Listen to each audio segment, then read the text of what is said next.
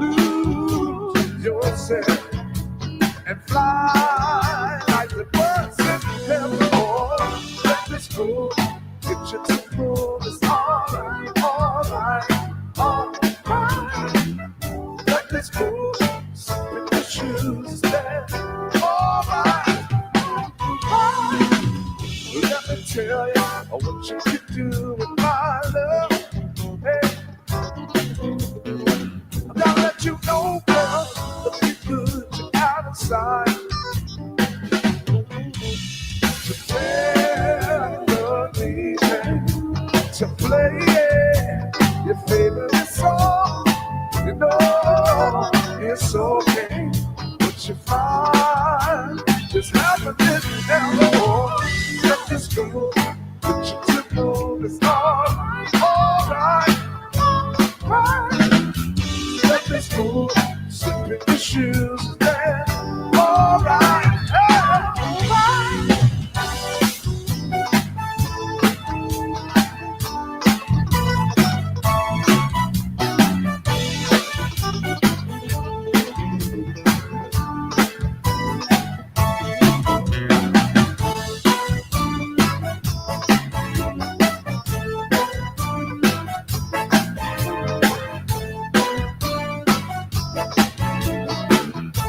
To the bridge. You find peace of mind on the floor, just a little sign. You and me, can't you see, just a little time. I'll be there, oh, just a basic drum, basic drum, basic drum.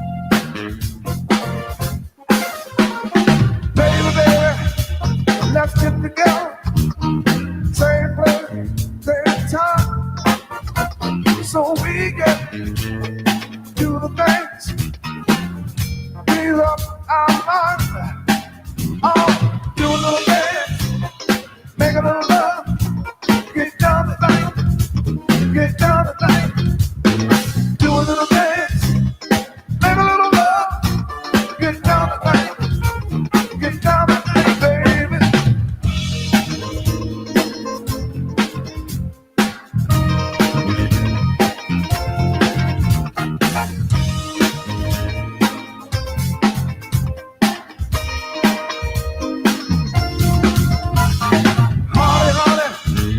Let's get together, same place, same time, so we can do the things, ease up our mind, oh, do a little dance, make a little love, get down tonight, get down tonight, do a little dance, make a little love, get down tonight, get down tonight, baby.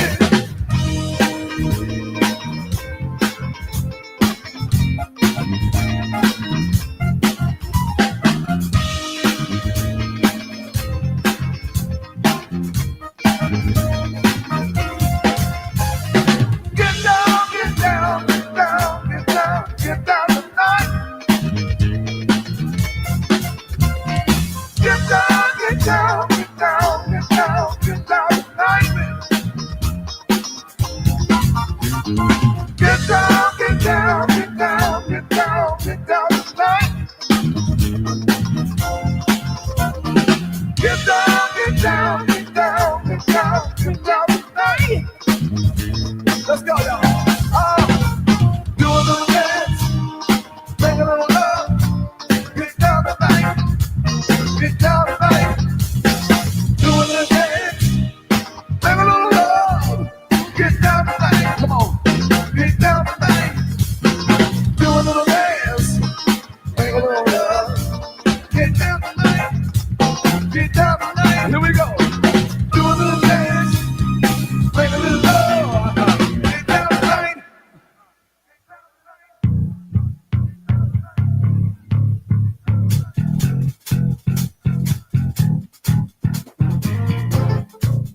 Charlie Red and the Full Flavor Kings appreciate Jinx Trojan class of 85. Check 1 2, mic check. Hello. Check, check, check.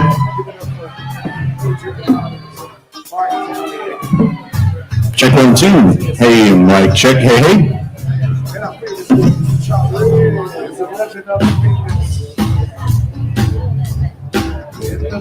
Mic check. Hello. Good morning, everybody. We're just checking some mics. Check, check, check, check. Hello. Check. We get up there, Obs. Okay. Moving to mic 4.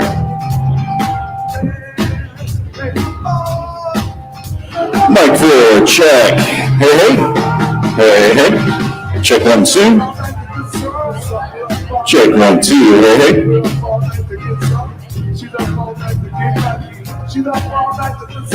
Check. Check, check, check.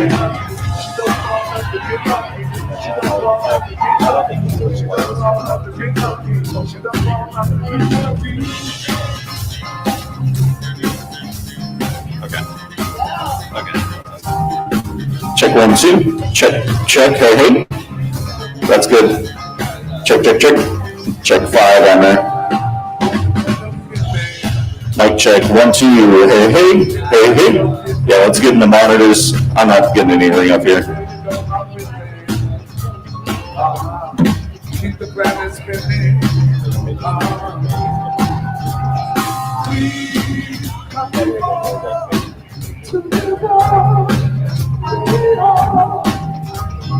Let's make the ball and the ball to the stars.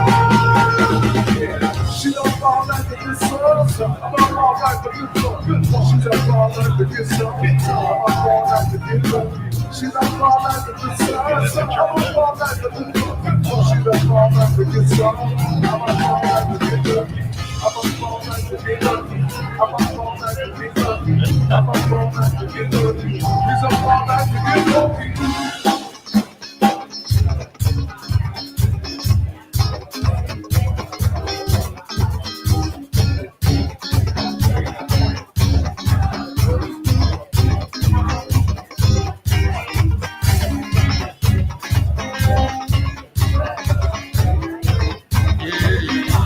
Check 1 2. Mic check. Hey, hey. Hey, hey. Sean's mic. Public type reaction. How's that sound? Check, check. Ooh. Gaining it up.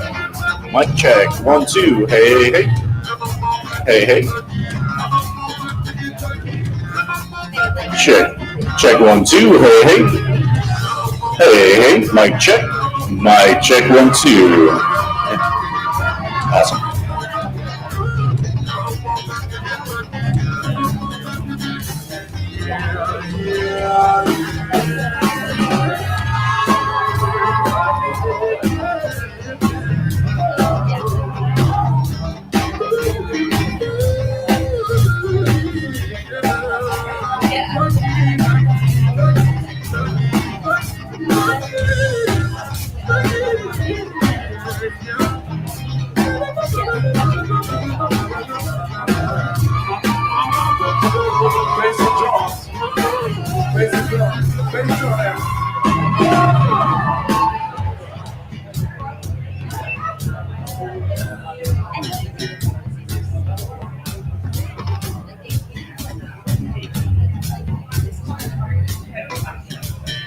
Oh man, dancing that ice cold shell, that white gold is one of that good girl, straight riding, living it up in the city. I got trucks up, no safety bar. Not to kiss myself, I'm so pretty.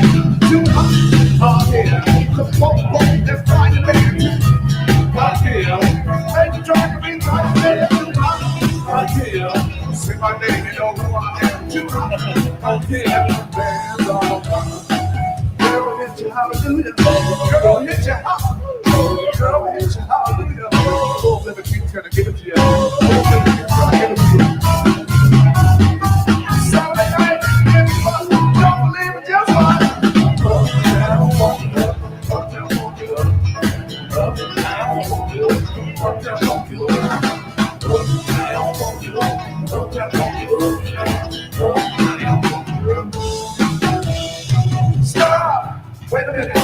my cup and put it in. Take a sip, decide to check your baby. Look at the step. Go from Hollywood, Oklahoma City. We're gonna show up, we're gonna show off. Smoother than a fresh yard chicken. I did. Come up on the poles and fire dancing. I did. Take the track, leave fire dancing. I did. Say my name, know who I am too. I did. My man, girl, hit your hallelujah. Girl, hit your hallelujah. Girl, hit your hallelujah. Oh, baby, you gotta give it to you. Come on, boys. Saturday night, hit you up. Don't believe it, dear boy. Thank you so much. Enjoy the rest of your night.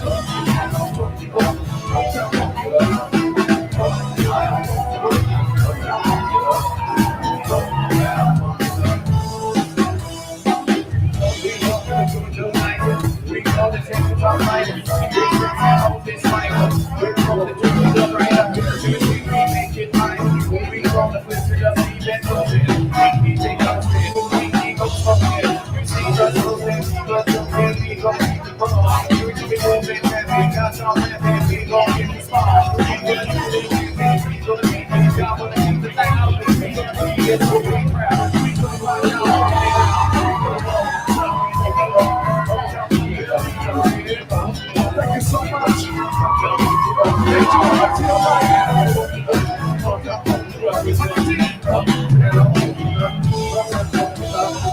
Girl, hit your hallelujah. Girl, hit your hallelujah. Girl, hit your hallelujah.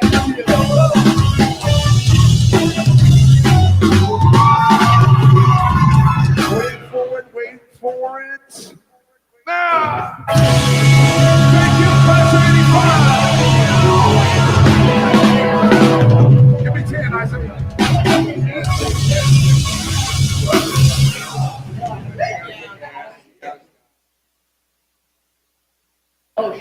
I like it.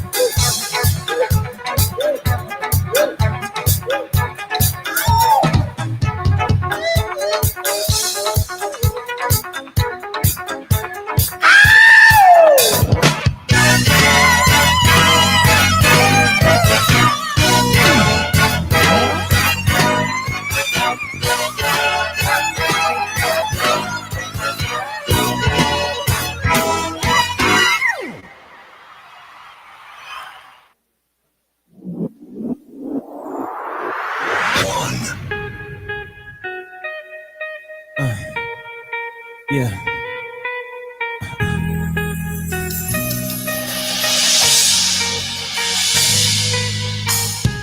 Crashing, hit a wall. By now I need a miracle. Hurry up now, I need a miracle. Standing, reaching down. I call your name, but you're not around. I say your name, but you're not around. Oh, I need you. I need you, I need you right now. I need you right now. So don't let me Don't let me down. I think I'm losing my mind now. Calling my in your home, it will be in the most. So don't let me down. Don't let me down. Don't let me down. Oh, now. Don't let me down. Yeah. Don't let me down. Don't let me down. Running down, out of time. I really thought you'd be on my side. Nobody's by my side. I need you right now. I need you right now. So don't let me down. I think I'm losing my mind now. Honey, I need you the most, yeah. So don't let me down. Don't let me down. Don't let me down. Down. Don't let me down.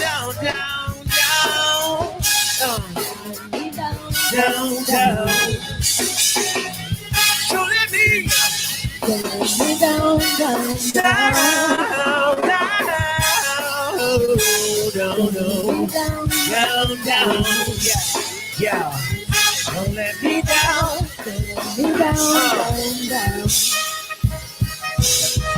Yeah, I think I'm losing my mind now.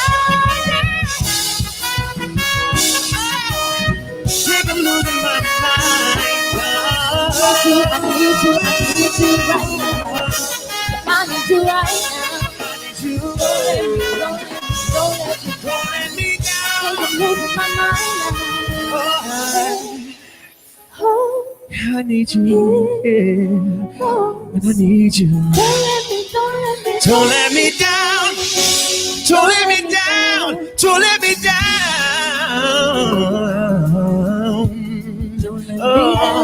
Don't let me down. Don't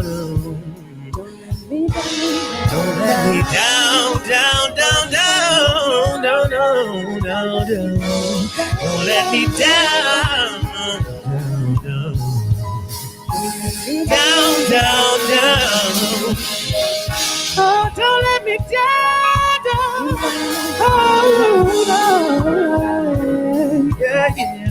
Oh, down. Don't let me down.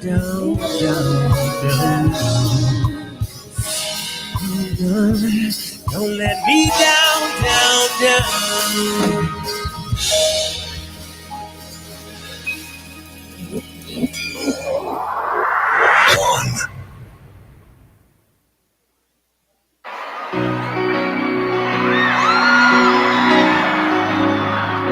Oh, London. It is so good to be back with you. It's about that time. You know what time it is. This next song's all about falling in love on the beach just like I did. Come on, Nick, take it away.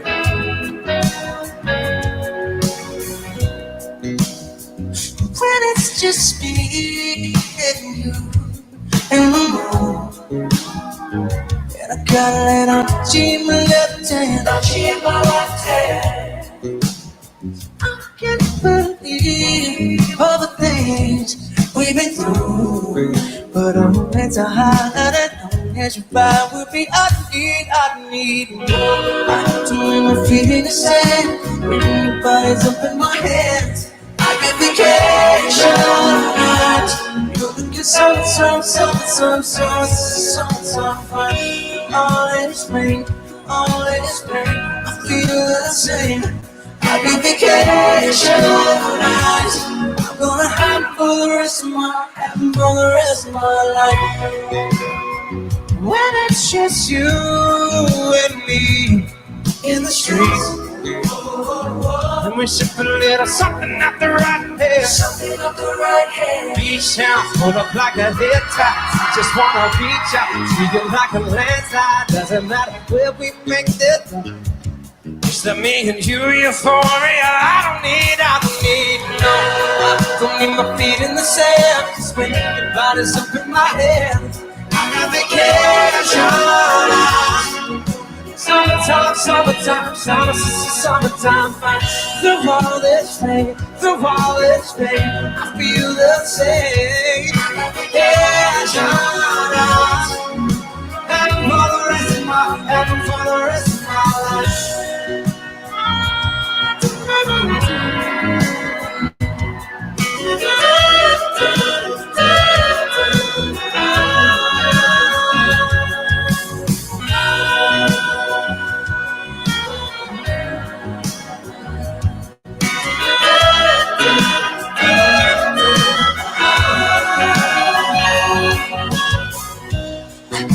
My feet in the sand, your body's up in my hands. I get vacation. You're looking summertime, summertime, summertime. Let's make the world feel the same.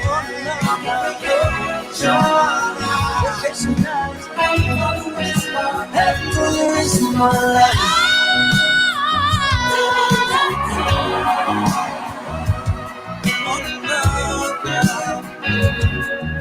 Happy for the rest of my life.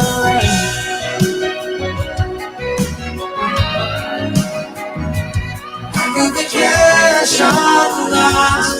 gonna happen for the rest of my life.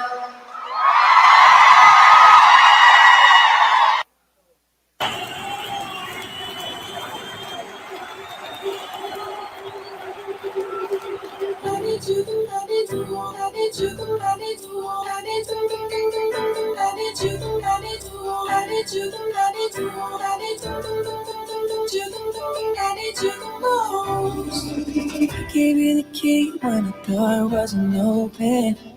Just admit it. See, I gave you faith, turned your doubt into hope. Can't deny it. Now I'm all alone and my joys turn them open. Tell me, where are you now that I need you? Where are you now? Where are you now that I need you? Couldn't find you anywhere. When you broke down, I didn't leave you. I was by your side. So where are you now that I need you? Where are you now that I need you?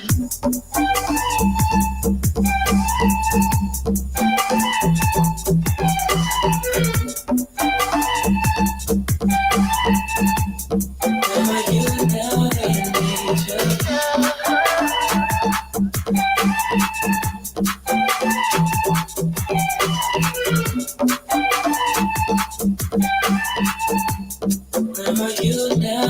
need you?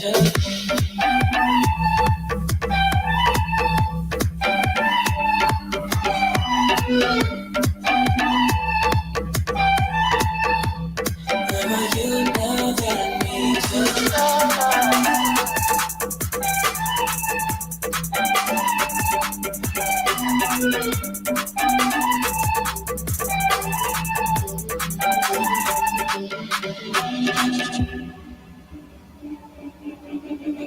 I gave you attention when nobody else was paying. I gave you the shirt off my back, what you saying? To keep you warm. I showed you the game everybody else was playing. That's for sure. And I was on my knees when nobody else was praying. Oh Lord.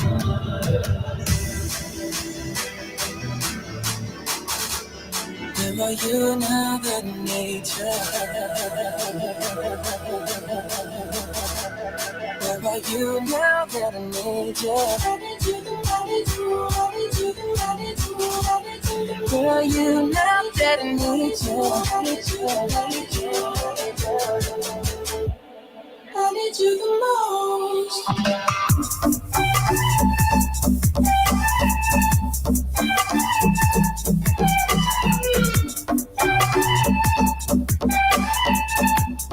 Where are you now that nature?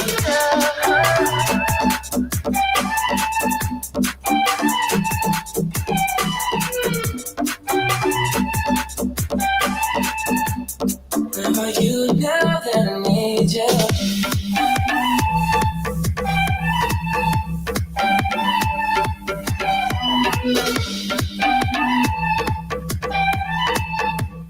Where are you now that I need you?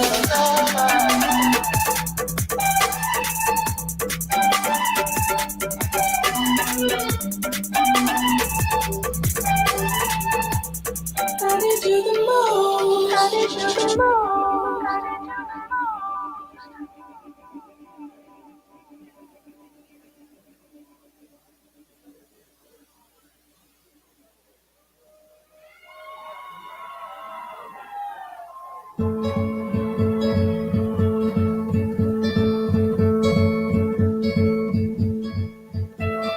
Hope when you take that jump, you don't fear the fall.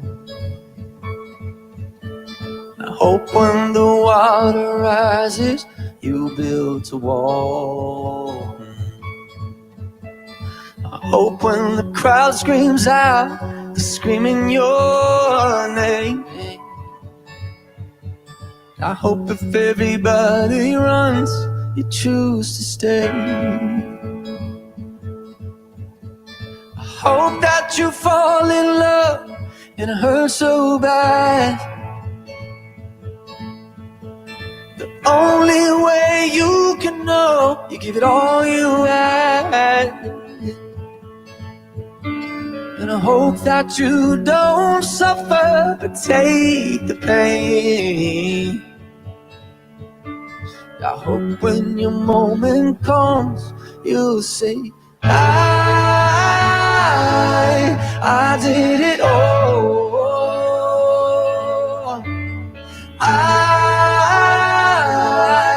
I did it all. I owned every second that this world could give. Saw so many places, the things that I did. Yeah, with every broken bone, I swear I live. Hope that you spend your days, but they all add up. And when that sun goes down, raise your cup, and raise your cup. Oh, wish that I could witness all your joy and all your pain. Until my moment comes, I'll say, I did it all.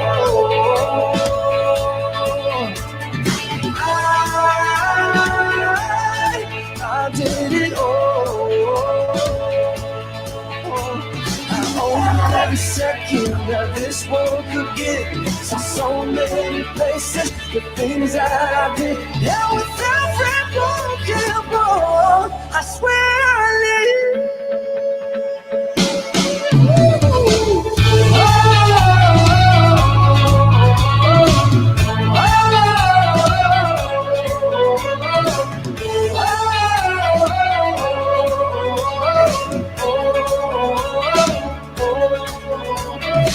Every broken bone, I swear, every broken bone, I swear,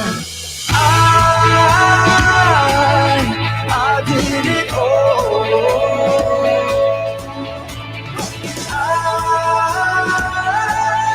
I did it all. I owned every second that this world could give. Saw so many places, the things that I did. There was nothing broken road. I need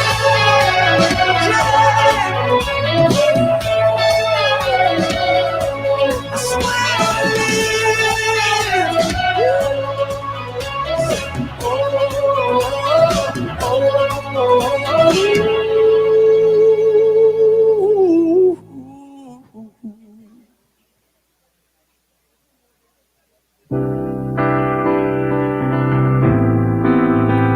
Cherry Tree,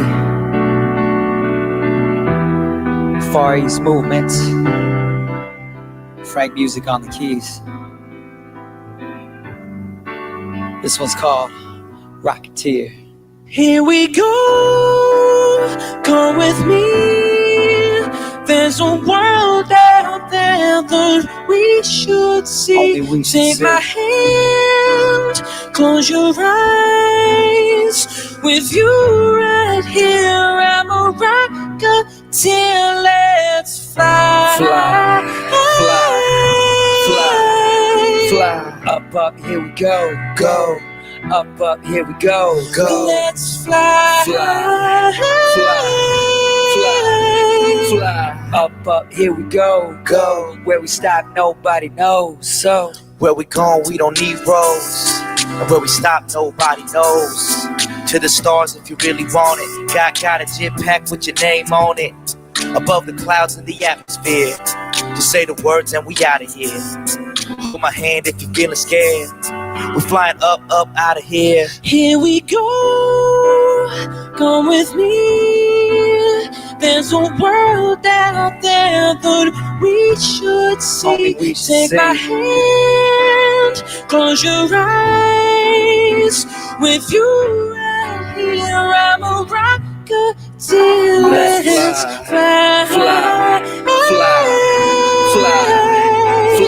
Up, here we go, go.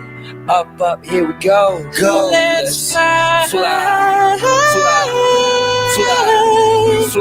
Up, here we go, go. Where we stop, nobody knows. So, baby, we can stay fly like a G6. Shot the streets of Tokyo, get you fly kicks. Girl, you always on my mind, got my head up in the sky. Never looking down, feeling priceless. Yeah, where we at, only few have known. We're on some next level Super Mario. I hope this works out, cardio. Till then, let's fly, Geronimo. here we go. Yeah. Come with me.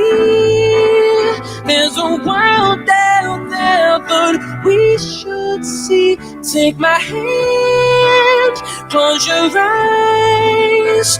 With you right here, I'm a rocketeer. Yo, now I ain't never been in space before, but I ain't never seen a face like yours. You make me feel like I can touch the planets. You want the moon, girl, watch me grab it. See, I ain't never seen a star this close. You got me stuck by the way you glow. I'm like, oh, oh, oh, oh. I'm like, oh, oh, oh, Here oh. we go. Yeah. Come with me. There's a world out there that we should Cherry Tree see. House. Take my hand, close your eyes. FM on your dial. With you right here, I'm a rocketeer. Let's fly.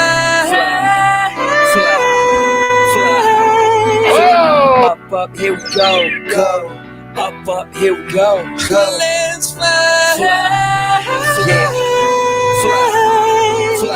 Up, here we go, go. Where we stop, nobody knows. So, we're the Far East Movement, Rocketeer, Frank Music, peace.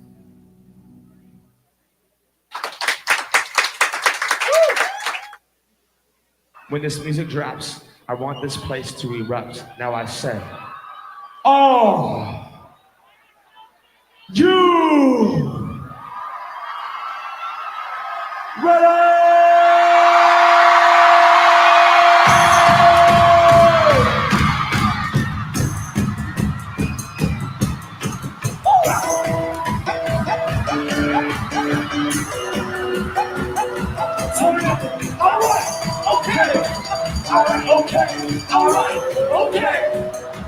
Okay. Now, return to the map. Get up. What it is, what it does, what it is, what it isn't. Looking for a better way to get up. Get up. shotgun strap, rock it, a little bit of humble, a little bit of cautious. Like Rocky Cosby's for the name looked up, y'all can't copy it. Yeah, we're walking, it's here, it's our party. Our posse's been on Broadway, and we did it always. Wrong music, I shed my skin, put my bones into everything. I record to it, and yeah, I'm on. Let that stage light go and shine on down. Got that vibe, Robert Suke, look at my style. Money, stay on my crack, stick around for those pounds. I do that to match the torch and put on from my town. Trust me, I'm like I-N-D-E-P-E-N-D-E-N-T hustler, chasing dreams. I was 14 with a 4-shot busted. Halfway across that city with the back, question. Labels out here, and they can't tell me nothing. We get back to the people, spread it across the country. Labels out here, and they can't tell me nothing. Get back to the people, spread it across the country. Let me hear you scream! And so we put our hands up. Louder! Say what? Turn up!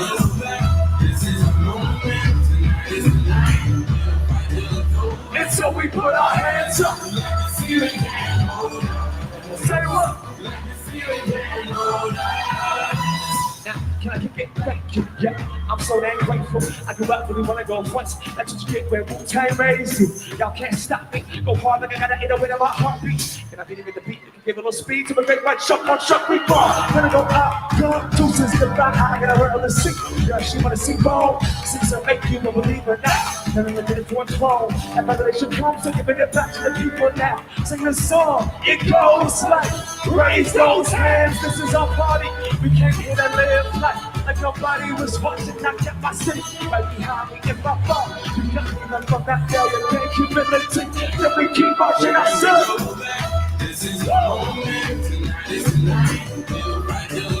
And so we put our hands up. Turn out this, turn out. Everybody jump. And so we put our hands up.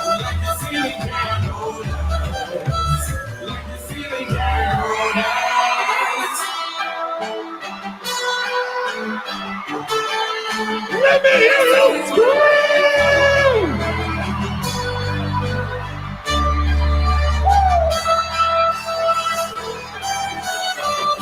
You can get louder than that! So we put our hands up! You ready? You ready? Let's go! Now! And all the people say,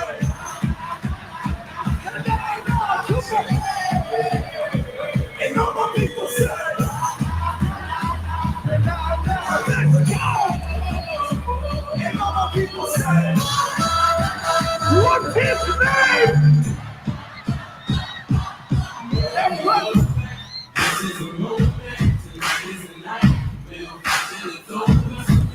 Hands up! Like the city gang. Say what? Like the city gang.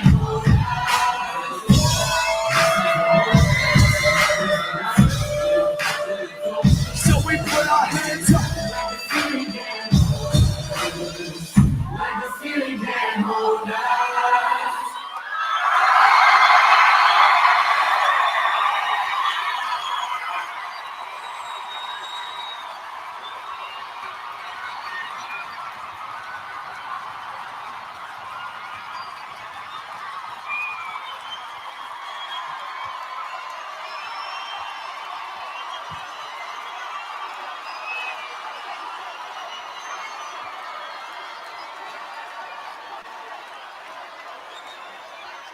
Ladies and gentlemen, make some noise for Wands, Owarunga, and Ryan Lewis!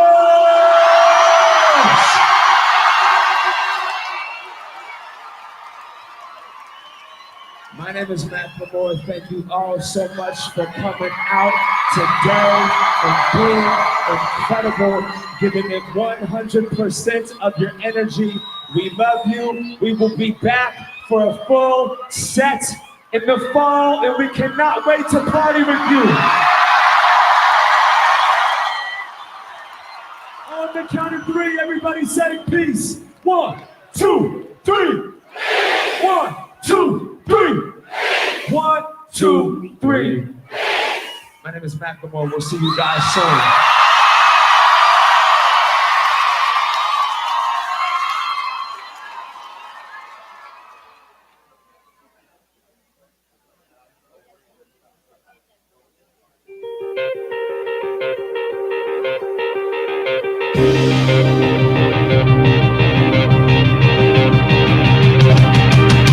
Welcome to your life.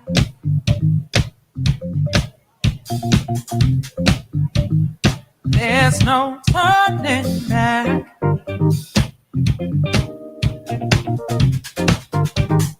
Even while we sleep,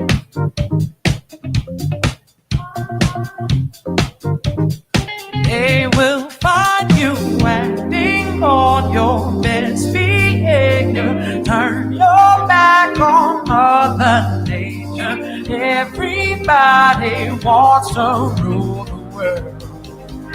If I rule the world, I love baby.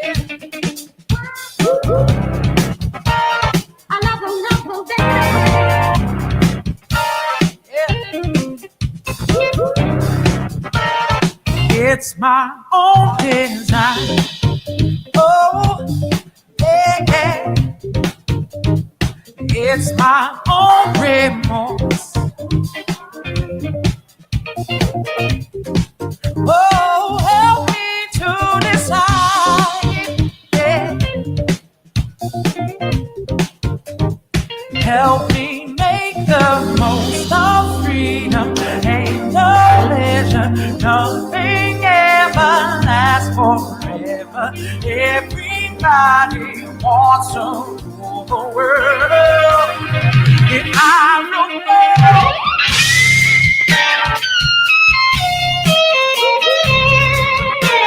I love them, baby.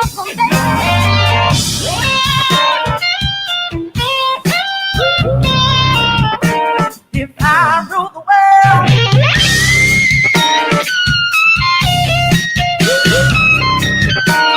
I love them,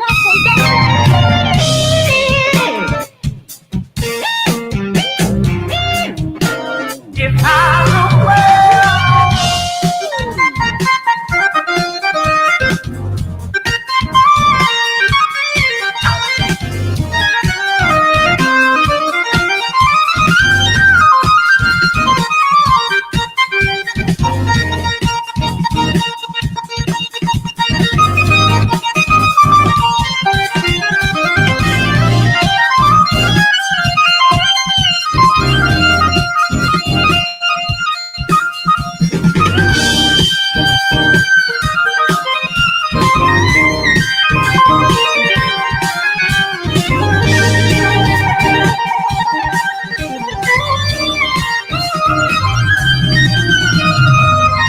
There's a room where the light won't find you.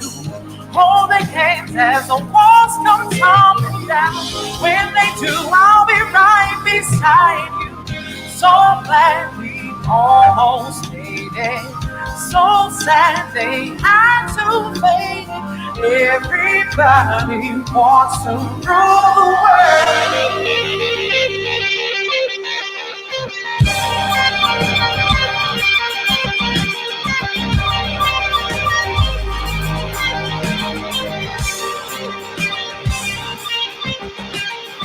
Everybody wants to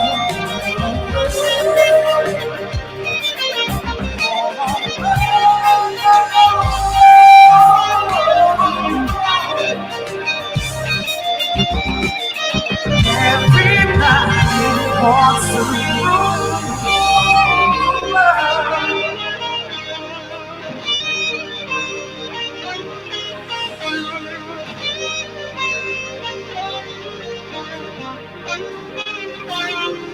Welcome to your life. There's no turning. There's no turning back. Oh, everybody wants to.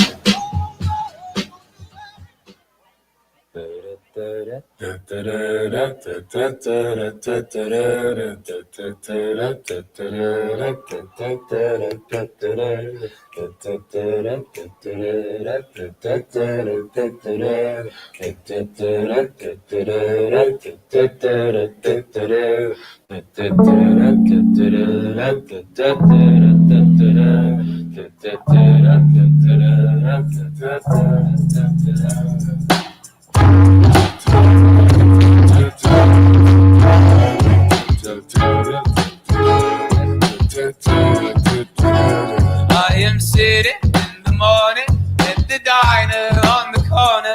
I am waiting at the counter for the man to pour the coffee. And he feels it only halfway. And before I even argue, he is looking out the window at somebody coming in.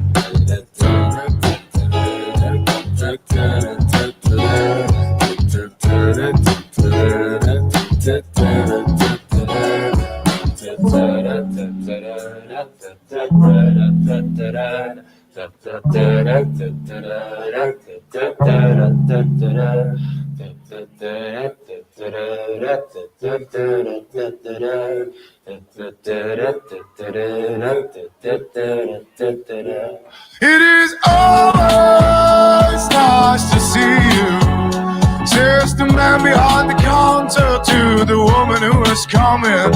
She's shaking her umbrella.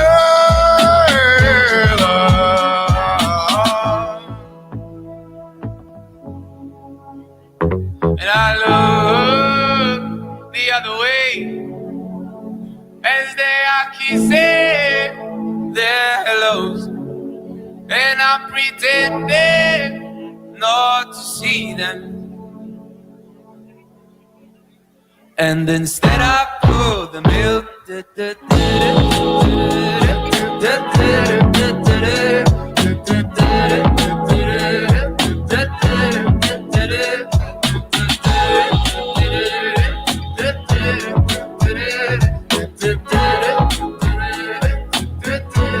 Oh no, it's always nice to see you. It is always nice to see you. It's always nice to see you. It is always nice to see you. It's always nice. Oh, it's nice. Always nice to see you. Oh, it's nice to see you. It's always nice. Oh, it is always nice.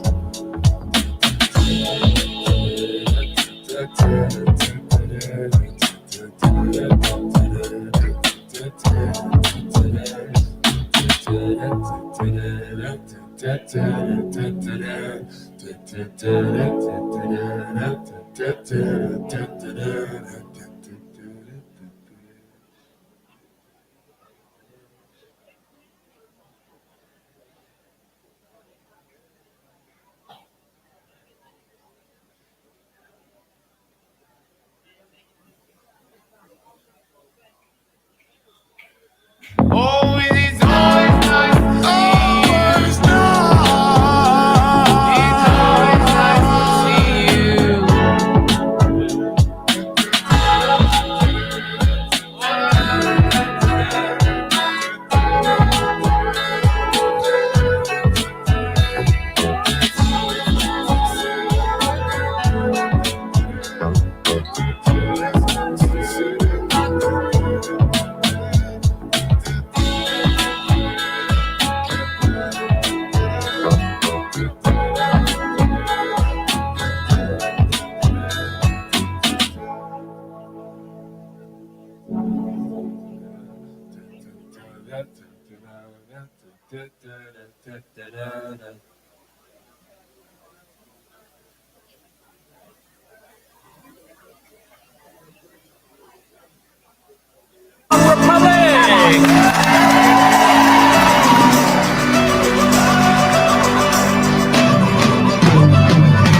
Days when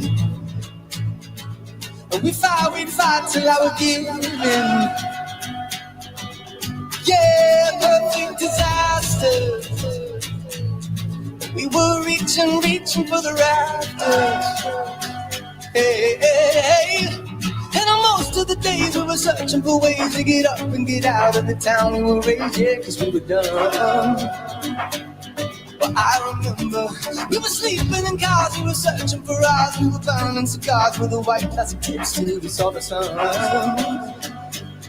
And we said crazy things like, I want you to look back thinking days were better just because of the younger days. And I don't know what's round the corner, wait, I'll be right now, I swear we'll never change. Back when we were kids,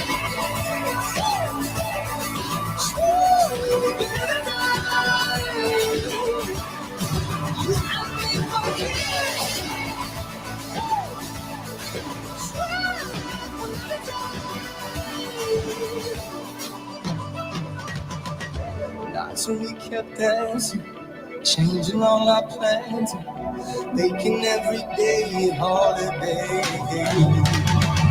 Till the years stop running, till the lights they turning. Something about this feels the same. Back when we were kids.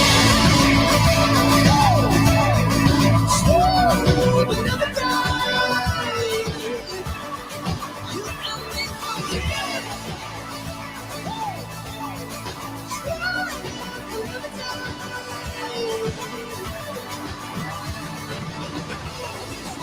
Back thinking these were good just because they are today. From the corner where I'll be right now, I swear we'll never change.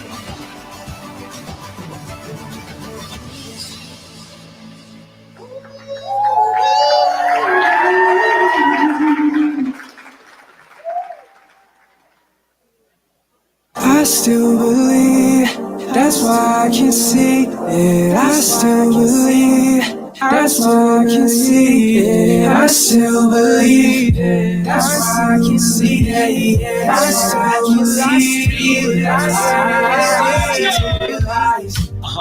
it. Realize, yeah, realize.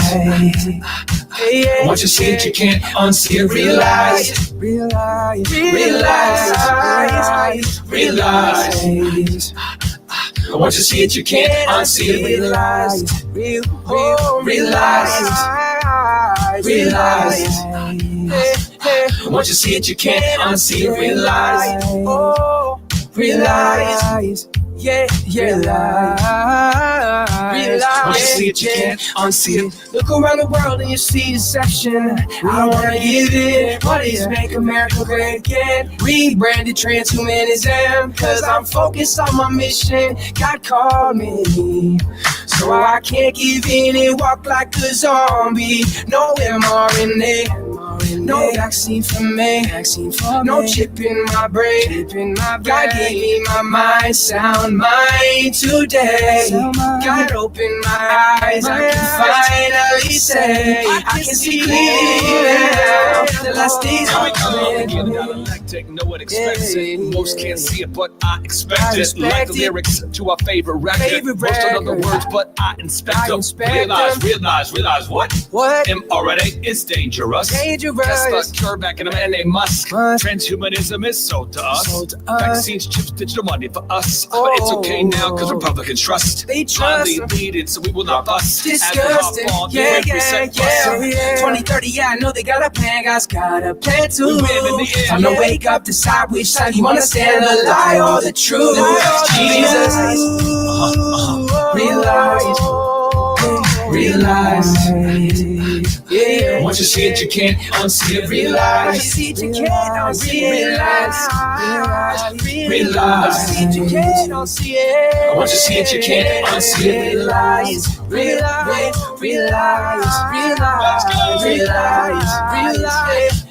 Once you see it, you can't unsee it. Realize, realize.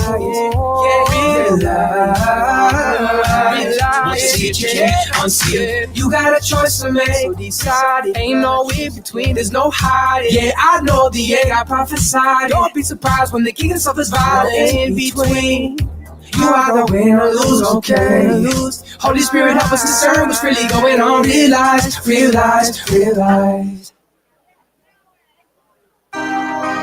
Boston is the winningest, I believe, NBA team in this like only championship banner. Listen to me very closely. Your best is not the standard. The standard is the standard. Not negotiable. Non-negotiables. I'm unstoppable. Got to follow through. Gonna see it through. Non-negotiables. I'm unstoppable. Got to follow through. Gonna see it through.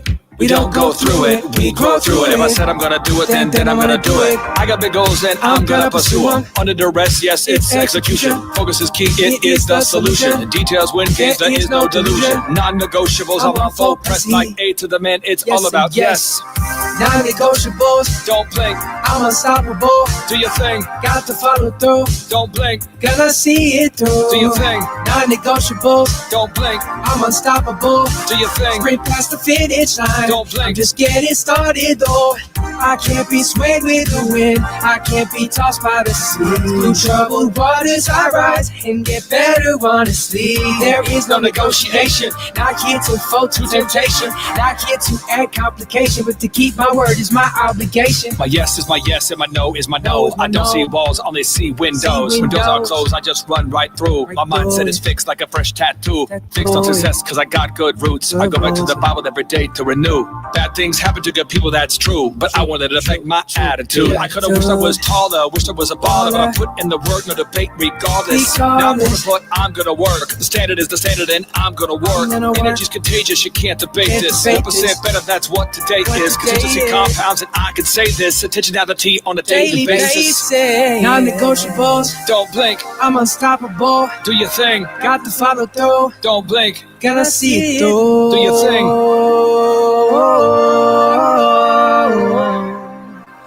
Gonna see it through. Non-negotiables. Don't blink. I'm unstoppable. Do your thing. Got to follow through. Don't blink. Gonna see it through. Do your thing. Non-negotiables. Don't blink. I'm unstoppable. Do your thing. Past that finish line. I'm just getting started. Non-negotiables. Don't blink. I'm unstoppable. Do your thing. Got to follow through. Don't blink. Gonna see it through. Do your thing. Non-negotiables. Don't blink. I'm unstoppable. Do your thing. Sprint past the finish line. I'm just getting started though. Chicka James 122.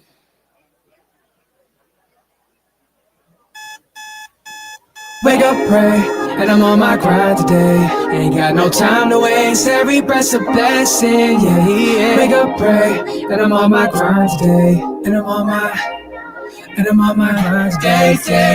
Wake up every morning at 3 a.m. Cause that's when I start my grind, yeah. And I got no time for slumbering and chit-chat talk with a vacant friend. I know where I'm going, I'm on the mission. Living in reality, not fiction. Get it done, that's how you win. Walk in the mirror, it's self-discipline. Big, overwhelming, optimistic momentum. A lot of syllables, yet I fit them. Gotta put in the work if you want to win them. Start with the goal and build momentum. Lots of plays, but you got to spin them. Gotta go fast, gotta build that rhythm. Virgin move, overcome that friction. Gotta sell stuff while you build those systems. Oh, and it's tough enough. Before you get backstabbed, you build that trust. Take time off and things will rust. Made the fight the wrong guy dangerous. And there ain't no just us, there is just us. Like Matthew 5:10 did promise us. Entrepreneurship, and that's what's up. That's what's up, that's what's up. If you wanna go a new flow, wanna achieve something big, something remarkable. You gotta work for it, you gotta see through it. We all got obstacles, we gotta run through it. Ooh, I'm on my grind, yeah. I'm on my grind, yeah. Can't waste no time. Wake up, pray, and I'm on my grind. Ooh, I'm on my grind, yeah.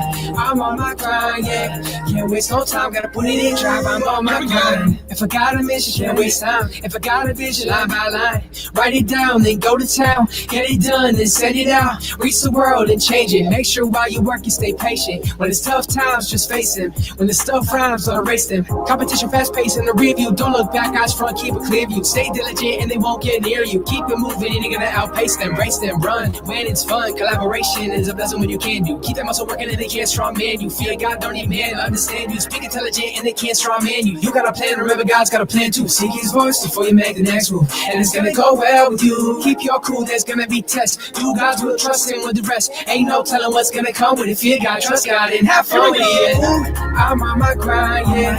I'm on my grind, yeah. Can't waste no time. Wake up, pray, and I'm on my grind. Ooh, I'm on my grind, yeah. I'm on my grind, yeah. Can't waste no time. Gotta put it in drive. I'm on my grind. The goal is a dream, but with the deadline. Gotta write it down before you refine. Wanna get it done without the rest of mine. Wanna get it done and to grab like a mime. Gotta speak up, gotta put in the time. Gotta stay focused on drifting lines. Default studies in an equal mind. Idleness feeds to the devil's mind. Gotta keep it going, gotta stay in line. Work 6 days at the Bible writes. Rest on the 7th of the Sabbath night. Work 6 days on the 7th you will find. The Bible is a great way to renew the mind. Gotta stay focused on the point of the ride. Before every fall comes to pride. At the further gates I want to be denied. Heaven and hell, man, we can decide. Narrow is the way that these two divide. No, the way to tie a little bit. got to self-correct, get rid of it. Habits form legitimate. If we're 5 more illiterate, 5, 4, 3, 2, 1, a spit of it. I'm on my grind a little bit. Ooh, I'm on my grind, yeah. I'm on my grind, yeah. Can't waste no time. Wake up, pray, and I'm on my grind. I'm on my grind, yeah. I'm on my grind, yeah. Can't waste no time. Gotta put it in drive. I'm on my grind. Clay, my honor to be on your show. And thank you for all you do. I hear the ripple effects from you are good ripple effects. You know what I mean? People rave about what they learned from you. So congratulations. Clay Clark is here somewhere. Where's my buddy Clay? Clay's the greatest. I met his goats today. I met his dogs. I met his chickens. I saw his compound. He's like the greatest guy. I ran from his goats, his chickens, his dogs. So this guy's like the greatest marketer you've ever seen, right? His entire life, Clay Clark, his entire life is marketing. Whoa.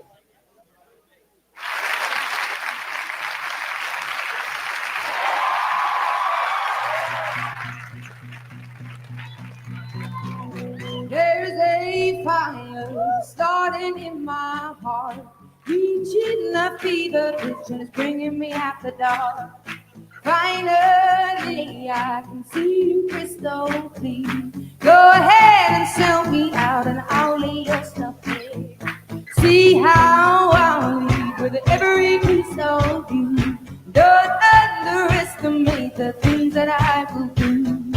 There's a fire starting in my heart, reaching the fever pitch and it's bringing me after dark. The stars of your love remind me of us. They keep me thinking that we almost had it all. The stars of your love, they leave me breathless. I can't help feeling we could have had it all. Rolling in the deep. You have my heart standing up there, and you're paving to the beat. Baby, I have no story to be told, but I've heard one on you, and I'm gonna make your head burn. Think of me in the depths of your despair. Make it home down there as my show won't be shared. Stars of your love remind me of us. They keep me thinking that we almost had it all. Stars of your love, they keep me breathless. I can't help feeling we could have had it all. Rolling in the deep. You have my heart standing up there, and you're playing to the beat. Could have had it all. Rolling in the deep. You have my heart standing up there, but you played it with a beating. Throw your soul through every open door. Count your blessings to find what you look for. Turn my sorrow into treasure gold. Pay me back and kind of reap just what you sow. Don't let me wish you never have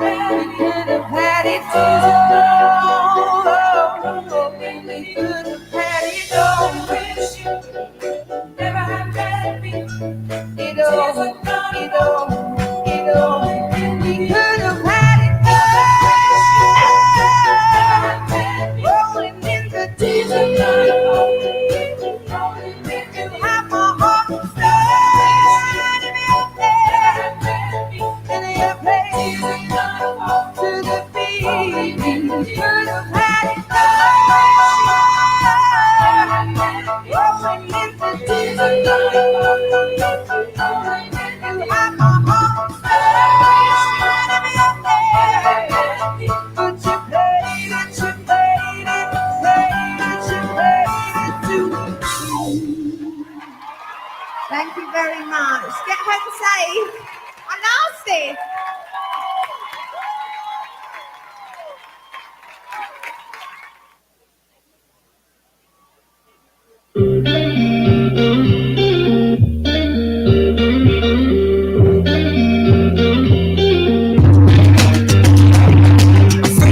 Underneath your light, jaded and you open my eyes. I am a kid again. I could do anything. I am a kid again. Yeah, same thing. I could do anything. One and all. Yep. I smiled in the west as wolves at night. You say I work this dog, won't bite. I am a kid again. I could do anything. I am a kid again. I could do anything. Oh my love, what happened to your life? What happened to your life? I am a kid again. I could do anything. I am a kid again. I could do anything. I feel that you're back in control. I feel that you're back in my soul. I am a kid again. Soul. I could do anything. Soul. I am a kid again. Soul. I could do anything. Sun creeping all up in the window. I lift it up and let the wind blow. They got double for me like a pistol. Shoot me to the stars where we go. I am a kid again. I could do anything. I am a kid again. I could do anything. Oh my love, what happened to your life? What happened to your life? I am a kid again. I could do anything. I am a kid again. I could do anything. Wake up! Can't you say it took away your pride? Wake up! Can't you say it took away your life? Wake up! Can't you say it took away the vibe? I just got hands on my car. I don't even care if I fall. I don't even care if I fall. Wake up! Oh my love, what happened to your life? What happened to your life? I am a kid again. I could do anything. I am a kid again. I could do anything.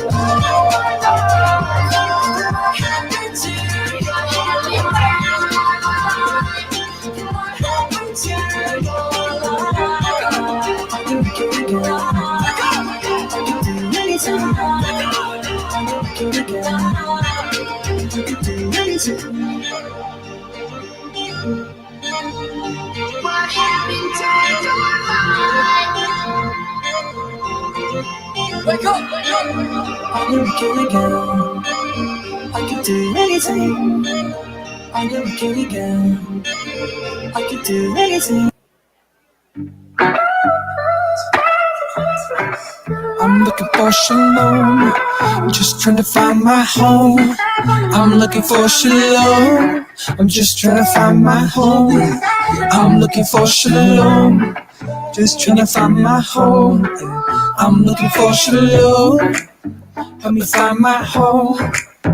I'm looking for the win-win, the start of my beginning. I'm looking for shalom. Can you help me find home? Find home, yeah, yeah. Help me find my home. I've been searching far and wide and known. Where do I go from here? Who's got my back? All I wanna do is collaborate with melody, harmony, catch that cadence, make the kind of music that'll cause a change. Yeah, yeah. You can find peace in cooperation. You can find peace in the situation. It's a win-win. Yeah, true shalom come within. Yeah, yeah, yeah. It's a win-win. Yeah, to be complete, to know true peace, serenity. It's a win-win. Yeah, Oh, from the depths of my soul, you in, I win. It's a new beginning, yeah. Fresh air, take a moment and breathe it in. So refreshing, hear the rhythm of the sound. I'm looking for the win-win. Generate dividends, we can spin. State we create, time suspending. Collaborate, make it great, skills blending. Until then, discipline, put my reps in. All in, I'm not pretending. Music designed to transcend it. To get to the truth, no spending. I'll spread it to the end. Gonna fight all the way to a win-in. Never stop, never quit, I'm relenting. My story will have a happy ending. Not on the fence, no fencing. You can write it down with the ink pen in. Yeah, hold me accountable because I'm gonna do it. Never stop obstacles, I run through it. Running through it. I'll run right through it. Yeah, I ain't gotta argue about a split. All I really wanna do is go and make a hit. All I really wanna do is go and reach the whole wide world. Tell them about my Jesus. Yeah, I ain't gotta argue about a split. All I wanna do is go and make something beautiful. Yeah, we can reach the world. Yeah, we can tell the world. Yeah, we can teach the world. Yeah, we can let them know. Yeah, peace, love, and harmony. All I need to live like complete. Okay, stop. Collaborate, listen. I walk with Jesus, so I walk with wisdom. And shalom. Lord, may I inspire Looking this. for that peace, love, whole inside my soul. I'm whole, I don't need nothing else. Looking for that peace, treasure.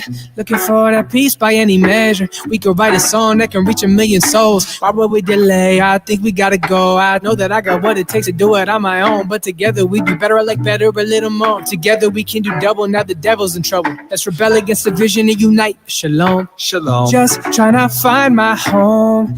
I'm looking for shalom. Shalom.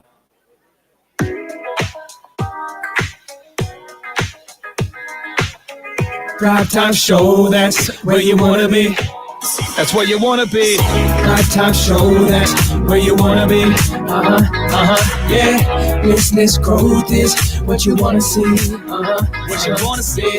Drive time show, that's where you wanna be. Where you wanna be, yeah. You got the big goals to achieve it. You got to achieve it. For entrepreneurs, it's a paradise. For employees, it's a change paradigm.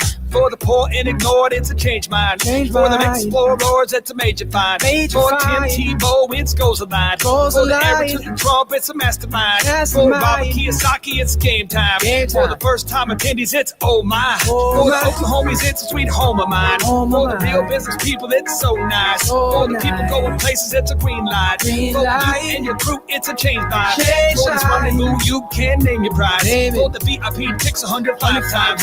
For me, it's what I do, it's my vibe. Because the Thrive Time Nation is my tribe. My tribe. Drive time show, that's where you wanna be. Yeah. Business growth is what you wanna see. What you wanna see. Drive time show, that's where you wanna be. Where you wanna be, yeah. You got the big goals to achieve, yeah. You got to achieve it. It's time to thrive, what a time to be alive. Breath in my lungs, thank you, Jesus Christ. You got a chance to cause change upon the land. So beat that clock prior to the chance. So to you, do you prefer to keep making the wrong turns, or to turn it all around until you take the time to learn? Without vision, the people perish. Yeah, you get embarrassed. Or be humble, grow 1,000-fold. Leap a harvest and share it. Can we kick it? Yes, we can. If you come with business problems, you leave with plans. At the Thrive Time Show, we make wealth expand. We're focused on implementation. We teach marketing and improving your brand. How to build the systems and finance. We teach how to hire people and manage them. How to bring your dreams into reality. Since 05, I've been doing it, cause that's my jam. Helping go consumers do it, putting cash in their hands. Now that Eric Trump has joined us, he has joined the band. Kiyosaki's coming too, cause he's in the rhythm. But can he kick it? Yes, he can. Kiyosaki's in the dojo of self-discipline. So get your tickets now at Thrive Time Show. And buy them now while they're still on hand. Thrive Time Show, that's where you wanna be. Yeah. Business growth is what you wanna see. What you wanna see. Thrive Time Show, that's where you wanna be. Where you wanna be, yeah. You got the big goals to achieve, yeah. You got to achieve it. Thrive Time Show, that's where you wanna be. Yeah. Business growth is what you wanna see. What you wanna see. cards are shoulders. Where you wanna be, yeah, yeah. You got the big goals, you achieve, yeah, you got to achieve it.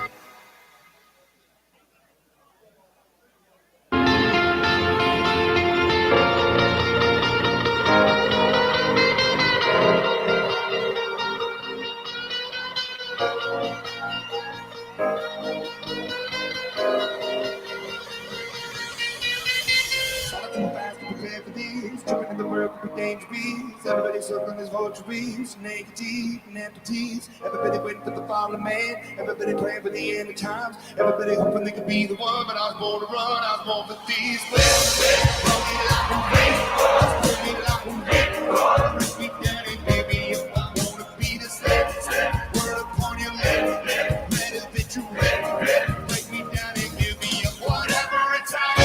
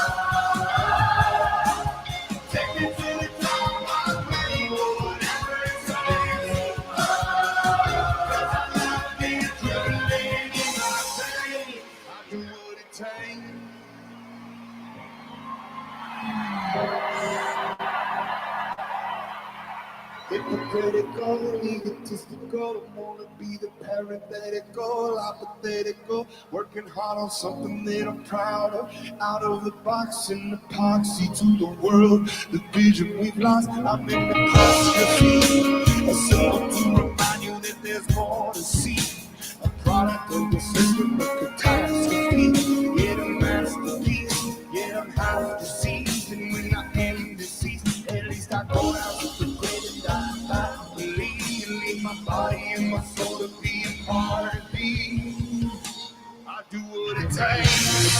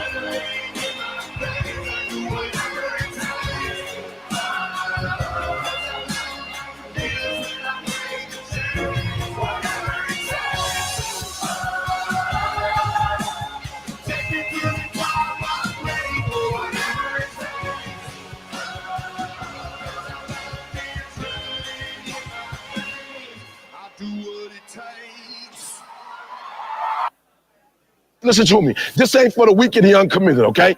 Listen to me. You don't count how many breaths you take. You don't count it.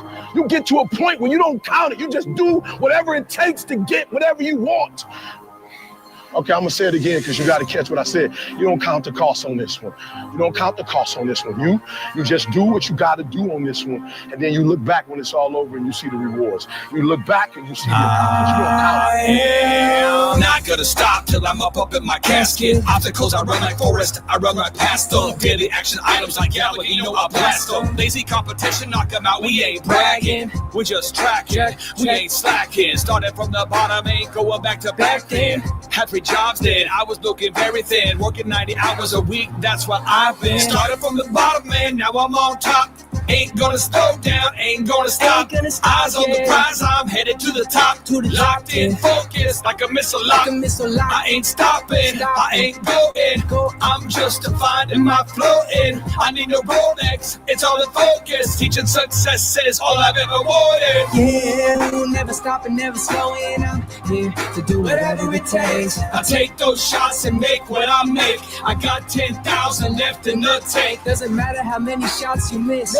Every lesson learned is one step closer to the win. So raise your hands, lift them up high. Do whatever it takes to the day I die, yeah. And even then I'll fly. Whatever it takes, I won't bend or break. I'll stand bold and fake. How many times I wanted to quit but came back again. Questioned my decisions, but I kept it pushing ahead. I kept my foot on the gas, pedal to the metal. Devil wants my mental distracted, my spirit unsettled. Lord, forgive me for times I look backwards, I lack words. I can't change the past, but I can alter the present. Like make an altar before God and dwell in his presence. An altar of hope, keep my eyes looking ahead. A wise man trades his plans for God's instead. A beautiful future, if we're Holy Spirit led.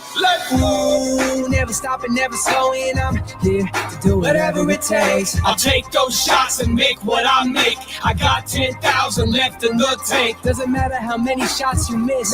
Every lesson learned is one step closer to the win. So raise your hands, lift them up high. I'll do whatever it takes till the day I die. Yeah, and even then I'll fly. Come on, yeah.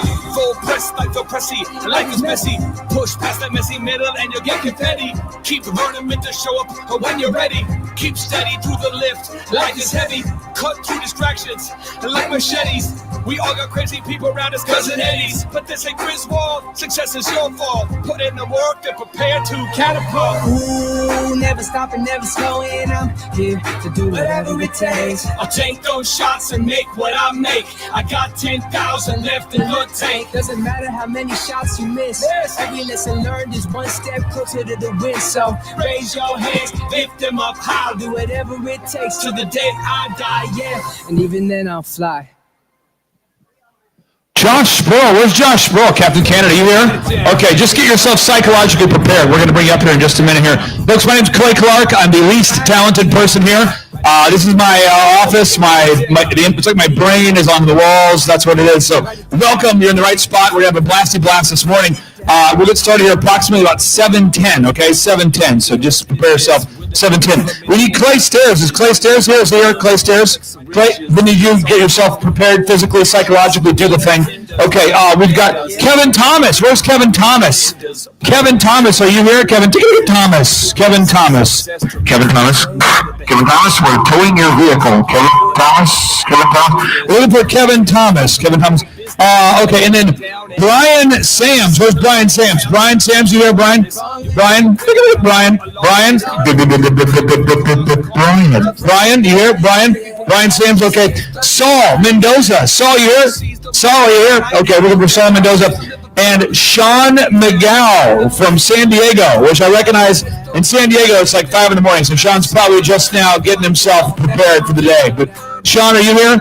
Sean, I'm going to have you come on up here. Well, I'm going to pick on you this morning in a good way. It's good. It's positive. It's good energy. Okay, so again, my name's Clay Clark, and we're going to kick off at 7:10 this morning. And each session we'll doing like a 30-minute session, and then we'll take a 15-minute break, and that's kind of our flow. So we'll keep good energy, a lot of breaks as needed. We're going to be serving lunch today at 12 o'clock. We have Mexican food. We have pizza in a cup because I know a lot of people want pizza in a cup, and so we have pizza in a cup. Pizza in a cup. You can put the pizza not in a cup too, but you can put it in a cup if you want there. We got pizza in a cup. We got Mexican food. We've got coffee trucks. We got smoked meat. We've got llamas. We have alpaca. We have small goats. Whoa. Did you just shift from food to animals that we have, or are we still talking about food? It's in the confusion where the excitement is. In the confusion is where the excitement lies. Okay. So again, we need Josh Squirrel from Canada. We need Josh. That's good, Squirrel. We have James D. Cristofaro here. James, welcome, dude. Good to see you. From New York. Good to see you, brother. Clay Stairs, we got you right there. Kevin with Multi-Clean. Brian Sams, we need you. Saul Mendoza and Sean McGow. We're going to get started at 7:10. Get started at 7:10. All right.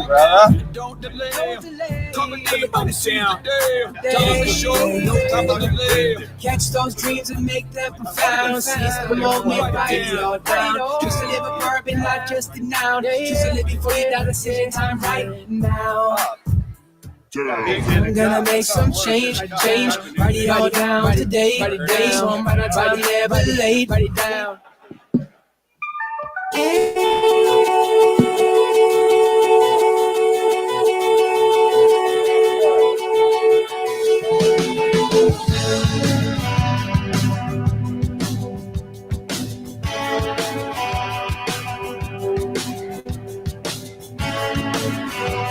Okay, real quick, Aubrey, can you put on music just for a second?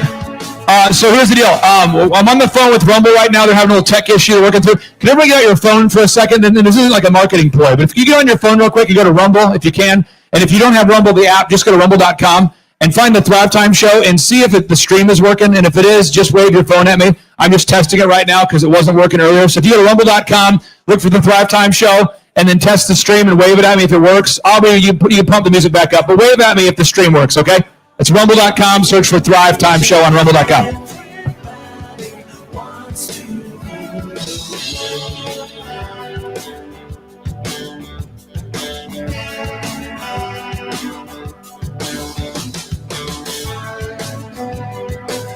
It's my own design.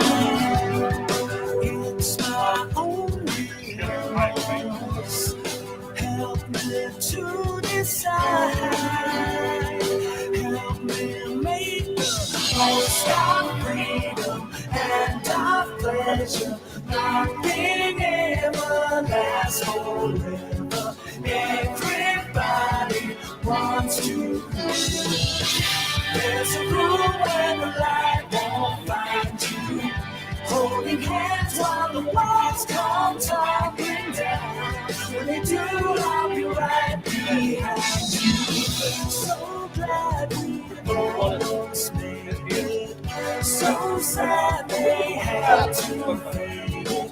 Everybody. Jackson, can you round up Sean real quick? Sean, the megaphone guy? Okay.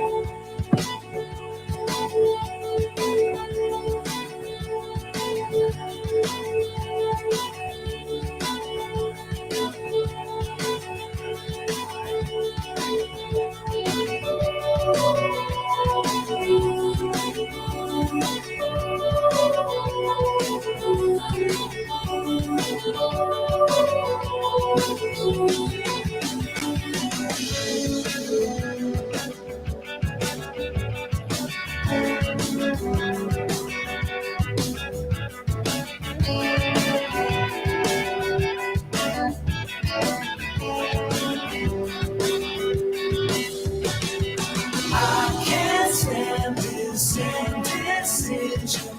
Married with a lack of vision. Everybody wants to say that you'll never need it. Wrong headline, why believe it? Everybody wants to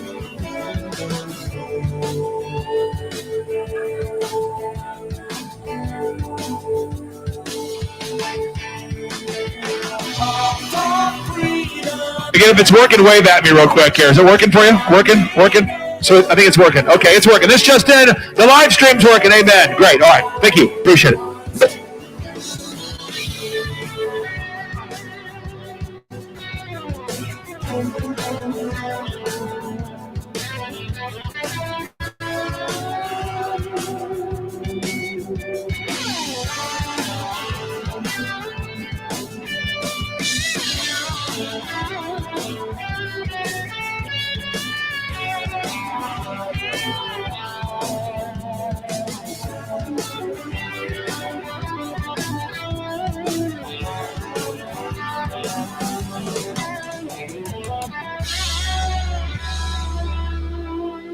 Steve Currington. Need Steve Currington up to the front here. Steve Currington. We're looking for a beautiful man to start the day. Oh, look, it's a beautiful man. Welcome.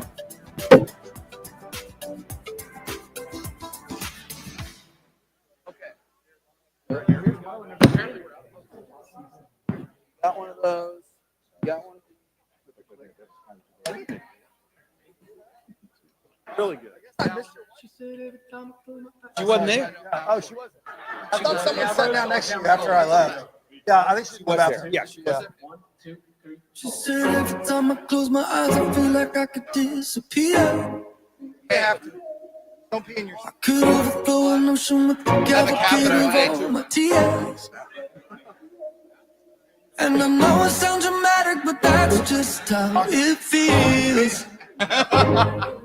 She said I'm holding to the notion that I'll find something real. And I just wanna be one. Oh, I could use a little love sometimes. I just need to be needed.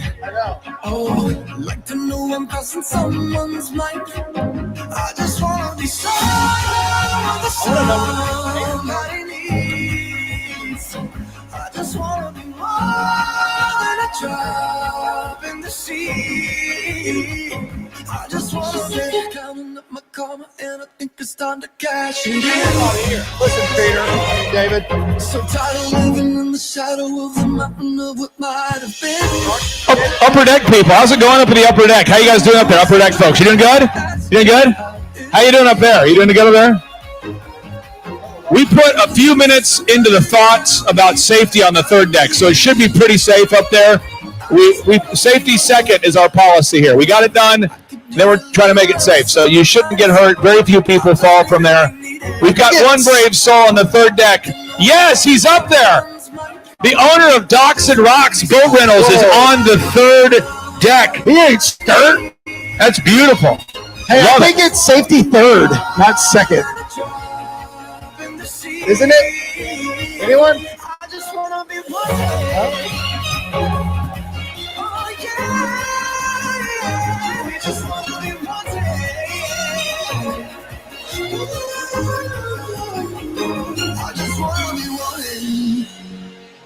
I could use a little love sometimes. I just need to be needed. Like to know I'm crossing someone's mind.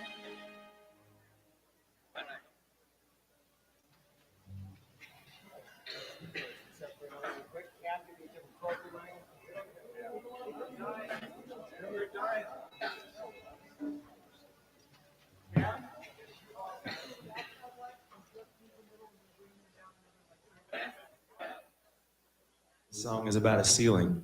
It's called Can't Hold Us, Los Angeles. Let's go.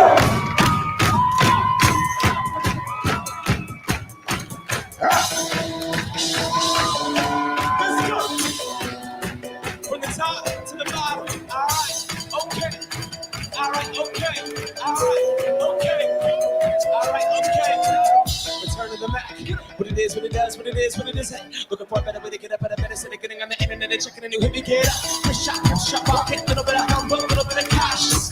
Like Rocky, sweater in the belly button, catch me up. Moonwalking, this here is my party. My classes burn on Broadway, and we did it all with grown music. I shed my skin, put my bones into everything. I record to it, and yeah, I'm on. Let that stage light go and shine on down. Got that vibe, rubber suit game, Klingo in my style. Stay on my craft, stick around for those pounds. Do that to pass the torch and put for my town. Trust me, I'm my INDEPENDENT hustling, chasing dreams. I was 14 with a 4-track busting. Habba across that city with the crush it. Labels out here, and they can't tell me nothing. We get back to the people, spread it across the country. Labels out here, and they can't tell me nothing. I have a radio, spread it across the country. This is the moment. No close. And so we put our hands up like the ceiling can't hold us. Say what? Like the ceiling can't hold us. Can we go back? This is the moment. Tonight is the night. We'll fight till hands up like the ceiling can't hold us. Like the ceiling can't hold us. Can I kick it like you? Yeah, I'm so damn grateful. I grew up really wanna go up, but that's what you get when Wu-Tang days. Y'all can't stop me. Go hard like a minute, ain't no way in my heartbeat. And I'm meaning at the beat, you can give it a little speed to a quick right shot, one shot, we pour. To the go pop, pop. Tulsa, step out in the world to see. Girl, she wanna see more. She's gonna make you a believer now. They're ready for the court call. That revelation comes, so bring it back to the people now. Sing the song, it goes like.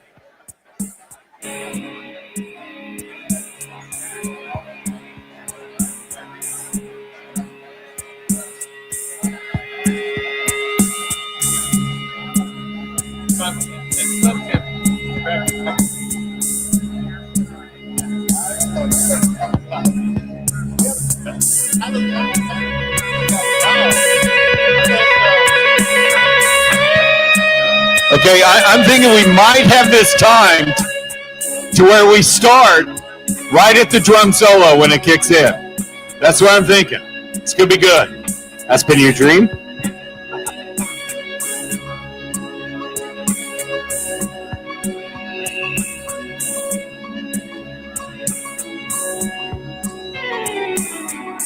I can feel it coming in the air tonight. All right, folks, this just in here. We're going to start here at about 7:10, so get yourselves prepared. How's the seating up there? Is it good? Is it good? You guys all right? You good? Good view up there? Good view? Okay. Upper deck people over here, you guys doing okay? You doing all right? Okay, great. We're going to start here about 7:10, so 7:10. And for anybody, again, who's new to these conferences, we'll do about 30 minutes of teaching, followed by a 15-minute break. We'll be keeping that pattern all weekend, so it's going to be a blasty blast. Eric Trump is in Tulsa now, folks. So Eric Trump is here. He's excited to see you, and we're going to have a great time today. So again, we'll get started here in about 5 minutes. Stay tuned. I would not let that see your face, friend, but I don't know if you know.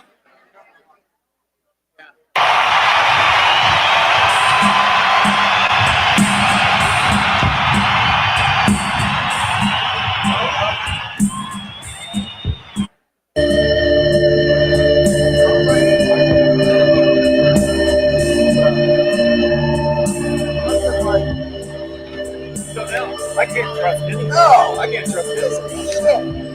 Which always the way. Play throws this stuff out and they keep making shit. Right. It's like I can feel it coming on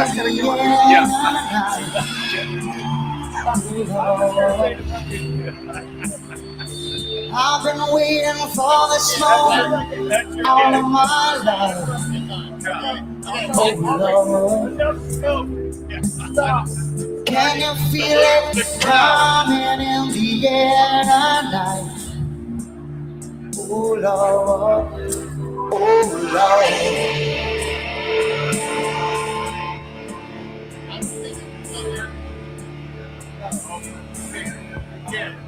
Well, if you told me you were drowning, I would not lend a hand. I've seen your face before, my friend, but I don't know if you know who I am. Well, I was there and I saw what you did. I saw it with my own 2 eyes. So you can wipe off that grin, 'cause I know where you've been. Solving a pack of lies, and I can feel it coming in the air tonight.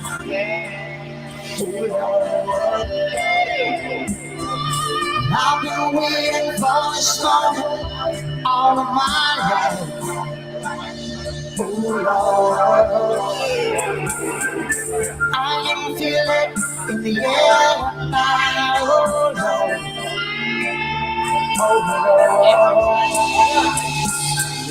I've been waiting for this moment all of my life. Oh Lord, oh Lord.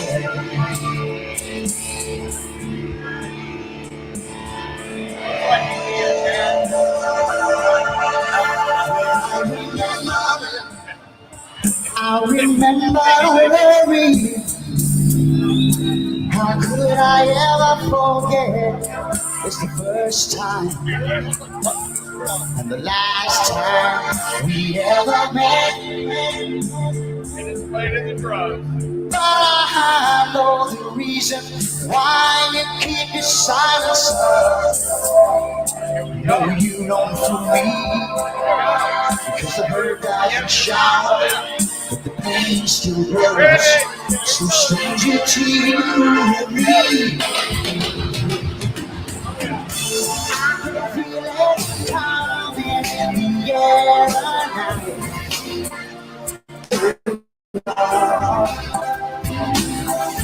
I've been waiting for this moment for all of my life. Lord, I can feel it coming in the air tonight. Lord, I've been waiting for this moment all my life. Oh Lord, I can feel it coming in the air tonight.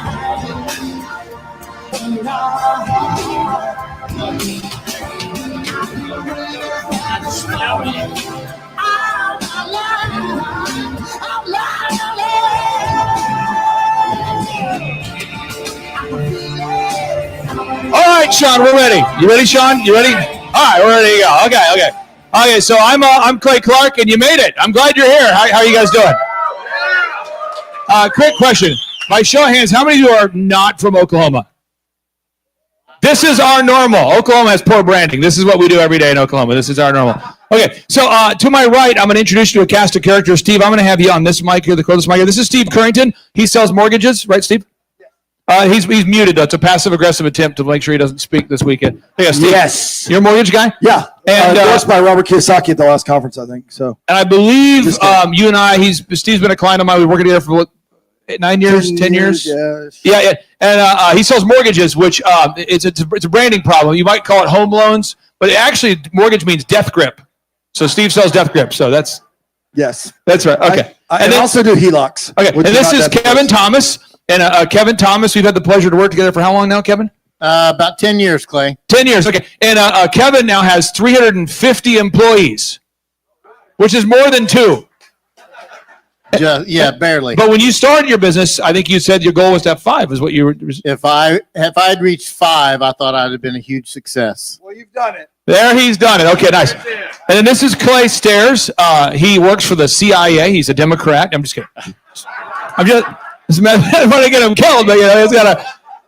Oh, okay. So Stairs, tell everybody what you do, because he's been a client for a long time. He's a business growth consultant, but he also is an elected official now. So keep an eye on him. Okay, Stairs. Yeah, I am, like you were saying, Clay, I wanted to create a business that allowed me to have time freedom as well as financial freedom. Anybody know what I'm talking about?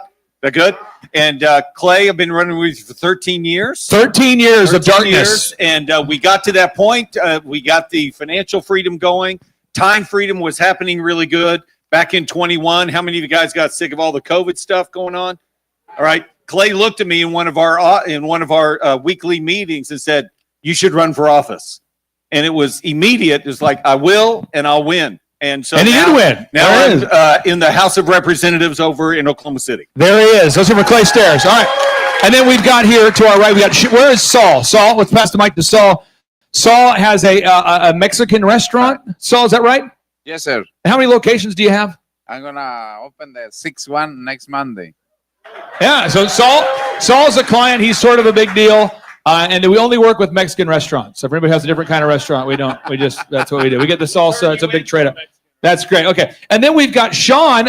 He's from San Diego. He did not know he'd be up here this morning, but I brought him up here. He's from San Diego. And he has Sean, tell me what you do. I own a pest control business down in San Diego, and we have San Diego, Riverside, and the Orange County area. All right. Now we've only worked with you for how long? It's been 3 months. 3 months of darkness. Pray for his soul. How's it going? It's going great. We've already, just in the 3 months that we've already seen this last month, we were 30 subscriptions a month, and we've doubled that to 60. And we've added another 4 employees onto the staff. So we're doing very, very good. All right. So I'm just trying to introduce you to real people. It's different people, you know. We only favor Hispanic clients, though. So we only talk. Saul's the only one we like. He's our only one we work with. We like Saul. Okay. No. And this is Josh Sprouse from Canada. All he listens to is Justin Bieber. He's been drinking Molson since 3 a.m. He loves Bryan Adams, and he can't stop talking about the Mounties. Josh Sprouse, don't you know? How are you? Pretty good, Clay, but you always are the one talking about Justin Bieber. I actually think it's you. No, it's subliminal. With Justin Bieber. He voted for Trudeau. He loves him. He's great. Trudeau, he likes him. No, but seriously. So tell me what you do, because you're like a outsourced CFO, bookkeeper guy, and you live in Dubai or living in Dubai. Or tell me what you're doing. Yeah, I've been growing a conventional accounting practice in Canada for the last 14 years, but the last 2 years have been focused on my fractional CFO services in Dubai for the people out there who want a little more aggressive tax planning and wealth building strategies. And how long have we worked with you? 9 years. 9 years. So it's been a while. And the first time I met him, his flight got canceled in Minneapolis. So he drove all night from Minneapolis to Tulsa, and that's how we met, right? That's right. Yeah. That's a great story. Okay. I hope your flight get canceled so you can relive that journey again on the way up. Okay, we flew here the whole way this time. Yeah, that's nice. Okay, so and then Brian Sams, he has an HVAC company. Brian, tell me what's your name of your company? Route 66 HVAC. And how long have you been working with you? Been almost 3 years. 3 years. Okay, so we have different length of time here. So we're going to do is Clay Stairs. I'm going to have you come up here, and then Steve, I'm going to have you also hop on a mic, and we're the three of us. And I'm going to don't leave yet because I'm going to pick on all of you. Okay. So what we're going to do is we're going to open our book here. This is our book, and it's not a pyramid scheme. And I know we're in a thing where people will pause videos. How many of you watch videos on TikTok and Instagram and various places? How many of you watch videos online? You watch videos? Okay. And then you'll pause it. Have you seen this? They'll pause and they'll go, you see, Clay Clark is a member of the Illuminati because during a video he paused. Have you seen this? And then they take it and all of a sudden. So I worry about even using my hands at all. And they're like, because he doesn't use his hands, he's obviously Illuminati. He's a puppet from the deep state. So we're opening to page 4, and it does have a shape of a triangle on this page, but it's not a pyramid scheme, and this is not an Illuminati. But if you have $1, you might be in that cult. So look out. It's on the dollar. Okay, but here you go. This is a pyramid. It's on page 4. What I want to do is the whole point of this conference is to help you achieve time freedom and financial freedom. That's the entire purpose. So you might be selling mattresses, but really what you're doing is you're selling financial freedom, okay? You might be selling mortgages, but really what you're selling, so whatever business you're in, the purpose of a business, I want you to write this down somewhere on page number 4, anywhere you want. The business exists to serve you as the owner, which might be offensive if you're sitting next to someone who's not the owner. I get it, but you're right. What do you mean? I hate this conference. This guy's terrible. Okay, but the business exists to serve you. Are we on the same page? So what you if you don't get that fundamental idea, the whole thing gets weird. Okay. So some of you guys know me from the photography business I was involved in, or the home remodeling stuff I've been involved in, or the entertainment company back in the day. But all those businesses, they exist. There's 3 things you got to factor in on page somewhere you got to write it down somewhere on page 4. Somewhere on page this will be page 4. Yeah. So you got to write it down. There's 3 P's. P number 1. The customer always wants a lower price. Right. Stairs, why don't customers call you and say, Stairs, charge me more? Again, I think it's pretty much just the human experience. We want more for less, Yep. Now pay. Number 2, there's 3 P's. P number 2, pay. Kevin Thomas, why don't your employees come to you and say, hey, could we get paid less? Why does the customer wants to pay less, but the employees want to get more pay? Why is it the customer? Why do the employees want to get paid more and the customers want to pay less? How does that happen?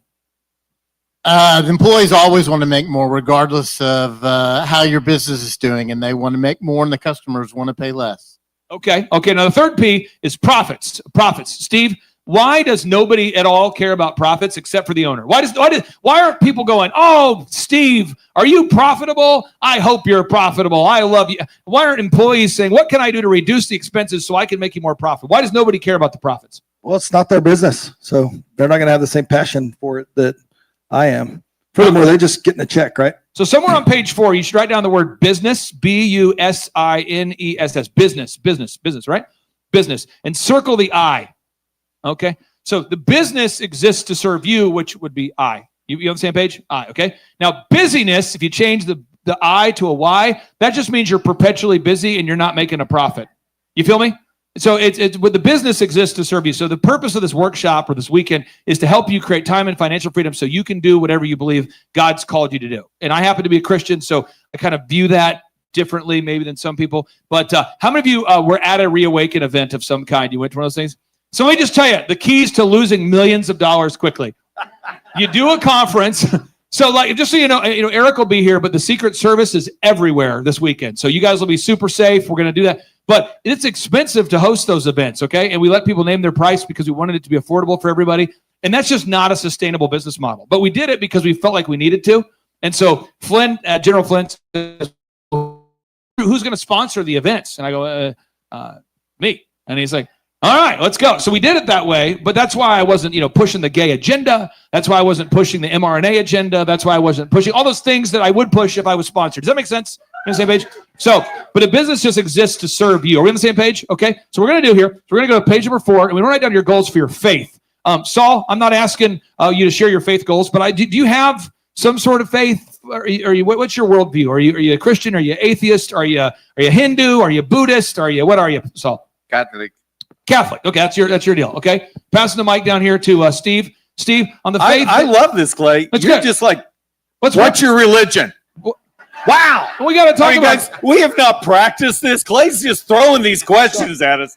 So if we're pausing a little bit at the beginning, it's like, how the heck does he want me to answer there's no scripting question? Here. All right, so Steve, what's your faith? Faith, yeah. You're a guy. And this is one thing about Steve. Steve does not screw customers over. But you don't necessarily talk about your faith a lot. Like you don't talk about it, but you do treat people the way you want to be treated. What's your faith or what's your worldview? My worldview is I love Jesus and the F word. What? No, it's true. You asked. Rebuke you said it wasn't scripted. Rebuke number 1. We're moving on. Can I say that I love Jesus? He's taking us to a really bad place this morning. Okay, moving on. So what you want to do is next to the word faith, you want to write out the time because what gets scheduled gets done, right? So you want to write out the time that you're going to practice your faith because what gets scheduled gets done. So I'll just be honest with you. Who knows Amanda Grace? It's crazy. This is the craziest, stupidest story of all time. I'm on the show with her. This was like 5 years ago. I didn't know who she was. She didn't know who I was. I don't even know who I am. I'm just sued the mayor of Tulsa to keep the city open. And I'm like, what's happening now? Do you remember that? All of a sudden, we got 1,000 people doing praise and worship in the back of our church because we turned our building into a church because the churches were locked down. And so I called Foyt, and I'm like, Foyt, Sean, do you want to do praise and worship thing? He's like, yeah, bro, let's go, bro. He kind of talks like that. Bro, yeah, I'll be there, bro. He does talk like that. He shows up, and all of a sudden, we got 1,000 people behind the building. I don't know what's happening. So, but Amanda Grace, she said, how often, on the show, she says this, crazy. She says, how often do you read the Bible? And I'm like, never. You can't lie on a show. You can't lie on a show with a pastor person thing. And especially with her. Yeah, she would know. Feel bad, But I started being convicted that, like, well, I should read that every day. If I do consider that to be my faith, I should block out time. And so that's been something the last 5 years that's new to me. But I got to block out time for that. And I previously did a horrible job at that. So I go to church on Sunday, and kind of flip through some pages. But now I read that thing all the time. But you got to block out time for that. Now, up on the pyramid, step number 2 or area number 2 is family goals. Family. I want to pick on Sperl. Sperl, you got a family. You love your wife. You love the family. The whole thing. Do you block out time for your family, or do you say, family, forget about the family. I'm growing this CPA business. I'm growing this bookkeeping business. I'll see you guys in 20 years. Yeah. No, we got pretty set schedules. So like, I work a lot, but when I'm off, it's kind of known. I know exactly when I'm going to be off work and exactly when we're going to be traveling and exactly when date night is. But you got to block out time for your family. I'm on the same page, okay? Now, friendship goals. Now, this is big. You become the average of the 5 people you spend the most time with. And I want to pick on here Kevin for a second. Kevin, I want to pick on Brian next. So, Kevin, you become the average of the 5 people you spend the most time with. Proverbs says, for a companion of fools shall suffer harm, right? Tim Ferriss, who's not in the Bible, who probably doesn't believe in the Bible, he likes to say you become the average of the 5 people you spend the most time with. However you want to sort that out, I think it's true. How has it impacted you being around this group? It's very motivating to see other business owners and the encouragement and the little tips and tricks. And it's exciting to see how everyone has their family goals. And it's just exciting to be a part of that. This year, I've been able to take off 2 months for work. I've had 3 trips and I have 2 more trips left. So the family goals are rocking. Did you go to Alaska or something? Did you go to Alaska? Yes. Alaska. Okay. So again, you want to block out time though. And right here, because again, the whole workshop, if we teach you how to optimize a website and accounting and sales and social media, and if you don't get this part right, the whole conference was a waste of time. Okay. So you want to block out time for what matters, because what gets scheduled gets done. Right. So you want to block out time for your faith goals, for your family. Okay. Friendships. It's so important that you're intentional about maintaining those relationships, because if not, we're so busy. Are we not so busy? And then we just sort of drift out of relationship. And I hate that, but it happens if we're not careful. It's very intentional. We can all do better. I can do better. We can all do better. Next is fitness goals. Fitness goals. Where's Charles Kola? Charles Kola, come over here. Charles, why did he come to your mind? Why aren't you asking me about my fitness goals? Charles, I don't get it. I feel judged. You always go to Charles. Fitness goals, Charles. Charles has been a client for 30 days. He's been doing 8-minute abs. He weighed 340 45 days ago, and it's amazing. He loves I'm Charles Kola. I like the Thrive coaching program. No, but seriously, so if I might have to step over here. Tell us about your business. What's the name of your company that you and your wife started together? Great. We got Kola Fitness is my last name, Kola Fitness. We started out here. We started in Bartlesville, Oklahoma. We're now in Oklahoma, Texas, Missouri, and Kansas. We have a chain of gyms in 4 states. Yeah. Do you block out time to work out, or you just sort of? Yeah. Yeah. Every morning, Amber and I, it's our first thing we do. We wake up, we do our Devo, and then we go straight into the gym. We got a gym out in our garage, so it's a great, yeah. How long is that workout? Is it an hour, hours? 45 minutes, maybe. Yeah. Does she yell at you? Is it like that Lou Ferrigno, Arnold Schwarzenegger, passive aggressive? Put another. Yeah. Do you guys? I mean, is it intense? Yeah, it's pretty intense. Are you running around or in the weight room primarily? Do you? Yeah. Do you go jogging? We do a power walk every evening at 7. Do you have a plan that you follow when you work out? Yeah. Yep. Do you track it? Yeah. Chest tries, back buys, quads, hams, calves, and all right. But you do it every day, 7 days a week? Yeah. 4-day split, and then we take days off as we need. Okay. Next is financial goals. Financial goals. This is probably why you're at the conference. But again, what is the point of having money if you don't have a life? Right? So money is just a vehicle to get you where you want to go. Money is just a vehicle. We're on the same page. Money is just a vehicle. So I'll share with you some knowledge for you. I have a haircut chain, and basically every time we cut your hair, if things go well and you're happy, we should make somewhere between $4 per haircut, on certain packages, and $8 on other ones. And we do about 4,000 haircuts a month. So you kind of do the math, and that's how that business works. We cut hair. Okay. And you might say, huh? So the first haircut in our business is called Elephant in the Room. Sean, you can pull it up. The first haircut is $1, eitrlounge.com. That's the website. We'll put up on the screens, eitrlounge.com. The first haircut's $1. The reason why it's $1, Charles, why is the first haircut $1? You want a no-brainer offer so that people feel like there's no risk to try your service. Brian, I'm going to pass the mic to you real quick. Why do you think Elephant in the Room, we have the first haircut for $1? To draw in more people and let them know your quality of haircuts for they'll come back and maybe join up for a membership. Steve, what do you think? It's $1. What do you think? $1 for a haircut? That's crazy. Do they mess it up? So it's a no-brainer. Oh, I get it now. It's a hot deal, right? I think it's a great idea. I'm going to do mortgages for $1. On the math, I want to talk about this for a second. You have a mortgage business. Yeah. And how do you make money in that industry? How does that work? We give you. Wow, that's funny. We give money, so I don't know how we make it. No, we make a margin on every loan that we close. So the idea is kind of like Clay said with haircuts. We make a little margin on a bunch of loans, and when we sell those loans, we get a rebate, and that's how we get paid. Sean, how do you make money in the pest control game? How does that work? How does it work? You show up, you kill bugs. How do you get paid? Kill bugs. Repeat business. Okay. And so do you have a no-brainer that you like to offer, or some kind of offer for first-time customers? We do now. We didn't before, but we do now. Now is it working? It is working. So we basically we give it to them at a free inspection. We go out there, we throw it at $50 their first visit, regardless of what that is service. And then when we're there, we work on getting the repeat business. This is why our subscriptions have gone up, by the way. And let's pull up some websites so you can prove that you're real. What's your website? It's Suncoast Pest Management CA.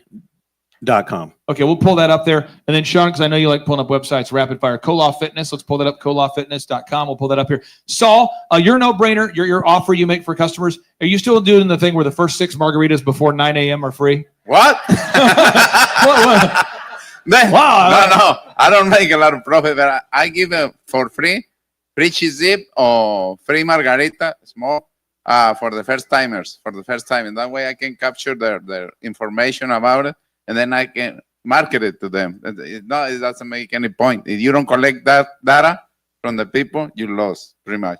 So what I'm trying to communicate this morning, we're just getting page 4. We're getting to page 4. We'll probably go back to page 4 a lot this weekend, okay? So the whole point is you want to figure out what are your goals for your faith, right? For your family, for your finances, for your fitness, for your friendship, for your fun, right? That's how that works. You want to figure that out. What are your goals? And then you got to write somewhere on page 4, what does that cost per year? What does that cost per year? What does it cost per year? I don't want anyone to get jealous, but I drive a white van with a lot of dents in it. It's about 170,000 miles on it. And the other day I was driving up my driveway and my daughter's driving down my driveway. My daughter's a great driver, no previous accidents. She's driving down and she's like, and I could just, how many of you know you're going to get hit? And there's things you want to say as a compassionate father. You know, you're looking at you're going to be hit. And it was like from me to that sign that says don't quit. And I could see her coming down. I'm like, she's going to hit me. And so there's things I wanted to say. There's things I should have said. I did not say those things, but I was just like, you know, and she's going to hit me. So I go in reverse to try to hit brake hard. I go in reverse and she's just coming down. And I can tell she's probably updating her Spotify. She's probably reading while you shouldn't. There's probably a podcast about why you shouldn't text and drive. She's watching or listening to. She's coming down and I'm watching it. How many of you seen this happen? You see it slow motion. It's going to happen. And then boom, and I'm going, ooh, you know, and it TP's her, you know, hood. Mine's pretty good. I'm going, okay. But I honestly, I'm just telling you, I'm not saying this to like praise myself or anything. I didn't get upset because I don't value the car or any car. How about that?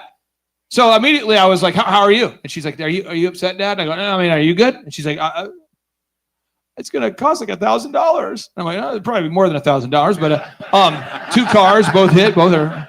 But mine can drive, yours can't. Could you we'll move that out of the way. I have a podcast to get on, right? It was right before the Eric Trump interview. So I'm like, I got to go there, but love you so much. And, you know, but I honestly didn't get mad because my value isn't in the car. Does that make sense to you?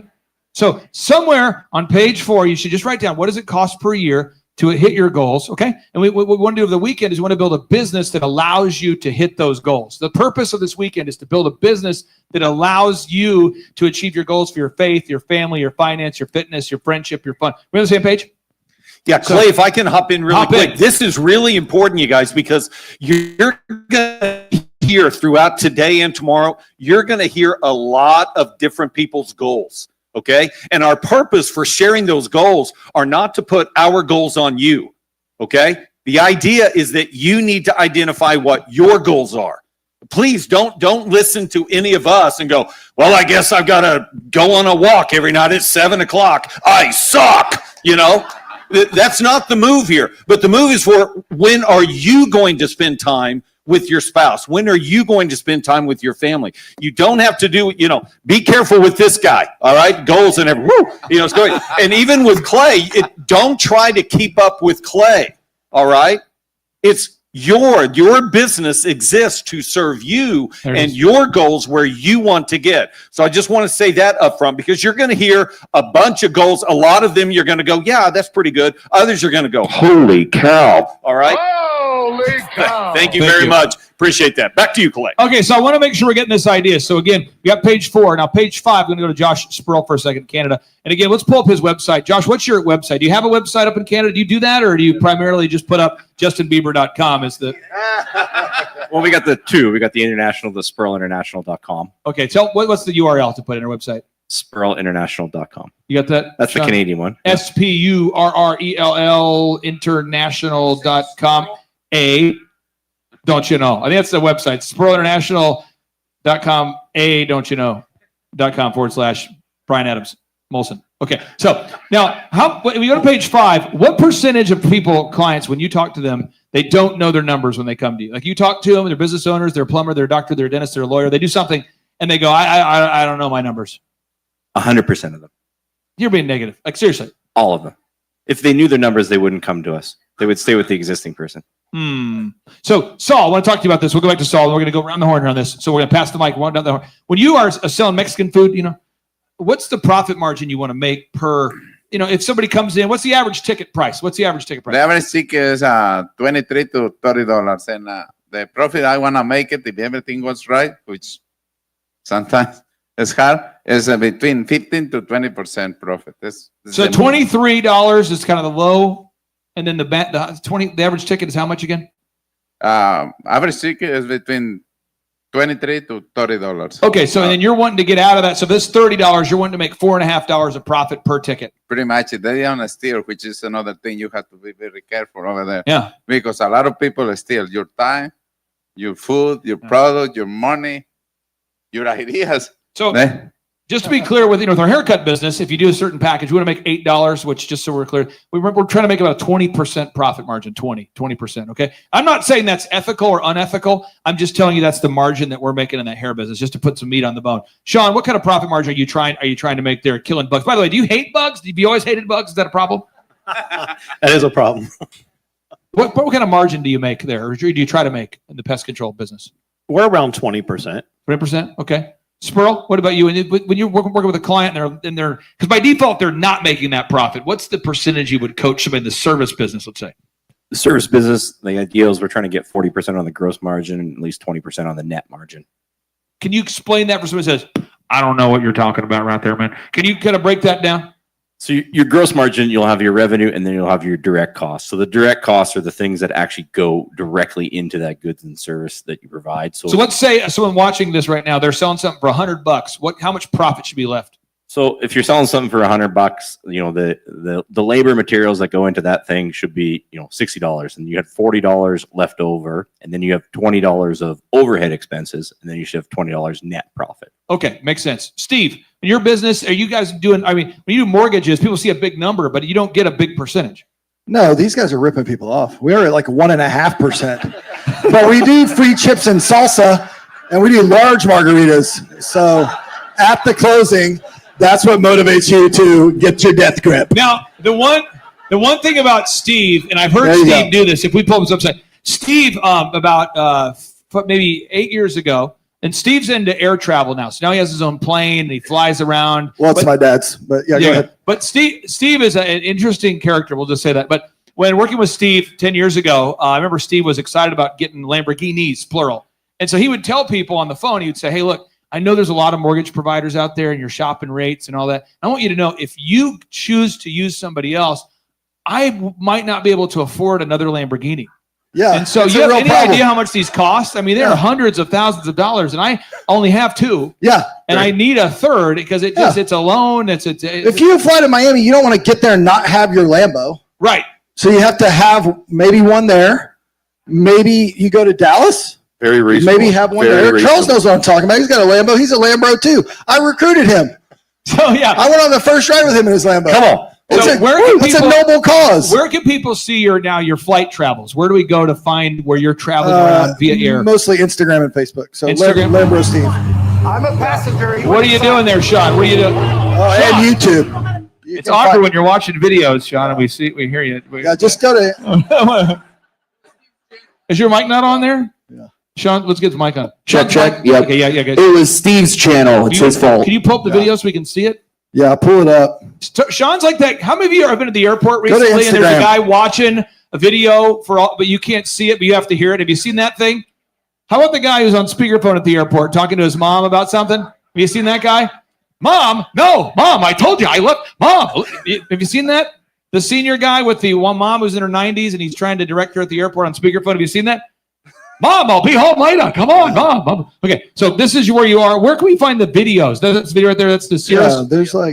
Yeah, there's some airplane videos. Is there a better place to go? Instagram. Can you show them real quick? Can you have an image real quick here? Okay, I think I'm logged into Instagram. You guys sort that out. Okay, so we're going to go here to page 5. Page 5. So I want you to take a moment, look at page 5, and I want you to circle any area where you say, I need some help. Okay? Any area where you, and don't just like circle the page and turn that page and stop it. So just, I want you to, don't think about it. We're going to go through the boxes real quick here. We'll go through the boxes. So I'm going to pass the mic to Charles. Charles and Mike, here we go. Revenue goals. Charles, it's going to be like a 30-second kind of response here. Here we go. Ready? 90 miles an hour. Why do we have to know our revenue goals? Box number one. Well, yeah, we got to know how much money's coming in and what our expenses are and how much margin we need to make. We got to have to staff it, run it, and fulfill the service. How many guys in the fitness game that you know are really into fitness but have no idea their numbers? They don't know their numbers. Well, definitely a lot of small gyms for sure. Yeah. So you got another numbers, okay? Box number two, break even numbers. Why do you have to know how many members you need just to break even? Charles. Yeah. Sorry, break even. Yeah. So exactly, you need to have your margin so you know if you want to continue to scale or grow. You got to stay bankable, at least 20% margin, and make sure you got the right people in place and systems and KPIs to key performance indicators. You and your wife, though, you know your break even numbers. You know how you need this many members to break even. Yes. Okay. Box number three, number of hours willing to work. I'm going to pass to Clay Stairs. Clay Stairs, why do you have to know how many hours per week you're willing to work? But for anybody out there, I'm just going to throw this out here. I'm going to go on a little rant, and then Clay Stairs will rebuke it, and that's fine because you don't have to agree with my findings I'm just presenting you facts, and then we all sort through it. So how many of you remember the 80s? Yeah. Who remembers the best? Who remembers Paula Abdul? Yes. Who remembers Axl Rose in his prime? Yes. Okay, so we're there. Okay, so we're there. So there was a time that was incredible. There was a time, okay, previous to now, where the concept of the 5-hour work week or the 5-day work week, the 5-day work week wasn't a controversial idea. The 5-day work week, okay? So just somewhere, I want you to jot this down on page 5. This is big, okay? Somewhere on page, just write down how many hours per week you're willing to work. But I want you to understand this idea because this is big. So in the 80s, it wasn't a controversial idea to work 5 days a week. Who remembers that? Now, there are colleges right now that are teaching the concept of the 4-day work week. Have you seen this? And that's a World Economic Forum thought, okay? So that's the same people that are like, hey, can I work? How many of you have interviewed people recently and they're appalled that they would work 5 days a week? Or they want a more flexible schedule that changes daily based upon their sexual proclivities? What? I'm being real. Who's seen this phenomenon? Come on. Does anybody here hire people? It's crazy. Okay, so gender fluid, schedule fluid, lots of body fluid. Whoa. Yummy. Why would he say that? Okay, so all right, so we're gonna. Whoa. So there used to be a concept. Who remembers the 80s though, right? You just work 5 days a week, no big deal. So now you got a whole group of people going to college. They're wanting to do 4-day work weeks because that's what was taught, okay? But I want you to look this up in the book of Genesis and the book of Exodus. They're both in the Bible, okay? God teaches the concept of a 6-day work week and you rest on the 7th. Who knows about this idea? You work 6 days, rest on the 7th. The book of Genesis, God made the earth in how many days? Allegedly? 6. Okay, and then rested on the 4th. So and again, I am a literal Bible believer. So I believe the Bible is a literal thing. I don't believe it's like a series of myths that are wrapped in poems. I believe it's literal. If you don't, that's okay. And Andy Stanley's a great place to go if you don't want the literal Bible. Andy Stanley, great place to go. T.D. Jakes, when he's not with Diddy, a great place to go for the non-literal Bible. And Joel Osteen, great place to go if you want Mariah Carey to sing to you in a quarantine environment. There you go. So the Bible says you work 6 days and you rest on the 7th. That's a biblical idea. It's in Genesis and Exodus. Who knows that? Okay. Now also the word work in Hebrew, look it up. The word work in Hebrew means worship. And the word worship means work. So God gave Adam the garden to what? Work it, yeah. So work. I view work as something I get to do, not something I have to do. Are we on the same page? So some of you guys, I met some of you out there, and some of you are like, what time did you get up today? I wake up at 3 every day because I like it. I like going to bed at 9, wake up at 3. I like working. I like it. That's something I'm into. Eric Trump, by the way, interesting individual. I love Eric Trump. How we connected is he would text me. We're backstage, and he would say, hey, what time do you get up? And I go, 3. He's like, what time do you go to bed? 9. I go, what time do you wake up? And he's like, we have like the same schedule. And so that's we kind of connected is, waking up at 3, working till 6. And then it was like, bro, do you use a to-do list? I'm like, I do use a to-do list. Oh, I love to. And it was like a connection. Have you ever met somebody you've never met them before, but now you've connected? It's like a love connection for Clay. And I think I found my spirit partner here. And my wife's like, something weird's going on. You're talking about to-do lists. I'm getting mesmerized. That's my love language. To-do lists. Ooh, that's how Charles and I are with Lambos. Nice. It's exactly the same. But so we start talking about work, and I'm like, hey, no, seriously, how many days a week do you work? He's like, well, I 6 days every day, every week, every week. Yeah. Do you ever want to retire? He's like, no, I've never retired. Because everyone write this down again. The Hebrew word for work means worship. Okay. That's what it means, right? So, and the Bible said work means worship. Worship means work. So you're working as unto the Lord. Who knows about that? Sean, look it up. Colossians, work as unto the Lord, not as unto human masters, right? So we're supposed to work as unto the Lord. So I don't view work as something I have to do, it's something I want to do. Are we on the same page? However, in 1938, you should write this down, FDR and his lesbian wife introduced. Wow. It's not even 8 a.m. Is he talking about a lesbian wife? Okay, so FDR and his lesbian wife in 1938 introduced the concept of the 40-hour work week, aka guaranteed mediocrity. You cannot create like the creator and work 5 days. This just in. If you want to create like the creator, you have to work 6 days. And if you're running around going, I just want to focus on life balance, you are not going to do well. And people are going to say, stop whispering. I just want to focus on life balance. Have you met these people? Yeah. I want to get promoted in your organization, but I focus on life balance. I don't know what's going on. Maybe you're having too much gluten, not enough, but you got to eat meat. I don't know. Just have some meat. You get the idea? So the concept, again, you can define your boundaries, but I'm just telling you the concept of the 6-day work week was how long would the founding fathers have lasted, or the Pilgrims or the early Americans? How long would they have lasted if they were going, I don't know, Brother Hezekiah, the corn isn't fully planted, but it's been 40 hours and I think I might have anxiety. That stuff didn't even exist. How many of you know what I'm talking about? Like, everyone, their name was what? Obadiah, Nehemiah. They're all named after Bible characters. Brother Nehemiah, are you planting the corn? I don't want to die. Well, I have anxiety. You see, Nehemiah, I've got anxiety and I have a phobia. And I also think I'm getting carpal tunnel. Right? And Obadiah would say, Nehemiah, I think you're gay. And get back to work and then shut the hell up. I'll see you at church. That would be, right? But now everyone, who knows about this? Now everybody's got a phobia and anxiety. You know about this? Everyone's got a phobia.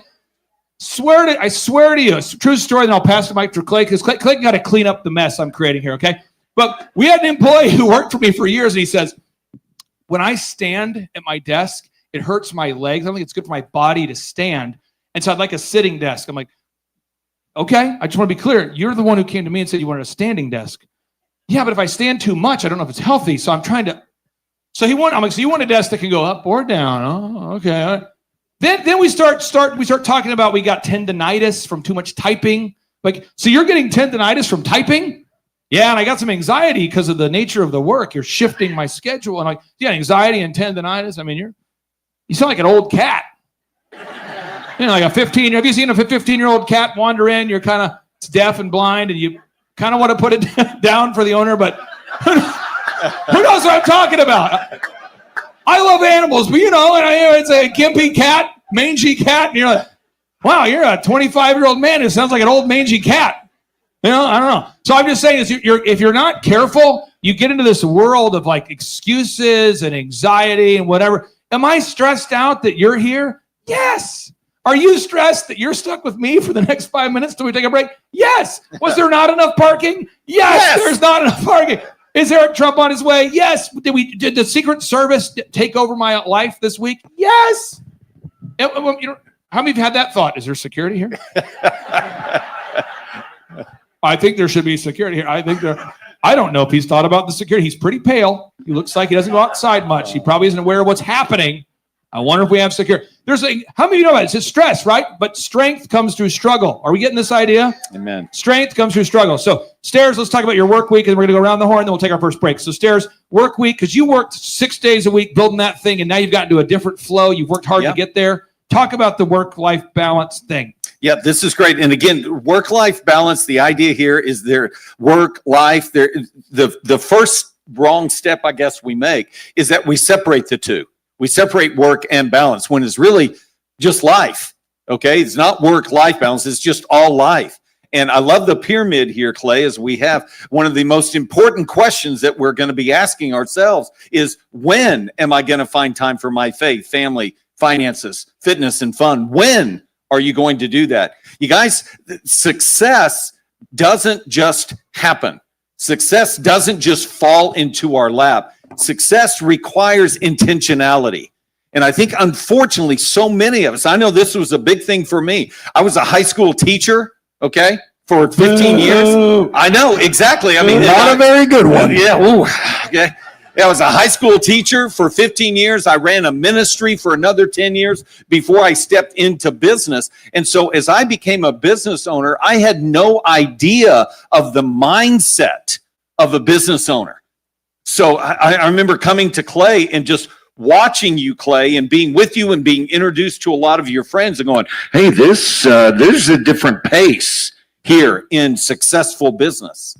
Does that make sense? He started as a client at the age of 47, I believe, right? 47. And so I had an old dog, new tricks, type of thing really quickly. Josh, are you up there? Is Josh up there? Is he around, Josh? Josh. Joshua? Bob. Okay, maybe not. Aubrey, is he up there? Is Josh up there? Josh. Okay. Josh, your brother introduced me to this guy. So Josh, your brother, George. Josh is here? Josh is here. All right, Josh, we got to talk. I can't see up there because of the lights, but he's mystical up there, but okay. Oh my God, he's beautiful. But you guys, He's like it a was god. amazing. So here I am trying to be this successful business Hi, owner, Josh. and I realized really quickly that, I'm trying to become somebody that somehow, some way, I have learned to hate the successful businessman. Being a school teacher and being in ministry, I don't know how it happened, but my brain was wired wrong. And so it took probably about 18 months for my brain to get rewired. Hey, real quick, I want to interject one thing and then we'll go around the horn. This is sure. He actually became, if I'm getting it right, I think, you became the head of the teachers union, but you didn't know why. Is this right? Well, no, it wasn't that. Walking it back. I was completely drinking the Kool-Aid as a teacher. All right, in the teacher's lounge, just, they should pay us more. We should work less. I mean, I was completely on that train. And then all of a sudden, there's a school board meeting going on, and we needed to get paid more. And because I don't mind the microphone and I'm loud, all of a sudden I have the microphone and we need more money. And then, I'm like this spokesman. Okay. I'm so glad that none of this is on video. Did you guys torch some cars and stuff? But next thing you know, I'm this spokesman at the school board meeting, and now there's news cameras that are coming on to me, and I'm going, yes, we need more money. I mean, it was just watched his videos for inspiration. Exactly. So I was like spewing the very opposite of where I am now. So the transformation that I had to go through was extremely painful, difficult. Clay sends me down to a conference, and I'm this goes. I told him, I said, go to the T. Harvecker conference. T. Harvecker. I said, go there, but I said, leave your wallet in your car. Don't buy anything. Oh my he's going to upsell. He's going to push. I called Clay like 3 times from the conference. I really think I need to buy this thing. Don't buy. And I'm like crying. I got snot just because I'm learning so much about my brain was just screwed up. And I'm going, man, I want to be a successful business owner, but my brain is screwed up. So I'm looking for excuses. We need time management. Well, Clay, time management doesn't really work for me. We need to make phone calls, Clay. Well, I don't think phone calls really work. So I don't think cold calls. Nobody listens to cold calls. Clay, we need to make sure you have a weekly schedule. Clay, I was in ministry. I kind of like to move by the Spirit throughout the day. Clay, we need to make sure we get reviews. I don't know if reviews are really ethical. I don't really want to promote myself. I don't think that's right. I'm just going to let the Lord. Every step along the way. 90% of our meetings would be like, is that ethical? Yes. Is that legal?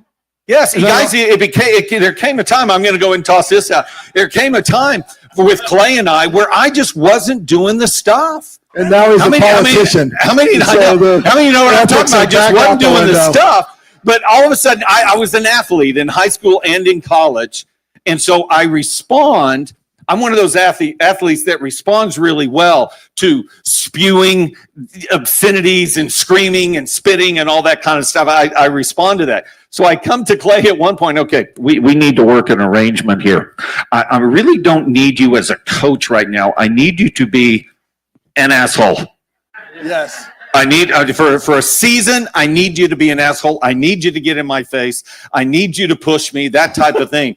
And so we entered into the asshole phase. Asshole. Yes, asshole. Asahole. How many hours a week do you like to work? How many hours a week? Let's pass the go around the horn. How many hours a week do you've got 6 Yeah, restaurants? let me just answer. So what's been happening lately is now I work in my company. I work 2 days a week, which is fantastic. They're 2 long, hard days, but I love doing it. And then I've got the other 5 days. I take usually a couple days to do my capital work, and then I've got 3 days to be with my wife and travel and do. Used to work 6, now down to 2. Yeah. Okay, Saul, what do you got? I work as many as I want, but I try to work at least 70 hours because when I get married, I told my wife, if you want to get married to me, I'm going to have 2 loves. She say, what? And I say, well, my first Well, when love, you say it with that accent, it sounds kind of good. I'm going to have a 2 love. 2 loves. Okay. Well, and I talked to her. My first love is going to be my job, and the second love is going to be you. If you want to agree with that, we are on the same page. Thanks, God. There You are sick. You are sick. Let's hear okay, Sean, what do you got? How many? What's kind of your ideal schedule that you're trying to build it, grow to? I work 5 days and then I call the next 2 days, and I'm just kidding. I'm totally joking. I'm totally playing. I do 6 days a week. Those 6 days that I work, I don't really put a time on it. We just work until it gets done. I enjoy working, so that's what I enjoy doing. But that 7th day is a Lord's day. 7th day is my family day. We are very devoted to the church, and we believe that God is made everything. He's our creator. We love and we worship him, and that's what we do on Sundays. All right. But when I start Monday morning, it's give it all I got. There it is. Okay, Spurl, what's the ideal schedule for you? Are you trying to? Because I know when we first started, you're going 90 miles an hour building something. Now it's a big thing. How's the schedule now? Yeah, I'm probably, I try to take a little bit more time in the morning, do some fitness goals. I've been trying to do that in the morning, and but I'm 6 days a week. I've been 6 days a week for a long time. I think that's the optimal. Even beyond faith, I think it's the optimal decision making too. Because if you don't take that 7th day, I don't think you really understand a different perspective and come back to it. But I like now that it's a little more successful. I like scheduling vacations. So Yeah. I think I'm coming up on my this year will be it was 2016 since the last day I took a sick day. So I haven't taken a sick day or missed an It's appointment. all that Molson you're drinking. in the morning. 2016 is definitely I'm not sure that's the goal, right? But I think that's most people they just decide in the morning sometimes that they're not going to work, where I don't think that really adds anything to your life. I'd rather, go to work no matter what and put days on the calendar that you can actually go and do something cool. Steve, again, one of the things I like about his company, obviously he's a client, so I have that bias, but Steve is probably the most responsive mortgage guy I've ever met. So many people say, I've tried to apply for a loan or a mortgage and I can't get someone to call me back because it's the day before President's Day, or it's like the month of Martin Luther King Day, or it's like the week following the week before the 4th of July. And so, Steve, you're very responsive. What kind of schedule do you like to keep? I just work every day when I wake up. Just those days? Yep. Okay. The only thing I've changed is I have a grandson now. So if you haven't had a grandkid, then get ready. So he's 2, and that's kind of like fills my morning, but I'm working. I just like to pick him up from his mom's and, get him breakfast and do that kind of thing. Because I worked a lot more when my kids were young. So, but 7 days. I answer my phone at 8 a.m. on Sunday or 9 p.m. on Friday night. So, Brian, what's your schedule you're trying to build here? Again, this company, HVAC, they do heating, air conditioning, the whole deal, HVAC. What kind of schedule do you like to keep? I'm on about 16 hours a day, 6 days a week. You're a wild man. But we have 24-hour coverage. So somebody's doing it, one of my technicians, but they get extra rewarded time off. And I spend a lot more time with my wife than I have ever. And we've been married 38 years. There you go. And then hopefully next year, we will, because don't hope. Next year we'll start traveling in North Carolina. But we have a daughter that's a doctor, and we've hadn't seen her about once every 6 months. So got it. Kevin, what's your ideal schedule at this point? Ideal schedule after 32 years is I work about 3.5, 4 days a week. I started out 7 days a week the first 10 years, 5 days a week the second 10, and finally after 32 years I'm doing about 4, sometimes 3. And again, the purpose as we're building these systems and processes is so you can create time freedom and financial freedom. So if you want to build a system, one of my really, really successful clients, he likes to work 4 hours a day. That's what he does. It's like 4 hours every day. That's his whole thing. So he likes to work out. He's got a whole routine. He starts at 10, goes until 2, and that's his schedule. 4 hours a day, 5 days a week. That's his schedule. So that's great. But you just want to figure out a schedule that works for you. But the idea that we want to go from where we're at to where we want to be without putting in the work, it's not possible. So you got to put in that initial burst of energy to get there. Charles Koloff, final question here. With your schedule now, you got how many locations do you have at KoloffFitness.com? We're in Oklahoma, Texas, Missouri, and Kansas. We have 6 open locations right now, and we're still growing. And Clay's helped us with the systems to build, as far as in the checklist workflows that, and of course, how much time do you work? We work a lot. Like when you're a business owner, you do whatever it takes. Like where you have that on the wall, you have something like says, nobody cares. Nobody cares, work harder. That's my motivational. Yeah. That's nobody cares, work hard. Okay. If you want to build something, you just have to have that like pig-headed, disciplined mindset. You do that, and eventually now I choose to have 3 days time blocked that I have a ton of back-to-back appointments because I'm still in the mode of wanting to grow. I don't have to. I've got a great team of guys. We live in Florida. Our clubs are in the Midwest, Oklahoma, Texas, Missouri, and Kansas, but Clay's been amazing for building the systems, checklists, workflows, task lists, audits, who does what, when, and how, cameras, audio tracking for all that, just brilliantly. So if I'd never met him, it'd have been super, I don't know if I could have ever done it, but yeah.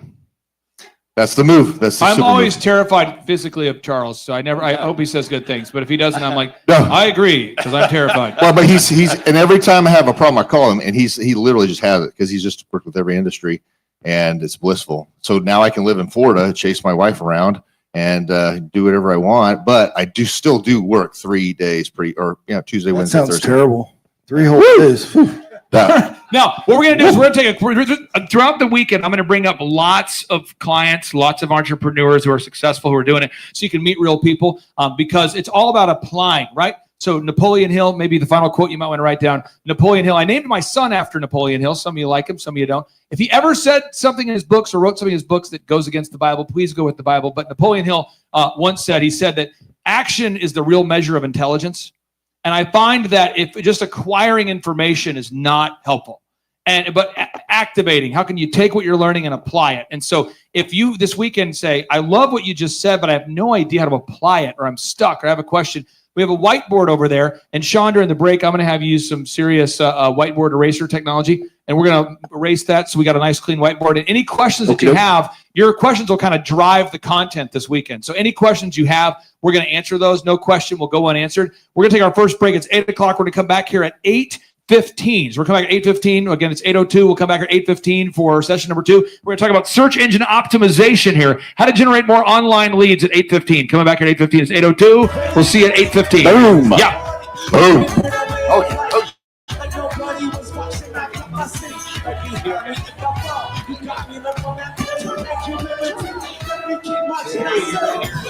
This is the moment, tonight is the night. I feel my till it's over, so we put our hands up like the ceiling can't hold us.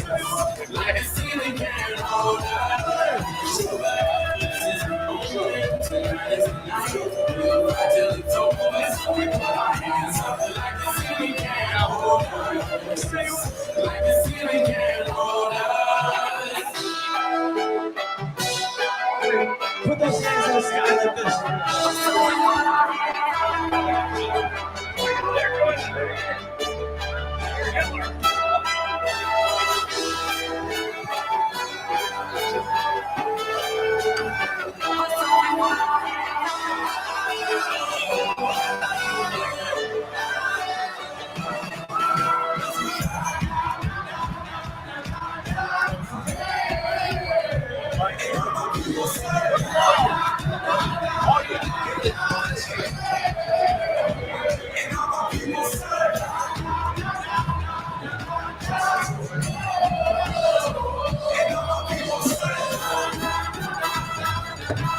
Nice move.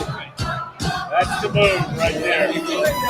This is the moment, tonight is the night. We'll fight till it's over, so we put our hands up like the ceiling can't hold us. Like the ceiling can't hold us. This is the moment, tonight is the night. We'll fight till it's over, so we put our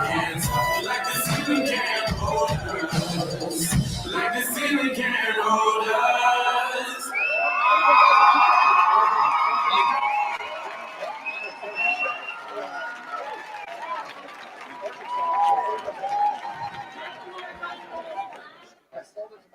BBC Radio 1.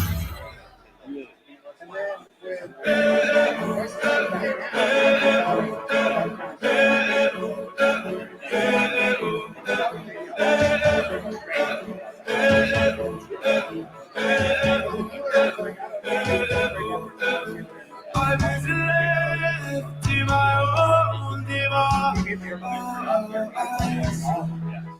Many days fell away with nothing to show. From my daughter. Oh man, yeah. I can see it. Hills bringing darkness to my eyes. But if you close your eyes, does it almost feel like nothing changed at all? If you close your eyes, does it almost feel like you would be here before? How am I gonna be an optimist about this? How am I gonna be an optimist about this? We were caught up in lost, in all our lives. In your poses, the dark settled around us. The walls tumbling down in the city that we love. Clouds roll over the hills, bringing darkness to us. But if you close your eyes, does it almost feel like nothing changed at all? If you close your eyes, does it almost feel like you've been here before? How am I gonna be an optimist about this? How am I gonna be an optimist about this if you close your eyes?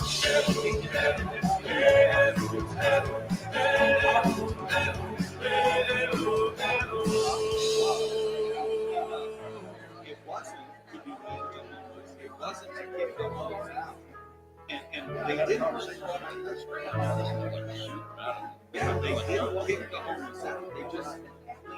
Oh, where do we begin? Through all our sins. Oh, where do we begin? Through all our sins. The walls come tumbling down in the city that we love. Clouds all over the hills, bringing darkness to us.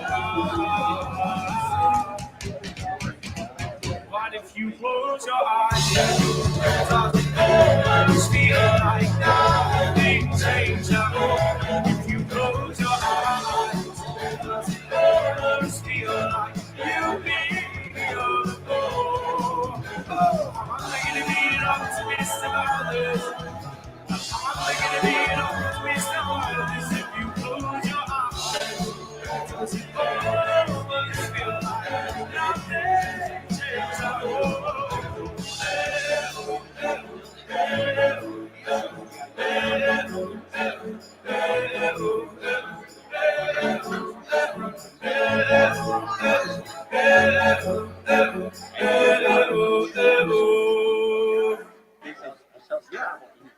I'm with you on that. The thing is,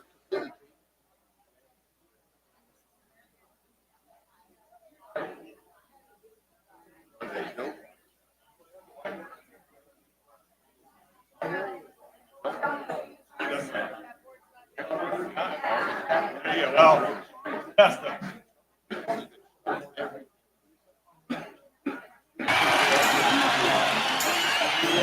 That is true. That is true for many. That's true for many, but not true for all. So as soon as you provide a solution to people, oh, but what about these people? We're not talking. This is bonsoir. This is a gospel song with a kind of restless spirit.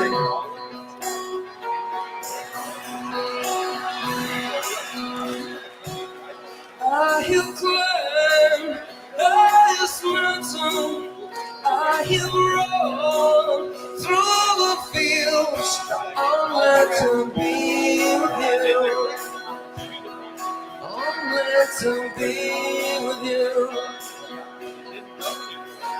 He'll run, he'll crawl, he'll scale these city walls, these city walls. I'm glad to be with you, but I still haven't found what I'm looking for. But I still haven't found what I'm looking for. I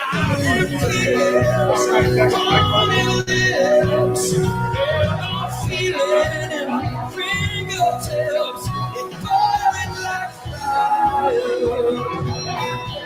It's burning me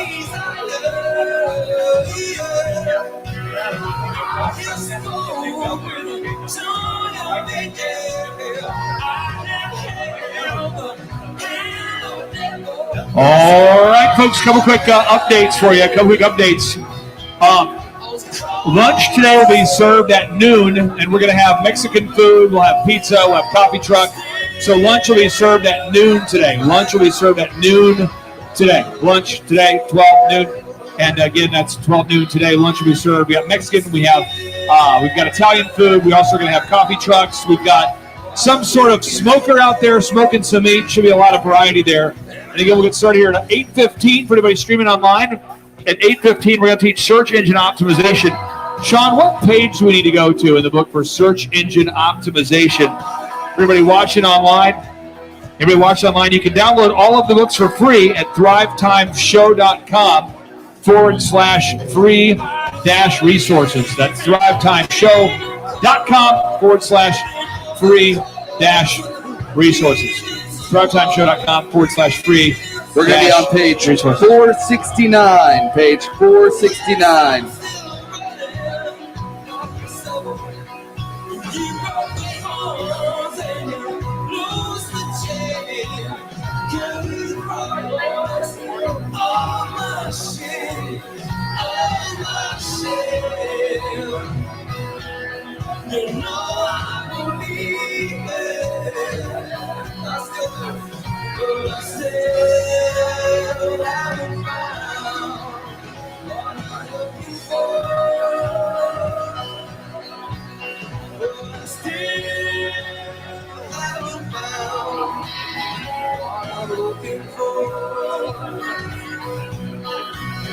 Bring everything.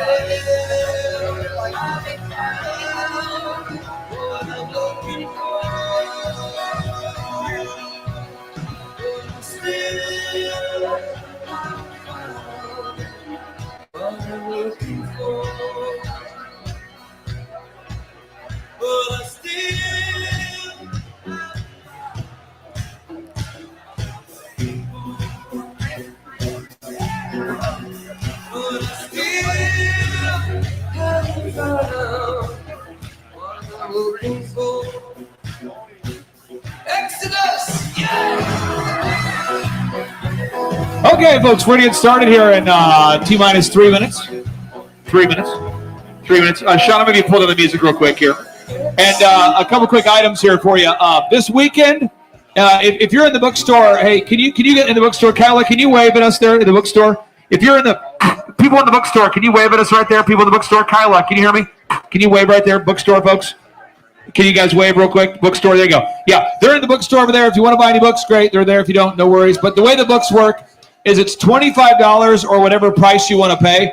So I do it that way because it makes sense to me. So $25 or whatever price you want to pay. I know some people are in kind of a tight spot. I get it. So we want to help you do that. So that's $25 or whatever price that you want to pay. That's right there, bookstore. And then that's the bookstore. Also, if for anybody who does want to schedule consultations with myself, you can do that at the bookstore. Go find those folks. They'll take care of you, and they'll do that. But what we're going to do now is we're going to go ahead and open our book to page 469.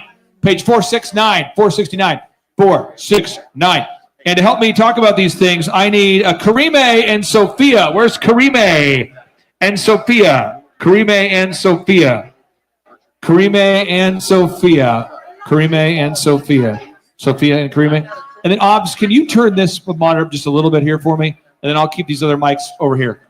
Okay, so Karime and Sophia. Karime and Sophia, they're here? They're here somewhere. I believe in it.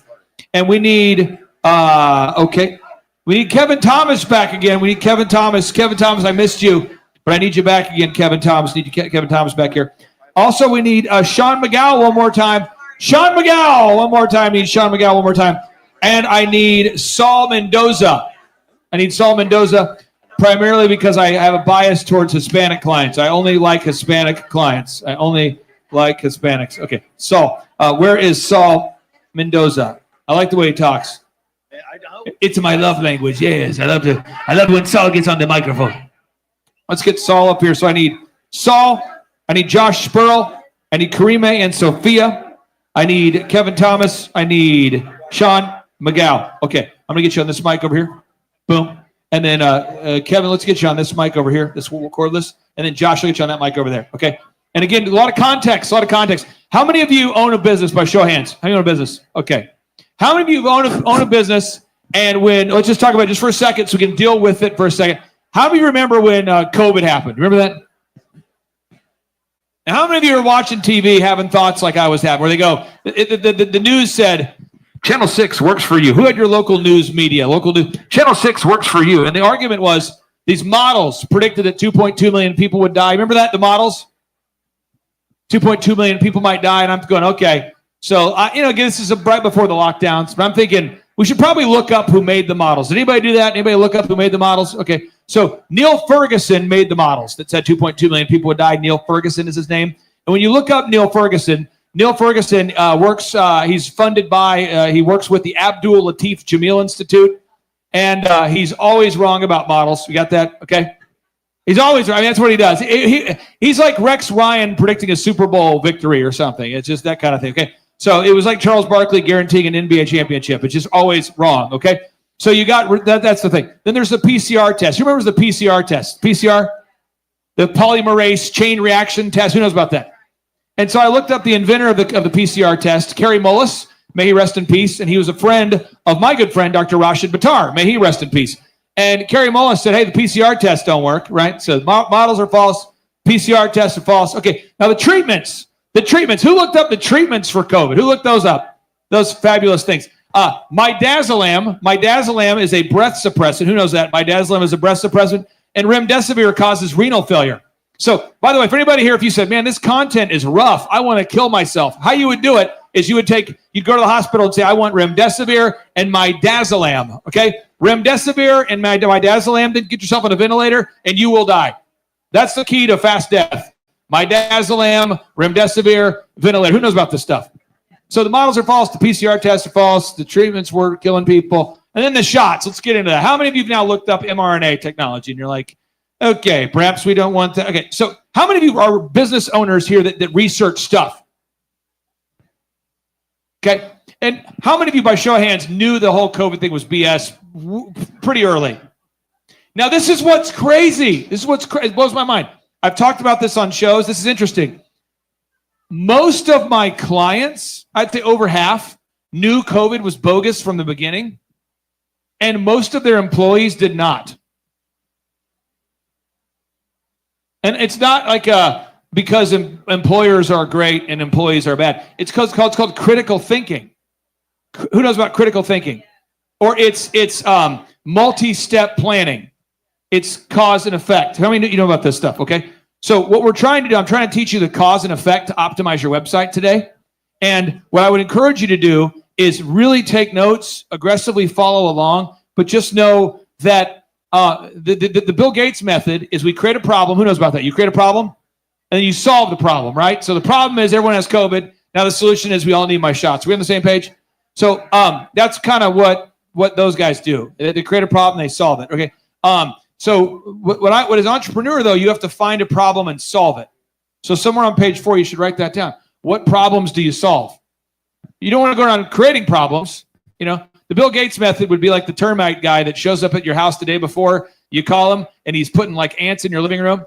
And then he's like, hey, I was in your living room, and I noticed there's some ants. Do you need help killing the ants? You know, that kind of thing. That would be like creating a problem and solving. That's not what we're doing. We're just solving a problem. So entrepreneurship, somewhere on page 4, I just want you to write this down. If you have some new entrepreneurs, and I want you to get this idea. Entrepreneurship, it's so easy. So easy. I'm teaching you the whole thing. No MBA needed. No MBA needed. Who made the mistake of getting an MBA? I'm so sorry for you. I pray for your soul. Don't do it. Okay, MBA. This is how it works. 4 steps. Step 1, you find a problem. Okay. Step 2, you solve the problem. Step 3, you sell the solution, right? And step 4, you nail it and scale it. Let's do it again. Step 1, you find a problem, right? Step 2, you solve the problem. Step 3, you sell the solution. Step 4, you nail it and scale it. That is entrepreneurship. Everything else is bogus. Gender, equity, DEI, bogus. Bogus. How many of you went to college and you the whole time you're there, you're like, wow, I can't believe I'm studying marketing and we're not talking about marketing. So we're going to just get into it, okay? So page 469, Sean, we're pulling it up, page 469, page 469. And do we have a Karime here? Is she here? And is Sophia here? Sophia, Karime, are they here? Can you come up here real quick?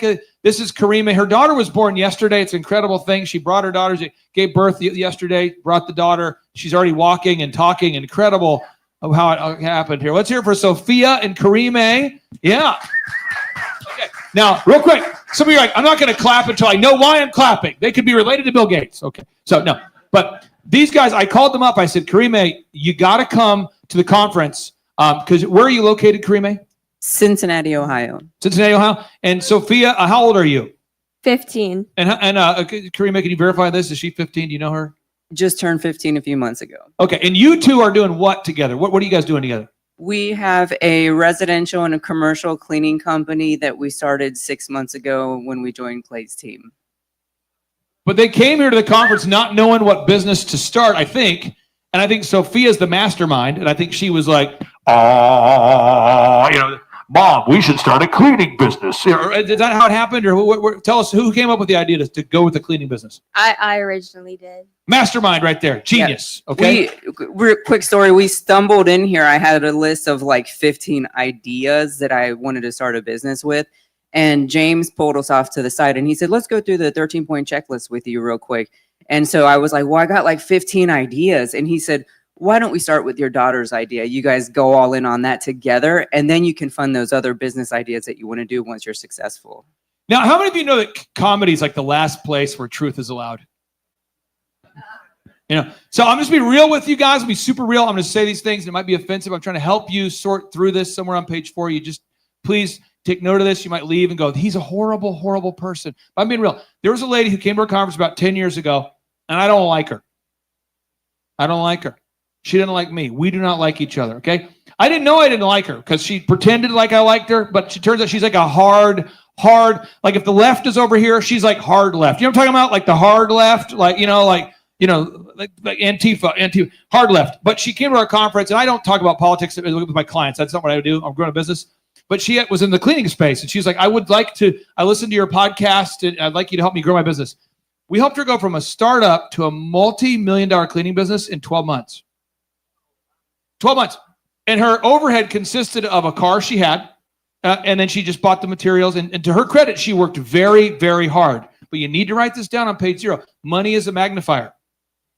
So about 2 years into this thing, I'm on the call, and this person, how many of you have been around someone who's on the hard left, really hard left, like really, like where they start to, they talk with it's like a Satan, like it's. So I just want you to know, your coach, the way he talks to me, it's just, I don't like it. It's so aggressive, and it flares up my anxiety. Who's been around these people? And I'm like, what happened to the humble, coachable? So just the anxiety, it's just the way, and there's no diversity. In your office, it's like everybody's like, you only have like 3 people that work for you that are Hispanic, and it's just, oh my God. And I'm like, wow, all of a sudden I feel like I'm working like for this, I'm like, I don't, can I just be real? I told the class, I just want to be honest with you. I don't like you. And it was why it's a month-to-month coaching program. And she said, I've never liked you guys. Okay, that's cool. But I'm like, well, that's good. So can we just stop talking to each other? Because I hate this interaction. She's like, yeah, let's do it. So, and then, so it's interesting, but I just want to be clear, like this system we're going to teach you today, it works for whether I like you or not. You might leave here and go, I hate him. I like the conference, but him, that was the problem. You are the problem. There's no parking. This guy, he's crazy. Okay. But I just want to make sure this system works. Okay. So I happen to like Karime, and I'll tell you why. Because she's a devoted mom who's trying to teach her kid how to be a functional adult who loves the Lord. I love helping her. Love helping her. So you guys start this business, and we're going to go through it. Okay. Search engine optimization, page 469. Okay. Page 4. What's your website? Whistlewhileyouclean.com. Whistlewhileyouclean.com. And then what is the website for Sean McGow? Sean, what's your website there? And I'm going to have you keep this mic near you. You're going to, okay. Suncoastpestmanagementca.com. And again, I'm giving you different industries, and somebody here, not you, but somebody outside is going, well, my industry is different. Okay. So just to be clear, people we've worked with, and some of you've been to conferences, so you met these people, like Aaron Antis, we helped him grow Shaw Homes from 14 million to 151 million in just under 4 years. So from 14 to Tony's not here, but Tony's been a client for a long time. It's $1 billion business now. So Tony, he was at the last conference. It's $1 billion business he's built. So, and again, it's Bob, grillblazer.com. Who remembers Bob? Who remembers Bob, the Grill Blazer? Bob came to our conference with a prototype that I thought would kill people. It was a flamethrower that he thought could work. And I'm like, hey, don't point that at me, bro. And so we helped Bob get the prototype, do the packaging. We helped him crowdfund it. Now it's a multi-million-dollar success story. Sean, if you can find the Dude Perfect video, we helped Bob do all of his sales. So we can do products, we can do services, we can do whatever. And I'm going to teach you the system. It works business to business, okay? It works business to consumer. It works if you're making a tangible good. It works if it's an online shopping cart. It works with Kevin. How many employees do you have, Kevin, over there at multicleanok.com? Multi-Clean, we have 350 employees. 350 employees. So some people say, well, yeah, it only works if it's for small business. But what about a big business? Okay, so there's different. You know what I'm talking about? Someone thinks it's different for me. There's a book called The E-Myth that can cure this problem. But business, it's all the same. Every business is the same. The only thing that's different is the product you sell or the service you sell. Every business is the same. It's all the same. Okay, so what's the steps? Step 1, find a problem. Step 2, you solve it. Step 3, you sell the solution. And step 4, you nail it and scale it. And if you leave here not knowing that, I'm a horrible teacher. And by the way, the book of Revelation, it says, let them that hath ears to hear 7 times. And I just figured that out, even though I'm just now getting it, So it's okay to repeat things, okay? It's not good to learn things and forget them when you leave. I want you to be able to apply what you're learning, okay? Through repetition. We're creating a neural pathway, a neural pathway. So, Sophia, you were at the conference. You're sitting. Where were you sitting? Where were you sitting at the conference? Somewhere over there. And there? Mm-hmm. Okay. Did the upper deck exist yet when you were here? Yeah, it did. Okay. So you were like right over here? Mm-hmm. Okay. And so when did it occur to you, Mom, we can do this? When I heard your conference, honestly. Like what point did it come? Was it for hour 2, hour 3? Was it after the offensive part, the good part, the bad part? Probably like hour 2. Hour 2, okay. So you can do it, okay? So Sean, I'm going to pull up videos. Okay, you can pull up photos from the DJ career. And Josh is here. He remembers the days because there you go. Josh, this was the backyard. And so what I would do, and if you guys can see this, what I was doing is I worked at Applebee's, Target, and DirecTV. Those are my 3 jobs. That was people say, how'd you get started? Step 1, you want to get rich quick, so you work at Applebee's, Target, and DirecTV. Someone's writing that down. Applebee's, Target, and DirecTV. I don't know how about you get the 3 different shirts. DirecTV was a black shirt with the embroider, and then the Target was the red, and then the Applebee's was the green. And I only wore the wrong shirt once. It was kind of crazy. I went into Applebee's, and they're like, why are you wearing a Target shirt, bro? And I'm like, sorry. But that's how I did it. Okay, but I'm buying equipment, and these vans, I couldn't afford to pay someone to auto wrap them, right? So I'm hand painting the vans, and then Josh, who's sitting right there, Josh is like, I know a dude who can paint these things too. Remember that guy? It was Jeremy. Was he making up that name, Jeremy? Daniel. So Josh is like, Daniel, he can hand paint these things. So I'm hand painting vans. He's hand painting vans. The neighbors probably think I'm high. I probably am high because I'm painting my own vans. But I'm just like, wow, man, this painting is awesome. I sound like Saul. Where's Saul at? Saul? I sounded sexy, Paul. That's Saul. That's how high I was. Oh, yes, I'm painting my van. Yeah. But I didn't have a lot of money, but I had time. So somewhere on page 4, you got to decide right now. It's so important. You're taking notes here. What are you willing to sacrifice to do this? Like, what is it? Are you willing to hand paint your own van? Because I see so many entrepreneurs who are like, well, I can't afford to auto wrap. Okay. So hand paint it. Well, I don't want to hand paint. Okay. Well, then be poor. I don't know what to do. I need money. Okay. Get a job at Applebee's, Target, and DirecTV. I don't want to work at Applebee's, Target, DirecTV. Okay. Then be poor. I don't know. I mean, law, cause and effect here. Okay. So it's just a weird, back to the lockdowns. It's like, if you're locked down, we'll probably not be open. Who had that thought? If we're closed, we won't be open. That's a core theory I bought into. If our businesses are closed, we won't be open. You have that thought? And I'd rather shoot myself than to sit home and get a PPP check. Remember that paycheck protection program that was conveniently available before the pandemic even started? Interesting. Okay, so I don't want that stuff. Okay, so how are we going to do this? Page 469. Let's pull it up here, Sean. Page 469. Everybody open your book to page 469. We're going to get into how to do it, how to make it happen. Page 469. I'm on the page with you. I'm flipping. I'm turning. Page 469. Flipping. Page 469. So how many of you have a website for your business right now? Who does not have a website? Turns out people are using the internet to find goods and services. We're going to have to nail this down. Okay, here we go. Page 469. Flipping. All right, there's a checklist, okay? So first thing, as you're going through this checklist, please circle anything you need to do, okay? So let's go with the first thing, pest control. Pest control business, creating service. You have to have a reliable hosting service. Why does your website, Sean, I'm not trying to paint you in a corner, but why do we have to host your website on a reliable hosting service of some kind? So people find you. This is a problem, though, for at least 2% of the people here. People will say, my brother built his own server using a pinball machine he got from the Libyans. He was trying to get a time travel device. He traded it. He ended up with the parts and he made his own server. Who knows that story? How many of you have ever worked with that guy, the web guy who is always on vacation? You can't reach him. He's operating in his mother's basement. He made his own server. Who's ever been stuck with that guy? Who's ever dealt with a nefarious web guy that has your passwords that will not give them to you? Come on, show of hands. Come on, it's okay. It's okay. Release. Just release it. Let it go. Let it go. Okay. But somebody, you get, have you ever been held hostage before? So you want to use a hosting service you can count on. I recommend GoDaddy. I don't get paid a commission to recommend GoDaddy, but I'd recommend you host it on the GoDaddy Grow package. Sophia, why don't people that go to your website, why don't they stick around on your website and wait for it to load if it takes a long amount of time to load? Why don't people stick around and wait for it to load? Everybody has short attention spans. Yes. These are the deep thoughts we'll cover on today's broadcast. Okay.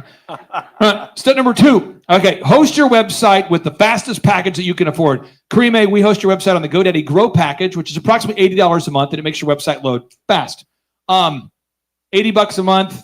I don't want to spend your money. I know when you were starting, $80 a month. When you're starting, there's no money coming in. When you hear $80 a month, how do you react to that? What were you thinking when someone says you got to spend $80 a month hosting a site? Uncomfortable at first, but then when you do the steps that Clay tells you to do, so if you're good at following commands, which that's me, we're like, okay, we trust you, we're going to do this thing, and then suddenly leads start coming in, the bills start getting paid, you surpass your halfway point, and things are great.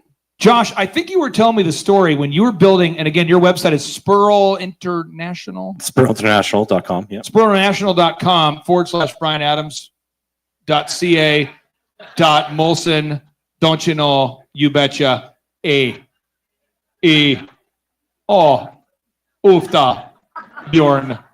That's the URL. It's a long, okay, yeah, thank you. Okay, that's the website. So when you were trying to start the business, were you painting buildings outside in the winter in Canada? Am I making that up? Is that a true story? Yeah, I actually owned a construction company before I went back to school to become a chartered accountant. But somebody said to you, can you paint my building in the winter? Is that what happened? Yeah, when I was younger, one person asked me, can you paint this exterior of a high-rise downtown in Edmonton? And they asked me, could I do it? And I just said, yes.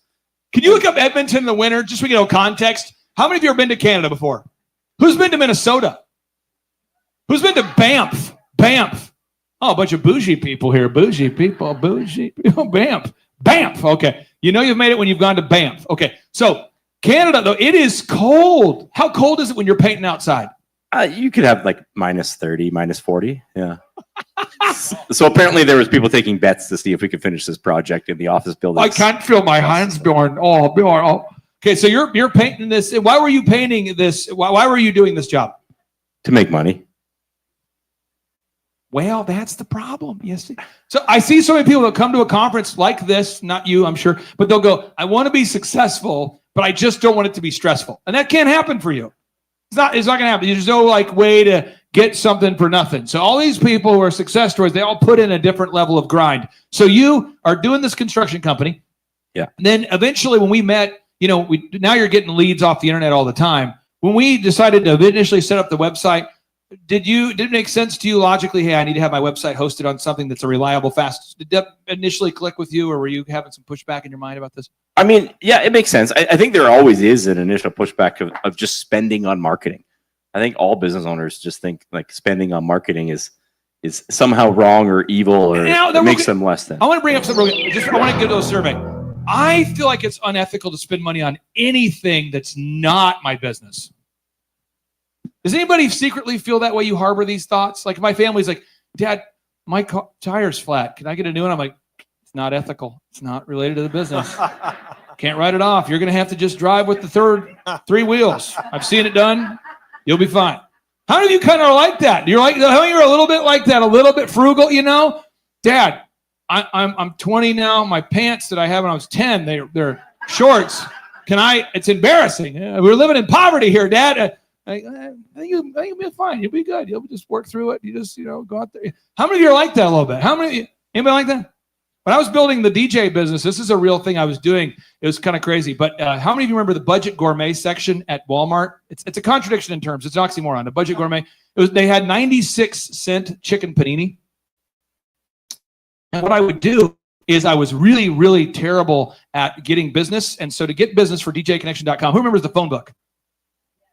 So I went to meet with Clifton Talbert. Who knows Clifton Talbert? You can look him up, Sean. Clifton Talbert. He's the first black man west of the Mississippi to open a bank. I went to Clifton because he's the first black man west of the Mississippi to open up a bank. He also helped to introduce the Stairmaster. And I just remember I went to church with him, and if we were going to church, he always sat right here. And I'm like, I'm going to go talk to him and ask him how he did it, And he said, well, what I did is I was a banker, and some guys came in. They invented this thing called the Stairmaster. Who knows about the Stairmaster? They invented the Stairmaster, and they couldn't sell it. Now, someone should write this down somewhere in your book. And I recommend page 0 is kind of like your reservoir for deep thoughts. But a great product will not sell itself. This just in, amen, shakababa. It's got a little Paula White mixed it in there. Amen, shakababa. Okay, so amen, shakababa. Whoa. You're laughing because it's funny. It has no meaning to me, but I just say it. Maybe it sounds more spiritual. I don't know. But anyway, so all I'm saying, you're loud. You love it. He's the guy who loves it. Okay, that's good. One guy got it. That's good.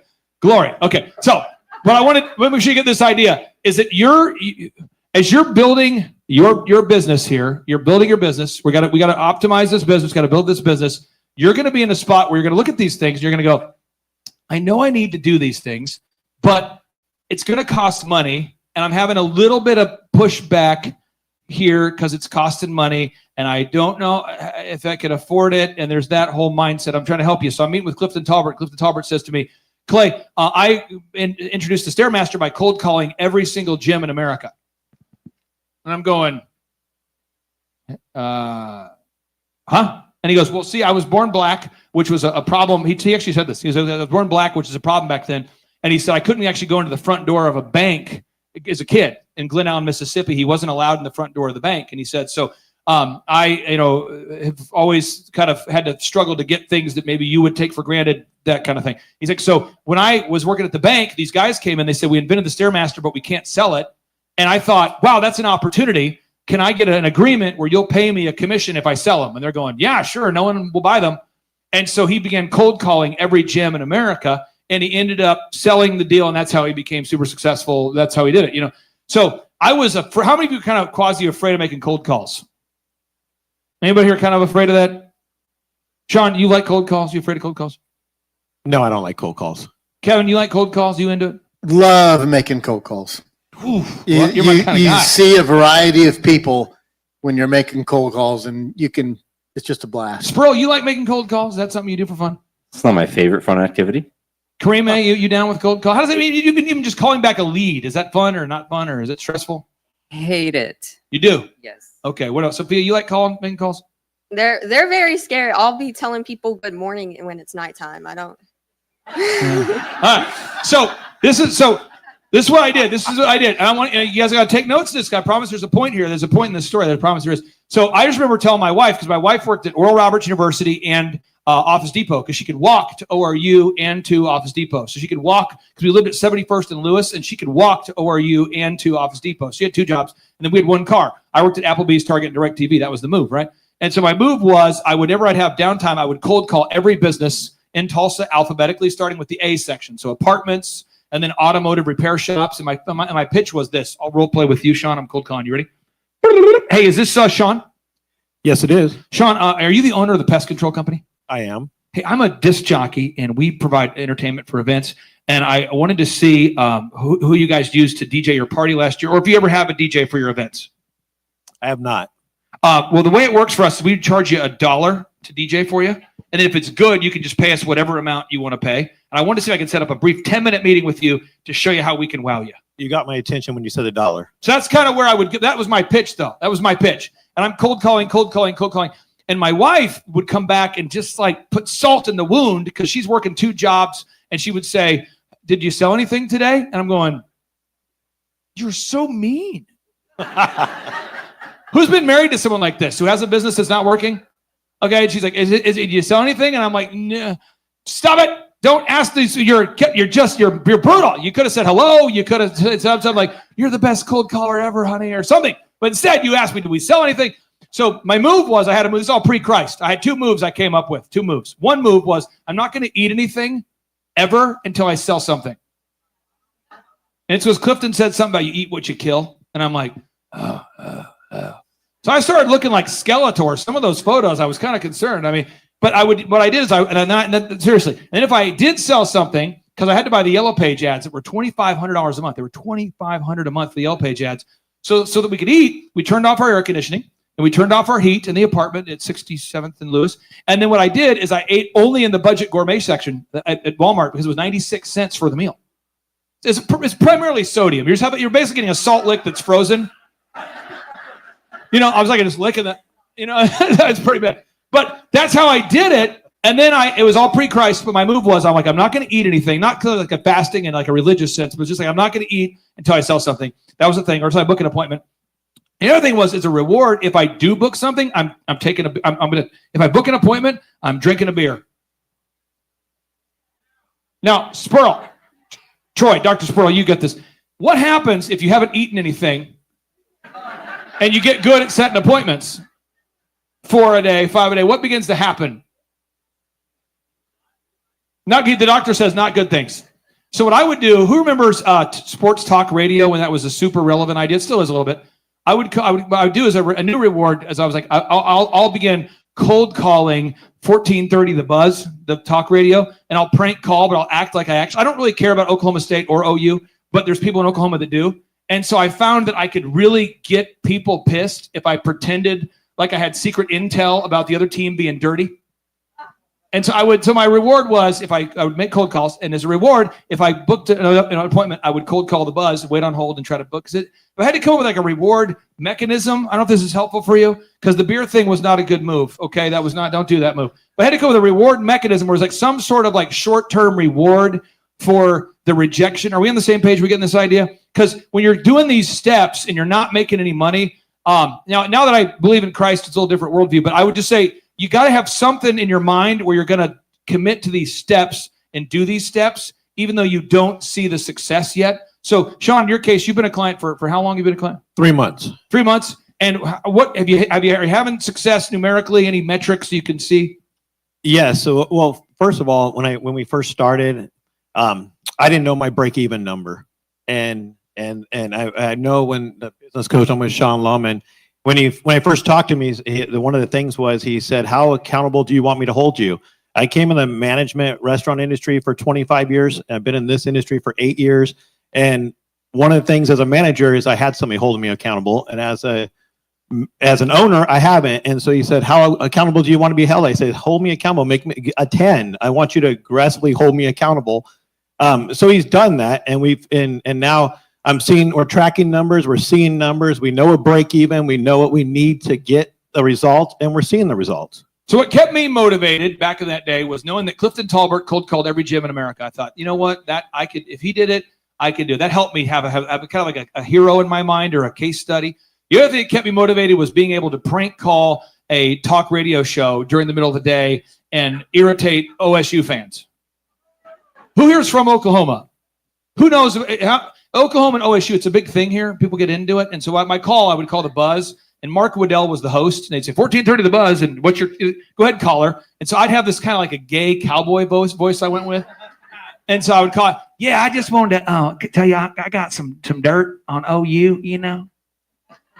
And if you don't want to sound like if you're cold calling, you can't sound like a cold caller. You know, you got to have, so, and then he said, well, what is it? Well, you know, their kicker, he's juicing, you know, I know. And I'm on the call, like live radio. He's juicing, you know. So how do you know this? Well, my sister, her cousin, he hangs out with him, and he's on the sauce. I'll tell you, he kicks the ball, but he's on the sauce, you know. He's taking some money, too. And so he's like, well, caller, we can't let you just get on the show and say these kind of things without proof. Oh, I got the proof, baby. I got the proof. Go poke, you know, go pokes, you know. And then people would call in like angry, like, I can't believe he would say, and it just brought me such joy to make OU fans and OSU fans mad. It was just something I did. And my wife would come home and she's like, why are you laughing so much? I'm like, I had the best prank call ever. And there was a show called the Sam Jones Show. That Sam Jones was a nightly show. And I would call in and say I got abducted by an alien. I had a very detailed story. And he would run it live. And I'm like, this is awesome. So that was kind of my reward. I don't think you should probably have that reward. But there's got to be something that's going to activate you to take action. So Kevin Thomas, you wanted to just have 5 employees. Now you got 350. What was your inspirational thing that you kept in your mind to keep you going when you didn't have any success yet? I really liked paying my bills, and that keeps my wife happy. So I was inspired to keep her on my side. Now, Josh, I want to get your thoughts on this. You are, again, you're a financial advisor. You work with people coaching them on the financial side of their business. How do you keep your clients on or what? Every single month, we're going to go through and look at the monthly number. Look at their comparative monthly balance sheet, their comparative monthly profit and loss, their income statement versus last year. How often do you do this? With our bigger clients, they're going to get on with their accounting team every 2 weeks, and then once a month with their management, with myself or another manager, and with the smaller ones every month. But by default, you're going to drift, and someone should write that down. By default, you're going to drift. You're going to have a goal, and then you're going to drift. By default, you're going to drift. By default, if you get on like a pontoon boat, right, and the driver of the pontoon boat's not paying attention, you're eventually going to drift off course. We on the same page? You're going to drift. So you wouldn't drive a car without adjusting as you go. Same thing with your business. You got to adjust. You got to stay on target. By default, you're going to drift. So we go here to page number, this will be page 470. Your website needs to be built on WordPress. Now, somebody's going to get hung up on this, and you're going to go, I don't want to build my website on WordPress. I want it to be custom. If your website is custom, then that means that nobody can do it except the guy who built it. Are we on the same page? And a business exists to serve you. So I'm trying to make it so that you have a time freedom creating business, not something you're held hostage to. Okay. So you want to build your website on WordPress. Next step, you want to build a mobile friendly website. What does it mean? Mobile friendly. And there's a lot of detail in this book. Okay. So you can go home and read it later, but your website needs to be mobile compliant. And so it needs to be adhere to Google's mobile compliance standards. Karime, what percentage of your life do you spend thinking about Google mobile compliance? 1% maybe, close to 0. What about you there, Sean? You spend more than 1% of your life thinking about Google mobile compliance? No, 0. Josh, what do you think? What do you think? You get excited about Google mobile compliance? Yeah, I actually love Google mobile compliance. So okay. If I'm in a meeting with a client and they don't have any revenue, like we're going to go through their KPIs rather than talk, bullshit about numbers when they don't have any revenue. So this is the kind of stuff that is the difference between success and not, though. It's the details. The details make the difference, okay? So we move on here. The next thing you want to do, this is page 471. You want to install HTTPS encryption on your website. And someone says, what does that mean? Sean, pull up colawfitness.com real quick. And before it, you'll see HTTPS, okay? This is a hypertext transfer protocol secure. All it is that your website theoretically is more secure. How many of you, by show of hands, know that the IRS has been hacked? Do we know about this? By show of hands, who knows that Sony got hacked? We know that? I'm just telling you, no matter how much, do you think that Sony has full-time employees devoted to stopping the website from being hacked? Do we think this? Do we believe this? What do you think the IRS has people devoted to this? Maybe they don't. I don't know. All I'm going to say is eventually every business owner, because I work with so many clients, eventually your website will get hacked. And I personally am a believer that this HTTPS stuff feels like a scam to me. Let me tell you how I process it. I think, so GoDaddy will let me have a website. So here's the pitch, Sean. Sean, do you want to host your website? Yeah, I want to host my website. Okay. By the way, what's your website? Suncoast Pest Management, ca.com. Okay, let's pull it up there, Sean. But this is the pitch GoDaddy has. You want to host your website? It's like what, $40 a month, $80 a month, Sean? What does it cost? Is he muted there? $80 a month. But then they're like, but do you want it to be secure? No, I want my website to be on, but filled with viruses. The idea of that, do you ever have that thought of like, why do I have to pay extra for it to work? Absolutely. It's just a bizarre concept. You're a used car dealership. You want the car? Yeah. Okay. You want wheels with it, or you? Yeah. You want it to work? Oh, well, that's a different. I don't know. I just feel like that's a. I think it's kind of a scam, but we have to do it. And I have clients that will say to me, "It's a scam," and I go, "I think the toll road's a scam, but I got to take it to get here." You know what I'm saying? So you got to just let that go. Okay. Get the HTTPS encryption. Next is you want to install Yoast. Yoast is these little plugins. Josh, do you get leads off of your website now? Do people ever find you online? Oh yeah, a lot. How many leads do you get now in a given month versus how many did you have before we met? Let's say 10 years ago. I mean, we'd be happy if we get a couple leads every month. A decade ago, and now you get that all the time. So you get 100 leads in a month. So we would get way more leads than we have appointments available.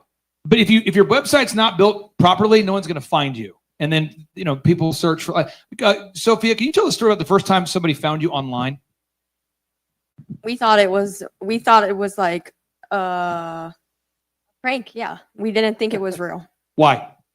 We had never gotten a call before, and we were like, how did somebody find our number? The reason why I have these guys here, I told them, I said, listen, I want you guys to come to this conference. I said, you guys need to come here. I'll get you here. You got to come because we got to bridge the gap between where we want to go and where we started from, right? We can't have these charlatan tales of, these people that they made millions of dollars and billions of dollars.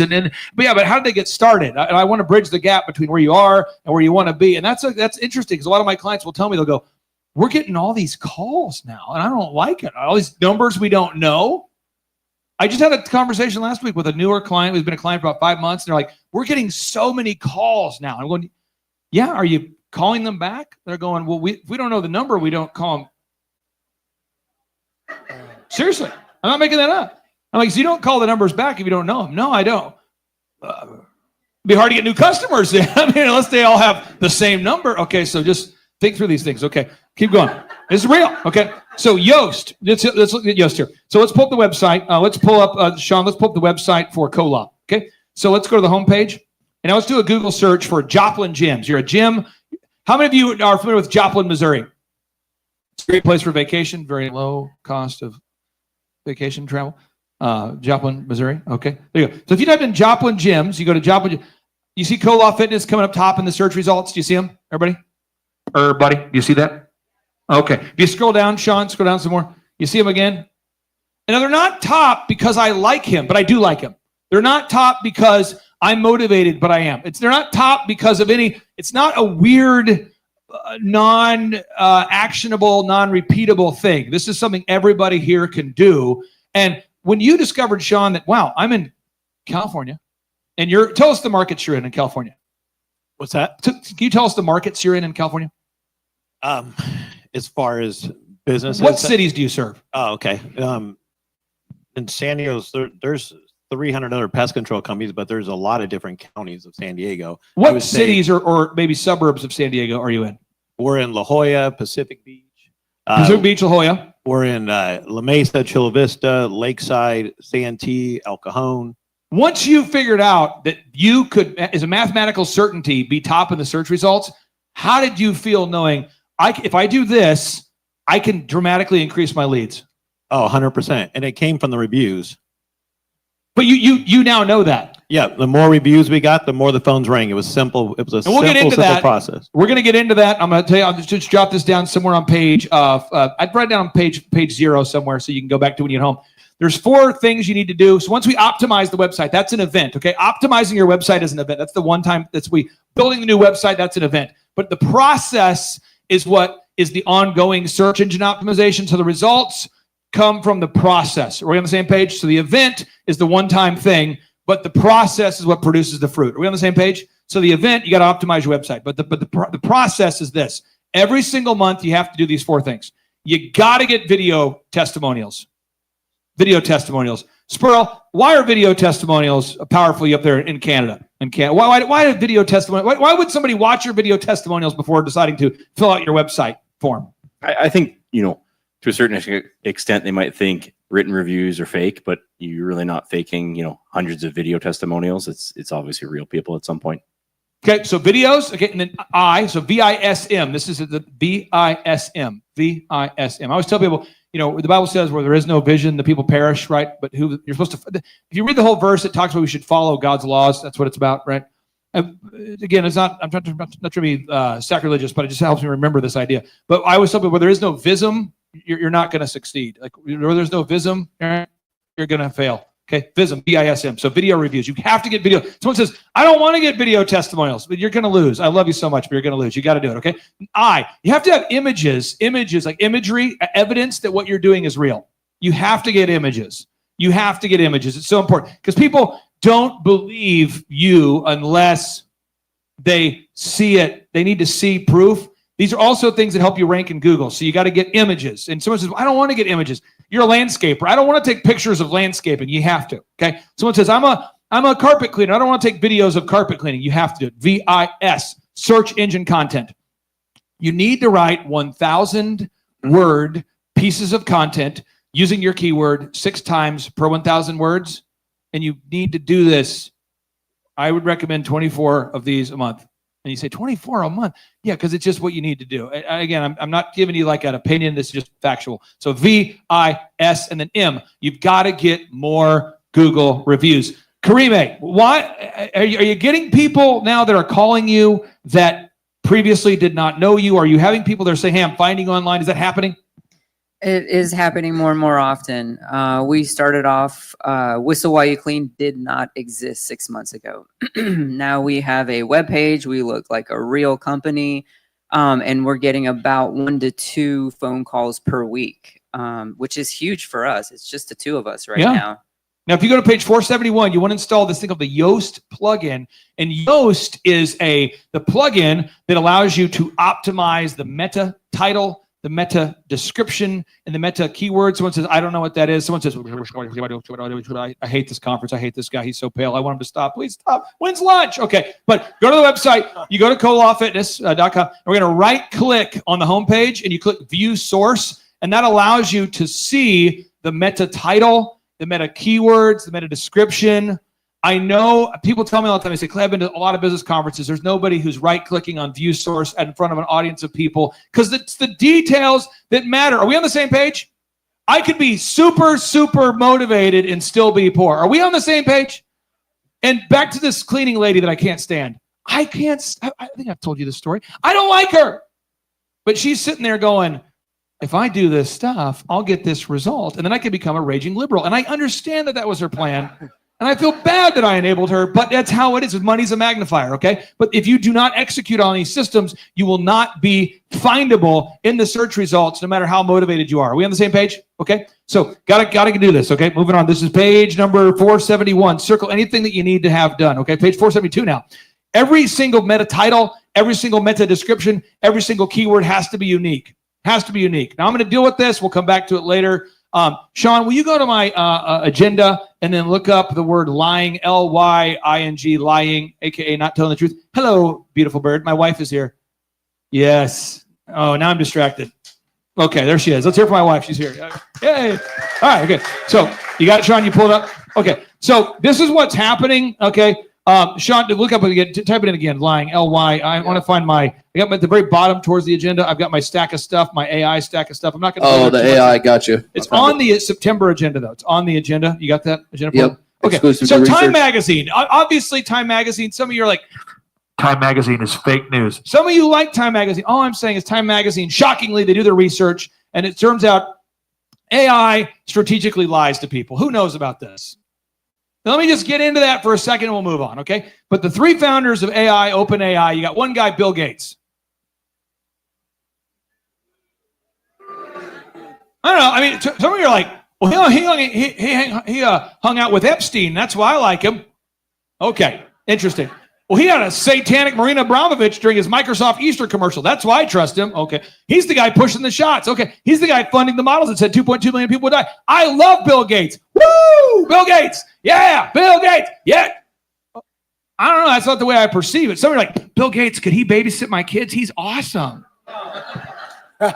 You guys are sick. Okay. So all I'm just saying is, but there's three, it's the unholy trinity. That's founder number one. That's Bill Gates. Okay. Founder number two, Sam Altman. Sam Altman, this is a guy who said that his goal is to create a financial redistribution of wealth called universal basic income. This is Sam Altman. Sam Altman. So that's the second genius. You guys ever listened to Sam Altman talk before? He's a fascinating creature. He kind of sounds like he doesn't have enough RAM. I'll make you watch it in a minute. Okay. So then the third is Elon Musk. Elon Musk has said that perhaps humans will still have a role. Sean, I have my video clips there in my stack of stuff. Can you pull up my video clips there? There should be 3 video clips, Dropbox links. 3 of them. Okay, yeah, okay. So let's pull up this first one here. This right there. Ultimately, yeah, this is Elon Musk. He's asked at a symposium, hey, what's your goal with AI there, Musk? And he says, what we want to do is ultimately, I want to achieve human AI symbiosis. So merging man with machine. That's exciting if you read the book of Daniel, chapter 2. Okay, hit play. Ultimately, we can do a full brain-machine interface, meaning that we can, ultimately, yeah, this is going to sound pretty weird, but achieve a sort of symbiosis with artificial intelligence. Could you imagine that one day we would be able to download our human brain capacity into a Optimus? Yes. I think that is, I'm not saying this is, I think it is possible, I think, to do that. It is possible. Which would be a different way of eternal life, because we would also download our personalities into a body. Yes, we could download the things that we believe make ourselves unique. Now, of course, if you're not in a body anymore, that there's definitely going to be some difference there, you know. So, but as far as preserving our memories, our personality, if you will, I think we could do that. In order to have better human AI symbiosis, we must solve the bandwidth problem. Below a certain bandwidth, we are basically just stationary to a computer. And at 1 bit per second, you know, that's a very low data rate when computers are doing trillions of bits per second. I think best case scenario, we effectively merge with AI, solve the data rate problem. Then I think we can hang on to. Pause. Anyway, I can't touch any more jackassery. That's it. Okay. So all I'm saying is AI is created by Sam Altman, Bill Gates, and Elon Musk. Okay. So what happens is I have clients that just forget how I read the book of Daniel, which tells you literally at the end times they're going to mix man with machine, the miry clay with the iron. Daniel chapter 2. Literally, it's okay. But forget the fact that I believe the Bible is literal. But I have clients that are like, I used AI to write my content, and it looks like it accidentally copied, I guess, my competitor's content. And I'm like, yes, because AI lies, because it was created by lying sons of pre-Christ. Had a pre-Christ flashback, you know. So all I'm saying is you'll need to write the content with your body. With your body. You mean I have to use my mind? You'll have to use your mind. I mean, I'll have to type and think and frick. You know, I wanted to get rich in 10 minutes. You know, okay. So you need to write this content, but you will want to not write it. And then if you have AI do it, it's Most of the time, most of the clients that are doing it, though, that gets flagged as duplicate content. Sean, pull up more. Go back to my stack of stuff here. My stack of stuff on my agenda here. Okay, yeah. Okay, so the CEO of Nokia, he's saying that by 2030 the smartphone won't exist because it'll be in your body. In your body. That's kind of fun. He can play on that one. That's a fun one. This is a good one. Highly motivational video. Okay, this is a good video. So it will, first of all, it will definitely happen. I was talking about 6G earlier, which is around 2030. I would say that by then, definitely the smartphone as we know it today will not anymore be the usual, kind of the most common interface. Wow. Many of these things will be built directly into our bodies. Transhumanism. Okay, pause. Yes. Okay. So anyway, so for anybody out there, I'm just going to deal with that because there's like a certain group that wants to not do anything. And that's, I don't know what that is, but that's Revelation chapter 18, verse 23. Revelation chapter 18, verse 22 and 23. It tells you that in the end times, people won't want to work anymore. Who knows what I'm talking about? You know, so you don't want to, I would recommend that you, because I want you to like leave this event and go, I went on to AI and say, AI, write my content. And I'm shocked that it copied it. Back to my stack of stuff there, Sean. One more thing I'll show you and then I'll be done. Because this is a pushback for a lot of people. Okay, this is fun. Fortune magazine reports now that AI, people that use AI consistently, click on number 5 there, Sean. Fortune magazine reports that 96% of the time AI blackmails the user. That's awesome. That reminds me of Epstein. Wow. Okay, so I just want to make sure we're on the same page. You're just going to have to write the content, okay? It needs to be original. Sean, I'll get off my geopolitical rant. When you write your content, do you like writing content on your website? Is that exciting for you, or what's your method? No, it's not. But we had a website before that was all 90% of it was AI written, and we're seeing results now because we had both websites. We had our previous website running, and then we had the website that the team here built, and we had both websites going, and we found that we were getting more results on the website through you guys, and now we pulled down the previous website. But when we looked at it, there's a way to, I don't know what the web, how you look at it, but there's a way to read it. And we looked at it and we found out that 90% of it was AI written, and the AI written was coming from some of our competitors' websites. And again, you'll end up getting all sorts of problems if you do that. So just make sure you write your own original content, okay? Just please write your own original content. If you want to put chip in your head, good news, you can soon. Okay, moving on to page 473. You got to write 1,000 words of content per page, 1,000 words of content per page. Page number 474. These are examples of that. If you type in Bill Belichick's #1 fan, by the way, this is pre-girlfriend Bill Belichick, so get off me. Okay, but I used to be excited about Bill Belichick. Now I have a hard time because it's like I like football. I like the idea. I just don't want to talk about the girlfriend. Okay, but if you type in Bill Belichick's #1 fan, the reason why I come up top in Google as Bill Belichick's #1 fan, and the reason why I've been reached out multiple times to do interviews about being his #1 fan is not because I'm a genius. It's because I rank top in Google as Bill Belichick's #1 fan. And maybe it's hard for him to have fans right now. I don't know. But okay, so, all right. So we're working through it. Okay, so page 475. You've got to create a website that is Google search engine compliant. You have to have an HTML sitemap on your website. HTML sitemap, it's the sitemap you can see. You don't want to hide content. Back to you, Kareem, I want to get your thoughts on this. If we weren't talking about this at this conference, would you think, wow, I should have a sitemap at the bottom of my website that should index every page of my website so people can find it? No, not at all. I wouldn't know anything about that. Sophia, what about you? You're a mom. This is what we need to do. We need to put HTML at the bottom. I told you, Mom. Not at all. Not at all. Okay. Squirrel, people, is this common knowledge in your mind that people need to have a HTML sitemap? No, in my experience, most of my clients with professional web people don't know this. Kevin, what do you think? Is it common knowledge? It's not common knowledge at all. Yeah. So again, I'm just trying to help you guys grow your business, and this is the technical details we have to get into. I promise we'll take a break here soon. Work with me. Someone's saying, make it stop. I hate technical talk. We got to do it. Okay, here we go. So we go on here. You got to have to, page 474, you got to have an XML sitemap. That's the sitemap that maybe people can't see, but Google can see. You have to have a functional XML sitemap. And you say, I don't know what that is. You can read more about it on the way home. It's right here. Okay, it's all here for you. Page 475. Or page 476, page 476, okay? It's really important you put a clickable phone number at the top of your website because people want to click a website to find the information they're looking for. Does that make sense? Like people want to click a number. They want to be able to find that. Who has ever been to a website where you couldn't find the phone number? And then you just move on. So you want to have a phone number that's easy to click. Are we on the same page? A clickable phone number. I recommend you put your phone number at the top and the bottom of your website. So I'll tell you something fascinating. One of my clients is Kelly here. Kelly, are you here? Hernison, is he here? And can you come up here real quick? I love Kelly. He's a beautiful man. He has a document shredding company. He's a great basketball coach for his kids. He has a lot of rocks on his property that he's letting me take.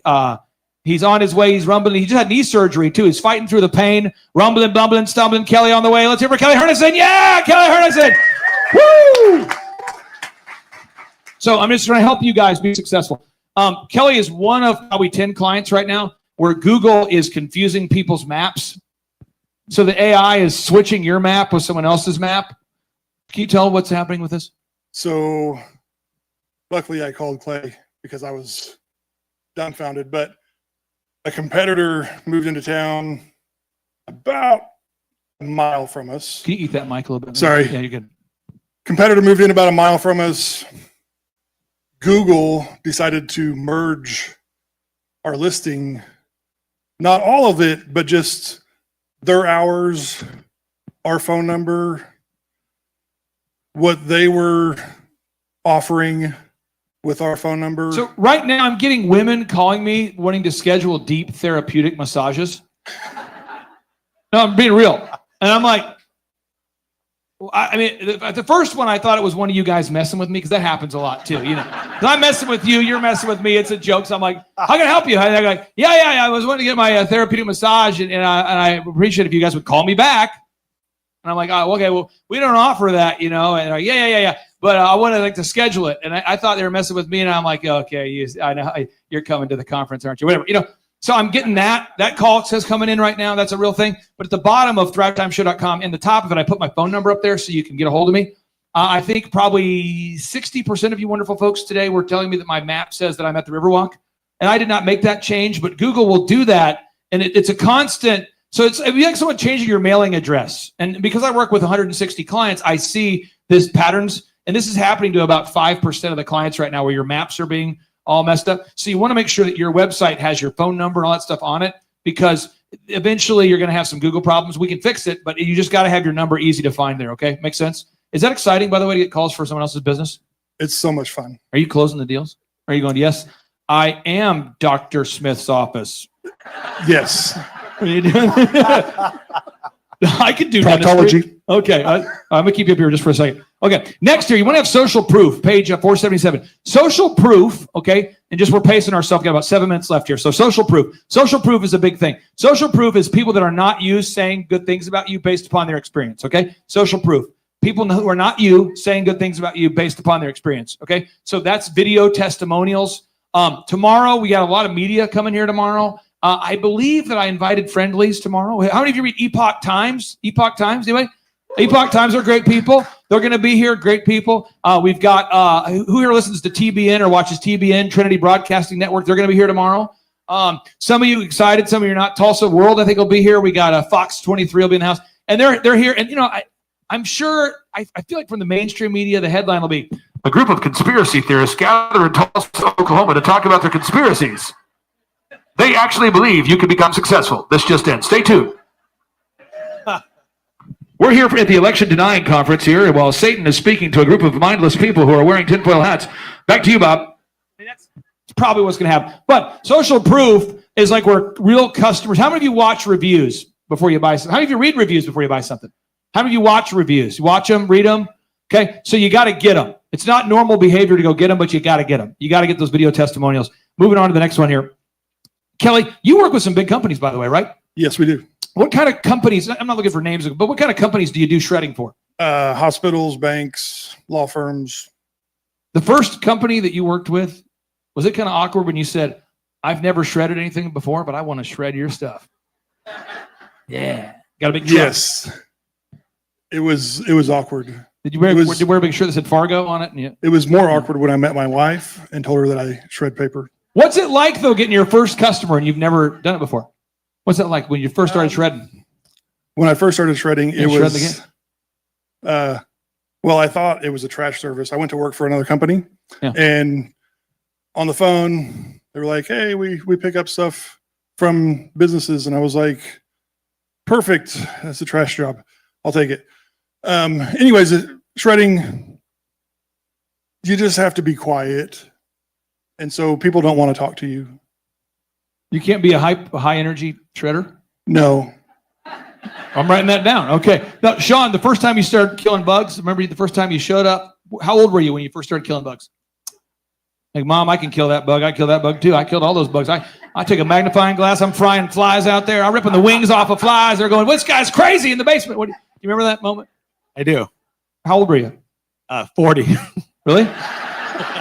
And now, what were you doing? Were you watching like, were you watching like Alien or something? You're like, I could kill that. I could kill that. Before I started pest control, my wife killed the bugs for me. Really? That's a true story. Really? That's a true story, yes. No one thought I would make it in the pest industry because I was arachnophobic. I was like, oh my God, no. Seriously. I don't like their ectoskeletons. It's the ectoskeleton. It should be on the inside. It's on the outside. Okay, you good now though? Like when you started that day, we remember the first job you got, the first job? Yes. And, was it hard to sell that idea that you could kill bugs the first time? Not so much. What about you, Kevin? The first time you started cleaning janitorial, was that a tough sell? It was a very tough sell. I had to do all the work. In fact, my first account was a hair salon, and it's company policy now that we do not do hair salons. Oh, that hurt. Yeah. Very difficult. I remember the first big wedding I got, Jeff Ramsey, pray for Jeff Ramsey, okay? But Jeff Ramsey and Shauna at Skiatook Lake, Clay Stairs, Skiatook Lake. Is there 2 rivers of the 4 winds, some chapel up there or something in Skiatook? You remember that?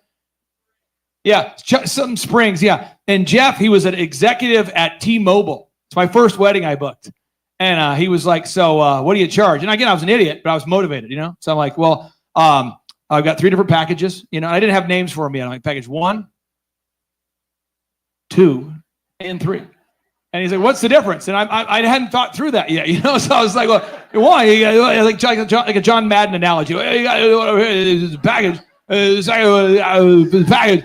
Pull. Buckets. Now there's a third bucket this week. I think what happened, there's always been like a mother and father.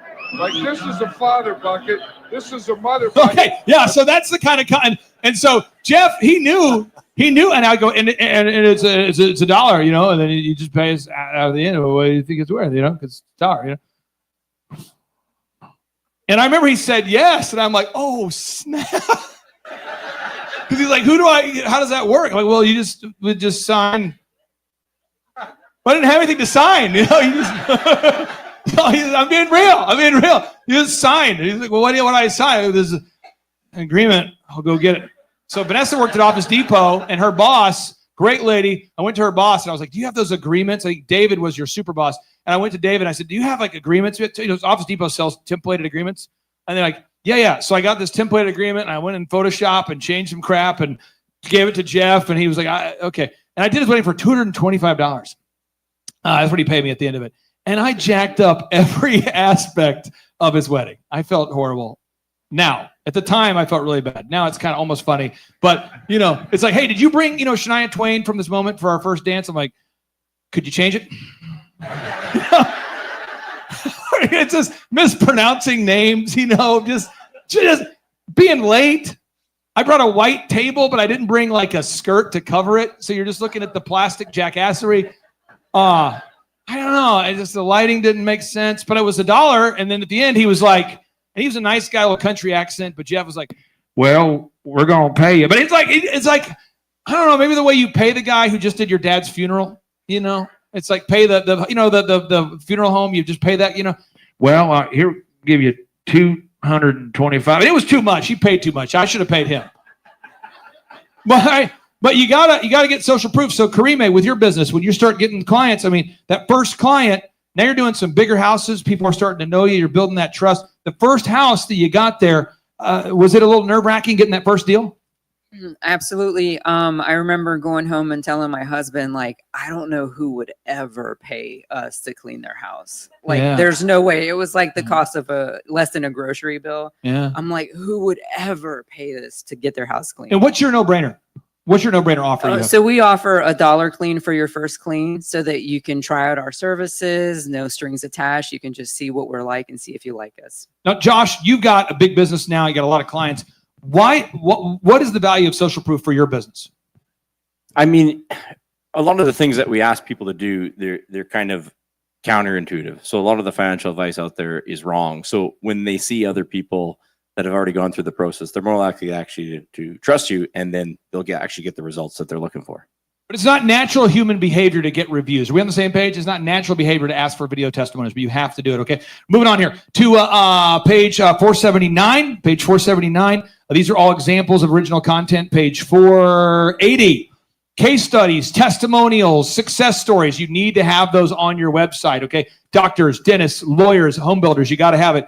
Page 481. You got to have a 60-second commercial on your homepage. You got to have like a 60-second something. Randy Intrican, can I play your commercial? Can I bring you up here real quicker? Let's bring up Randy right here. Randy's a beautiful man. And Randy, by the way, Randy's getting in better and better shape all the time, so we keep having to change his freaking About Us video. It used to be like, I'm Big Randy, and I'm here to say some stuff. Now he's like, I'm Small Randy. I'm Aerodynamic Randy. I got to change it up. Randy, we just shot your video. Do you like it? Is it okay? Is it terrible? Maybe. Yeah, it looks great. The last one was like 6 years ago. 6 years ago. Okay. I was looking pretty different. Now, what do you sell for people that get context? What do you do at Perfect My Home or PMHOKC.com? What do you do? So mainly pools. We're outdoor living. We have 3 showrooms. We sell outdoor living products, build pergolas, kitchens, really anything in the backyard. This is his website. Okay, so we're gonna go to the website. There's a play button right there on the website, and we're gonna hit play. Feeling the flow, working it, and then Sean, we're gonna go to the Grill Blazer video too next. Okay, hit play. Here we go. Feeling the flow. Unmuting it. Oh, trying to unmute that. Go back to the beginning of it. You're taking the joy right out of it. It's like a Spielberg moment here. Hi, I'm Randy Antrigan, and I'm the owner of Perfect My Home. Our mission statement here is to help your family create backyard memories. So we offer a wide range of services from pools, pergolas, kitchens, fireplaces, hot tubs, pavilions, really anything in your backyard. We would love to speak with you. So How often do people want to try out the hot tub in the store before they buy it? We try to get them to do that. We do a wet test where they can come in and swim in them, but a lot of people don't want to do that. Is it like 10% of people that are like, can I take off my clothes and hop in there right now? Like what percentage do they want to do that? Hardly anybody says they want to do that. We have to kind of talk them into it. But if I can get them, yeah. If I can get them in the hot tub, it's almost 100% chance we're going to sell it.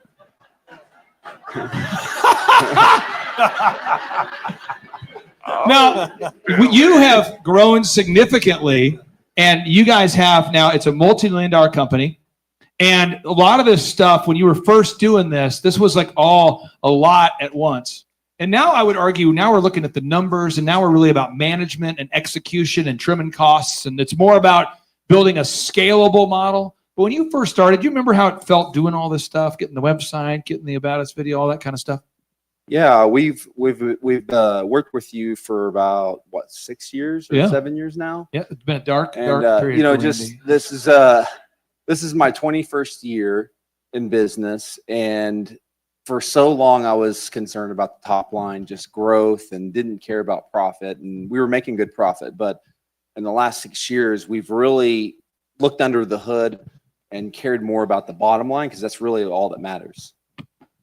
And these are real people who are really here. So if you're in between the breaks, if you're like, man, I want to go talk to that guy, talk to that lady, talk to that person. These are real people. Now we go to page 481. You want to include the 60-second commercial. We talked about that, okay? But if you go back to page 480 at the bottom, this is a notable quotable. You should write this down. You should circle it. This should be part of your life. It says, perfectionism is often the excuse for procrastination.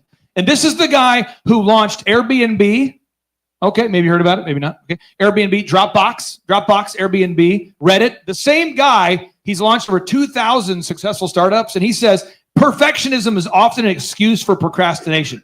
So I see clients that are like, I don't want to launch my website because it's not perfect, but I would just argue that you got to launch and then perfect it. Does that make sense? Launch it, make it exist, and then perfect it. Make it exist and then perfect it. Make it exist, then perfect it. Page 482. Create a top of the website call to action. This just in. Most people don't go to the bottom of the website. Sophia, you were born yesterday, but I think you figured this out. Why don't people go to the bottom of the website and read every single page that the small business owner has written? Again, short attention spans. How old are you? 15. 15. There's a certain wisdom though with that, because when you're, the client who spent all this time writing the content, we're going to have the bias. We're going to want to believe that people do want to read every word on our website. Okay. I'll never forget the most tragic moment of my life is when Josh was working with me for DJ Connection. Remember those bios I used to write for you guys? And I would spend forever making these bios, and occasionally a bride would comment like, "Oh man, that description of the DJ was hilarious." But very rarely would they do that. But there's a tool called luckyorange.com, luckyorange.com, and you can install it on your website, luckyorange.com, and it shows you where people are clicking. And I discovered that nobody was ever reading the articles that I spent all of my time on. And I'm going, oh no. Randy, do you ever have that moment where you figured out where people are clicking and not clicking with Lucky Orange? Yeah, you typically build a website how you want it to be built, and you put all this stuff that nobody really reads. And until you really see the results, you're usually spinning your wheels, because nobody looks below the fold, meaning like you pull it up, what you see before you scroll down. That's where about 90% of your clicks are going to be. And most of the stuff that you put your heart and soul into, nobody really clicks on. If you were to wrestle your son, could you beat him right now? Like, are you, because you guys look very similar. 100%. You can take him? Yeah. Can he take you? Have you guys tried this recently? You guys look so similar now. It's crazy to me. Yeah, he's like a clone, like a weird deal. Are you guys into cloning at PMH? Is that what you're doing? Cloning? Okay. So we're moving on here too. So you got to make sure at the top of your website, you have your call to action. Page 483, you got to have a no-brainer. Kelly, no-brainer. A no-brainer is an offer so good people can't say no to it. You want to have an offer so good that people can't say no to it. Kelly, why do you have to have some kind of offer that is hot at the top of your website? Kelly Hernison. So that people will actually call. And I see people that have put reverse no-brainers out there. So let me give you an example of reverse no-brainers that I think are pretty profound. It's where you make it really difficult to understand what you're talking about. Who's been to the Tulsa airport? Maybe as recently as yesterday? There'll be a sign for like Oklahoma State University, and it'll say, together. And I'm like, what are we doing now? I don't get it, because I don't remember college being together. I remember it, anyway. But they'll have a sign for like, they'll say, be better. And it'll be brought to you by the Oklahoma. You see ads, be better. And it's like super simple. And I see business owners that want to bring that same sort of jackassery to their small business. Nike, it'll say, just do it. So business owners will say, for my pest control company, not that you've done this, but people will say, I just want to put on my website, just do it. I'm like, do what? Oh, if they don't get it, they don't get it. And I'm like, well, they don't get it. Okay. So when you're in small business, medium-sized business, you can't just have like Michael Jordan as your front man or Kobe Bryant and then just put just do it. You're going to have to like explain what you do, and that has to be a no-brainer. We on the same page? And you've got about 5 seconds to do it. You got about 5 seconds to do it. With your no-brainer, Sean, San Diego, very competitive market, your pest control. What's your no-brainer? Free same-day inspections, and that's 80% off their first service. Oh, come on. Say it again. Free same-day inspection. So if they call before noon, we're out there inspecting for free. That's hot. And it's 80% off their first service, no matter what that service be. That fires me up. That's a hot deal. That's why with my DJ company, even though I looked like I was born yesterday, looking like Skeletor, eating entirely budget gourmet, 96-cent chicken panini, people would say, I will try out your service because it was $1, and then you could just pay whatever you wanted. And that's how I did the first couple of years, So you got to have a no-brainer, okay? Next thing you want to have here, we're going to page 484. Page 484, okay? If you go through page 484 to the rest of this is a whole chapter devoted to search engine optimization. And I'm just telling you, because I'm trying to help you with this, we'll land the plane here. Most people don't wake up with a burning desire to pay you, but they probably should. I want them to wake up and want to pay you. I know you well enough. Matthew, I know you well enough. I know you and Dominique, great people back there. I want people to wake up and go, you know what? I should pay Matthew, but they don't. And so they go to where do they go, Matthew, to find the things they're looking for? The internet. This just in. Thank you, Al Gore. They go to the internet and they go there to find the products and services. And so if you're not there, that's a bad look for you. Okay. So I want to make sure we're optimizing our website. Any thoughts, Karima, you want to share with anybody here about search engine optimization? Any thoughts that you want to, any pushback areas that you were like, man, I wish someone would have told me that earlier, or anything Anything you want to share? The video testimonials are huge. Yes. Everybody clicks on those, and you get, when you do a good job and you provide a good service, people actually leave you a sincere testimonial. And when other people watch that, they're like, "Wow, no brainer. I'm clicking on this company." I went down the rabbit hole with Josh's, with your video testimonials. What's that website again? Spurl International. SpurlInternational.com. Yep. Brian Adams. No. Bieber. No. Molson. No. Don't you know? Trudeau. Mountie.com. Okay. So, but I went down the rabbit hole. I was watching a lot of his video testimonials, and I'm going, he's an accountant and his clients don't hate them. How many, by show of hands, have got to a place in your space in your life where you hate your accountant? Like, wouldn't it be nice if they would meet with you in advance and say, this is what we need to budget, so that way you don't owe this much. You want to budget? Or would it be nice if they had a strategy on how to reduce your taxes or whatever? And so I'm watching yours, and I'm going, you know, your clients genuinely like you, and that's a good thing. Do you hear people tell you that they've watched the videos before calling you? Do you hear this? Yeah, I think so. Yeah. We even have a longer one where they've seen us on social media and they've watched our videos and they've come to our in-person conference and then they just come into the room already ready to hire us. Randy, you're selling, $100,000 products, $200,000 products, $50,000 products. Do people tell you they've watched the reviews before they've called you? Does this happen? Yeah, I mean, we're quality over quantity, and we get a chance to really talk to everybody that we come across, and they will all say that we found you on Google, we read your reviews, we watched your videos, and we're at the top of Google mainly because of our reviews and our video reviews. So we come back from the break. We're going to answer any questions that you have about search engine optimization. Okay, so we're going to break here. It's 9:30. We're coming back at 9:45. And any questions you have about search engine optimization, because it turns out the internet's a big part of marketing. And we're also going to get into all the other kinds of marketing that are offline, online, business to business. So any marketing questions you have, I want you to write those on the board. We're going to answer any marketing questions you have. It's 9:30. We're coming back at 9:45 to talk about marketing, how to generate leads, how to generate leads, how to generate sales so you won't fail, how to generate more leads so you'll succeed, how to market your business. Talking about it from 9:30 to 9:45. Boom. Like a thief in the night. He's coming. He's coming like a thief in the night. He's coming like a thief in the night. He's coming.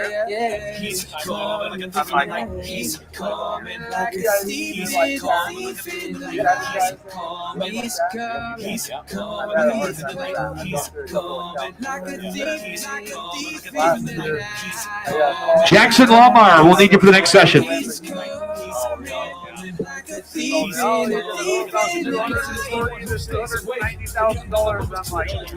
I got one employee. Aubrey, can you make this live on the stream? Can you make this video live on the stream?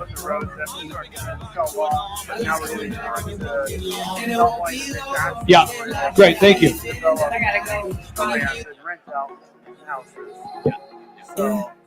He's coming like a thief in I've gone through a couple of them. I'm like, well, what can I do? And it's more like he's coming like a thief. He's coming like a thief in the night. He's coming, he's coming like a thief in the night. He's coming like a thief in the night. He's coming, he's coming like a thief in the night. He's coming like a thief in the night. He's coming. He's coming. He's coming. Like a thief in the night. I own excavation company. We do like directional drilling, some grinding, dig out, a little bit of everything. I own a land development company. I just had to kind of separate those stuff and I got lost in it.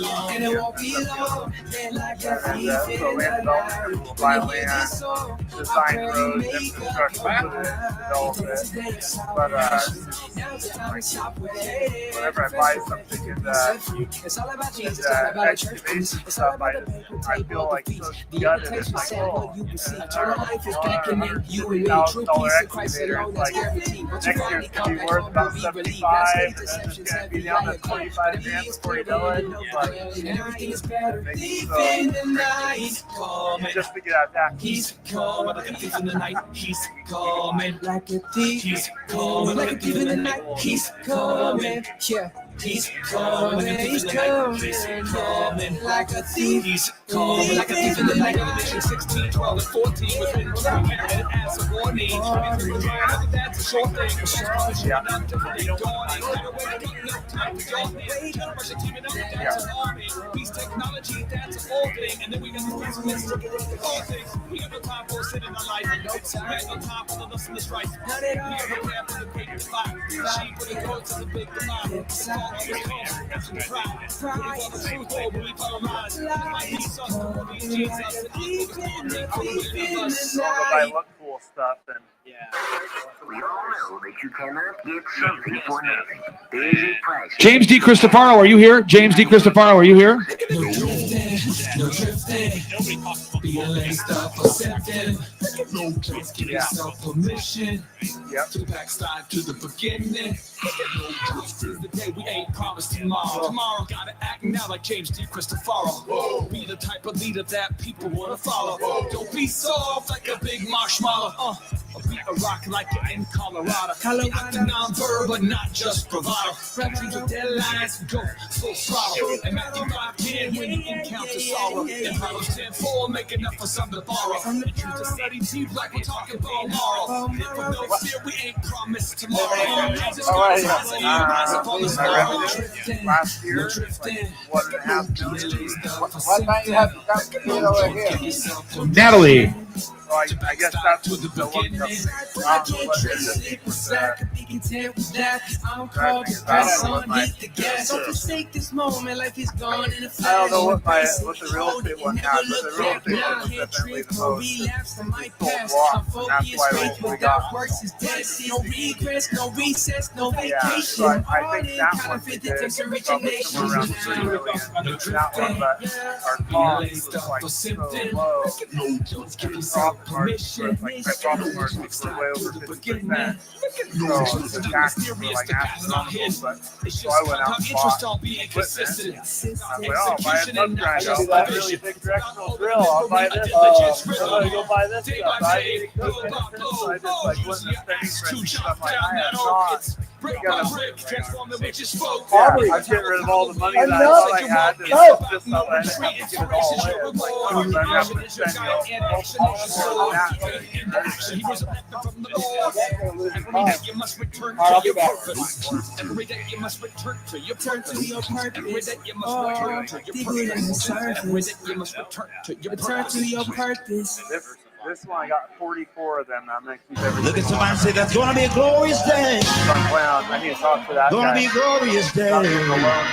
Yeah. I got money to fund the project, but then once I get building, I think I'm only got enough money to build out like 4 of the duplexes.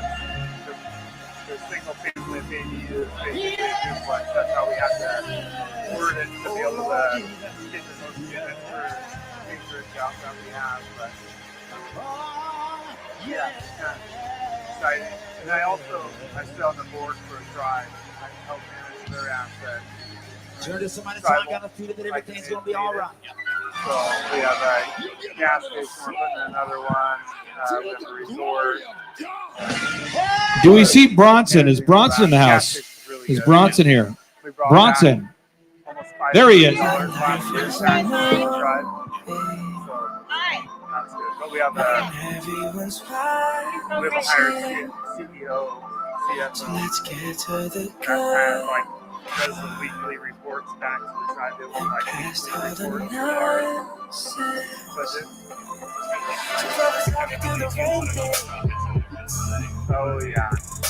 Tribe has a couple of like people like messing things up, so they're so nervous about it.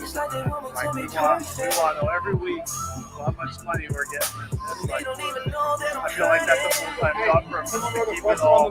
Just like write it all up and do like a PowerPoint for them. We're gonna count that. Like, hey, we need to get back so we can do like every other businesses. Work on that. Like we can figure out a way to get rid of that, and then they won't let go of try to hire our own accountant. And they won't like try to let go that they won't do the accounting. I'll show you. Or I'll show you. I'll show you. They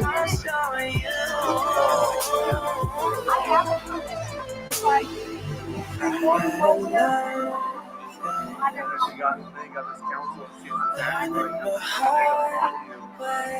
they want to see what it feels like. We run that like zero profit. No matter what they say. Just put some sport into it. I wanted to get to the president. It's not really nice. I mean, he could support that. That's when our fight right now. They don't even know they want to get everything. We have a lot of competition. Like our whole goal was to start this business, drop the price, and sell it to like minimum margin. And then we can change prices. But like you guys are stopping us from right now. We're like half the big profit. We're barely at a break even. Like if we didn't have the gas station kind of the funding a little bit, we would not be doing very well.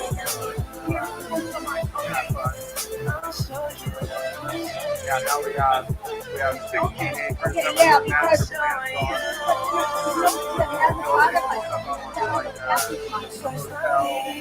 High-end apartment.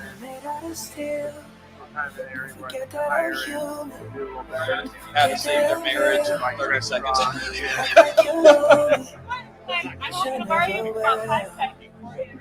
There's one thing that I know for sure. I'll show you. I'll show you. Yep, and they'll come. You build it and they'll come to it. What's crazy? I love hearing you. You've been great. Yeah.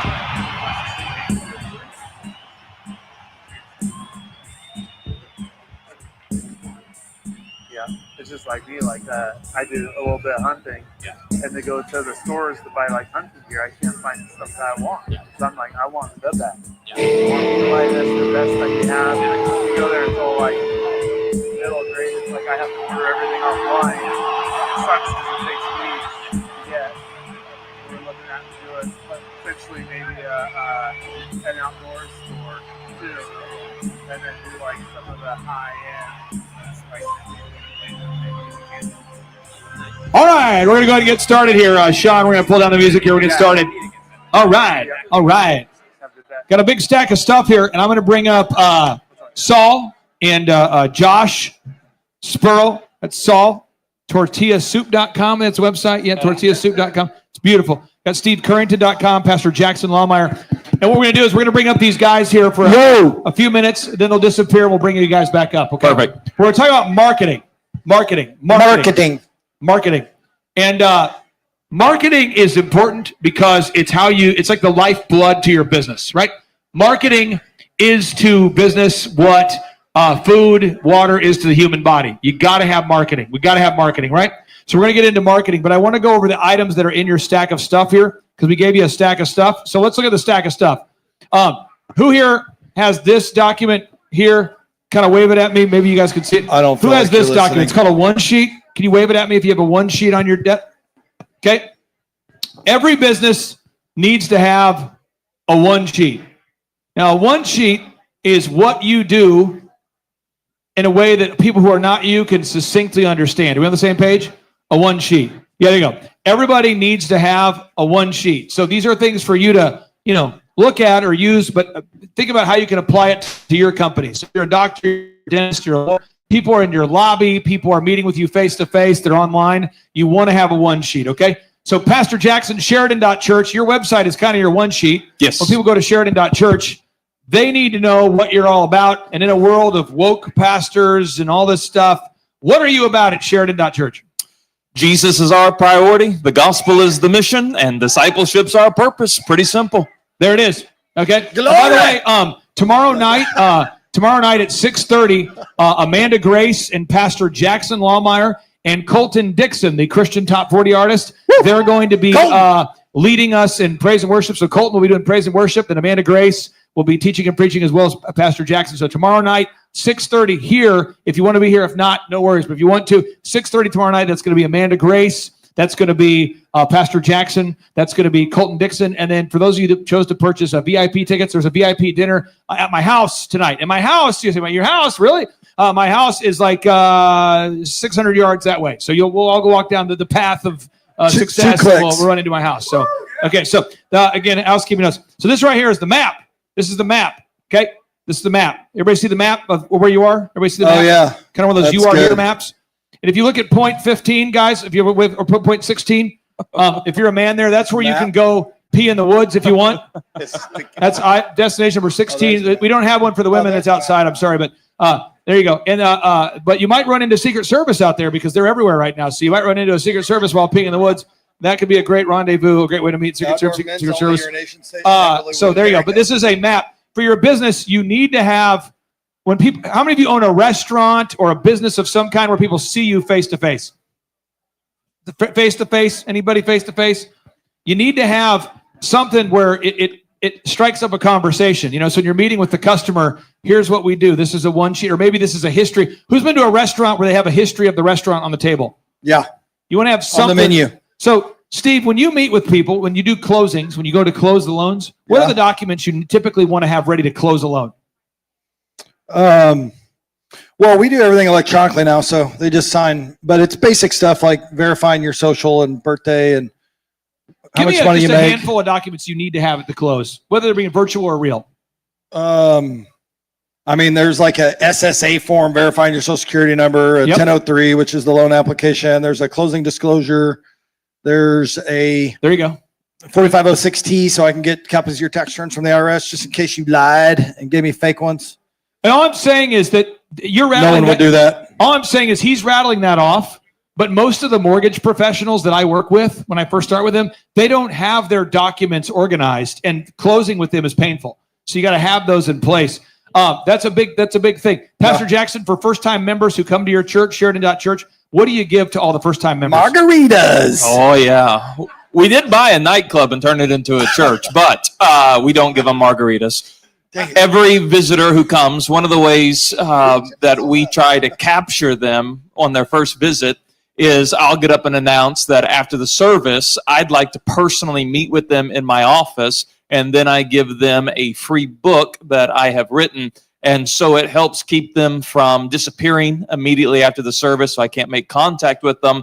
And then inside the office, whenever they come back, we collect all their information so we can follow up with them, and it's been a very good formula. And again, we, as an organization, I'm not trying to sell you something, but I am telling you the problems that we solve. For a lot of our clients, we help them write books. That's what we do. So we do books and typeset books and book covers, and there's a lot of the stuff that we do. But you need to have something tangible, okay? So if you're taking notes on page 0, what do you need? You need to have a one sheet for your business. This is a marketing tool, okay?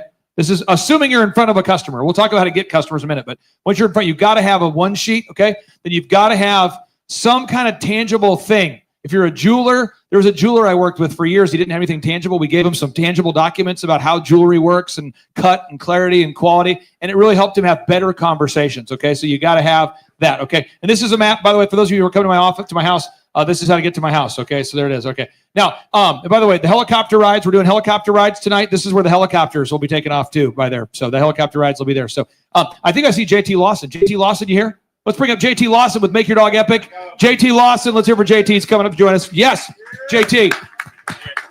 All right, JT, we're talking about marketing. Nice. And you have a big booth at the State Fair right now? Yes, we do. Talk to us about the booth.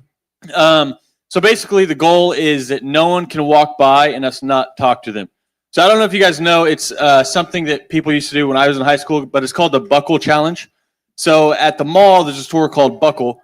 And the goal when we were in high school, because you had nothing better to do, was to walk from the front of the store to the back of the store and then back and not have one employee talk to you. And you did it because it's impossible, because they will swarm you. They see somebody come in and like, hey, can I help you? What do you need? Do you want jeans? What do you need? And that's kind of how our booth is we have dogs there. We have a big booth and we're doing tricks with dogs. But the goal is no one can walk by without one of us talking to them. So rules, I don't put chairs at our booth. That way people can't sit down. So a lot of vendors, they hide behind a table and they sit there and they text all day. We don't have that opportunity because there's no chairs. And then all of our tables are to the back, and we're approaching them, and the dogs, they're all placed out front, and then we're doing tricks with them and stuff. So we have dogs jump on fire hydrants and do tricks. Marketing, folks. If you go to page 123, page 123 in your book, marketing. What you need to do is you need to figure out how are you going to get in front of your ideal and likely buyers. Because how many of you have ever watched like an entrepreneurial podcast and the guests on the shows talking about life balance or the importance of giving back? Have you seen these interviews? And the CEOs talking about giving back and life balance and self-actualization and Maslow's hierarchy of needs and buying Bitcoin and the future of money. Have you seen these podcasts? Meanwhile, you're going, how do they sell anything to anyone ever? That's what I want to know. Okay. That's what I'm talking about. Okay. So if you go to page 123, you can see many of the most popular and effective forms of marketing. And I encourage you to circle 3. Choose 3. Going back to JT. JT, make your dog epic. There's 3 ways to make your dog epic. There's a lot of ways that you reach people, but one is you're getting in front of veterinarians, getting in front of people in the dog space that can refer you. 2, you got the trade shows. And then 3, you got search engine optimization. Why can't you just be all search engine or all trade shows or all referrals? Well, because if one of them stops and you only have one, then you fail. So we went through, from personal experiences, we've had Google Maps just taken down. And then if that was our only source of lead, then we have nothing. So it goes from a lot to literally nothing overnight, and you've planned on a lot. So if you only have one way of people finding you, well, if that way fails, or if there's no trade shows in that season of the year, well, then you can't get leads then. 90 miles an hour, going to use Josh Pearl. Again, he works in the accounting space, bookkeeping space. How often do entrepreneurs throw money at marketing that doesn't work? Oh, all the time. Yeah. When we see the ledger of the things that they're spending marketing on, like how many people are still buying that Yellow Pages ad that you talked about, Clay? Like people are still buying it today in 2025, and it's insane. And I hear a lot of people say, well, I'm getting my name out there. Well, I'm not talking about that. I'm trying to generate leads, okay? So marketing, if you're taking notes here, I encourage you to write this down. Marketing is defined by me, page 123. Marketing is getting in front of your ideal and likely buyers in a way that produces sales. Marketing is getting in front of your ideal and likely buyers in a way that produces sales, okay? Not just getting your name out there, okay? So I want to go to you, Steve Currington. You sell mortgages. This just in. You're not the only person to sell mortgages. Who are your ideal and likely buyers? Any human with a credit score and a job, I guess. And we get a lot of them through Yellow Pages because we are AAA mortgage, and that's how they find us. That's we're at the top of the list. That's a reverse pro tip from Steve Currington. Yeah. Now, JT, got to ask you back to your business, and we'll go to Saul here. Again, your dog training business. Who are your ideal and likely buyers? Do you see any commonalities, any patterns? Is it primarily men, women, old people, young people? Who is hiring you to train their dog? People with dogs.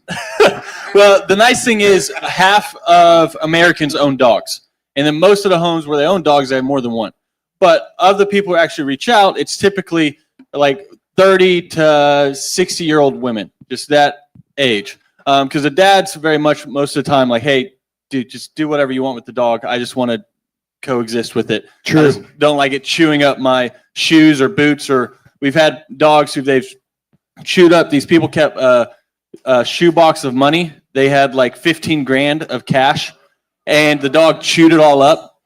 And so they were like, yeah, what's paying $3 grand to train the dog when it already costs us 15 grand? So is it 70% women that call? Is it 10%, 50%? Do you have some sort of number you see? Yeah, it's probably between 50 to 70% women. Because the men are like, just shoot it if it doesn't mind. Just run, go get another one. That was a bad one. We can get another one. Second rebuke of the day, don't put your dog down. Go to make your dog epic. Back to you. No, you don't JT. put him down. You just send him where he can live on a farm and run and play. Back to you, JT.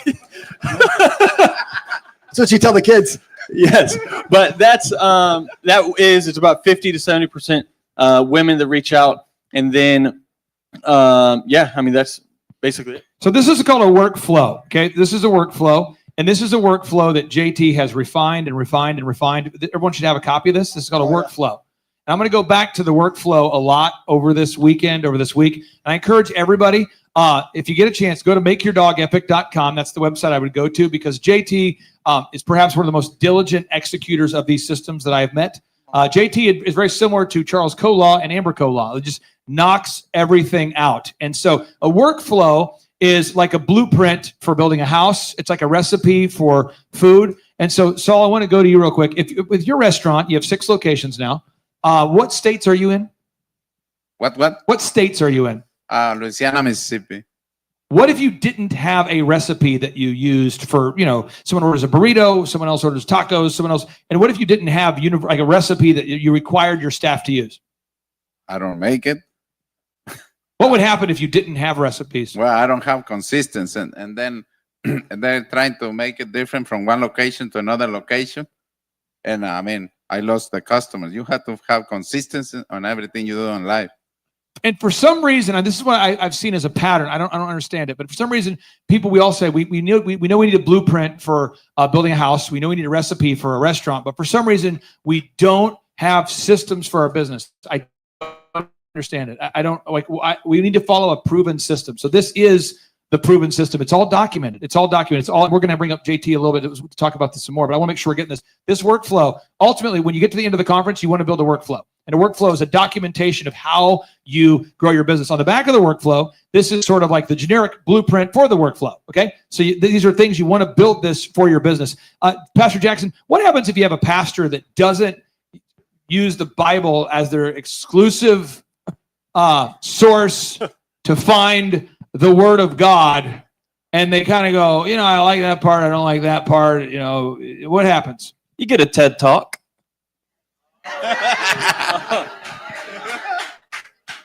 Right? I find that this happens a lot where people are going to a church now where the pastors are primarily talking about an experience. Like, well, I went to the mall and then this happened and then I figured out that, we just all should open the door for people, Yeah. And if you get enough fog and enough loud music, it makes sense. If the skinny jeans are just tight enough, the pastor makes sense. If he's in shape and he's running around, he's bouncing around, then all of a sudden you're like, wow, it seems. But over time they start to say crazy stuff, and so you want to have the book that he's going back to is the Bible, and therefore okay, this is like the well he's going back to. Make sense? So what are a lot of pastors? I see a lot of mega pastors now that are not using the Bible. Or they actually are telling. I'm seeing pastors that are actually telling their associate pastors not to quote the Bible. Are you hearing this? Yeah, that's actually a common thing because they want to be relevant and they think the Bible or the name Bible or Scripture is kind of like archaic and religious. And so the thought among many is to paraphrase what the Bible says without quoting what the Bible says, which is kind of like a oxymoron.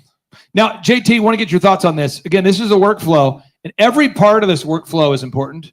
And what if you were to execute all the marketing steps here on the left of this workflow, but you were to not follow sales scripts and record the calls? Or let's just say that you decided to get rid of the first lesson is 50 cents. What if you decided to make the first lesson $1,000? What would happen if you changed just the first lesson? You got rid of the 50-cent offer and you said it's going to be $1,000 up front. Or if you just changed just that, or you just let the callers not follow the scripts, what would happen to the whole thing if you got rid of parts of this? Yeah, well, each part is intricate. And so you have to think about when somebody comes to your business, what are all the touch points? So they first hear about you how. Then when they hear about you, they go to your website, and then what are they seeing? And then once they call, who are they talking to? What are they saying? And then after that, it just keeps going. You just have to walk all the way through the business. And so if we charge $1,000 for the first lesson, well, now it's a brainer and not a no-brainer. So Clay will talk about it more, but a no-brainer. But you could be the best dog trainer in the world, and if nobody knows about you, it doesn't matter. So that's why the 50-cent lesson is so important, because then they can try it before they buy it, and they can make sure that what you're doing is great. Now, we come back. I just want you guys to look this up. JT, if people want to see you and your dog at Yankee Stadium, how do they find that? You can go to Instagram or TikTok. I know it's Chinese spyware, but those are TVs. It's okay. Yeah, they're watching. But Chief the Bat Dog is where we post a lot of content of us at Yankee Stadium and stuff. And you're the official dog. You provide the official dog for the Savannah Bananas. Yeah. So the Savannah Bananas, they asked me to train a bat dog for the team called the Firefighters.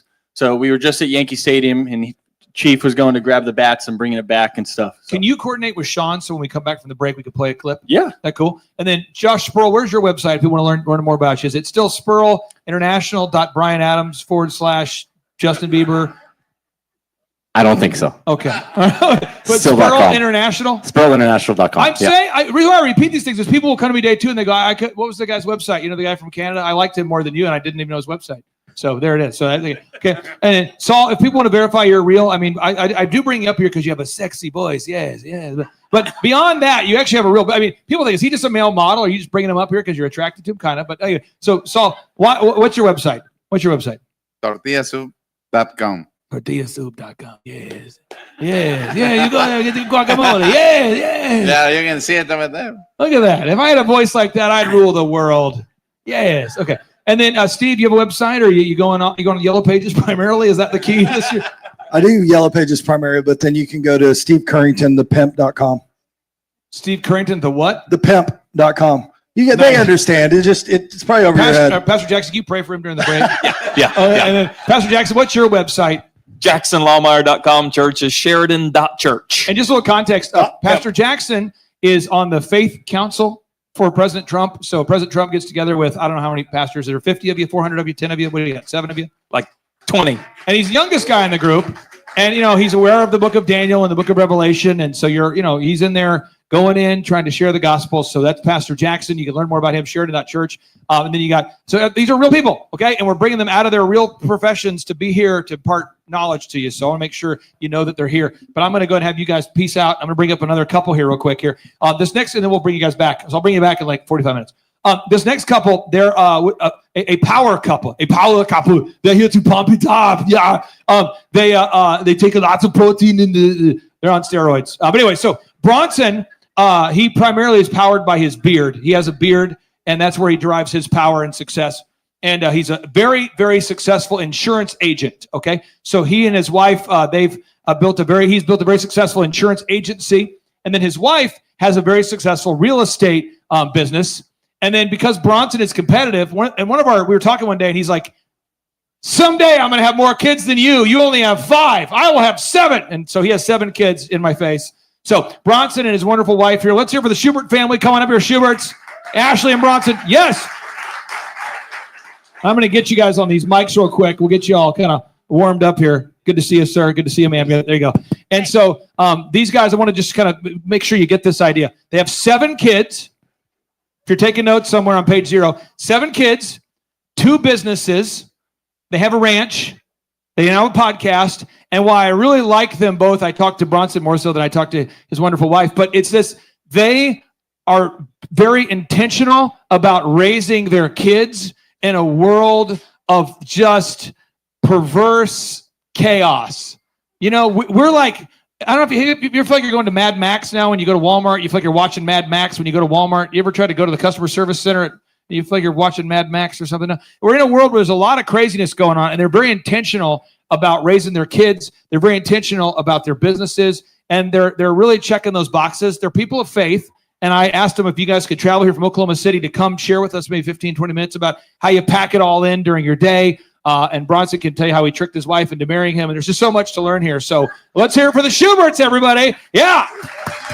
I'll come back. Thank you, Clay. So Clay's wrong on one thing. He said we have 2 businesses. I think we're up to 11 now. So I think we have 11 LLCs. Yeah.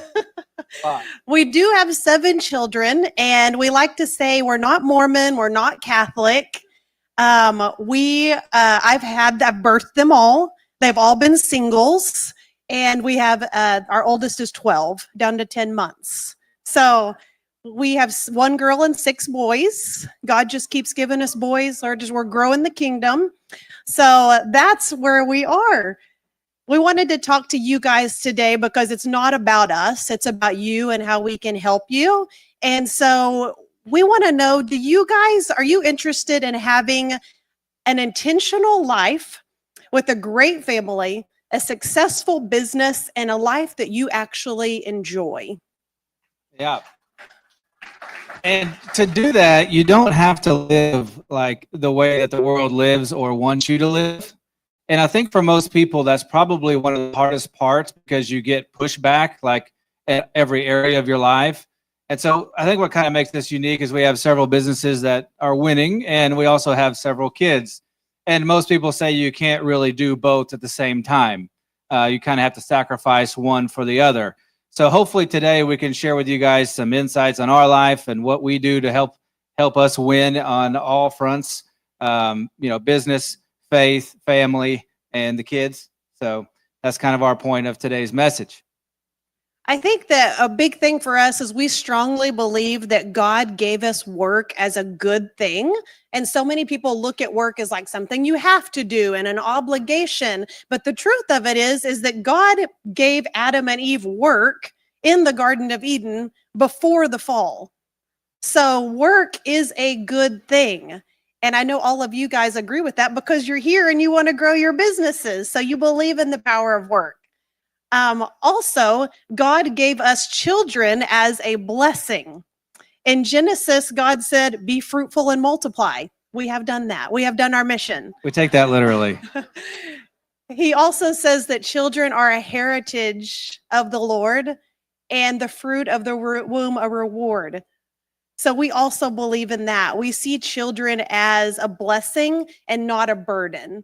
And the world oftentimes, especially today, sees it as the opposite. Yeah, the world does. It's like, I want to be done having kids so when I'm 45, I can just live the rest of my life and do whatever I want to do. Or I'm going to go work at the office all week long, and then my kids are going to grow up and they're not going to know who I am, And that's the part that you have to learn to balance and be intentional with, is because I think a lot of business people talk about the grind and they talk about the sacrifice, and you do have to do all those things, but you can do it while raising a family and while keeping your marriage together. For me, there would be no bigger failure than to grow my business and then lose my family. That would be completely pointless. And I think we all know a lot of successful people later on in life, maybe in their 50s or whatever, and they're getting divorced and their family fell apart, but they got a pile of money. For us, that's never been the goal ever. Our goal has been to have a successful marriage, raise successful kids, and do successful businesses. But the point of that is to fund the family and be able to do what we want to do and have financial freedom. So we have to do it all at the same time. A huge part for us is being intentional with our lives, because as we know, if we're not intentional, life just happens. And then you look up and you're like, well, where did all that time go? So it's really about being intentional with the time we have, the time God's given us, and how can we make that the best it can be. Yeah, so let's give some practical examples of like intentionality and maybe help you guys. So when you have like 11 different companies and 7 kids, you have to be super organized. So one way that we're intentional is we have a calendar that we share, or we invite each other into events. The other is we have a very strict weekly cadence. If you were to follow our lives, you would see that every week it looks very similar to the week prior. Our important items that are important to our family and our businesses get done at the same time, the same day, every week. One of the examples is going to be on Sunday mornings, you will find us at church. You will not find us at a ball field, right? On Mondays, you will find us working in our companies and going through the weekly to-do list, delegating certain things. We have a fantastic team around us. We don't do it by ourselves. And getting the business going for that week. On Wednesday nights, you will find our family at church. You'll be in a Bible study, and the kids will be at their class. And in our companies, like every Wednesday, Tuesday, you'll see me running a group interview of interviewing candidates. I'll have the same meeting format-wise in all the companies every single week. So while sometimes I think it can look boring from the outside, Clay gives a good one-liner that is, successful people, bore down, and a lot of people suffer from boredom, and they're always kind of running around with their hair on fire looking for the next best thing. We've both been on our fields for 15 years now. Yeah, I've been 13. 13, and I'm 15, I think. And so it's also hard to be successful if you don't pick a certain field and stick with it. We weren't successful for several years, but we knew we would be. But we stayed committed and bored down and constantly learned and was able to achieve that. So we have a podcast now, and I'm going to shamelessly plug that because we've had 2 episodes now. So we would love for you to listen to the Y'all Are Crazy podcast. It is produced by Clay and his team. So on that, we share a lot of practical tips about, we have a ranch, as you can see. So we live on our ranch, cattle, sheep, goats, all that in the country. And so we share a lot of practical tips about raising a family, running a business, doing it simultaneously. And we tackle a lot of these kinds of issues. Something else that we are really big on is teaching our kids the importance of money, the importance of time, and coaching them through everyday struggles, things they're going through. One thing we've been working on with our 12-year-old daughter, if you have a preteen in the room, this is another level. Things change when they hit 12. And so something we've been working on this week is positivity. So it seems like everything that comes out is just like negative. And I'm like, you were not raised this way. Why are you speaking negatively? So we've been working on, okay, if you say a negative, you have to turn it around to a positive. And sometimes these things are tiny. The other day I was like, well, I heard the junior high boys lost their game again. She said, yeah, but they scored their first touchdown of the year. And we're like, well, amen. That is a positive. And yesterday I said, you know how it's been raining just off and on crazy lately. I went on a walk. I got to do one lap. I got back and it starts pouring. And I walked in the house. I was like, well, I didn't even get to finish my walk. She said, well, Mom, at least you weren't at the mailbox when it started raining. Praise the Lord. That is true. So coaching, and it's not easy. Sometimes I want to pound my head against a wall because I'm like, why? But just coaching your kids through the daily. And it would be so much easier to just turn my head and be like, whatever, just do whatever you want. But just coaching them through the daily, they're going to pick up on these things. One of our sons, we talk about, our boys are really, all of our kids are very athletic. Our main sport is wrestling. If we have any wrestling fans in here, that is our favorite sport. We love it. And our boys are very good at it. During the summer, one of our sons got the chance to participate in a team camp, and he really wanted to go. We wanted him to go, but he finds out it's going to actually be during VBS, and he loves VBS. Vacation Bible School. Yes. And we said, it's okay. You can miss VBS for the team camp. It's going to be good for you. He said, I can't do it. He said, I need to be at VBS more than I need to wrestle. For an 11-year-old, that's pretty impressive. Same son had a wrestling camp Friday, Saturday, Sunday. We're like, okay, you can miss church. It's okay. It's Friday, Saturday, Sunday. He said, I need to be at church on Sunday. God will reward me, and I'll be a better wrestler if I'm obedient to God. So things like that, it's not that we're preaching at them. It's that they're seeing what mom and dad value as most important, and they want to emulate that. That's our goal. Sometimes we look at each other and we're like, are we doing the right, are we doing this right? It gets harder when they get older. When they're babies, you're like, I could write a book on babies. I actually do have a book on raising a business and babies. But when they become preteens, now we need a book. So if anybody has a book on raising preteens and teenagers, we'll read your book. Yeah, and through those examples, we're teaching our kids how to live intentionally. And so the world will push you in all sorts of directions. And a lot of, we would give you some advice to figure out, what does that intentional life look like for you? I know Clay's going to talk to you about writing out your goals and what that looks like. I would encourage you to figure out what your goals are. Yours might not be to have 7 kids and a bunch of businesses and all that kind of stuff. But whatever that is for you, you have to figure it out together as a married couple and then go forward with that. But no, when you go forward, you're going to get pushed back all the time. And so those, coaches, don't like it when our kids don't show up or don't come to those things. Now, we set those expectations ahead of time. But and in those moments, we're having to coach our kids about what's the priority here, and teaching them how to deal with the adversity of the world wanting to pull them around in different directions. So important to be intentional. And I want to give women in here just permission that you can do both. You can do both well. You can raise your kids. You can have a business. You can succeed at both. God's going to have to help you along the way, but you can do it, and you can make your own choices and be strong. I've got a lot of questions for you. And if you guys have questions too, feel free to ask. But I want to give you some context. Bronson, your business, you sell insurance and you have a call center.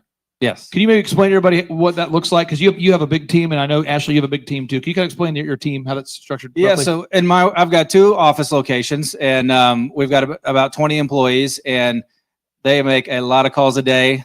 Very similar energy to here. You walk in, and there's music playing, and there's desks standing up next to each other, and people are just high-fiving, hitting gongs, clapping, selling policies. It's great. And you, Ashley, you've got a big team, real estate team. How many folks are on your team approximately, or tell us I about have that? 18 agents and 3 staff. 18 agents and 3 staff. Okay, so they just give you some context there. So question I have, number one, a lot of my clients will say to me, I encourage everyone to just jot this down. This is good stuff for page 0, okay? They'll fight me on the idea of having a to-do list. I'm just going to start there. We'll kind of get into more detailed things, but the to-do list is what needs to get done. So today, if you have a ticket tonight for the VIP thing, we're going to serve you a meal, okay? And it's crazy, but I paid for it, or you paid for it, or I took the money from you and paid for it, or however it looks like. Somebody, it was purchased. We had to pay for it, And the catering company, I use the same folks at every single event we do. The company's called Goodies, okay? And they do a good job. And it's crazy, but the lady who will be serving you guys tonight and who kind of serves as the manager of the whole thing, I used to DJ with her gigs. So I've probably DJ'd 200 gigs with this lady, who's now going to be here tonight serving food. Great lady. And but if they messed up our orders or got things wrong or skipped stuff or I wouldn't go back. And you guys are both to-do list people. So I want to go to you, Bronson, get your thoughts. How important is it at a conference like this or at church or in your business where you actually take what you're learning and you're putting it on a to-do list and you knock it out? It's super important. I'm big on to-do list. We couldn't do it without a to-do list. And it's interesting you bring that up. We had a successful man come to one of our churches and speak, and we had a private room and people were gathered around. I was the only man in the room that had a notepad and was taking notes. Now, Ash, I'm not saying you agree with this, but it's a true story. Years ago, there was a man who was a very successful minister. He was one of the most successful ministers in Oklahoma at that time. His name was Bishop Carlton Pearson, And he was a guy who I hired him to teach me speaking and a lot of things. And Carlton was a big influence in my life early on. And Carlton used to talk about, Clay, there's a disproportionate amount of financial miracles that take place amongst the note takers. And I'm like, what? He's like, I don't know what it is. I want to get your thoughts on that. Because I think sometimes as Christians, we have faith. Some people here are Christians, we have faith, but we also have to do the work. Hebrews chapter 11, by the way. You have faith, you do the work. Hebrews chapter 11, by the way. So it's like by faith, we have to take action. It's faith with action. It's not just to-do lists and knocking stuff out. You also have to have faith. What's the balance for you as a woman of faith and knocking stuff out? I love knocking stuff out. I love having a notebook at church and taking notes. I love having a notebook in my purse, and I take notes on my phone all the time. And I like putting that green check mark when I get things done. So Hebrews 11:1, faith is the substance of things hoped for, the evidence of things not seen. There it is. I just encourage you. I encourage everybody, have one to-do list for your one life. Okay. So my list, just if you're curious, today it's a lot of it, like the helicopter is going to get here at a certain time for the VIP helicopter rides, and the caterer gets here at this time, and we have Secret Service everywhere, and so I got to make sure that we're following those protocols and the whole thing, and so there's a lot of things on my to-do list that we just can't miss a step. Makes sense? So you got to have a to-do list. Now the calendar, next thing, calendar. You got 7 kids, 11 different LLCs. You got, and you got one life, and I find that couples a lot of times get into arguments. Not on purpose, but it's because his calendar and her calendar, they don't match. And so I thought you were going to go pick up the kid. Oh, I was going to go pick up the kids. Oh, that's and the kids will see mom and dad fight over where, you were supposed to pick them. And then the kids feel like a burden because the parents aren't organized. Make sense? So I printed off a copy for you guys. This is my to-do list. It's the yellow. You can see this is like a typical to-do list for me.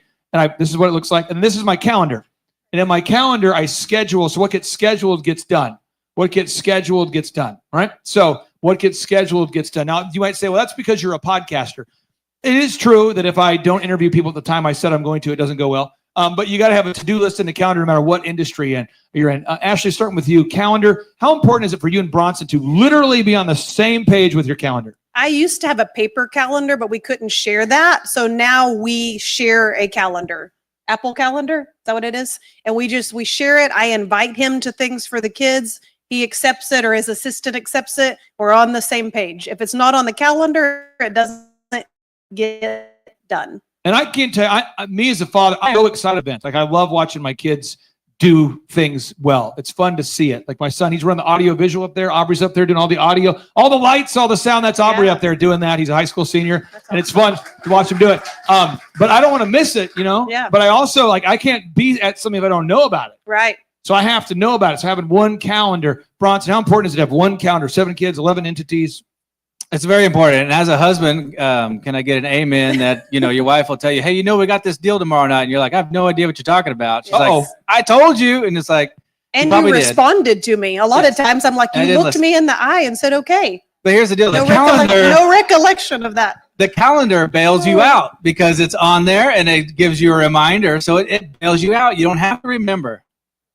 Time management. Now, the next thing, this is big. It's, you write this down on page 0. Okay, you got the calendar. You got the to-do list, okay? You got a calendar to-do list. But the word culture means that which you allow to grow. Someone should write that down. The word culture is that which you allow to grow. And the people who work for you are not going to have a calendar, and they're not going to have a to-do list, and they're not going to do anything unless you follow up. Point number 3, calendar, to-do list. 3, follow up. You have to follow up. So you guys have a ranch. And I'm sure you have great people, and I'm sure you never have to do this, but you have to say other people have to follow up with the same person for the 17th time about the same thing. I'm sure this never happens with your staff or my staff, but I'm sure other people have this problem. But you have to follow up with someone and say, hey, did that get done? Did that get done? And you got to follow up. And I find that if people who are adverse to following up, they can't get the content written for the site. They can't get the call center to make the calls. They can't. If you don't follow up, it just won't happen. Talk about the follow-up process. You have to be okay with being the one that follows up and not worry about hurting feelings. You know, if you don't follow as a business owner, the ball gets dropped, your business doesn't do good, your family suffers, the list goes on. So you have to be following up and making sure, because if you don't, it won't. Follow up, follow up, follow up, follow up, follow up. So one, you have to have a to-do list, right? And a calendar. You got to follow up. But fourth thing, he mentioned it, about it, the cadence or the rhythm.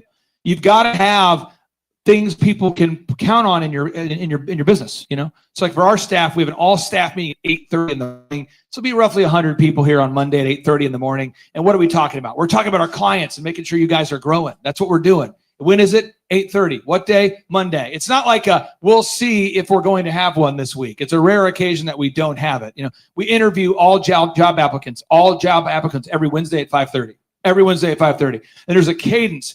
Bronson, what talk about the like why you have to have a daily huddle or a weekly time that you interview candidates. Why do you have to have those things in your calendar as a recurring rock? That's, I think, one of the most successful things that we do that leads to the most results is that cadence. Every Monday morning, we've got a big team meeting like you have. We have a huddle every day around 3 o'clock. A lot of times my team will go outside and take a walk around the building for some fresh air, and that's a good bonding time. And then we have the group interview every Wednesday. For the other companies, it's on Tuesday and Thursday. But the weekly cadence, and your team always knows what's coming. And and our kids, we talk about that too. Our kids don't say, hey, are we going to church on Sunday? I mean, they know we're going. Is Danica here? Is Jordan here? Jordan here? Danica, Jordan, Danica, Doctor, they here? Cornerstone Fence, are they here? Danica, Jordan, Danica. Okay, maybe not. Okay. Merit-based pay. This is big. Merit-based pay. You want to have a pay system in place where your people get paid based on what they do and not what they say they're going to do. Very big difference, okay? Pay people based on what they do, not what they say they're going to do. Merit-based pay. Ashley, in the real estate world, you guys get a commission if what happens? If we sell a property and get it to the closing table. It's interesting. So I think that the real estate industry primarily, and I'm not attacking you or in the real estate industry, I'm just saying this. In Tulsa, I believe there's about 4,000 people with real estate licenses running around. And Bronson, I have no idea how many insurance agents there are, but I think everybody has an insurance license. If you graduate from some university, you get an insurance license. Most people have one, right? And then, I mean, there's so many insurance agents and real estate agents. And then what happens is we get the business card. I'll walk you through the process of becoming an agent. This is what you shouldn't do, but this is what they do. We're going to get a business card. I'm going to get some headshots, but I got to lose some weight first. I'm working out, working to lose some weight, to drop 10, going to Photoshop that, use some AI on that, slap that thing around, look 20 years younger. Now I'm a real estate agent. Now I'm an insurance agent. I got that part. Now I'm going to get one more. I don't like my headshot. I'm going to redo the headshot, Bronson. I got to redo the headshot. I don't like the headshot. Ashley, can we redo the headshot? You know, I want to redo the headshot. More headshots, more business cards. I want to change the logo. The logo, if I could just The logo of it was bigger because its problem is it's small. It was bigger. I want my tree to have a feeling, but be an animal, but not too pervasive, but kind of patriotic, but oddly. You got to get to work. Right. You got to get to work.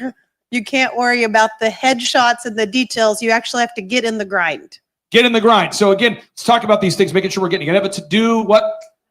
Got to have a calendar. Got to have follow up. Got to have. You have to have a cadence for your organization. You have to have a rhythm. You have to have a rhythm. You have to have. This is when we're. So for me, I always have my Monday morning meeting because just be telling you this is real. That's when I want to be done being pissed off. So I got to be pissed off and then be done being pissed off by 10 on Monday. Because Monday, we have great people that work here, but there's usually 2 people per Monday. Well, this is a new thing. Who has employees? Who has more than 50 employees? Who has more than 100? Okay, so we're alone in this conversation, but this is what happens. They will text me and they'll say, I think I'm having a mental breakdown. Which causes me to want to cause another immediate mental breakdown for them to experience. Because they're like, I think I'm having a breakdown. I can't come. How many of you have employees that this happens? And they always have car problems. I can't have one. I've been self-employed since I was 14 years old, and I can't have a call. I don't have sick days, but they always have a sick day. Usually they just rotate. It's like I got the sniffles. Super physically fit people with lower back problems always on Mondays. Have you seen this? What kind of do you see this? Yes, all the time. Yeah, and so I'm just telling you. So Monday, I like to schedule Monday because Monday is like, okay, let's have that meeting. Let's figure out who's on our team, who needs to be replaced, who's doing a good job, how it's going. Monday. So I like to have I don't want to have my Monday meeting on Friday. You know why? Because I want to have a great Friday. Yeah, true. I want to be pissed on Monday. That's the day I want to be pissed. Bronson, maybe you have a different. When you do the interview, there's a certain mindset you have when you're interviewing job candidates. Why do you have to have it at the same time every week? And why can't you just move it around? You have to control your calendar. And so we do our interviews on Wednesdays at 5, and we'll have people, can I interview Wednesday or Tuesday at 11 or this or that? And it's always just a no. We have the same time slot, so I can control my calendar. Actually, if you if your family's cadence, if you start saying, guys, we might go to church this Sunday, maybe next Sunday, we're going to maybe try Saturday night, we're going Friday night. What happens if you don't have that cadence or that rhythm for the family? Then they don't know what to expect, which causes, if you have the choice whether to sleep in or not, you're always going to take the easy route. Something we didn't say that we want to say, just because something's hard doesn't mean it's bad.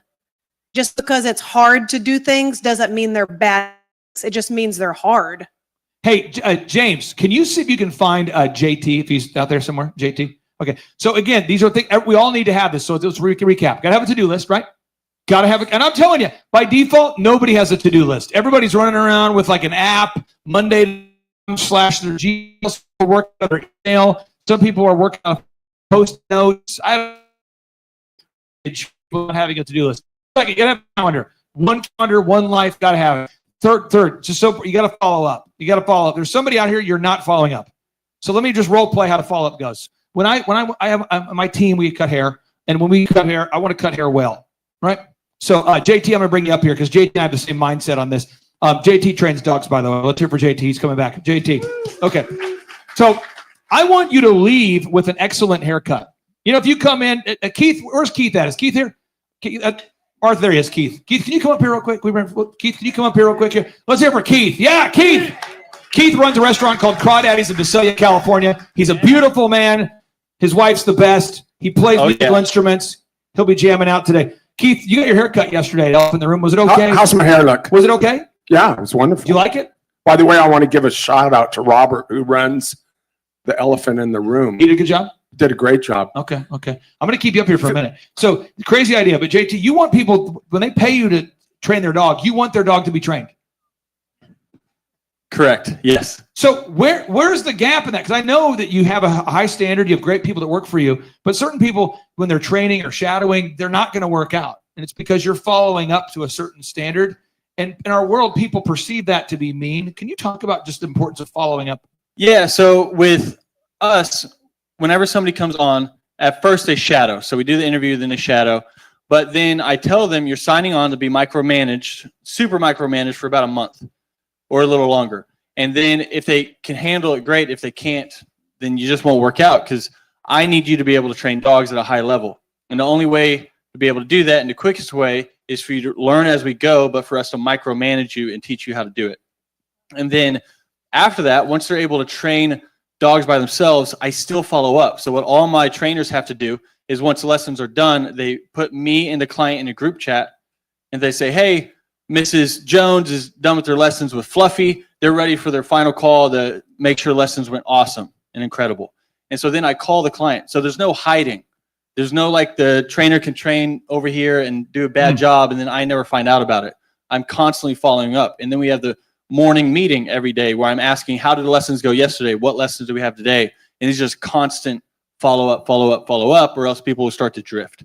So Ashley, with your business, you're a real estate agent. So you have a certain methodology with which you want to sell houses. How important is it following up with new agents that maybe come from a different culture and they maybe are not doing it exactly to the standard? How important is that just relentless follow-up? I love agents who come from a different culture. I actually prefer that because it makes my culture look so much better.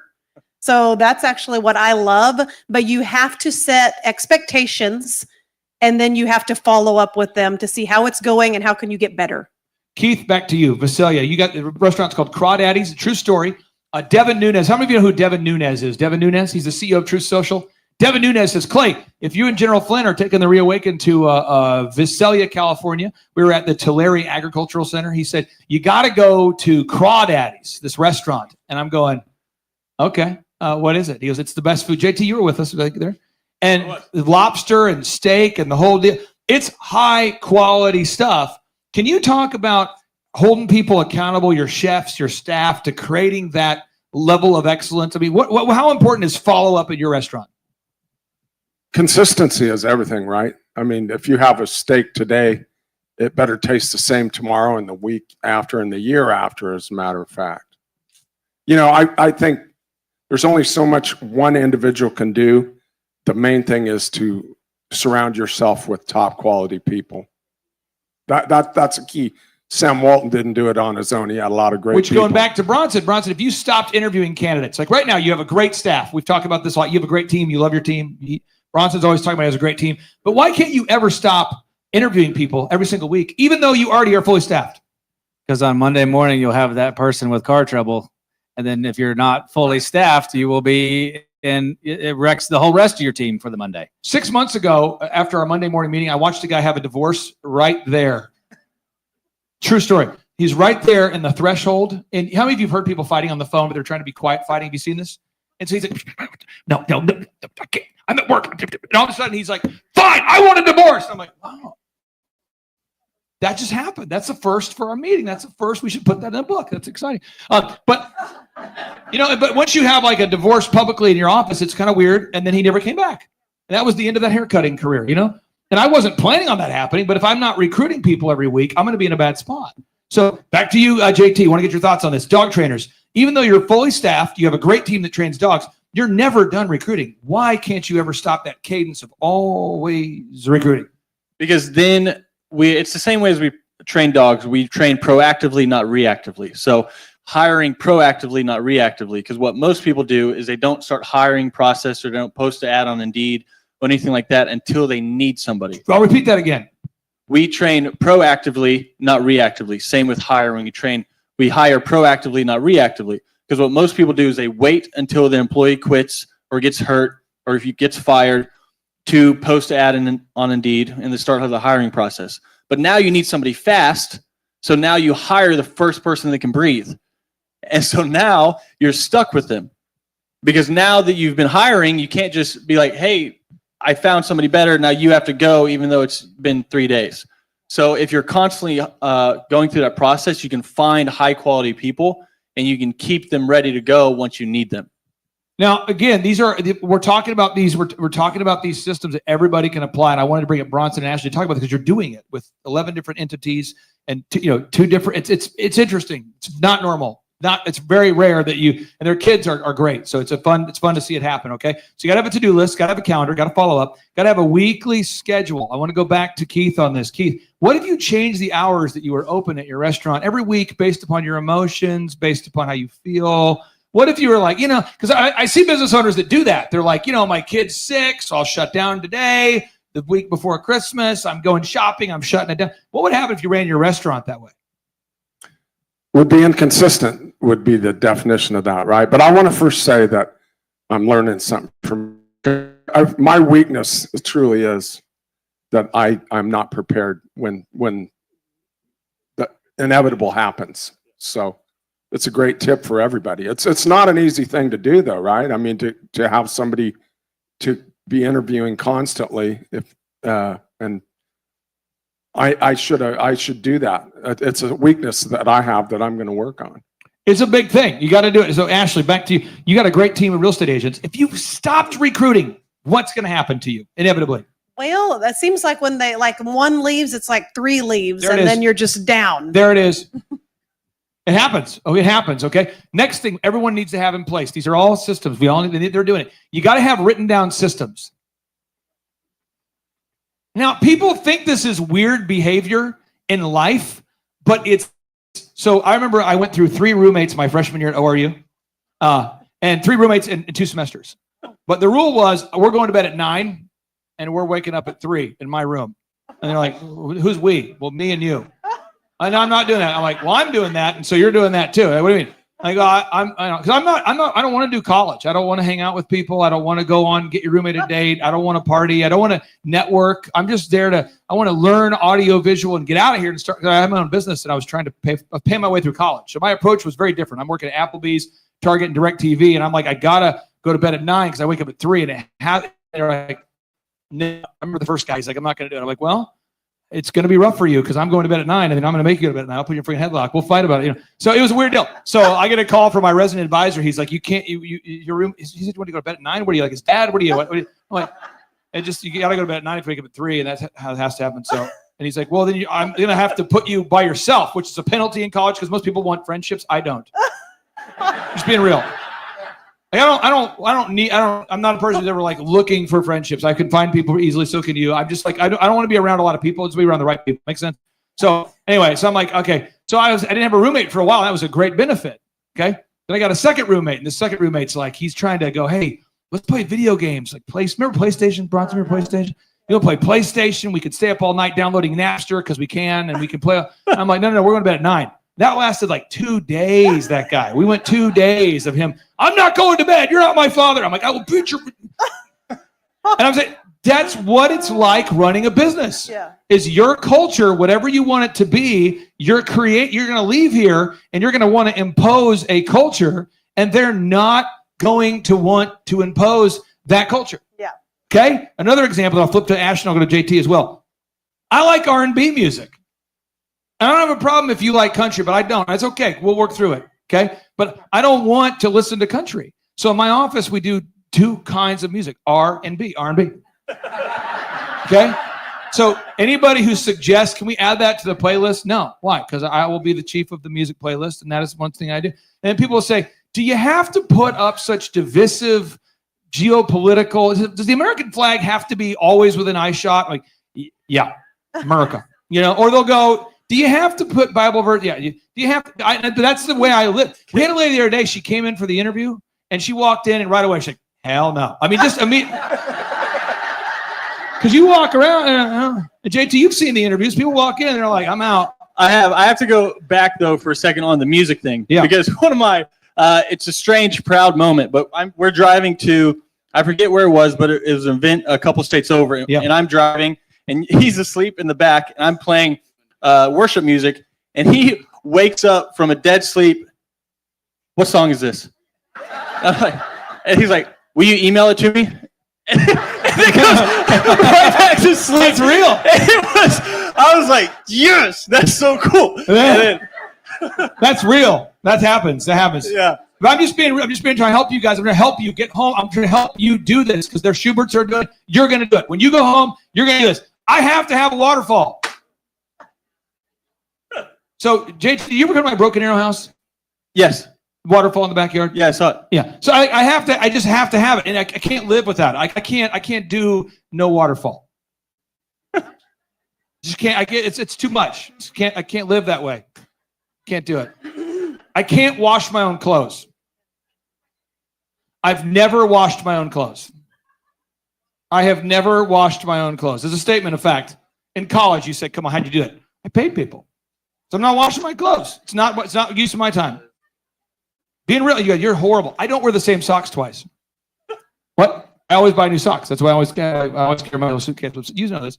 The idiosyncrasies. And I tell them, I think I don't try to be super bougie, but I guess in a way I am high maintenance because I'm always going to wear new socks. I just can't wear the same socks twice.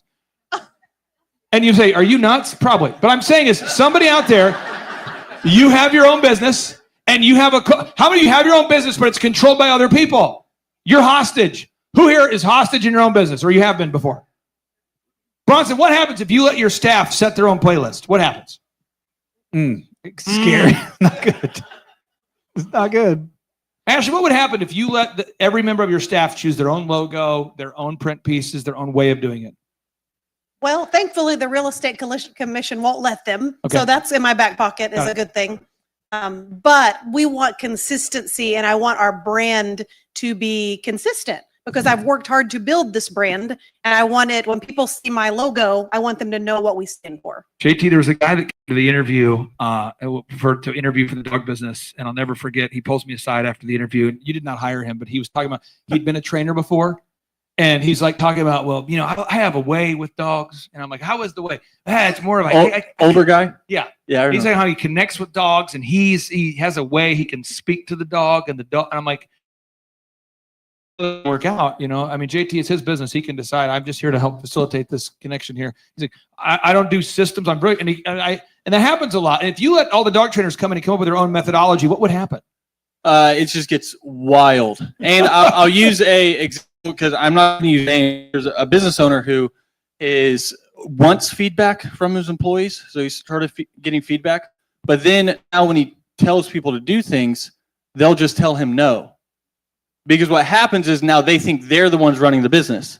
And so now they think if you put a print piece, so there's that fine line. So you're asking for feedback, but now what happens, they're like, oh no, that wrap looks bad, or that looks bad. No, I'm just not going to do that. So he asked his employee, hey, you're using a company credit card. I need you to make a list of what you're spending it on because I have to turn it into the accountant after. So we need a receipt for every single thing. Makes sense. And she just said, no. I'm not going to do that because that's more work for me. You do it. And these are the exact words that came out of her mouth, and she's still working there. But now what happens is culture is that which you allow to grow. So then it festers. So now it goes from there because now you're good employees that are doing awesome. They see this employee talk to you like that. They're like, this bad employee gets to talk to him like that. Why don't I? Like, I know better. And so then it gets weird fast. So I want you to think about your life, think about your business when you get back to your office, okay? And just jot this down on page 0. Think about it. There's a checklist, okay? Sites. What visuals do you want in your office? Sites. So think about it. When you get back to your office, like you become the environment. The environment impacts you, right? So what are the sites that you want in your business? So sites, the sounds. Keith, you've got this restaurant and you got live music down there. Live music on the first floor? Every First night, floor. once a week, once a month? Yeah, 4 or 5 nights a week. Oh, it's beautiful. Thank I you. love that place. It's the best. But it's a good energy there, live music. But it might be too loud for people that don't like live music. How would you describe the first floor? Well, the first floor is the live music, and then if you want to dine, you can dine upstairs. Where Second floor. I ate with you and Devin that night. Yeah. So then the third floor, is the third floor even, if we talk about the third floor, is that a secret floor? Or is that, No, we it's can't a talk- residence. Okay. We had dinner with you and General Flynn up there. Yeah, And the that third was a floor. great experience for us too. But culture is what you allow to grow, right? Okay, so sights, sounds, okay, sounds, smells. Smells. I love pinion wood. That's the only smell I recognize. I don't like perfume. I love people that wear perfume. It's great for you, but not for me. I don't know. It's a thing. I love pinion wood. Pinion wood. You guys know what pinion wood is? It's like a wood that repels insects primarily. It's kind of sweet wood. It's found in New Mexico. I like it. I'm always burning it. I have a problem. I'm always buying that and new socks. Pinion wood. So sight, sound, smells. Okay. Experiences. You want to script it. Okay. Script it. Who's been to the Rainforest Cafe? Oh, yes. Oh yeah, tell me about it. Tell me, Santa. Okay. You want sight, sound, smells, experience. You've made your insurance process. If people buy insurance from you, it's not painful. Walk us through why your process is not painful to buy insurance from you. How's it different than the traditional insurance model? We have a detailed script and checklist that each rep will follow. Therefore, it's consistent. Sights, sounds, smells, experiences. Okay. It's very important. And the final thing is the people. What kind of people do you want to work with all day? Like, I want to be around people that I actually like being around. That's crazy, controversial, but I like Darren. He's hilarious. This guy, he's fun. He's very successful entrepreneur, but he's kind of a secret, sneaky. Have you ever seen Mr. Deeds? Yes. You know the sneaky guy who hangs out with Adam Sandler, who's always sneaking up? That's how he is. He knows a lot, and you won't tell you a lot, but then when you ask him, it's like machine gun wisdom. This guy, Darren, super awesome. I like Ryan Wells. He's a great guy. Ryan is always bragging on his wife. You can be talking about something else, and he's always like, my wife's the best. I like that. That's kind of fun. He's always like, she's the best. I like that. I don't want to be around people where there's a friction just being around them. It makes sense? Sights, sounds, smells, experiences. Okay. Any other questions? These guys have created a family culture, a business culture. Does anyone have any questions for the Schuberts about how they do it all? They got 11 LLCs, they have 7 kids, pray for them. A lot of going on there. Any questions for the Schuberts about how they do it? Anybody? In the back? Yes. What's your question there? Just kind of shout it out with some passion. With 11 LLCs, who are the different managers? Bronson, maybe you should fess up to your Caribbean fake companies. Yeah. Bronson. That's mainly my duty. And then we also have very good managers in place for the actual busy growing companies. Some of the LLCs are more for liability protection and holding assets and rental properties and stuff like that. But I manage most of them, and then we have good managers on our big businesses. Any other questions for Bronson or Ashley? Yes, ma'am.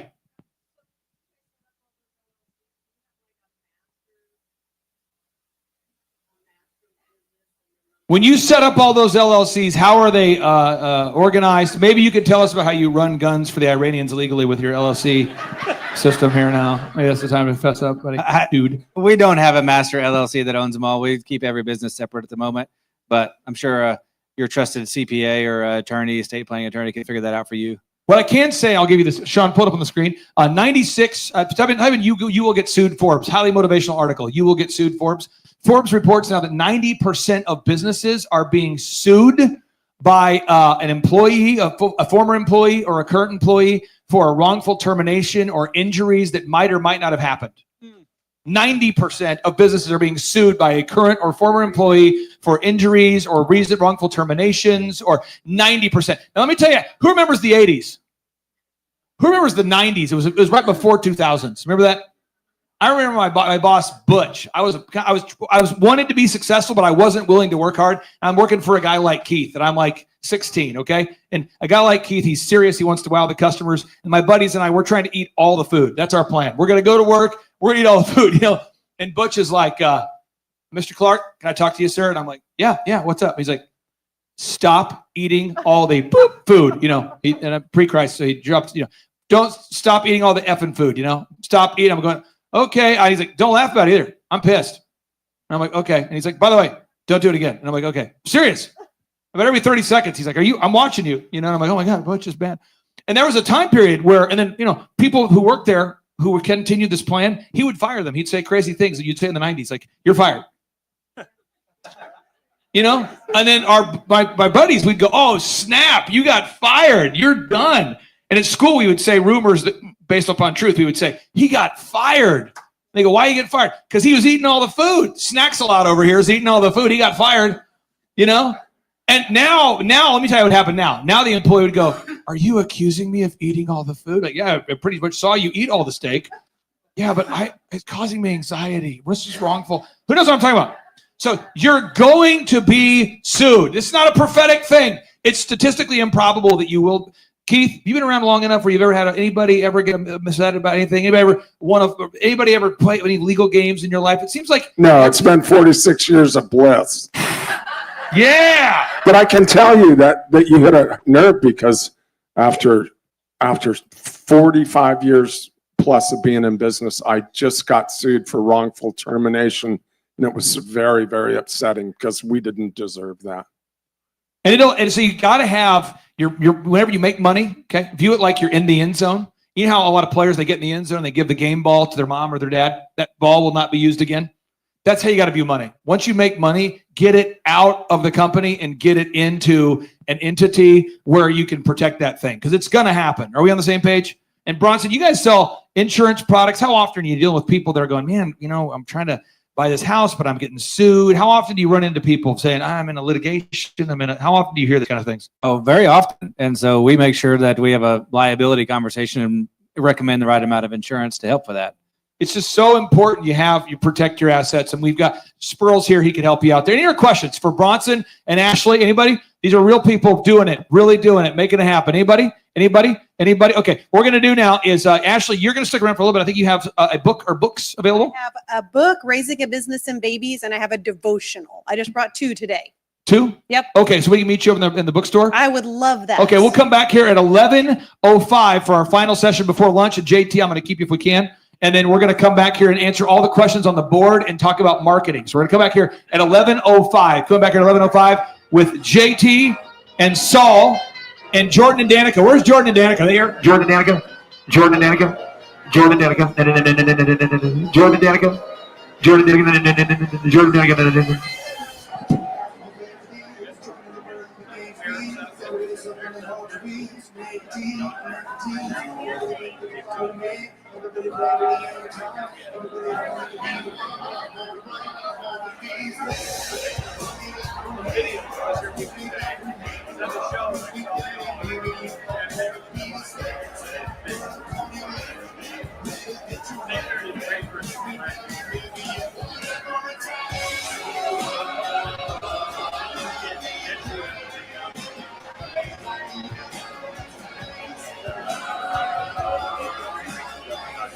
Hi, I wanted to say hi. I'm Iris, Mel's friend. You do? Okay, I didn't know if you were giving me. Yeah, she's going to be here in a little bit. We texted months ago, but thanks for having me. I'm so glad to be here. I've already met some really cool people. I would argue we have some of the best people on the planet. I might need to move out of LA.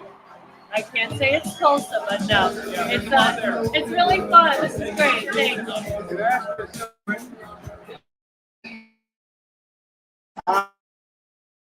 I don't normally wear scents, but I stuck in my car and made my spray of the stomach.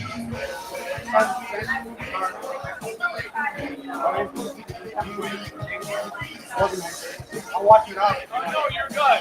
You're good. Well, let me ask you a couple other small technical questions. One of the things you said the VIP, something about deals, and you also said something about helicopter flight.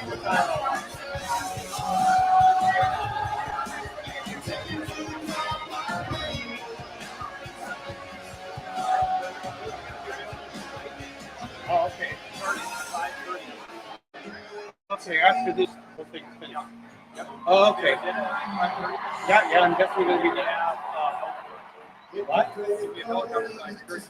Oh, fantastic. I do want to talk to you, but I'm absorbing things right now. So maybe I'll talk to you tomorrow, or maybe I'll stay this Saturday. I don't know. I don't know. I appreciate it. Okay, okay. I drove here from Toronto.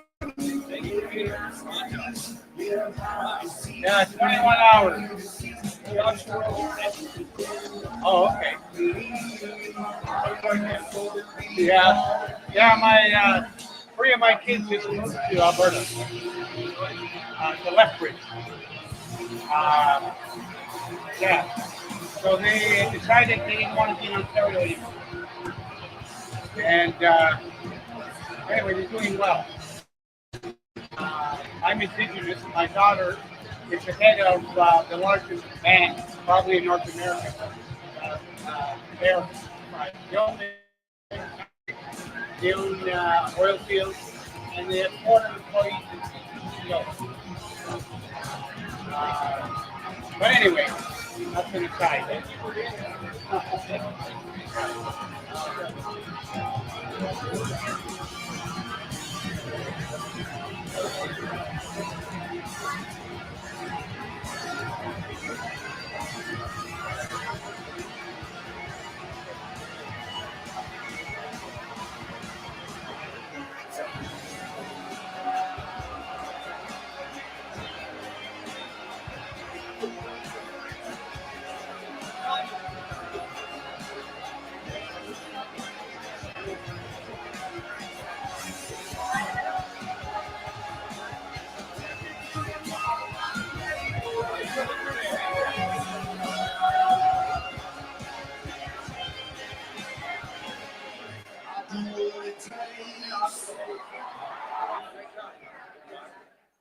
Listen to me. This ain't for the weak and the uncommitted, okay? Listen to me. You don't count how many breaths you take. You don't count it. You get to a point where you don't count it. You just do whatever it takes to get whatever you want. Okay, I'm gonna say it again because you gotta catch what I said. You don't count the cost on this one. You don't count the cost on this one. You just do what you gotta do on this one, and then you look back when it's all over and you see the rewards. You look back and you see I'm not gonna stop till I'm up in my casket. Articles I run my goals, I run my past them. Daily action items I gallery, you know I pass them. Lazy competition, knock them out, we ain't bragging. We're just tracking, we ain't slacking. Start ever. I ain't going back to back then. Every job then, I was looking everything. Working 90 hours a week, that's what I've been. Started from the bottom, right now I'm on top. Ain't gonna slow down, ain't gonna stop. Eyes on the prize, I'm headed to the top. Locked in, working like a missile lock. I ain't stopping, I ain't going. I'm just finding my thread. I need a Rolex, it's all focus. Teaching success is all I've ever wanted. Yeah, I will never stop and never slowing. To do whatever it takes. I take those shots and make what I make. I got 10,000 left in the tank. Doesn't matter how many shots you miss. I'm trying to get my wrist on.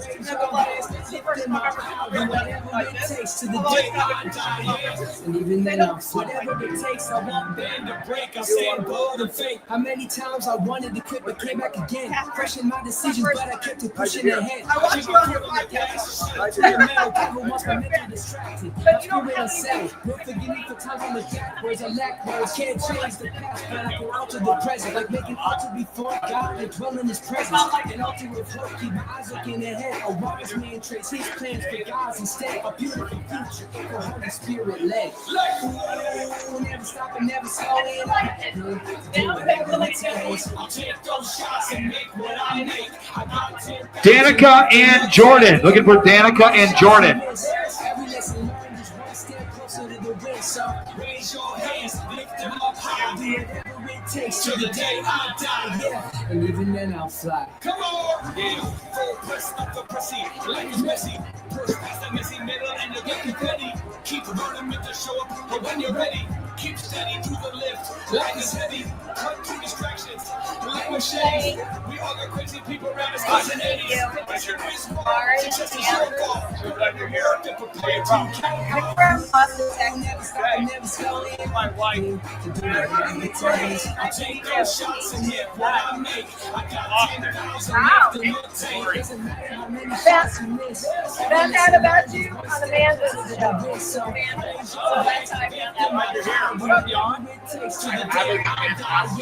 Even then I'll fly. So Write it down, write it down, write it down, write it down. Do you want to get involved? Write it down. Yeah. Write it down. Write it down. Write it down. Start over doing deal. What is this? Will it be implemented or dismissed? Another guns with like syringes. This song was running for the fringes. Pretenders, minds and benders. Tripping for the real with the real contenders. Players of the game like old school Nintenders. People that seek success tremendous. Know that they have to run through the to-do list. Use a calendar, block it out. It's true this. If you want to be successful in the world of business, you better write it down and act upon this. Not writing it down is on the wrong list. Pull quick and I'm no alarmist. If you don't write it down, you'll be the cause of conflict. If you drop the ball and make people nauseous. Catch those dreams and make them profound. Seize the moment, write it all down. Choose another verb and not just a noun. Choose another before you die, decision time now. Catch those dreams and make them profound. Seize the moment, write it all down. Choose another verb and not just a noun. Choose another before you die, decision time now. Any time of the day, write it all down, don't delay. Carpe diem, seize the day. Time is short, no time to delay. Catch those dreams and make them profound. Seize the moment, write it all down. Choose to live a verb and not just a noun. Choose to live before you die, decision time right now. I wanna live, I wanna work to the bone, no quit. I wanna fly, wanna soar, wanna fight like it's war. Make 100 records till we make a hit. I wanna do something, man, do a little more. I wanna go all in, no detour. When I hear God speaking, when I hear that sound, I don't play nonchalant. I write the words down. I gave me a vision and I'm making it plain. Ready for action, pack back to back days. No excuses, let my vocabulary like what if and but it's just cause that's insane. And I'm not doing this so everybody knows my name. But I play the game and not cause a change. But see issues all around and I got solutions. So I'm writing it down and I'm getting to it. Cause our dreams will make them profound. Seize the moment, write it all down. It's a little verb, not just a noun. Just a live before you die, decision time now. Catch those dreams will make them profound. Seize the moment, write it all down. Just a little verb, not just a noun. Just a live before you die, decision time now. Any time of the day, I'll write it all down. Don't delay. All right, folks, we're going to go ahead and get started here. Our next session. We're going to start our next session. Everybody grab a seat if we can here. All right. All right. Okay. Okay. Okay, everybody grab a seat. Everybody grab a seat. It's going to be awesome. It's going to be beautiful. Upper deck people, how you guys doing up there? Upper deck, you guys doing good? Give me the upper deck! That looks so good. Now, a couple things about our conference is I seek to answer everybody's questions. That's why we're having this conference. I want to make sure you leave with all the answers. So we're going to shift into the Q&A portion. But before I do that, can we pull up JT's, is it Instagram or where do we go to find your stuff? Yeah, I pulled up a YouTube video. You got that, Sean? Footage from the actual game, and we have the Instagram up. Okay, let's pull it up real quick here. Let's pull it on the screen. So this is JT. I'll let you narrate. This is JT and Lawson, who owns and operates MakeYourDogEpic.com. If you're watching online, MakeYourDogEpic.com. It's JT Lawson. Back now, Sean, before you play this, so this has been almost a year in the making, but we're finally we're at Yankee Stadium. It's sold out, 49,000 people both nights. So this is the first time Chief, the dog, goes up to grab the bat. So Sean, hit play. I like that. Double trick play and then a double celebration and now Chief. So pause it. So right here, before the game, what they do is there's one of their mascots is called Bo the Beaver. So Bo the Beaver, we have before the game, we have Chief go out and jump on his back. So that way it entertains the crowd and it's a lot of fun.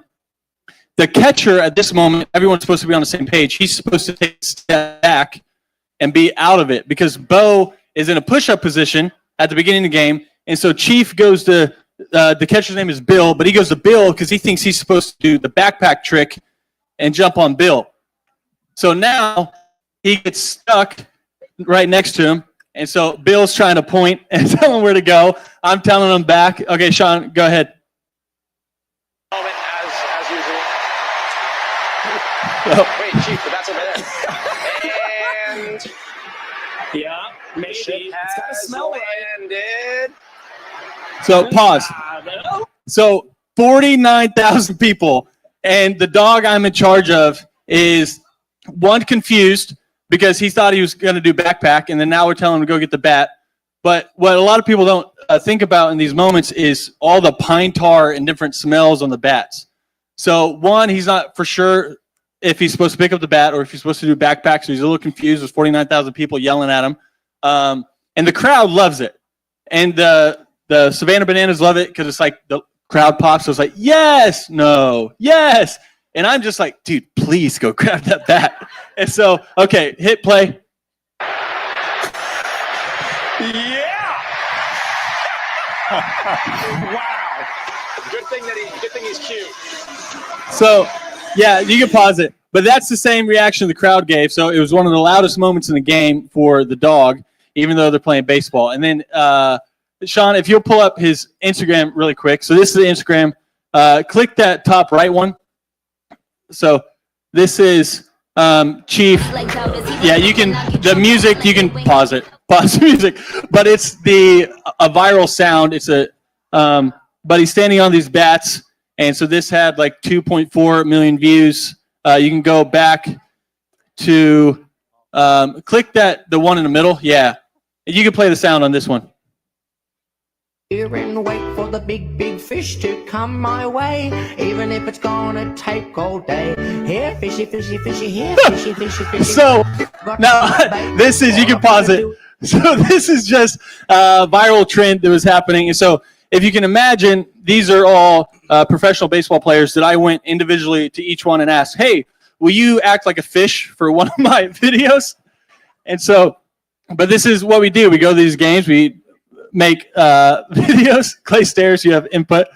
And they said, sure, I'll act like a fish. Oh, they loved it. I'm a professional athlete. Why would I not? And one more story, Clay. We were there. I'm talking, this is pregame. I'm talking to security. He's asking me about my dogs. And then behind me, I hear, hey, buddy, are you supposed to be doing that? And I turn around and Chief is peeing inside a Yankee Stadium on the T-Mobile sign. And I'm like, frick, dude, please stop. So, but scroll up a little bit and play the one with a lot of words. But this is what we posted after. So this is just, we had a lot of fun, but there was ups and downs throughout it. So it was good. I share these stories because when you're at these conferences, I think a big value is getting again, how do you apply it? Napoleon Hill says that knowledge without application is meaningless. And I think sometimes if you hear these ideas in like a academic setting, you may go, that's great, but how does that apply? Or how is somebody applying? How can I apply it to my life? So all weekend, as we're going through these principles, be circling, taking notes in your book, going, what am I going to implement when I get home? What am I going to implement when I go home? And the reason why I'm bringing up clients is, yes, it's helpful to see that we help real clients. Yes, that's powerful. But I think also it's you get to meet these folks and talk to them during lunch and that sort of thing. So we have Jan here, who is the host of a show on it's Epoch Times. Have you ever seen Epoch Times? You're familiar with Epoch Times? American thought leaders. You ever heard of this guy, Jan? And Jan, I think about 95% of people are going to mispronounce your last name. So let's start there. Let's start with the deep stuff. How do we pronounce your name, sir? Yakelik. Yakelik. Yeah. This is Jan right here. He just did an interview with John Rich. He did an interview with Eric Trump recently. He kind of interviews the who's who, and it's a really unbiased. He's big into facts. So it's kind of how would you describe what makes your show different from other shows, Jan? Well, this is crazy, but a lot of people that do interviewing don't actually want to know. They have an idea in their heads. This is shock. When I first started doing the show, okay, it was so shocking. People would say, hey, you actually listened to what I said and asked me a question about what I said. Literally, people would tell me this. So it's really unbelievable and innovative and crazy, but that's what I do. I listen to people and I get them to answer questions. There we go. So I'm bringing up Dave Scarlett as well. Dave Scarlett, and I'm going to bring up Danica and Jordan as well. So Dave Scarlett from His Glory. Let's hear for Super Dave. Pastor Dave. Yeah. He's on his way. Oh, yeah, baby. Okay, we got Dave, we got Danica and Jordan. And Danica and Jordan, they run a company called Cornerstone Fence. And we're going to do a Q&A session here. So we're going to answer all the questions on the board. So Clay Stairs, fire off the questions. And you have something to erase the questions as you go? I would not be the official guy if I didn't have something to erase. Make it happen, Captain. All right, here we go, Clay. Why don't you put more emphasis on social media platforms, Clay? What is the most important one to focus on? Well, let's go to. I'm going to pass the mic to Dave if we can. Okay, and then I'm going to go back to JT. The same question. Again, marketing is getting in front of your ideal and likely buyers in a way that produces them buying something. So I'm going to give you an example of things that I'm interested in that don't pay. I really like our goats out there. I'm big into the goats. And Sean, will you do me a favor? Will you escape over there and shut that door real quick here? Okay. So, but I like our goats. Anybody here like goats? I like goats and chickens and silky. I like R&B music, and I like it, but it doesn't pay me. So it's like a hobby, and therefore I don't consider that to be work. It's something I enjoy doing. Does that make sense? Okay. So social media is a great tool if you're going to use it to generate leads, but if you're not, then I'm not going to focus on it. So depending upon your industry. So some of my clients, social media is a powerful way for them to generate leads, and they do that. So I used to do a lot of work with the rusticcuff.com, Jill, multi-million-dollar company. It's almost all powered by social media. So Dave, social media, obviously His Glory, social media is very relevant for your brand. Why do you focus on social media at His Glory? To get people's attention within 2-3 seconds to draw them in, to find out what we're all about. And again, we're all So when you do that, you have to put, a hook 3 to 5 seconds to get people's attention to say, I want this product, because everybody just throws stuff up there and nobody reads it. So you got to find that key component within 3 to 5 seconds to get people's attention and draw them in. And hisglory.net, that's the website. It's hisglory.me, hisglory.me, hisglory.me. So again, some of my clients, we focus all of our time on social media marketing as it relates to marketing. Now, if someone was a client of ours, you see those 14 steps right there? Okay. You see these 14 steps on the back of your workflow document. This is what I care about, is implementing that. And so some clients, we spend almost all the time talking about social media marketing, but some clients not. But I would just say, I'll talk about it to the extent that it's needed to help you grow your business. JT, social media, I know people watch your testimonials. I know people read the reviews. I know people find you online. Some people consider YouTube social media. Some people consider Google social media. Some don't. What's your thoughts on social media as relates to marketing, makeyourdogepic.com? It's in addition to, not instead of. So we still have to get Google reviews and the Dream 100 and doing the state fair and stuff like that. That's what actually gets us leads. So this is nice, but we had one of the videos have 2.4 million views, and on TikTok, I think we're at 15,000 followers or whatever after 2 months of trying. So it's great, but we have no leads from that. But it does help at the end where it just adds social proof. So it's great in that aspect, but it's not instead of Google reviews or instead of Dream 100 or instead of these things. I did all that first. Now I get to focus on this while still making sure that model runs. Does that make sense? It's not instead of, it's in addition to. Clay Stairs. Next question. Great answer. Next question, Clay. We've got a couple that go together here. I've got one. How can a 77-year-old build success in his music ministry? But then I've also got one, how to know where to start building my business at a later stage in life. Let's do one question. My brain is so small. Can we just do one One question? at a time. Okay, so the music business, the music ministry for 77-year-old Clay Clark. I'm going to pick on Jordan. I'm going to give him the mic here. So Jordan, can you tell everybody, what's your website if people want to find you guys? CornerstoneFenceTulsa.com. Okay, and we've had an opportunity to work with these guys since you were kind of almost a startup, I think. Yeah, we're within our first year or so. Yeah, and now it's a $1 million business, multi-million-dollar business. They're doing great. But is it something that you two are interested in that's not going to pay you, but you're interested in it? You like it? No, I'll keep it. So we're passionate about homeschool.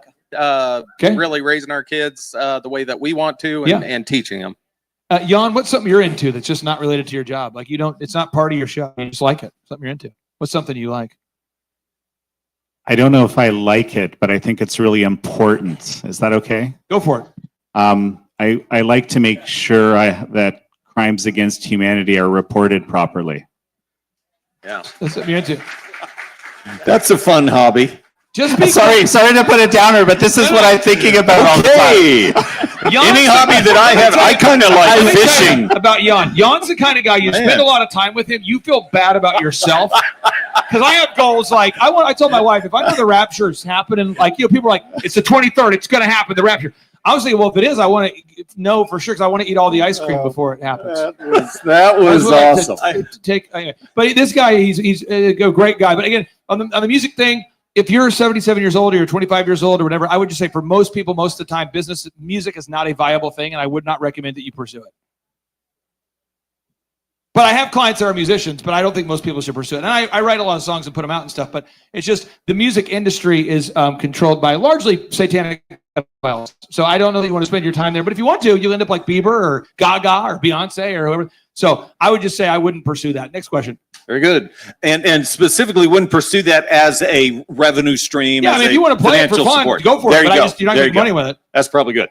And okay, Clay, let's do this one. Suggestions for marketing for psychotherapy, mental health. Well, no one knows more about psychotherapy and mental health than Dave Scarlett. There you go. Now, let's talk about real quick though. I'm gonna answer this question. We'll have some fun with it, but just real quick. No matter what business you're in, I want you to get out. You open your book here, page 0 on the inside cover, and write down who are your ideal and likely buyers.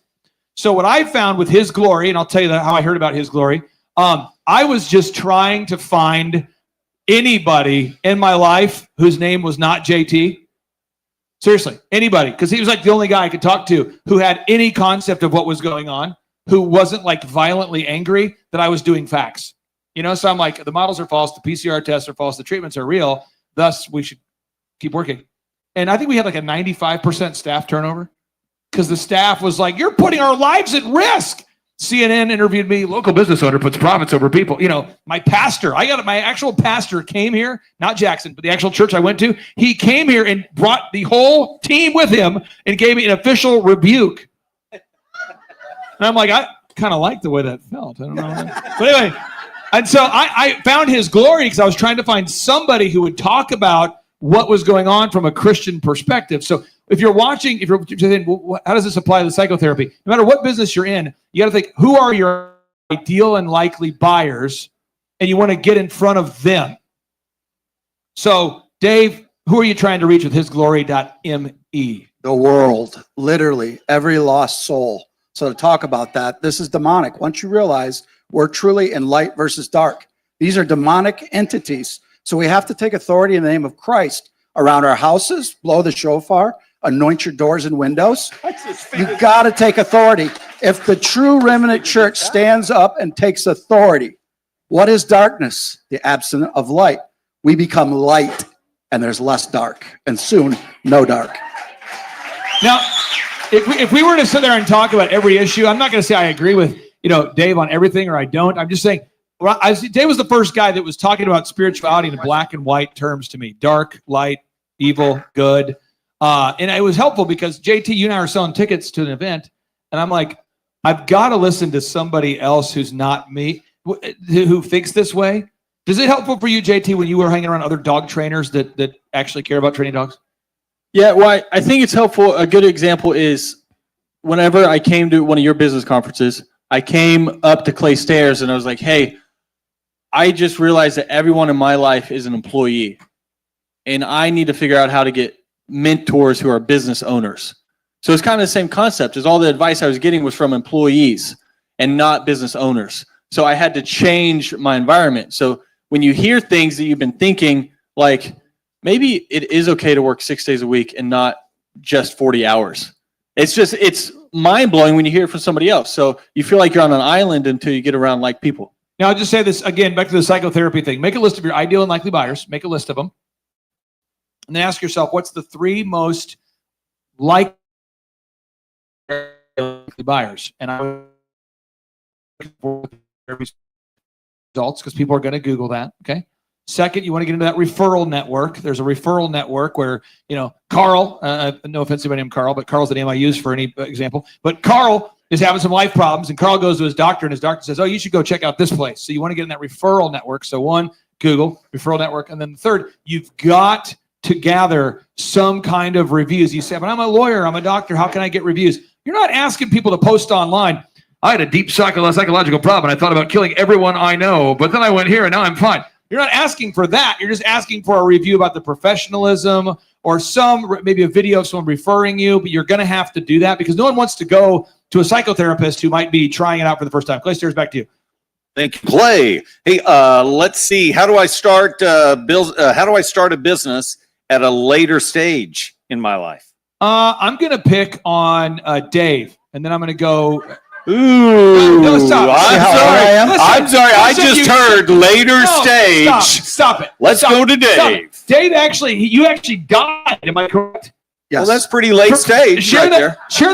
I don't know. I think like after death is kind of late. So that's a late stage. It's never too late. The key is to find what God has called your purpose to be. We go through life searching for why am I here? What is my purpose? And once you identify what your purpose is, lean into the Lord. He'll guide you through that purpose. It took me from being in the corporate world as director of Fortune 100 companies, had everything, but it was empty. And then he took me to heaven, died. And he said, you're going to start a ministry called by my name. I'm like, me? Least likely. But if you let him guide you every step of the way, he opens doors. Doesn't mean it's going to be easy. We've had every attack under the sun. But my Father in heaven, light wins. And I put my faith in him. And I would just say, again, I'm just trying to help everybody out there. No matter what phase you're at, you just find a problem. There's 4 steps. Find problem, right? Bingo. Solve the problem, sell the solution, nail it, and scale it. And I find that so many people that I know who are very, very, very wealthy are solving a problem that people aren't super excited about. They're dog trainers, they're pest control companies, they're fencing companies. And Danica, I want to get your thoughts on this. I don't know what percentage of your day, Danica, with Cornerstone Fence, what percentage of your time do you think about, man, I love fence. Man, my passion is. I mean, how many times you walk by and you have to say, your husband will say, honey, I'm talking to you. And you're like, I'm sorry, I was just so mesmerized by the majestic fence that I saw and what it could be if we were to, are you obsessed with fences? Is that a passion project for you? Absolutely not. There's actually been times where we're going to bed and Jordan's like, oh, by the way, and I'm like, nope, we're done. We've done this for 14 hours now. So I am passionate enough to want to go to bed. But it allows you to make the money so that you guys can do the things you're passionate about, right. Which like what, kids, sports? Are you homeschooling? Do you homeschool? I do homeschool. Yep. And you have your kids are in sports? Yes, I have a baseball player and a volleyball player. And then your son's a firefighter is what he's doing? He's not my son, but yes, my husband. husband. Yeah. Husband. So what do your kids do? Like what kind of activities are they into? That was weird. No, what kind of activities are you guys into? Your kids? So baseball, competitive baseball takes a ton of time. And then competitive volleyball. So we got a 9 and a 11-year-old. So you got a 9, 11-year-old. You got sports. Sports. You're doing the whole firefighter thing. You're running Yes. the business. How do you have a job and run a business? How does that work? So you just work a lot. So typically I work 6, maybe 7 days a week. Anyways, 24 hours on at fire department, and then 2 days on at the fence business, then back to firefighting. How did you guys decide to get into the fencing business? How did that happen? So I worked with a guy at the fire department that he mowed lawns, and but he was getting a ton of customers that were looking for somebody to repair their fence, and he always had to be going in and out of gates that wouldn't work, and so he asked if I could help him out, and that's how it started. Find a problem, solve it, sell a solution, nail it, and scale it. Next question, Clay Stairs. Bingo, Clay. How do you hire good people? You got to interview people every single week. So every Wednesday at 5:30, every Friday at 5:30, I interview all the candidates, and I don't know how to explain it other than you have to always interview people every single week. Yeah, you got to look at a lot. It's a very different culture now, and people say, no, you're being negative. How many of you have been self-employed though for 20 years or more? Is it not a different hiring pool than it used to be? So I'll just walk you through. So we'll usually have about 25 people that apply for a job that will say, I'll be there for the interview. Usually 4 to 5 will show up of those 25. And of those 5 that show up, nobody mentally showed up. You feel me? Usually, that's normal. And so I usually find 1 good candidate per 50, where it used to be I could find a good candidate per like 5. Now it's like I don't know. And Dave, you run a ministry. You got a great team over there at His Glory. How do you decide who you're going to hire and who you're not going to hire at hisglory.me? That's the website. Well, because part of it is from my corporate background in at AT&T. You always had to have bench strength. You always had to have somebody, even though you don't have a job opening, you always are in a position that if somebody leaves, you got somebody coming off the bench to fill. That's what we do at His Glory. But what we do at His Glory, which is very unique, honestly, every single person that ever works for us, we take it to our prayer team. And if we don't get confirmation from all the 3 to 4 prayer warriors that pray specifically, we don't do it. Okay. Clay Stairs, next question. Bingo. Clay, you answered this just a second ago. So let's just sum up really quick. How do you obtain video testimonials if you're in the law profession and your clients have confidentiality issues? I'm going to go to JT as a follow-up to kind of clean up the mess I'm making. Then I'm going to go to Jan for a second. So Jan, he's got this awesome show. Name of the show, go to YouTube real quick. Let's look it up there. American Thought Leaders. And I like it because I like thoughtful conversations. You might not look at me or go, this guy likes thoughtful conversations. But I actually enjoy listening to long-form interviews at kind of a medium pace with people that are having a thoughtful conversation. I like that. I do enjoy that. And I could tell you about the show, but until you watch a show, it's always, but once I've tried this, some of you say, well, which one should I watch? I said, I thought your interview with Eric Trump was a unique side of Eric I hadn't seen before. I thought your interview with John Rich was a unique look at John Rich, the country artist and songwriter, was very unique. But people have to experience it to get it, When you meet people that watch your show, do they comment like, oh, I watch it every day, I watch it once a month? What kind of feedback do you hear from people that you're meeting that have watched your show? What are you hearing? Well, if you're talking about here, I've met I watch your show all the time, but here I've met at least 2 people, you can wave if you want, but that basically told me, I watch your show all the time. And then they proceeded to prove that by, offering me little tidbits of different shows. It's kind of unbelievable thing. So you got to get some video evidence that what you're doing is real. All right. So back to the dog training business. JT, you guys do a phenomenal job that we'll pull up your YouTube channel. Make Your Dog Epic on YouTube. How do you get, we'll get into the lawyer specific in just a second, but how do you get reviews from people? We ask. What? Son of a, I knew Boom, drop the mic. Every single time, and it's just expected from employees. So after they end a lesson or they finish anything, like I said, in the mornings we have our daily calls, and we post a video testimonial every single day from a new client. So with them, every single morning I'm asking, hey, how did your lesson go? And they're like, well, I had 2 last lessons. It was great. Did you get the Google review? Yeah. Did you get the video review? Yeah. Did you get final payment? Yep. And so they just know I'm going to ask every single time. And I actually had somebody meet us at an event, and they pointed out, they were like, hey, your employee bombarded me for a video testimonial because she was scared to go back and not have one.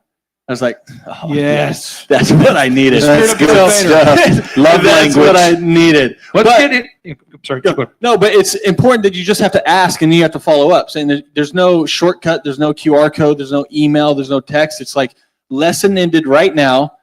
Hey, how are you? Can I get a video testimonial just based on how you're going? These are questions I'm going to ask. Awesome. And you just already have the phone on, you're going. And then you just get the video review. He's the best of any client I've ever worked with at getting video testimonials. Like, he's the superstar at that. I've been doing this for 20 years. He's the best there is at doing that. So there's something to be learned there. Now, Dave, with the Reawaken events, you know this. You and I talked about this a lot. The only thing I cared about at the Reawaken event was how many baptisms. And I'm not saying that, like, if you're baptized, that means that somehow I'd be losing in the spiritual point game. If we were keeping score with God, I'd be losing. But that's all I care about, because I personally have a different maybe view that some of you have, but I really believe that the transhumanism thing smells a lot like Daniel chapter 2, the whole miry clay mixed with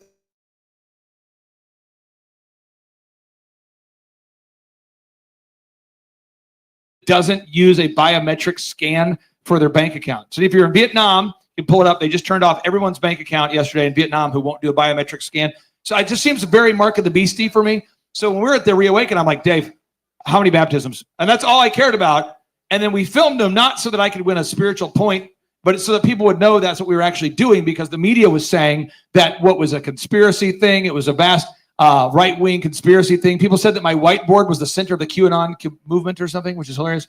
So all I'm saying is the video, Dave, we had to get those videos. How did that help filming baptisms? Why was that something that we did? Because it gives people a personal experience, what other people have done, having that testimony, seeing the joy on their face and the tears coming off their face when they come out of the water, because they're truly born again and they feel it. We did 7,500 baptisms at Reawaken alone. Yeah. I only know His Glory didn't charge us for that. It was just something they did. Now, that's what we were tracking. So we had to get those. Now back to the lawyer thing. I work with one of the largest law firms in Oklahoma. When I started with them, they were not large. Now they're massive. And we just tell the customer, we say, hey, have you enjoyed working with us? Yeah. Is there any way you get a video testimonial where you talk about, how we helped you? And you don't have to say like the specific thing, but we've worked with you. And so we have basically 3 questions we ask. What's your name? And how'd you hear about us? That's question 1. Number 2 is, how would you describe your experience with our law firm? And 3, would you recommend us? But we're not saying, in your super confidential divorce settlement, tell us on page 2 how we helped you win over that wretched boop. No, we don't say that. We don't tell us how your partner who's nefarious, how you beat him. We just got to get a testimony of some kind. So, all right, Clay Stairs, back to you. Great. Clay, you'll love this one. How do I keep accounts receivable low and cash flow constant? I'm going to pick on Danica for this one, because Danica, she is doing the business. Let me tell you what I mean with doing the business. At a certain point, you are chasing the market. Who knows about that? You're chasing leads. You want anyone to call you. Who can relate to that? You just want leads. Who's been there? Who is there? Okay. Then it flips. So now the market's chasing you. People are trying to hire you, right? Who knows what I'm talking about? Now your people are reaching out to you. But now Clay, I'm the only one raising my hand over here. I'm just being real. How many of you I'm talking about? The first phase, you're just trying to get business. Now the second phase is like, now people are reaching out to you. But now that third phase is you have to collect that money. And there's a lot of people that want to slow pay or no pay or treat you like a bank. And if you're not careful, that'll get weird. Can you talk to us, Danica, the process that you and your husband are going through of managing the cash flow? Because again, you're doing a lot of work and now there's a lot of money coming in, a lot of money coming out. How are you managing the cash flow? So just to go back to the beginning, we weren't accepting deposits. And if you've ever built a fence, about 50% of it is materials. And we were out of pocket on that. And it was killing us because now they have a fully installed fence and they really have no reason to pay. So then we flip things and we only accept deposits. We will have not so much anymore because of our credibility, but we were having people that were like, oh, no. I know bad contractors. And it's like, okay, well, that's our process. So we take 50% in order to get on the schedule. And then final payment is due the day of completion. So it's just, you always kind of know you're running into a problem if people don't want to follow your system of collection, because there's a lot of, we just completed a $22,000 project. And if we didn't collect on materials for that, your cash flow just goes down really quick. So. Speaking of Greg, come on up here. Let's hear for Greg. Greg, glue and nails. Greg.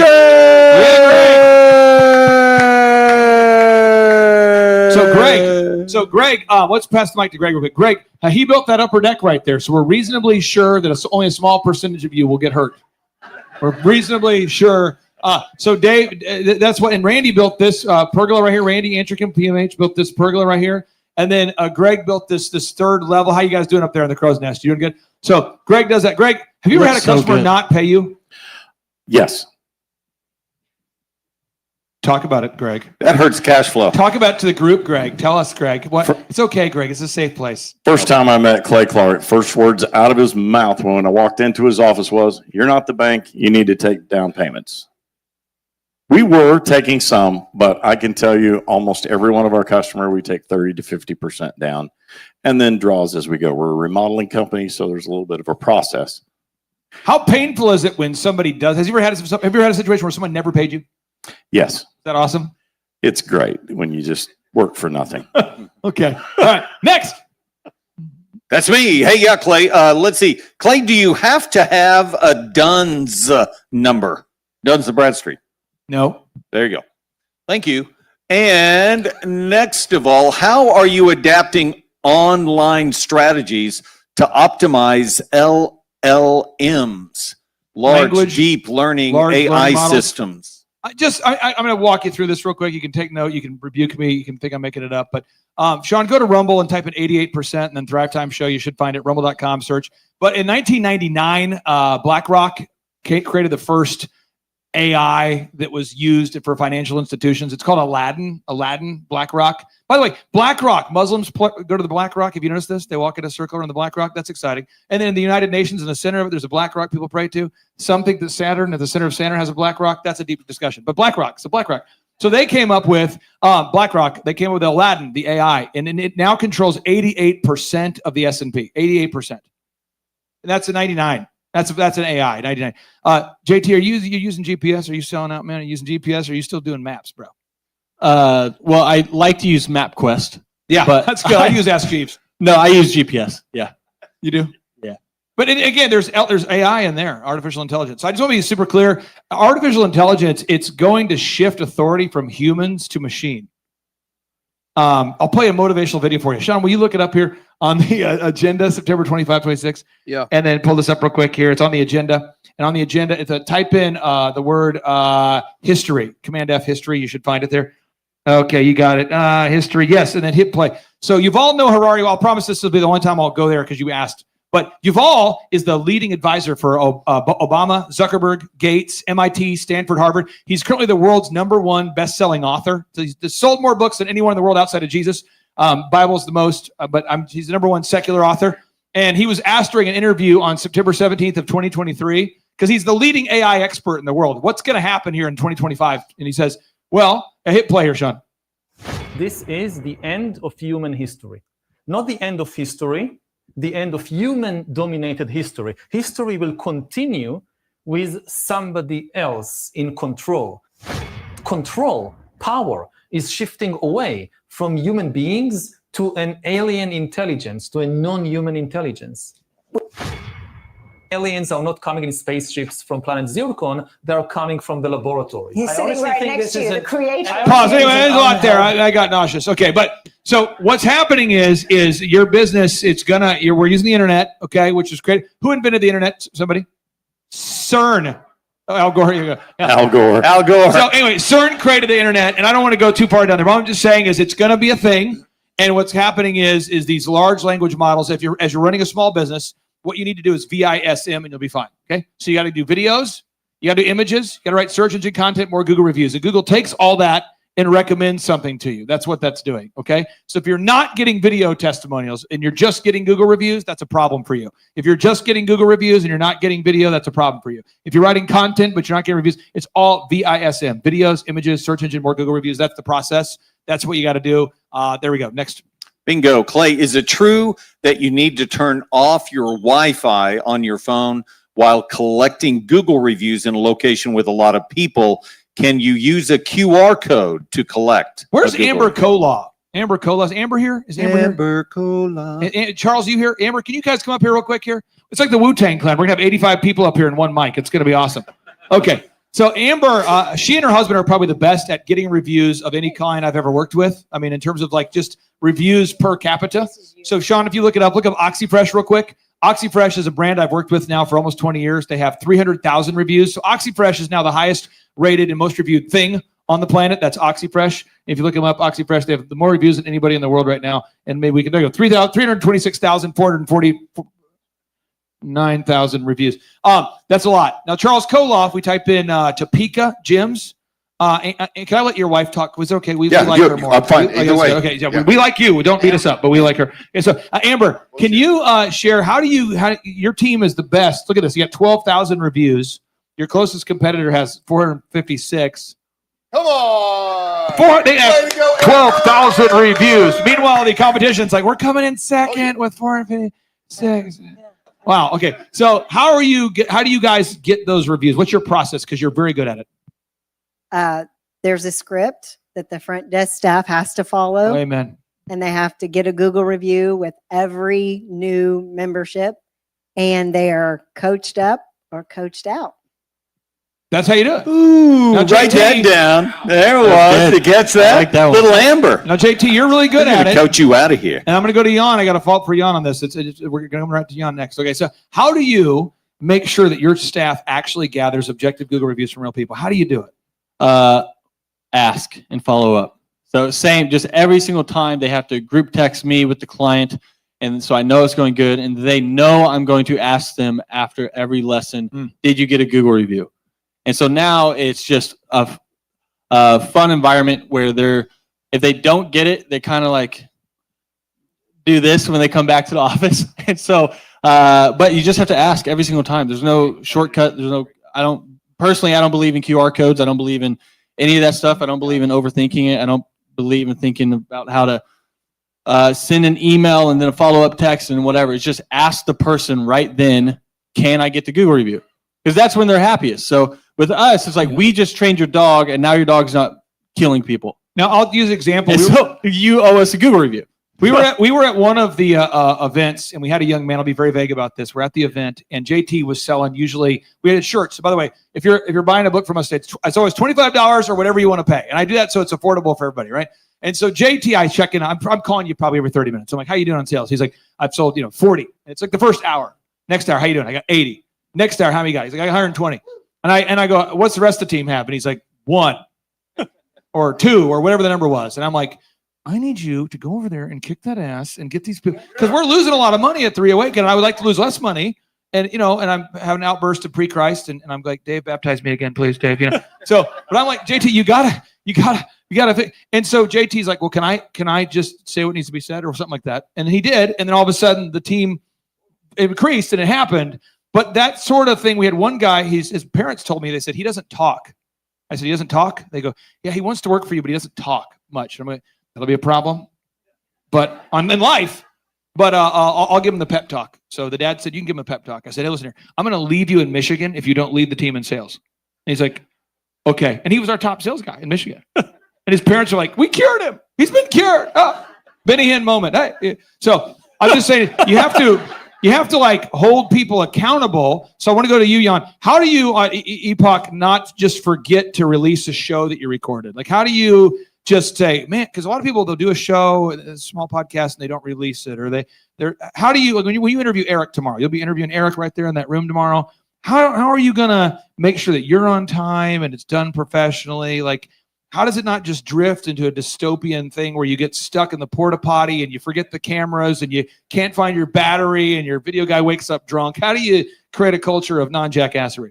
Well, first of all, I have to say that Irene, are you in the room somewhere here? Can you raise your hand, Irene? Come on, Irene. I hope she's here. There she is. Okay, fantastic. Hey! So Irene is actually the one that makes the whole show happen. But I can tell you one thing, okay?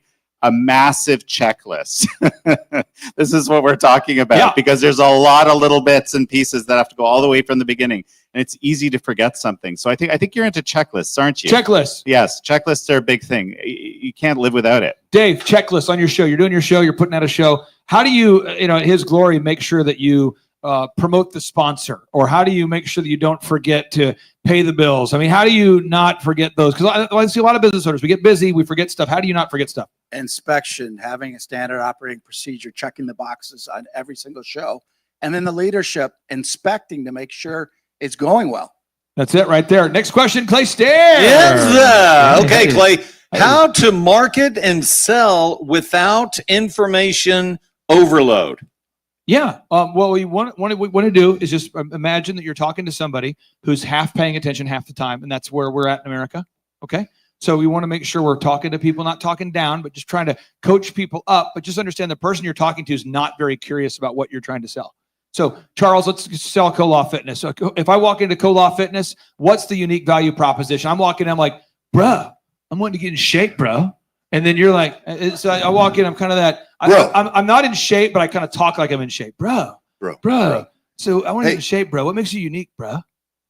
Oh, well, the membership is $1 down, as low as $7 a month. Okay. And you get a 7-day money back guarantee. So it's a no-brainer. So let's go ahead and sign up. We get fitness When tanning. you said $1, what do you mean by that, bro? Like $1. Yeah, just one. Okay. Yeah. And so it's a low barrier for entry. Okay. And you show them that you've shown us how do we do these one sheets between you and the competition, and we have a lot more benefits versus theirs. It's a what do you call that again? Well, we want to do is just view it as the scales, like a law, like a legal battle, right? And there's scales, right? And on your side is we want someone to buy, and on their side is they don't want to buy. And you got to make sure you provide enough evidence so that people want to buy. And you just have to do it as succinctly and simply as possible. And here are the 4 moves you do. One is you want to have a no-brainer offer. It doesn't have to be $1, but something where it's a great deal, money back guarantee. We'll beat any competitor's price. Money back guarantee, we're the highest rated, something, okay? Then what you want to do is have video testimonials so people know you're real. Then you want to have Google reviews so people know you're real, okay? And then you want to have a unique value proposition, something that you do differently than other people. That's why even though like Make Your Dog Epic, JT's not the only dog trainer in America, but there's so many things he does that nobody else in America does. And that combination, can you rattle off the benefits real quick? Because there's things you do that no one else does. In combination, it's like, wow. First lesson's 50 cents. We'll beat any competitor's price. We're the only trainer in the state of Oklahoma and one of the few in the world that any age, any breed, you pick the command and the distraction works around, and we're not done training until we get there. So, but the price is the price. So it doesn't matter how long. Thanks, Sean. It doesn't matter how long it takes. It was supposed to be a holy cow. Sean got bored. That was passive aggressive. Yeah, he did. Sorry, I'll pick it up, Sean. Unbelievable. And then you have we'll beat any competitor's price. You get lifetime group class and you get lifetime phone support. That way we're there for you forever. And so there's just a bunch of stuff there. Sean, what button did you want to hit? Oh, okay. I was supposed to be impressed. Yeah, I'm sure you did. What other buttons can you hit back there, just so we know? I want to run us through. That's good. Okay, we're done now. Okay, back to you. There you go. That's an option. Yep. Yeah, Clay, how to build a business in a rural, small town. And rural can be tough. Rural. All right. Saying that word, rural, small town where city council is restricting and lacks opportunity. What business? What industry? I'm not trying to be negative. I'm just trying to be real. Having met the leaders of the free world, I'm not impressed. Like most of the people in government, have you ever met people from the government primarily? Careful. Have you met these people? Usually, I mean it though. Stairs, come on. You worked in government now. You meet these people. A lot Other of them- than me. Come on, be real. How many Oh, times- yes. How Oh, often are they want you to vote on a bill they haven't even read? Come on. Oh, completely. Yes, this is true. No, Other seriously, than how me. often are they saying, sign this bill? I've never read it. You don't have time to read it. We got to sign it now. How often does that happen? Oh. Come on. No, not all the time. 20% of the time. Like, sign it. We haven't read And it. I'm talking about Oklahoma. Of course, those other states, who knows? So I would just try to be in a business where you don't have to work with the government a lot. And if you are in a business where you need to work with the government a lot, I want to streamline that process to minimize interactions with the government. There you go. So like for our hair salon, the government wants to come in because apparently you need a license to cut hair. That's a big thing. Oh no, someone might just start cutting hair without a license. We could all die. And then a guy who could go in and go, I have a headache. He can get prescribed recreational medical pot. That makes sense. Okay. So, but these people come in and they're like, are you using the right material? What do you mean? The paraffin that you're using, the paraffin hand dip is this, and you got to, and you got to deal with these people. Have you met with these people? Have you met these people? Have you met city inspectors? They're a fascinating group of people. They've never actually done anything. They're just they're here to tell you how you could do it better, and then you not knowing is a problem. Dave, did you ever have to deal with the government? Was that an exciting time in your life? Did you ever have to work with the government, Dave? His glory. Yeah, I ran global sales for a publicly held company. We had contracts with the DoD, Air Force, Army, heads-up displays, pilots. And I tell you, it was extremely difficult. The biggest part is they don't pay for 90 to 120 days. So you have the greatest high tech in the world, but it drains your cash flow. And they're always slow. Greg, do you ever have to deal with the government to pull a permit to build? Like someone in Tulsa says, I want to renovate my living room. And you got to pull a permit. How does that go? Yes, I have. And I've done one job for the U.S. government. Is it awesome? If you like getting paid in 173 days, yes, it's great. Great. Encouragement. Yes. Back to you, Stairs. Yes, encouragement. Yes. Let's see, Clay. How to not spin your wheels coming up with a business start. Well, I'm a big fan. I'm not. It's going to sound like it's biased. It's going to sound like it's. And I'll let JT clean up the mess here. But I have found that, and Robert Kiyosaki says it. So it's going to seem like it's like I'm praising what I do for a living or I'm selling myself. But I'm just saying I have found that having a mentor in your life that pushes you or that really is not tolerant of excuses is powerful. I just find so like professional athletes have coaches and amateurs don't. So I've just found that to take me out of it, pretend I don't exist.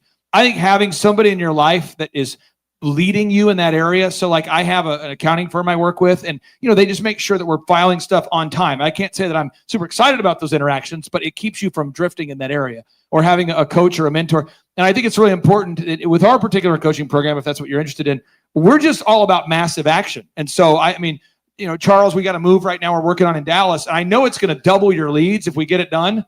And I might sound like, I don't know, pissed a lot when I'm talking to you. No, because I care. And I know it'll double your revenue, and it bothers because I see it right there. And I want to get JT's thought on this, and then Charles's thoughts, because I think for me, just having like somebody you're meeting with weekly that's pushing you is so powerful. Whether it's a personal trainer or an accountant. You got any thoughts on that, JT? Yeah. Raise your hand if you've been to a gym. Yeah. Raise your hand if you went to a gym alone. Great. Now raise your hand if you went to a gym with somebody there pushing you. When you went with somebody, you got so much more done. It doesn't matter how motivated you are. If you have somebody to guide you and keep you on track, it helps so much. Just like whether we like him or not, LeBron, somebody trained him. Michael Jordan, somebody trained him. Even if you're the best, you have somebody who mentors you. And so having that person who can push you is super helpful. So when I wrote my book, I told Clay I was going to write my book because I knew if I told him, now I have to do it. So there's no backing out now. So then each week when we have our call, he's like, did you write your chapter? And I was like, no. And he's like, okay, great, be poor. And so it's like, but I like that and you need that. So you need these people in your life to push you to do it. Charles, any thoughts on this? Because absolutely. I mean, there's everything I've ever had to go through. Clay will have objective truths. Sometimes a great coach isn't about the comfort of the conversation, but he helps me grow in my character, how I need to operate as a leader. And so like every time I've had a struggle, he's just always been there to tell me truth. And I get to be like, you have to call him like, oh, I gotta work on that. But the truth is 2 or 3 things every week, 8 years later, next thing you're doing, you know, Yeah. 8-10 million bucks, and you got people, systems, checklists, workflows, task lists, audits, everything's in place and running. And it's not that I know how to do it. I just surrounded myself with a team of people that help me, encourage me. And anytime you get like emotionally held hostage or struggle, you got somebody that just gives you not just truth, but the capital T truth. And he knows that from lots of industries. Where's Paul Sullins at? Where's Paul at? Paul, is he here? Was that? Okay, that's nice. He's a quitter. No, I'm just saying, you know, it's, you know, building like the waterfall or the features we have on the property, or Randy did great work with the pergola here. You know, as an entrepreneur, like I can have that idea, but we need to get it done, right? So thankfully I'm working with Randy, who's a guy who gets it done. You know, he gets it done. You ask him to do it, he knocks it out. But some contractors, you do have to push them and pull them across the finish line to get it done. You know, thankfully we've chosen some great ones, but again, there are contractors, you got to push them. So I would just say having a catalyst in your life to push you is so important. Stairs, next one. Clay, what are some tips when you want to start a new business, but don't know what you should do? I would just keep it dumb. Like just get as dumb as possible. Like maybe watch Happy Gilmore twice. Maybe watch it backwards, but you want to keep it shallow, because building a business is very different than building something of virtue or value. So as an example, one of my clients is impossibly rich, and I'll tell you what he does. He's like an Uber for hospitals. So who here works in the medical profession? It's called an ambulance. How often do nurses and doctors not show up to work? How often? Are we seeing this? Are you seeing this phenomenon all the time? You know? And so this guy I know, he's a very successful guy. I won't tell you the name of his business, but he's, you know, it's a multi-million dollar company. It's a $1 billion business now. But he's like, this problem of staffing is a problem. And this is pre-COVID. He's like, there's tons of doctors that call in sick every day and nurses. So I'm just going to go to the hospitals and I'll call them up and say, hey, I've invented like the Uber for staffing. So whenever you need a staff, you know, a nurse or a doctor, you just hit the button and then we'll send somebody to you, and we just make a markup on it. So we're getting paid a premium to staff. And they go, yeah, let's do it. He's like, can I set up a demo? They said, sure. And he kept doing that, but he didn't actually have a product. It's just, we're getting this idea. No actual product yet. So, but he's finding a niche. He found a need. And then he was thought to himself, you know what, with all this need, I should pay someone to make it. And it needs to be really simple. And he built what's now $1 billion business. So you got to find the problem and then solve it and then sell it. Does that make sense to you? Yeah. That's how that goes. Stairs, next question. Yes, sir. Well, I'm gonna go. That is an awkward. Is Steve available? Ask to all the women. Hey, can you cue up Sean? Will you cue up Songbird real quick? Because this happens at every conference we have. Kenny G, Songbird. I don't know. People just keep asking. That's interesting. It looks like your handwriting, Steve. Let's see. We'll get Songbird. It's very conspicuous. You got that, Yes. Sean? You got Songbird ready to go? Is it Fleetwood? No, it's Kenny G. Sean, what's wrong with you? Come on, Sean, you're killing the Play moment. crickets for yourself. Do I got to go on to the next one? Yeah. Come on, Cricket King. Let's do it. There we go. Here we go. Uh-oh. You Gotta love it. There you go. Gotta want it. Stairs, can you read the question again, please? Yes. Yeah. Is Steve available? Yeah, I'm asking. He was not the first male I'm who's asked that. for all the women. Steve is a recovering homosexual, and he is no longer living that lifestyle. So thank you for asking. He puts off those vibes. Okay, thank you. Steve's no longer openly gay. Yes, thank you very much. He's closeted gay. Sean, stop it. No, stop it. Okay, there we go. Steve, Let's see. quit asking that question. I think we've answered this, but how to get video reviews? I think the answer We talked about it. Next We've one. talked about it. You know, ask. Okay, yeah. very good. Clay, what to do with a potential hire that you don't need at the time? Let's go with That's a good question. Jordan with Cornerstone, and then we're going to go from Jordan over to Epoch Times. Okay, so here we go. Ooh, I It's like that move that You you did see there. a golden baby. Everybody see that? Assuming that's a good thing. Yeah. So you're like, man, I want to hire this person. I want to hire the golden baby. What does that mean? This is a good person, a good fit. I like to say golden baby because it causes confusion and means nothing. But anyway, you find the potential hire. You want to hire them, Yeah. but you don't have a spot. But you're like, man, if I hired this guy, we would dramatically improve the efficiency. Or Dave, you see a personality. Wow, if we could land this person on the His Glory Network, wow, this would change the game. But you don't have the budget or the time or the opportunity. What would you do if Jordan, if you knew this guy, he's available, man. This guy, he wants to work for you. He could build a fence at, twice the speed. He's been doing it forever. Yeah. He used to own his own thing. Now he's coming to town. How would you process that? So That's what we call a unicorn. You don't get unicorns very often. So if somebody like that applies, you don't have room, you definitely want to bring them on the staff. In the fence building world, we have pretty high turnover. Summers get hot here. It's difficult work. So it's not rare to have people start calling in sick, not showing up, or they're just not performing. So if you have a chance to get an A player, and you maybe have a couple B or C players that, yeah, they've been there a while, but maybe they're more just a warm body and not an asset, then it's a good opportunity to maybe cycle people through, or you may be overstaffed one person. It is a little tougher on the budget, but it won't be long until somebody's gone. Jan, if you found somebody at Epoch and you're like, man, this guy, if we interviewed this guy on my show, this would be great.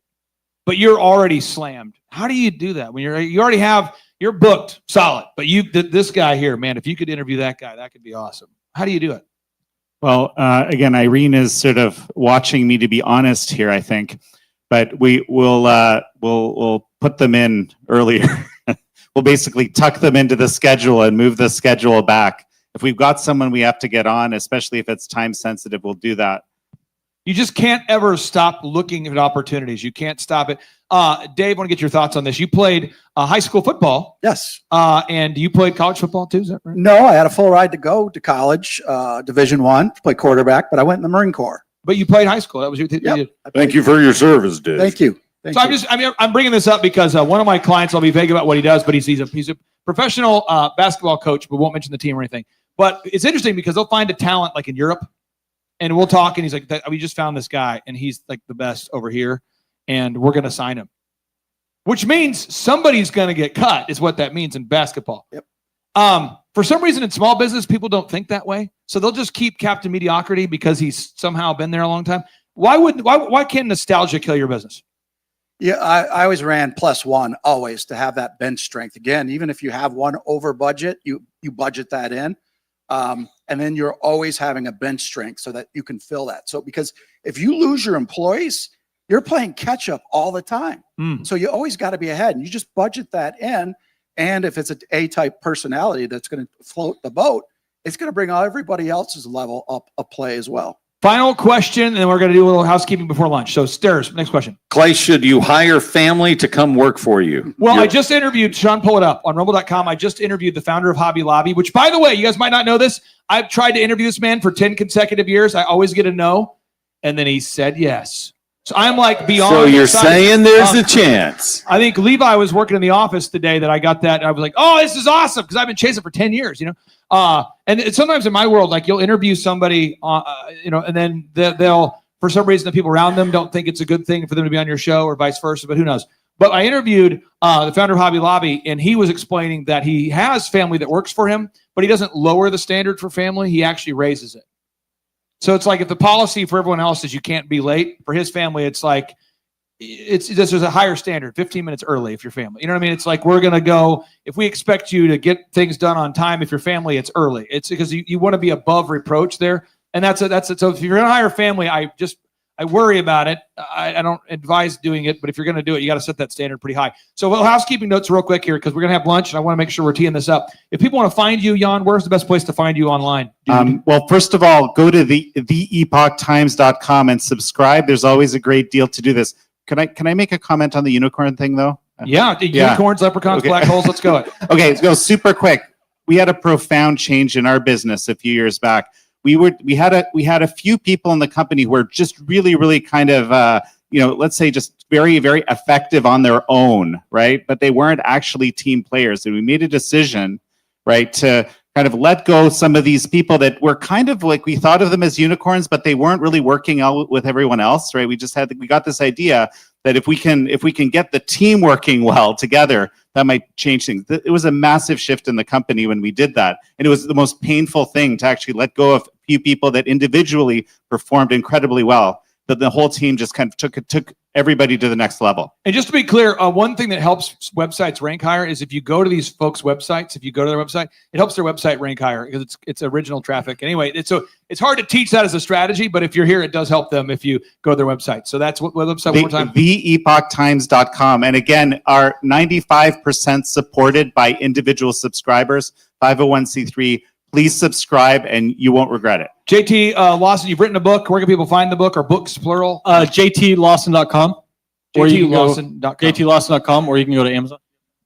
He makes dogs epic. We help people be epic, except EPOCH. Make people. Oh, that was get it. good. See what you did beautiful. there. That's again, what the website one more time? JTLawson.com, or the books on Amazon. The dog training is makeyourdogepic.com. And if you want to follow Chief, it's Chief the Bat Dog. So Chief the Bat Dog on Instagram? Yeah, Instagram, TikTok, all socials. Yeah, there he is. Okay, Danica, what up, Ika? Where can people follow you, Ika? We are at cornerstonefencetulsa.com. Cornerstonefencetulsa.com. And we are out here between the porta potty and the coffee. So come talk to us. Super I Dave, like where can that people follow placement. you? That's good. Where can Coffee, people follow you? Porta Again, John. for anybody that doesn't know, I would describe his glory as like it's discussing current events from a biblical perspective, and I think that's needed. So that's how I would describe it. But Dave, how can people learn more about you? 2 ways. Hisglory.me, that's our 24/7 programming, Bible studies, weekly Sunday service, Shabbat service, and then the shows that Clay is talking about. Then hisglory.tv is our movies, documentaries, and music. Greg, are you still doing free monkeypox exams, and how can people get those? We will. That's his no-brainer. We will teach you how. Charles Colaw agreed to help us teach you how to do the monkeypox exam Oh, nice. during the lunch hour. So Networking. What's the website? glueandnails.com. And my amazing son over there, Joe. Raise your hand, Joe. Joe. There's Joe. Look at He's running Joe. a new business called Tulsa Woodfloorsandmore.com. Great job, Joe. Nice. Awesome. And Colaws, Amber, where can people find you? colawfitness.com. Colawfitness.com. How do you spell that thing, Charles? COLAW. Fitness.com. Okay, colawfitness.com. And Clay Stairs, where can people find you? Or Claystairs.com, Clay. That's CLAYSTAIRES. Claystairs.com. Go Beautiful. now, go often. Beautiful. Okay, nice. Okay, so housekeeping notes here, and then we'll take our break here. First off, if you have a VIP ticket, if that's what you invested in, you bought one, we're going to have dinner at my house tonight, and it's going to be a blasty blast. And I think in the building, I think we have Amanda Grace. Is she here? Did I see Amanda Grace? Did I make that up? Is she here? Hi, Amanda. How are you? Woo! So, Jan is here. Jan's in the house. Julie Green. Did I see Julie Green? Is Julie here? Hi, Julie. Okay, I did see Julie. So a lot of people to see. Pastor Dave's got a booth out there. Cornerstone has a booth. You can meet everybody. We have lunch. We got pizza in a cup because people, no one's ever told me they want their pizza in a cup, but I think it'd be a good idea if you put the pizza in the cup. So we have pizza in a cup or pizza not in a cup available. We also have Mexican food available. But because of the Secret Service protocol, please understand I'm not doing this to be difficult. You're going to walk out.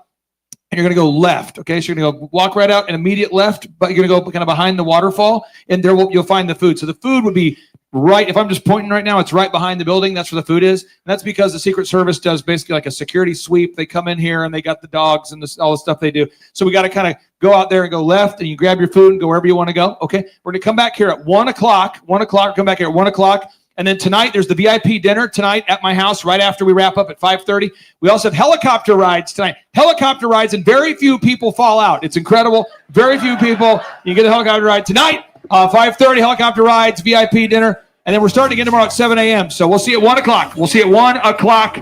1 o'clock. Bronson Schubert's here. Ashley Schubert, they'd be happy to meet you, shake your hand. Yes, and yes. They shall be turned to favor. Turn the ears away from truth. Shall turn away from truth and unto fable. Turn the ears away from truth. Shall turn away from truth and unto fable. Turn the ears away from truth. Shall turn away from truth and unto fables. Turn the ears away from truth. Fables. 2 Timothy chapter 4. Prophesy odds would happen and more. People would close the door. The Revelation 3:20 knock at the door. Jesus didn't come to bring the peace, but to bring a sword. People will not know the on. Terribly the Lord, when the sun turned to darkness and the moon to blood. Like the days of Noah, but without the flood. Brett Rails in that chorus, and the truth with love.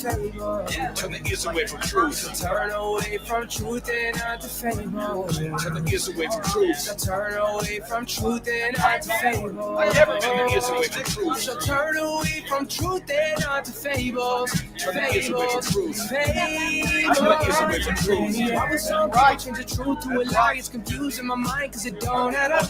Turning a blind eye to what is right in front of you. Can't hear unless it makes you feel comfortable. No tears and no response to conviction. Jesus calling, but your mind is too busy. With lies that are swimming inside like a prison. Run from the fables, die to the sin. Spitting truth in the booth, like you do. I'm trying to protect humanity from a Judas's noose. Open your Bible up to chapter 21, Luke. 2 Tim chapter 4 is written for you. To come on and deep dive like scuba divers do. Mark 13 is happening new. Revelation 6 seals are open and true. It's the end of the Bible movie and it's starring you. Turn to fable. Turn the ears away from truth. So turn away from truth and not to fable. Turn the ears away from truth. So turn away from truth and not to fable. Turn the ears away from truth. So turn away from truth and not to fables. Turn the ears away from truth. Fables. Turn the ears away from truth. No playing games, get off the fence. Let the truth change your countenance. Freedom from chains and bondage that had you a slave too long. Yeah, the trials did seem mountainous, but in Christ I put my confidence. With a little faith, you can move continents. Keep your mind on heaven and truth prominent. Hey, yeah. 2 Timothy chapter 4.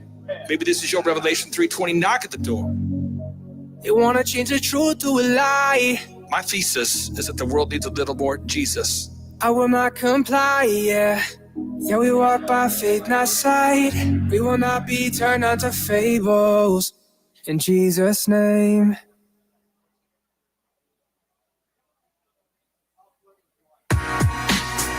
The reason I'm waking up in the morning, I don't wanna do it unless it's for his glory. Anything else for real, it just bores me. Pen to pad, he's been writing my story. I don't wanna do it unless it's for his glory. I don't wanna do it unless it's for his glory. Anything else is really just a chore to me. I don't wanna do it unless it's for his glory. Yeah. If you are coming down the steps from upstairs, if you're coming down the steps, you can turn left at the bottom of the steps, and there's another door that goes outside right down there. So as you come down the steps, if you want to go left, there's another door that goes outside. Probably get you out there a little bit quicker. There we go. Now we got flow. Now we got flow. Liquid plumber right there. It's happening. There it has. There we go. Yeah, yeah, his glory. From east to west. Oh, I don't want to do Nice. it for his glory. From north to south.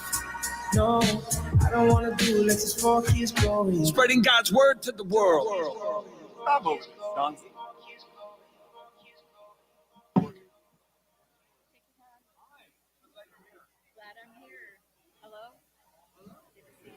Ladies and gentlemen, Jonas Brothers.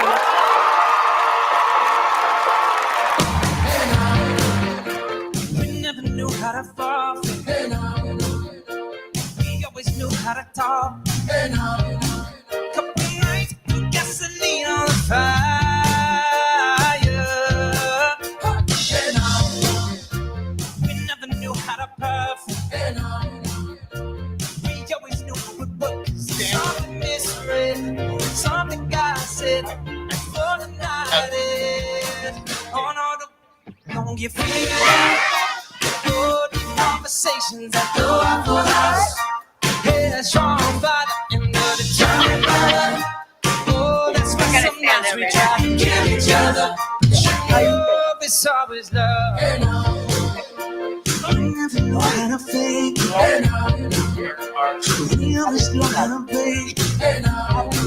Couple nights, no gasoline on the fire. Something I said.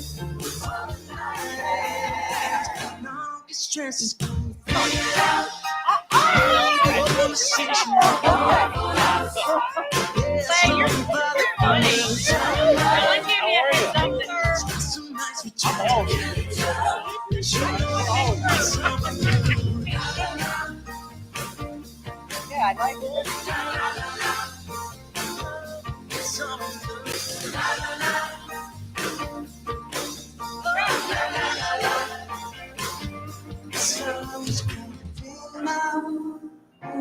Conversations that go up and down. Headstrong, brother, and I get tired of. Oh, it's not enough. We're trying to get it done. Oh, it's something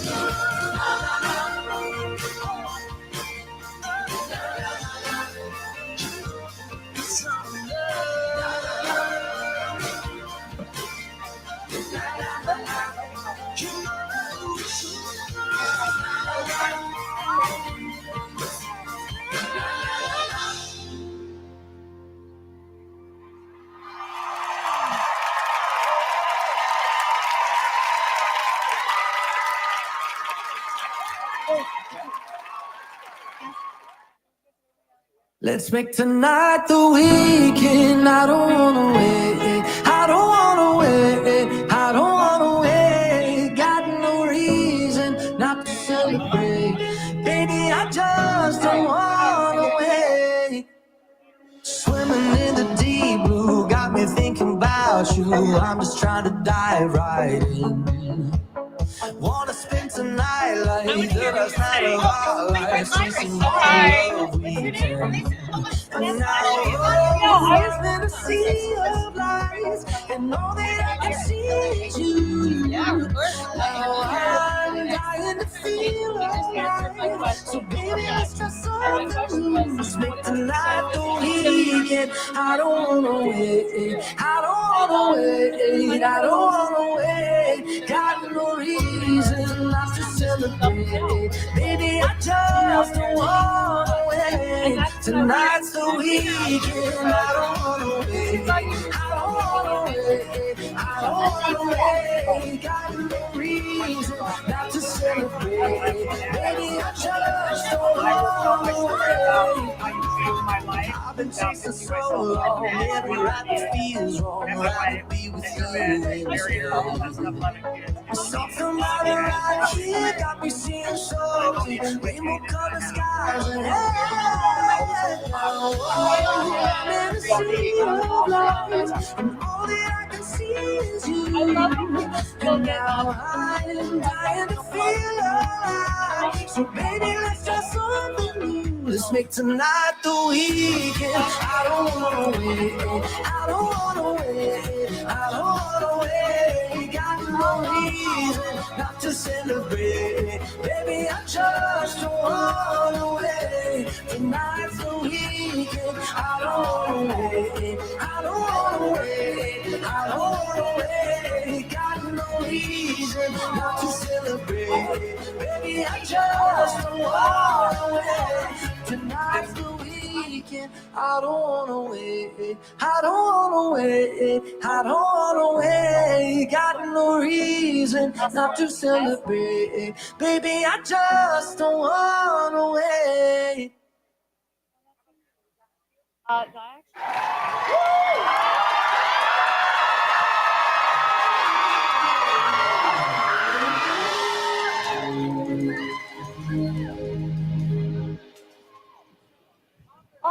I've been dreaming about the West Coast. I've been dreaming about some places that I don't know.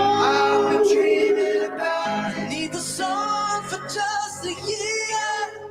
I'll kiss the sky and disappear.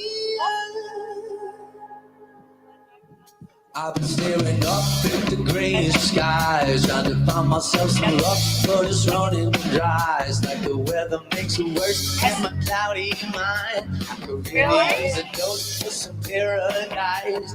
Like a synagogue, got a broken heart. Before I turn into a ghost, need a brand new start. Get myself headed to the coast, and it ain't that far. If you got sun and a lake and some shining stars, I've been dreaming about the West Coast. I've been dreaming about some places that I don't know. I've been dreaming about seeing signs for California. Dream of shade for something warm. I've been dreaming about the West Coast. I've been dreaming where the people take the real slow. I've been dreaming in the sun to just kiss the sky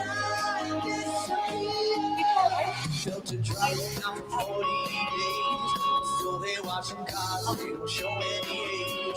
Ain't nothing that you want cost you more than time. If you're trying to find yourself, better get in line. Oh, I'm counting up my money, spending to get it right. Got the future in my pocket, I'm spending it all tonight. Like the prophet with the vision, I finally see the light. I know. I love it though. I've been dreaming about the West.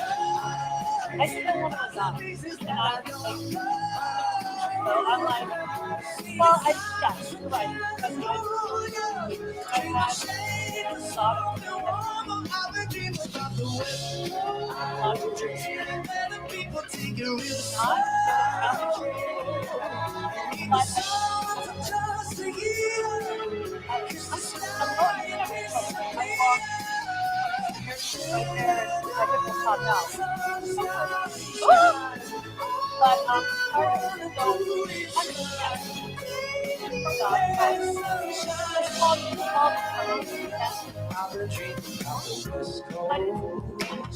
Time to find myself a new goal.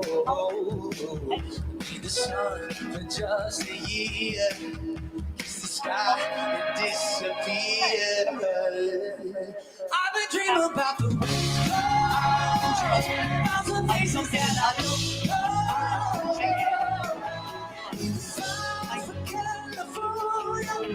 Keep my shade, soft and warm. I've been dreaming about the West Coast. Places that I don't know. Be the sun for just a year. Kiss the sky and disappear. Oh wow.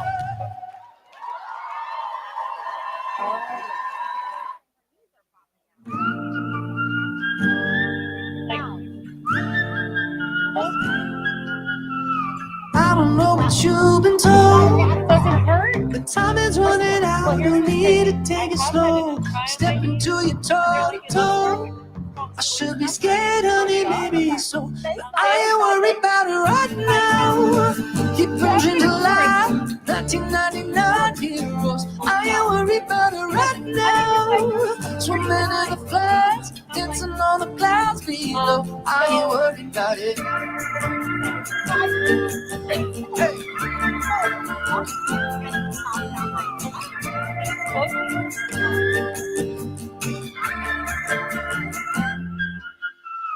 I don't know what you've been told, but time is running out, so spend it like it's gold. I'm living like I'm not zeros. Got no regrets even when I'm broke.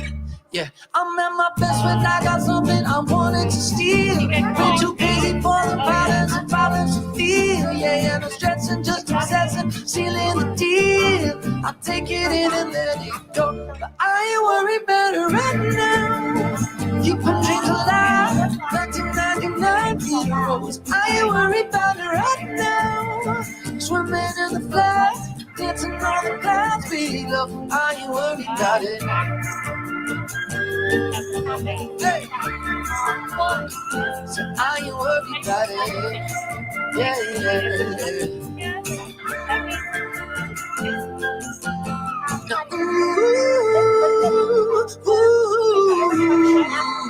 I ain't worried.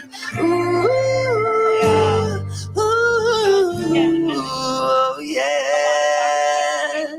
I ain't worried about it right now. Keeping dreams alive. 1999 heroes. I ain't worried about it right now. Swimming in the blood, dancing on the clouds below. I ain't worried about it.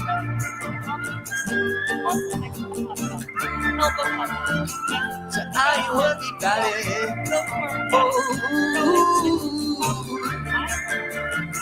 So I ain't worried about it.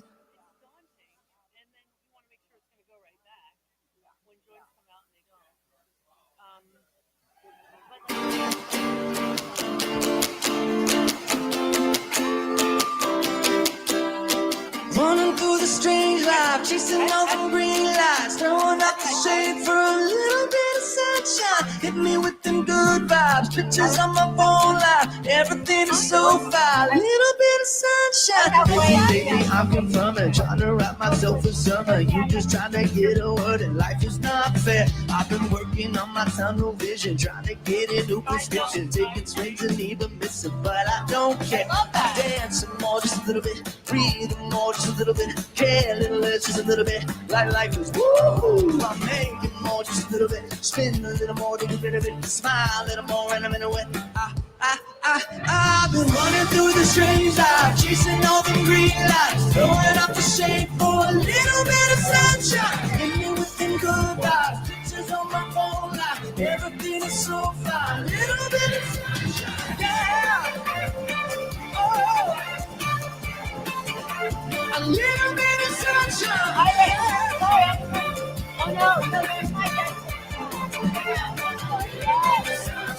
another day, another selfish moment. I've been feeling helpless, sick of seeing all the selfies. Now I don't care. Yeah, found myself a new vocation, calibrating motivation. Almost gotta change the station, headed somewhere. Dance some more, just a little bit. Breathe more, just a little bit. Care a little less, just a little bit. I like it. Woo! Make it more, just a little bit. Spend a little more, take a bit of it. Smile a little more when I'm in a way. Honestly, man, lately I've been running through the strange life, chasing all the green lights, throwing up the shade for a little bit of sunshine. Hit me with the good vibes, pictures on my phone line. Everything is so fine. Yeah, yeah, oh, yeah. Oh, running through this, come on, little bit of you know when the other would say this, can't slow down, trying to keep up with the changes. Punch that number in your name when you're clocking. Now feeling like with the pain when I'm walking. Basically, life is the same thing, unless you don't want the same thing. Probably should have went and got a feature, but I didn't ever save enough the money because it's better for this. Running through the strange life, chasing all them green lights, throwing up the shade for a little bit of sunshine. Oh, hell yeah. Oh, yeah, a little bit of sunshine. A little bit of sunshine, running through the strange life, chasing all the green lights, throwing out the shade for a little bit of sunshine. Hit me with the good pictures on my phone. Everything is so fine, a little bit of sunshine.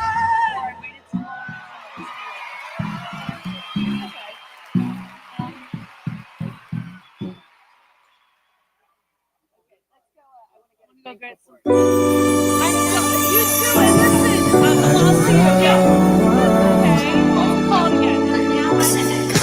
This little light of mine, I'm gonna let it shine. I ain't gonna be quiet like a circus mime. Pour my 2 cents into this rhyme. Gonna break a leg if it breaks the ice. Gonna share the good news, ready to shine. At the drop of the hat, I will drop another rhyme. I'm on the ball when we're talking the divine. Under the weather, I'm feeling so sick. Fighting the bullets, trying to procrastinate. Ain't gonna beat around the bush, you know it. This little light of mine, I'm showing. Once in a blue moon, I'm knowing. I'm bucking up the wrong tree and I'm flowing. Straight from the horse's mouth. Go ahead, jump on the bandwagon, we're rolling. Yeah, I'm gonna let it shine. I can't keep this light inside of me. I gotta tell the world, let it shine, let it shine. Now that I found the light, I can't hide it. I'm gonna be the light of the world. I'm gonna be the light of this world, yeah. I'm gonna be the light of the world. Let it shine, yeah. Touching down like Tebow, here to change the world. One soul at a time, be the light. How we go. If it ain't about the king, it don't matter. Darkness around, but the light is the light of the creator. You don't need another man, you need to save us. Surrender your plans back to the creator. You release the reins, you lose control, but then you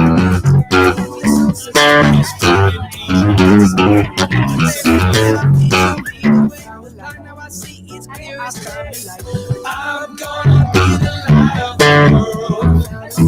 I'm gonna be the light of this world. Yeah. I'm gonna be the light of the world. Let it shine. I'm gonna be the light of this world. Yeah. Putting out the passion, go to the gospel, to every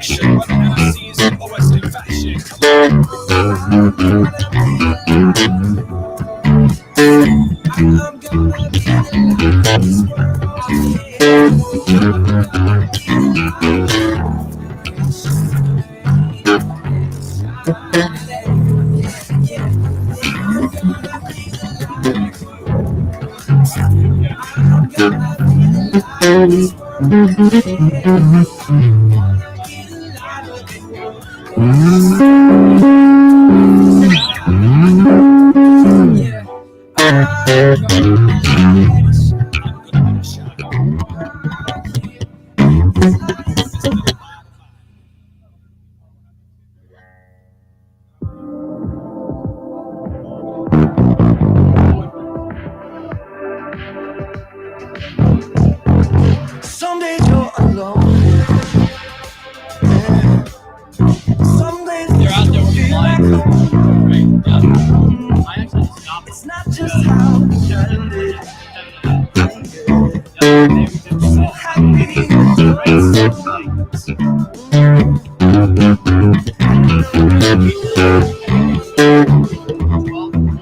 it's hard to make it through.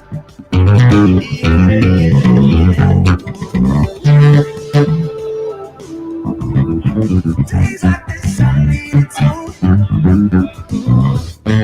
So I'll take care of you.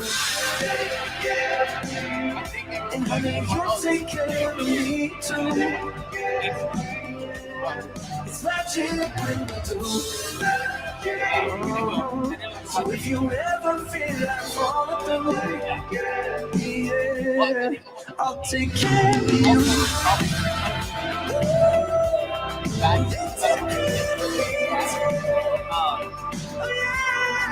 I'll take care of you. You take care of me. Some days I don't care.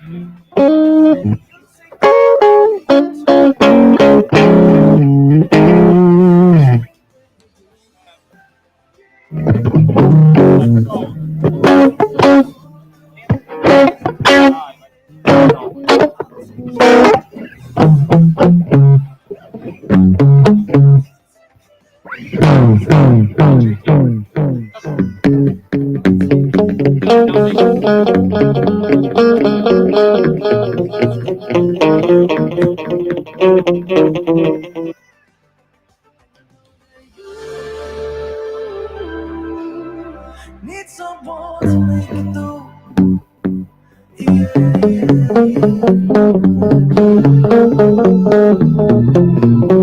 Days like this I need it too.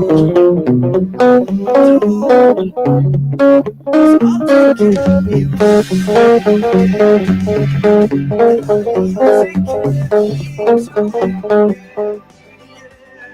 It's magic.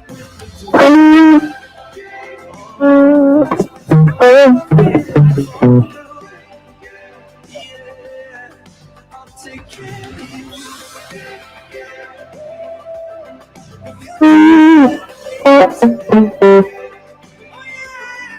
I'll take care of you. And you take care of me. She said every time I close my eyes I feel like I could disappear.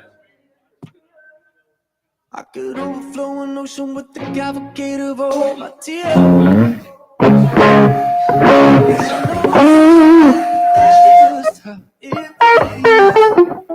Check. You got my mic. Feedback. Hey, hey. Sure, you're right. Check. That was, I liked how you had it. At least in my monitor. Check. What? Can you put it back where you had it in my headphone? Check. Test. Testing the microphone monitor. Check. Testing. You don't have to, Habba, you don't have to cut me loud out here if that was the problem. If you can just get me my levels back in the headset. Check. Check.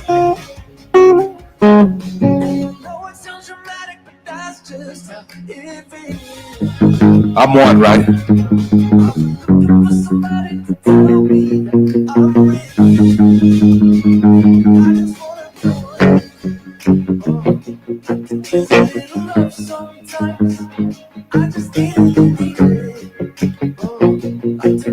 Test, hey, check.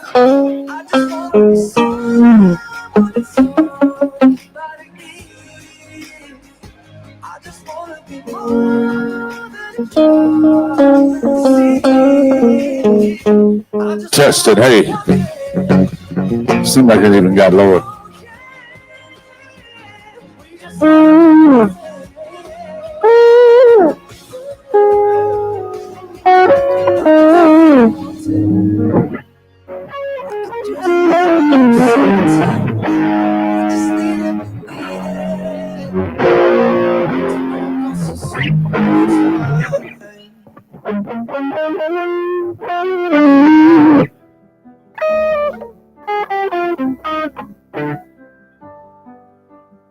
I just lost the feeling that I had today.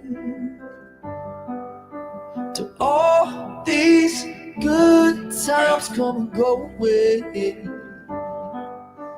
Tell me something that I can save. Sometimes I just want to walk away. And I begin to understand ships can sink or rise, but I'm standing here tonight, and I'm knocking on your door. You can tell me what I'm here for. Do we go on?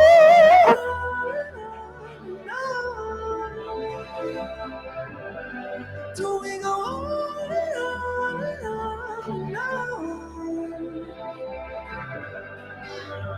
I just asked some questions that I've never had. Just who we are, fade out like a photograph.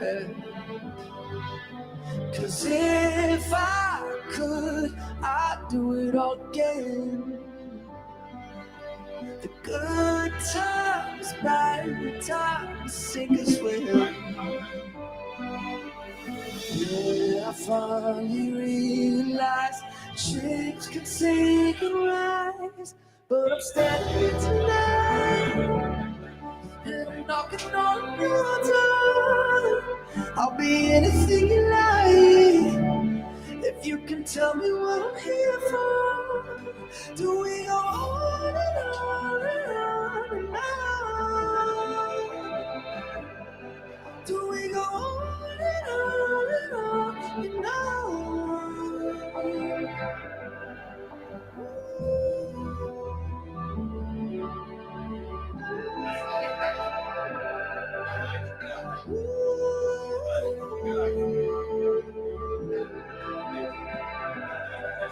But I'm standing here tonight, and I'm knocking on your door. I'll be anything you like, if you can tell me what I'm here for. Do we go on and on and on? Do we go on and on and on? I just lost the feeling that I had today. Do all these good times come and go away?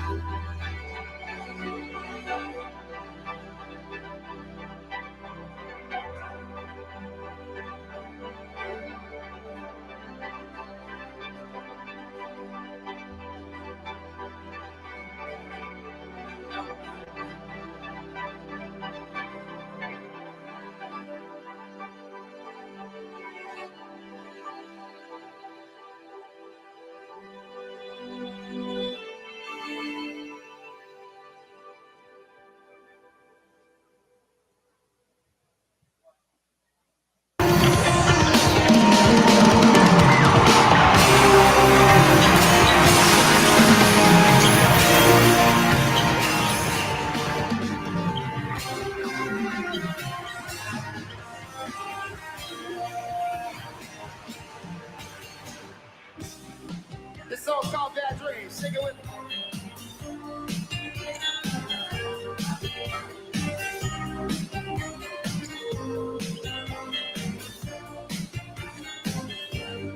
Sun is going down, time is running out. No one else around but me. Steady losing life, steady losing my mind. Moving shadows and grind. Without you, there be no place for me to hide. Without you, there's no way I can sleep tonight. Without you, for a little bit of peace and quiet. Without you, I keep sipping in the bad dreams. There's no you and I. So we go on when they come back up? No somewhere I love you and I need you to set me free from all of these bad dreams. Waiting on the other side. No somewhere I Just stay where you were. need you to set me free. Oh, okay. Yeah. You better be heard, not seen.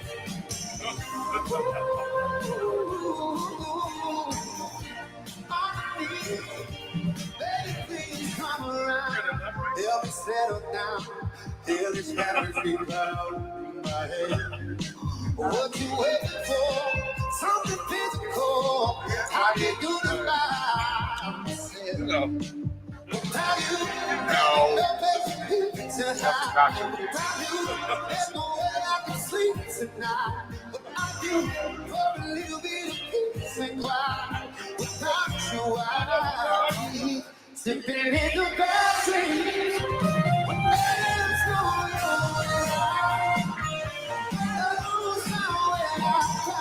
I love you and I need you to set me free from all of these bad dreams.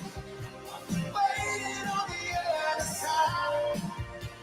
No somewhere I love you and I need you to set me free from all of these things.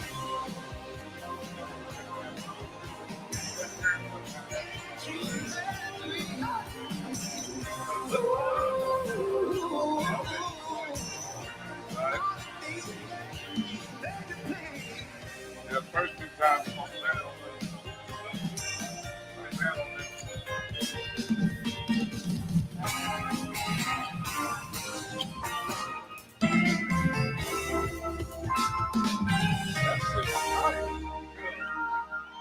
That's so good.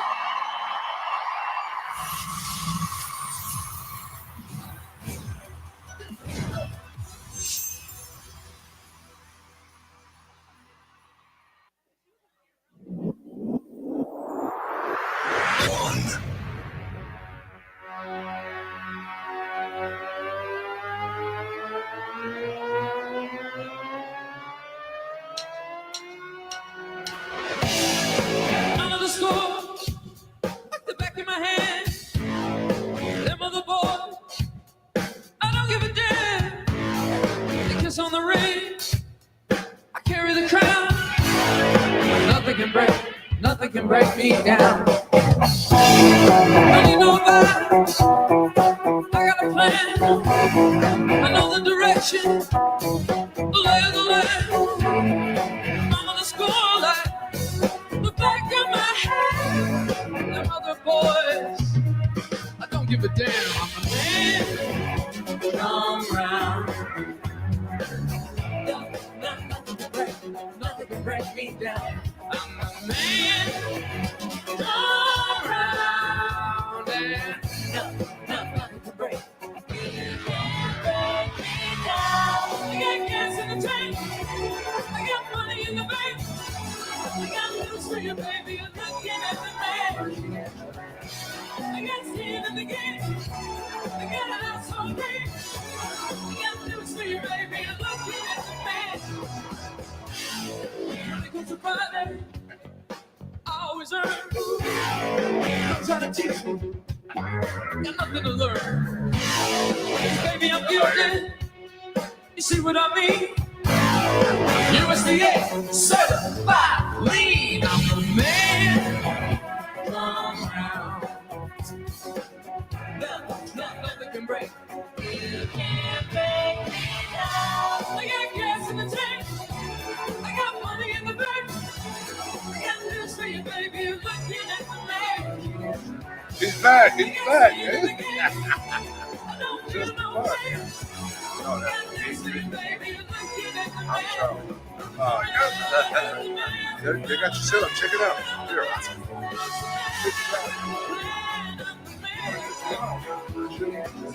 Oh, okay. Who's your son? Let's get it. You're making fun. Oh, you're playing too. Okay. So, Mark? Isaiah. Let me try you.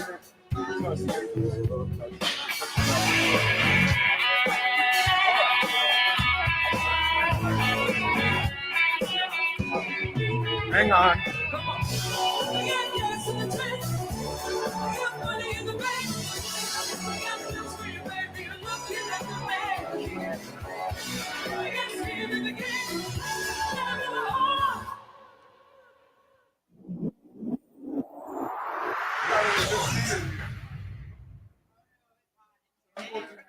This pop star has 10 Grammys, 3 Brit Awards, and an Oscar nomination to his name. Now, after 6 years, he's back with new music. Here performing Selfish. Please welcome Justin Timberlake.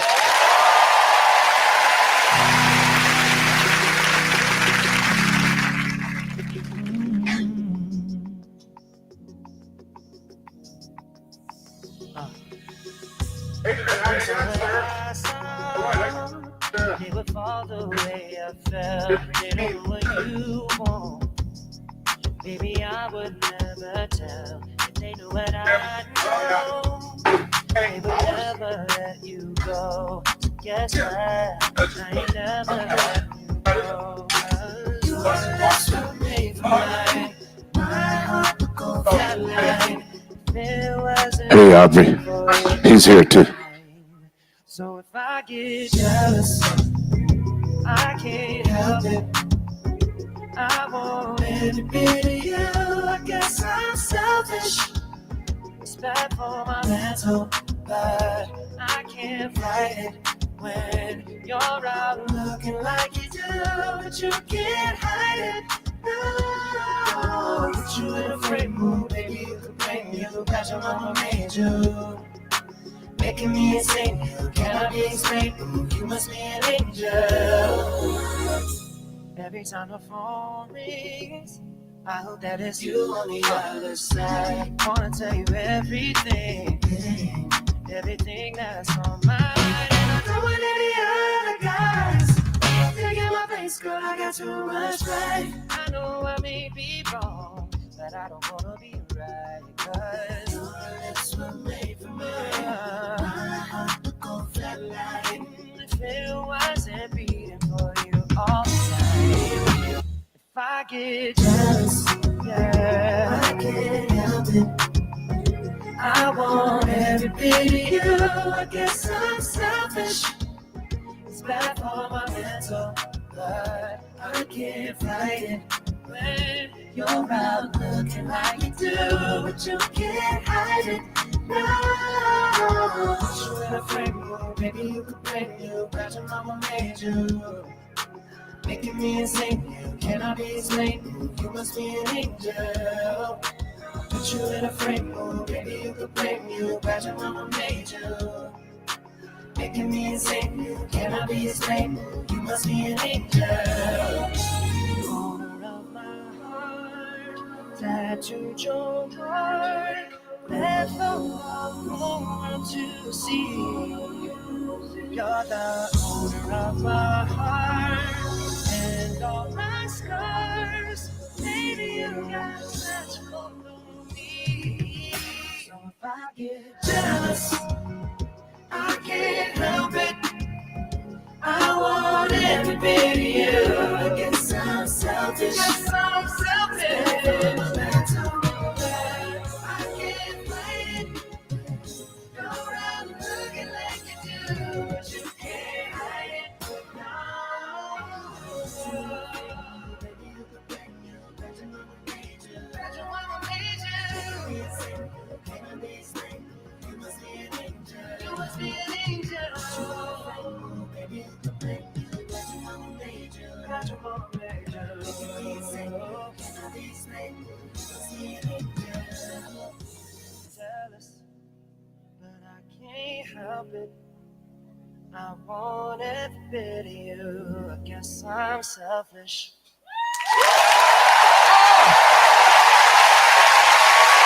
Justin Timberlake, everybody!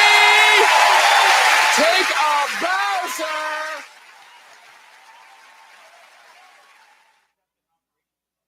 I've been dreaming about the West Coast. Find some faces that I don't know. Give me the sun for just a year. I'll kiss the sky and disappear. I've been staring up at the grayest skies, trying to find myself some luck, but it's running dry. It's like the weather makes the worst of my cloudy mind. I could really use a dose of some paradise. Sometimes you gotta run from a broken heart before I turn into a ghost. Need a brand new start. Get myself headed to the coast. Man, it ain't that far. Yeah, they got sun in LA and some shining stars. I've been dreaming about the West Coast. Find some faces that I don't know. Seeing signs for California. Trade the shade for something warmer. I've been dreaming about the West Coast, where the people take it real slow. You need the sun for just a year. I'll kiss the sky and disappear. Ain't felt a drop now for 40 days. But still the washing cars and they don't show any age. Ain't nothing that you want will cost you more than time. If you're trying to find yourself, better get in line. I'm counting up my money, spending to get it right. Got the future in my pocket, I'm spending it all tonight. Like a prophet with a vision, I finally see the light. Man, you know, I've been dreaming about the West Coast. Find some faces that I don't know. Seeing signs for California.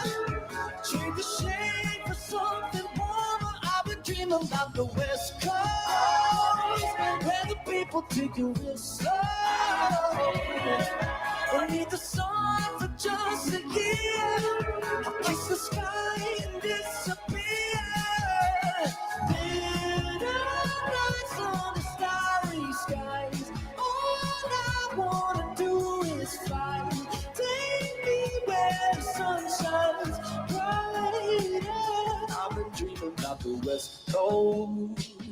Time to find myself a new clothes. Aubrey, do we have an extra mic stand up there for Keith?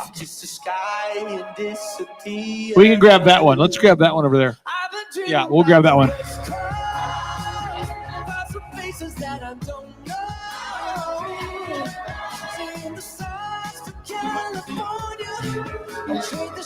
Hey, Devin, I'm going to need your help for just a second. I need your help just for a second. Devin.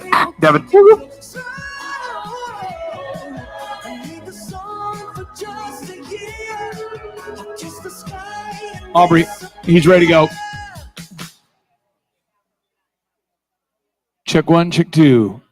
Check 1, check 2. Oh, nice. This one's called. Okay. I'm going to have you bring that mic from Sean over to him so that Keith has a mic. I think it's this one right here. Okay.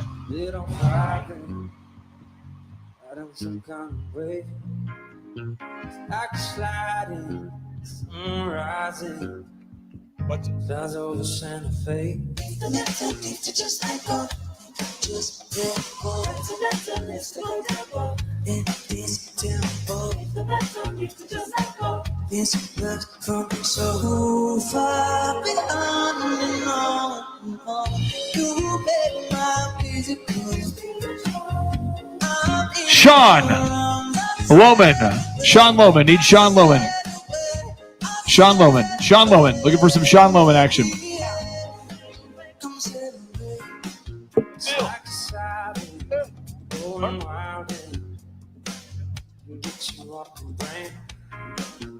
Wanna dive in and close my eyelids.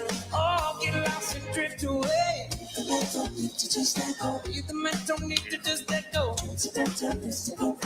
Let me cross and give me that tempo. The man don't need to just let go. This love is so far beyond and on and on. You make my physical. I'm in your arms. I said it.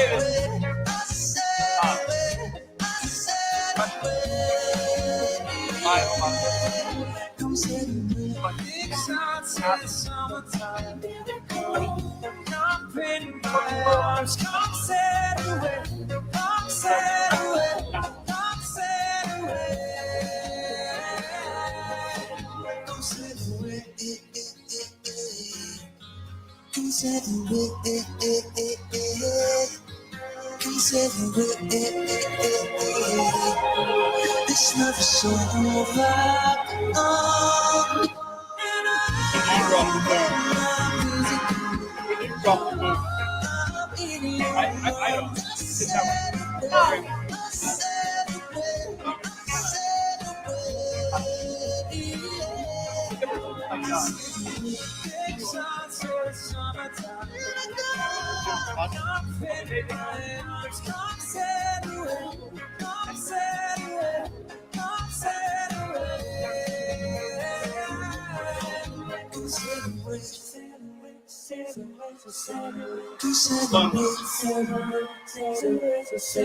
I'll sit away. Can I ask you a question real quick? Ladies, Chuck, test 1, 2.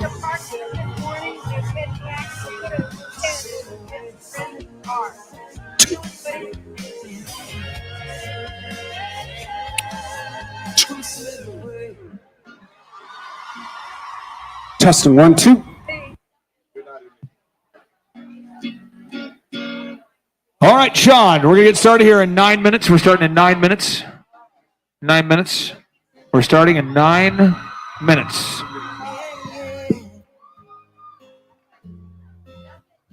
I don't know what it does to make you cry, but I'll be there to make you smile. I don't have a fancy car to get to you. I walk 1,000 miles, singing by can. If he buys you nice things, does his gifts come from the Yeah, I remember it now. don't know. I think he already for knows. my girl, make it Man, he's so black. we'd never be apart. But my love is all I have to give, and without you I don't think I can live. Wish I could give the world to my love. Don't say A flat.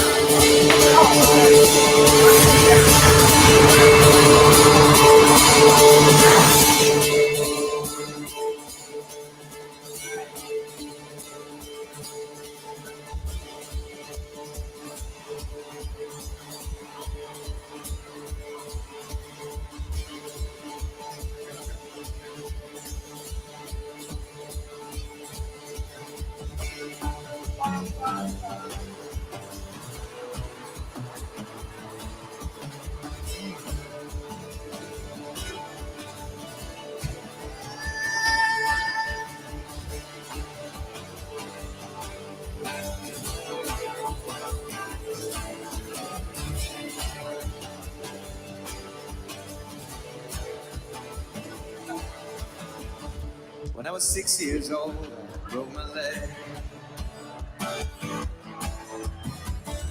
I was running from my brother and his friends.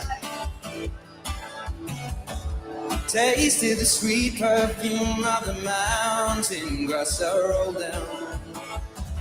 We were younger then. Take me back to We need Josh Spurl up to the front. Josh Spurl. Kevin with MultiClean. Where's Kevin at? Kevin with MultiClean. Kevin with MultiClean. We need Pastor Dave Scarlett. Pastor Dave Scarlett. Josh Spurl. Pastor Dave Scarlett. And Kevin with MultiClean. driving at 90 down country lane, singing to tiny cancer, and I miss the way you make me feel. It's real. We watch the sunset over the castle lonely. You can walk home, you know what? 50 years old, smoking cigarettes. Running from the love to the backfields and getting drunk with my friends. My first kiss on a Friday night, I don't reckon that I did it right. You were younger then. Take me back to when we found our weekend jobs and we got paid. We'd buy cheap spirits and drink them straight. Being my friends, it not going up and so long. Oh, how we've grown. But I can't wait to go home. I'm on my way, driving at 90 down the country lane. All right. We're looking for Josh. We got him. Josh Spurl. Pastor Dave Scarlett. Looking for Pastor Dave Scarlett. And Kevin Thomas. Brett Meal, come on up here. Brett, come on up here. Brett. All right, Sean, let's kill the music. Let's get ourselves psychologically prepared for round two. Okay, so what we're gonna do the rest of this afternoon is we'll be doing like a 30-minute sprint-ish. And Aubrey, you can coordinate with the band, but we got about 30 minutes, so the band will play a couple songs, and then we'll do. It's like learn stuff, band, learn stuff, band, learn stuff, band. We'll have some fun.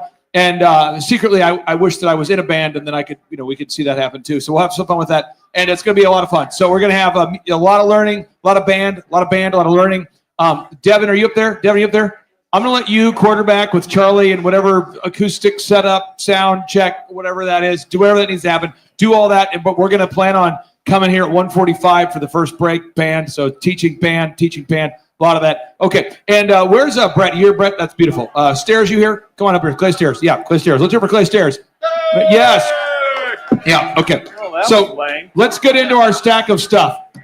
Everybody, wave this sheet at me real quick. Wave this sheet at me if you have this sheet. We'll make sure you have this sheet. Surely you shall have this sheet. We see this one here? It's the one that says, at the top of it, it says the roller coaster of love.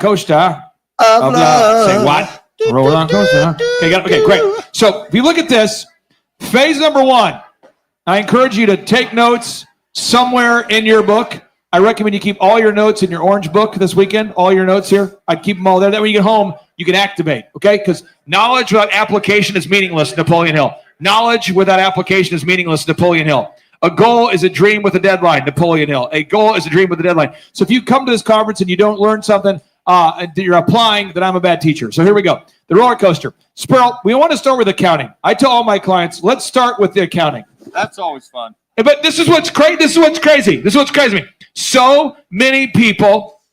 Sophia, can we get you up here? Can we bring you up here? You're 15. That's good. You're okay. Has your mom signed the waiver? Are you allowed? Okay, cool. So come on up here. So many people, they say, well, what kind of business should I get into? And I say, let's do the math. So I want you to get out your book and jot notes in the back of it, because I'm going to share with you 3 examples that are very real. And you'll hang out right here with me. We'll share, Mike, okay? Is when I started DJconnection.com, and Sean, you can pull up some old school photos or something. I was going to Oral Roberts University. There's Super Dave. Hi, Super Dave. Super Dave Scarlett. Let's hear for Super Dave Scarlett. He's coming back up here. So I was starting DJconnection.com. And just to be clear, if I wasn't married, I would still be DJing. And I mean, it's like what I like to do. And so even like today, it's like kind of my day is just this is just a DJ show. It's like a variation of a show, but that's what I like to do. And I liked it. And I was doing it in my parents' basement. And I figured out, man, I could make a really fun atmosphere and make events that are abnormal, like not fun. You can take a wedding that's kind of like you get there, you dress up, you leave early. You can make it fun where you stick around and you tell your friends how fun it was. So I figured that out pretty early. But I made $175 per show. So you should write that down somewhere in the back of the book and inside cover or something. $175 a show. And then next to that, write down how much you make per client or per service or per sale. And I figured out I'm 14 years old. I'm a mathematical genius. I'm down there going, if I make 175 Sperl twice, I'm not putting you on the spot. Roughly how much is that, Sperl? 175 multiplied. That's it. 350. Oh, man. Wow. Without AI, how'd you do it? Okay. So now, Dave, if I got 350 and I did 4 shows a week, 350 times 2, I'm not trying to put you on the spot, but that's painting a corner. That's 350 to I went to public school, so it took me a while. 700. Yeah. So I'm down. I'm in the basement, and Sophia, I'm 14. I'm 15 years old, and I'm making like $700 a week in my parents' basement, So if you were 14, you're a DJ, you're making $700 a week. Who would drive you to your shows? My mom. Definitely, yeah. Mom. Okay, she did her mom. What I did is I dragged my youth group, my youth pastor into it. So I called up Mark. He's probably watching online right now. I called Mark up, and Mark, his nickname was G because he lost a bet and had to shave a G into his chest. And he's like, his body hair is that of like a beaver. He looks like it's really wild. It's radical hair. And so he lost the bet and he had to shave a G. And so we called him G. And I said, hey, G, I need you to drive me to my shows. And he's like, I don't want to drive you to. I said, I'll pay you, bro. But I'm going to charge like a couple $100 a show. I'll split it with you. So I was paying my driver like half the money. Now, I didn't have equipment because I'm 14 years old. So how would you get equipment? You're 14-year-olds. How do you get equipment? You don't have the money. You're 14. How do you go and get the equipment to start your DJ empire? If that was what you were doing, how would you get it? I would definitely have to rent it because as a 14-year-old, you don't have any money. This was my vehicle. We pull up on the screen. It was hand-painted 1989 Ford Escort. We can put it on the screen here. That was it. And maybe we can cut to that online so people can see that. But it's a 1989 Ford Escort. And when we're going to the visuals, just put this stuff on the online feed so people can see it. So it's hand-painted. Sperl, why do I have a hand-painted 1989 Ford Escort? It reminds you where you came from and what you can do with very little. Dave, if I'm 14, 15 years old, why am I driving a hand-painted Ford Escort? You're showing the world. You got no money. Stairs, what do you think? You got no money. Yeah, so everyone knew what I did because I'm driving this thing. Love it or hate it, they're like, oh boy, here it comes, right? But it's that right there. Someone should write that down. It's purple marketing, purple cow marketing. It's purple cow marketing. In a world of brown cows, right, you have to stand out, right? So if you're not remarkable, you're invisible. So right then I figured out, wow, I'm the 14-year-old kid who's making $700 a week, and I'm driving around the Ford Escort. Now, when you're 14 and you're driving that, around 15, 16, whatever. What kind of feedback do you think I'm getting, Sophia, from the, public school? Might get a chance of getting bullied a little bit, but I think that's fine. A little bit of bullied. So just kind of letting you into this mindset here. I used to stutter as a kid. Did anybody used to stutter as a kid? Was that you? There you go. Awesome. Okay. So if you used to have a speech impediment, or maybe you still do, people sometimes will focus on it. And when they're kids, they're just mean. So I got to a point in my life pre-Christ where I just didn't care. Now, Dave, you're in a relationship with Christ, but you also now don't care about what the world thinks. Absolutely not. Can you talk about what that's like to be on a mission and not care what the world thinks? Well, I think that's part of God using me in the beginning to be a Marine. You got to be set self apart and be something of a bigger mission. And obviously, it's a bigger mission when you're working for Christ. And if you do what he wants you to do, the people are not going to like it. And you just have to be centered on your heart with what he wants you to do and block everything else out because it's just noise. So back to this thing, accounting. So Sproul, I knew I had my journal. I wrote down 175 per show, 4 shows a week. That's 1996. You know what? I'm like, if I make $700 a week, I'm doing great. You know, I'm making more than, a lot of people I know, and I'm 14 years old. Why don't most entrepreneurs focus on the accounting first? Because everyone should. They just like what they do. They're as the email says, they had a entrepreneurial seizure. Yeah. So you gotta do the math. Okay. We start with the math. Okay. Now the second box here is branding. Branding is people do judge people based upon their appearance. And so they do judge a book by its cover. We do judge. So in this office, this is a very interesting place. But people will come here, and I get people that a lot of times are like, I'm out, hard pass. Other people like it. I had a very interesting interaction with someone this morning. It was a fabulous conversation. And I'm not saying who it was, but they were like, your Google map is wrong. It says the wrong address. I said, I recognize that. And I didn't do that to spite you at 5 a.m. But Google changed our address. And so in the process of getting there, but we're listed as our old address. I'm not control of that, And the person, I guess, wanted me to have more empathy and less action. And I'm like, well, now that you're at our old office, you can take in the history, but now we need to get you here, And so, but some people want to lament on things of the past. But in particular, I'm at the wrong location. I'm like, I'm so sorry that has happened to you. I care, but we need to get you here, so I can send an Uber to you. I can reimburse you. And it's like, well, I'm very frustrated. My Uber dropped me off. And I love that emotion. Let's turn the bitterness into betterness. Okay. So the branding thing, I want to go to you, Dave, on this, the branding. His glory. I mean, you know where his glory is going. You know where it's going. You know where you have a vision. But when you started your first show, what kind of gear were you working with? Like was it some awesome stuff? Was it top level production? Was it a great crew? How did you start? That was my wife holding an iPad. That's how we started.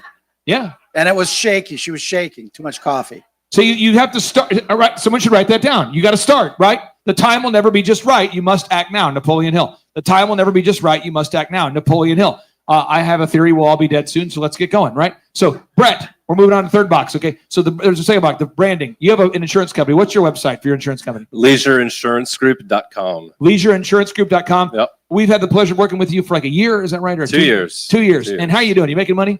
Yeah.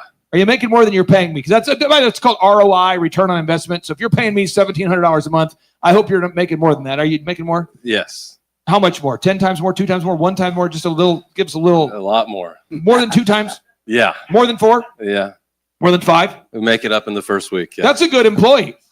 So you want to hire an employee who brings in more than you pay them, right? That would be the idea, right? So that's how the value proposition. But the branding, you can't get too precious. And so Sproul, I know you're an accountant, but when you look at people's numbers, how often are they loyal to a website that doesn't work? As an account, you look at it, hey, your website's not working. How often are they loyal to it? Very often. So they're often doing marketing initiatives that don't work at all, and then it just becomes a race to the bottom. They can't control those margins that we talked about. They can't control the price per customer because they just have to take whatever the customer is going to offer because they're not perceived as a higher value by the Does that make sense? We're on the same page? Okay. So the third box is marketing. Now, marketing, Clay Stairs, I want to get your thoughts on this. Marketing, that's how you get in front of your ideal and likely buyers in a way that causes them to buy something. Marketing. How do you see, Clay, people confuse marketing? Like they're doing something that doesn't produce leads, but they're trying to quote unquote get their name out there. Where do you see that? Because it's very common.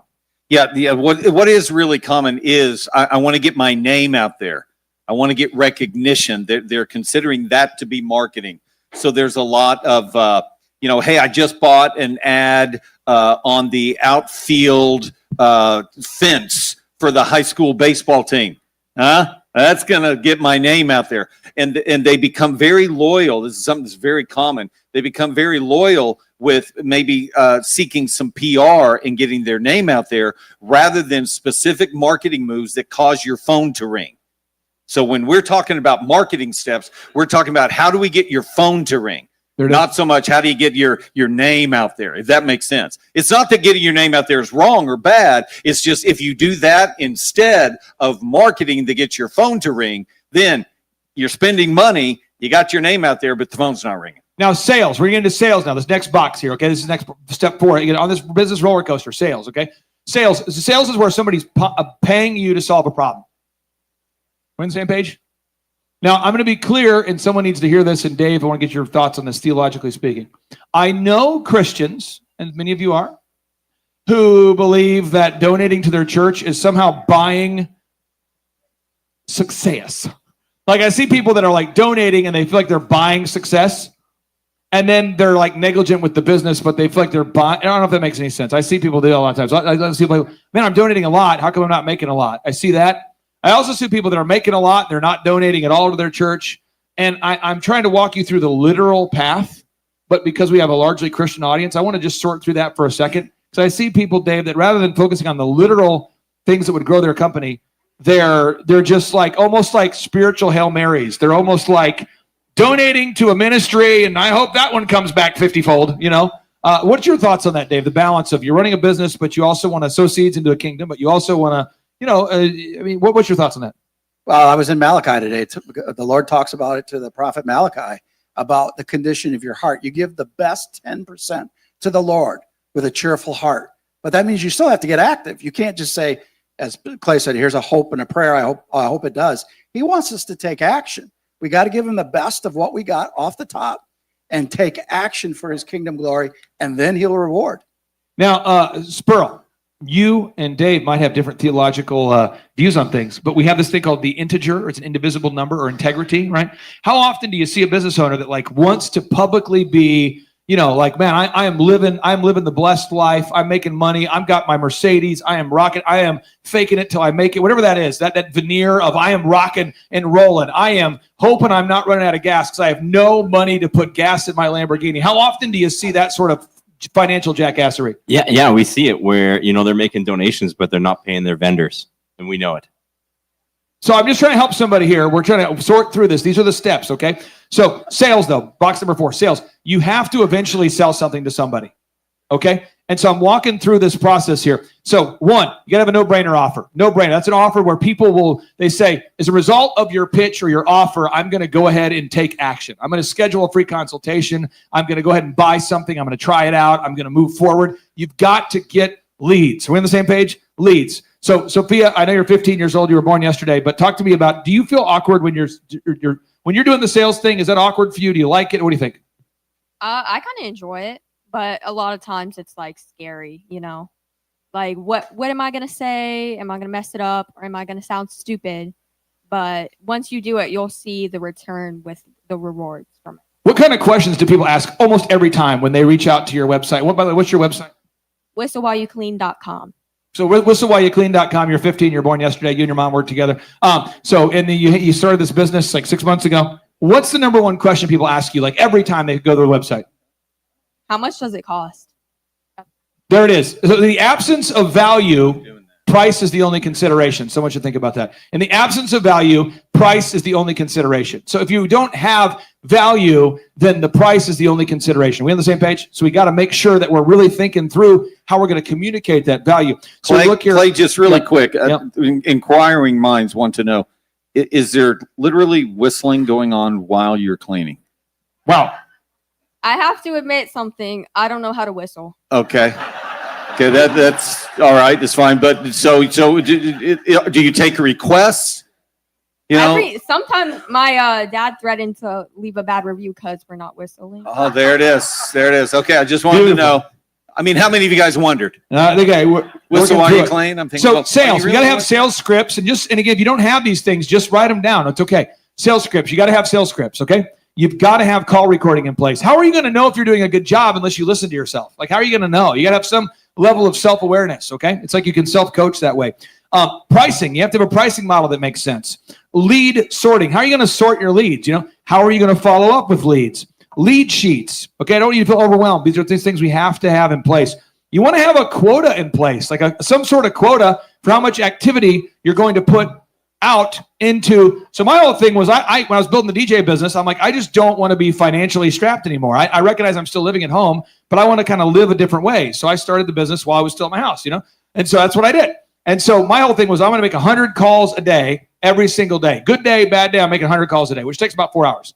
And then if I make 100 calls, I'll book about 3 appointments, and that's my process. But you've got to have some kind of quota. Next, training. If you have salespeople, you got to train them every week. You can't just think that they're going to do well because you want them to. All right. Next, tracking. Got to track the results. Sales scripting. We talked about that. Pre-written emails. If people respond, if people reach out to you, you have to have pre-written emails in place. You want to have a customer relationship management software and or a spreadsheet where you track this information. And Sperl, how often do you talk to someone? They go, I frankly, I don't call my leads. I mean, I want to. How often when you're doing accounting, they're like, you discover you're not even calling your leads. Yeah, I mean, I think I was just talking to Steve in the break that I needed a copy of his book for when I see it. Call your leads. Doesn't matter what's going on, just call your leads. They want to talk about anything else other than how many times they called the lead. They want to talk about how bad the lead was, or why they didn't pick up the phone the first time, or why they had to give them some reasons or facts, but they just don't want to. So let's work through that for a second. By the way, Steve Currington, he's the mortgage guy. He and I teamed up to write a book called Call Your Leads. And it's the entire book is about calling your leads. And like page 1, it's like step 1, call your leads. Step 2, call your leads again. Step 3, when you're done, call your leads again, call them a third time. There's a whole process, but you have to follow up. In stairs, that's not a normal behavior for people. So, and same thing for you, Dave, when you're booking a guest on your show. There's people I know who love His Glory, who will tell me, I want to be on His Glory. And I'll say, well, you should call Dave and he'll schedule you, or call his team and they'll schedule you. And they'll go, yeah, I'm going to do that. And then I'll see him like 2 days later and they'll go, I want to get a hold of Dave. And I go, well, you got to call him. And I go, yeah. I send him an email. There's like a weird, how often, Dave, do you have to like close the loop on that?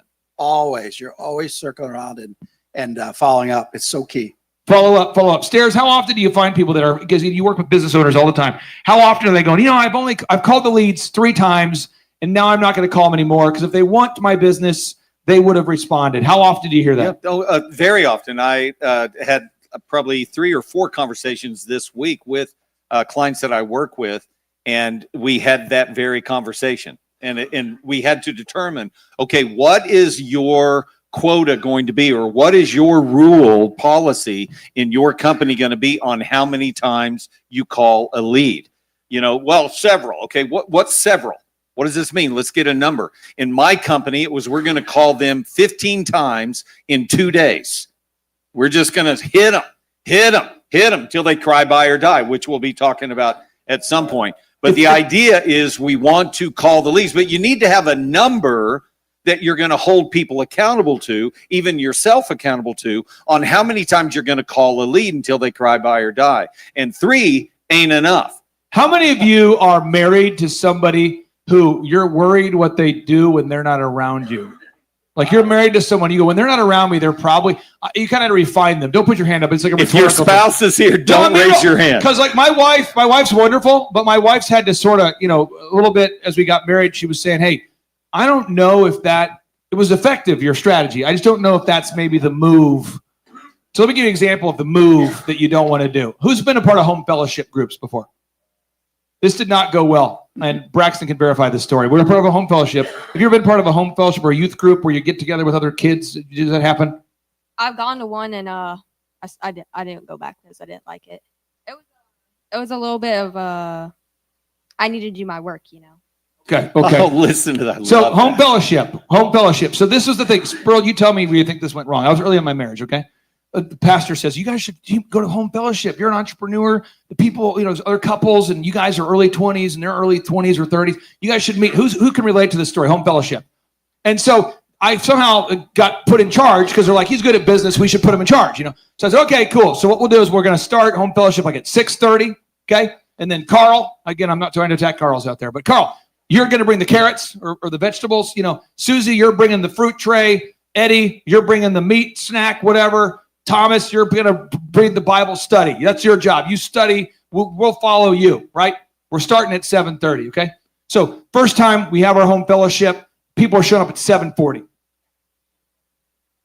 And I'm thinking, and I'm saying pre-Christ, but I'm like, oh, hell no.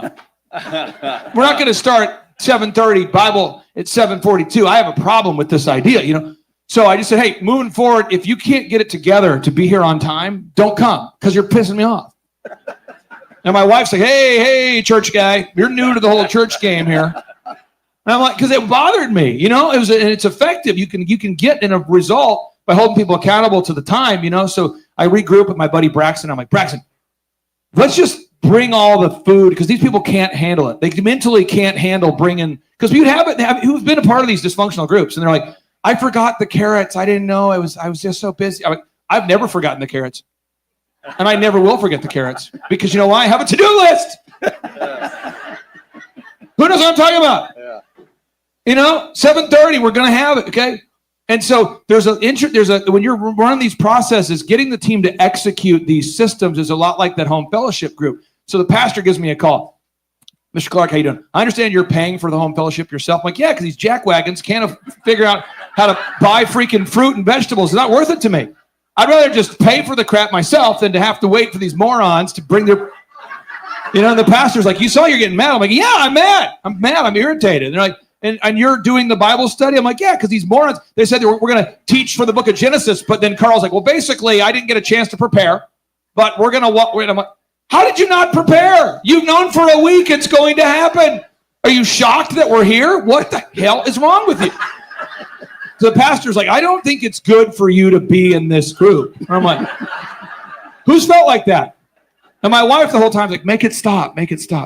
So I'm saying this stuff here is literal, but implementing it is somewhere between emotional and spiritual. Who knows what I'm talking about? So you're going to have to go home and implement this stuff. And so I want to go to Spurl, then I'm going to go to Dave. I want to talk about implementation for a second. Spurl, when you know that your team needs a script, you make a script, and then they don't follow the script. Do you throw tables? Do you yell? Do you hit your head on the gong? Do you threaten people? How do you get people to follow the script if they won't do it? You follow up relentlessly. So actually, just in one of the breaks, I was asking one of my team members to show me your text message script for a inbound lead. Follow up relentlessly. Now, real quick, who's ever heard of this thing called college? All right. So at college, what they do is they invent things that aren't real, and they teach them as though they're fact. Let's do an example. College will teach. The college professor invented the phrase micromanagement because that professor was bad at his job. So he doesn't want you to follow up because that's micromanagement, right? So imagine this professor, Professor Carl. He's like, Daryl, quit following up with me all the time. I don't want to be micromanaged, Daryl, right? And then Daryl's like, well, I wouldn't micromanage you if you weren't mildly mentally dysfunctional. But because you obviously cannot start your classes on time, I have to follow up with you because my paranoia is what drives this thing, Carl. And then that's how it is. So there's how many you know what I'm talking about? Andy Grove, the inventor of Intel, okay? He said only the paranoid survive. Ronald Reagan says trust but verify. I mean, if you're watching Fox News and you just believe that stuff, heaven help you. Hopefully the 7th booster was fun for you. Right?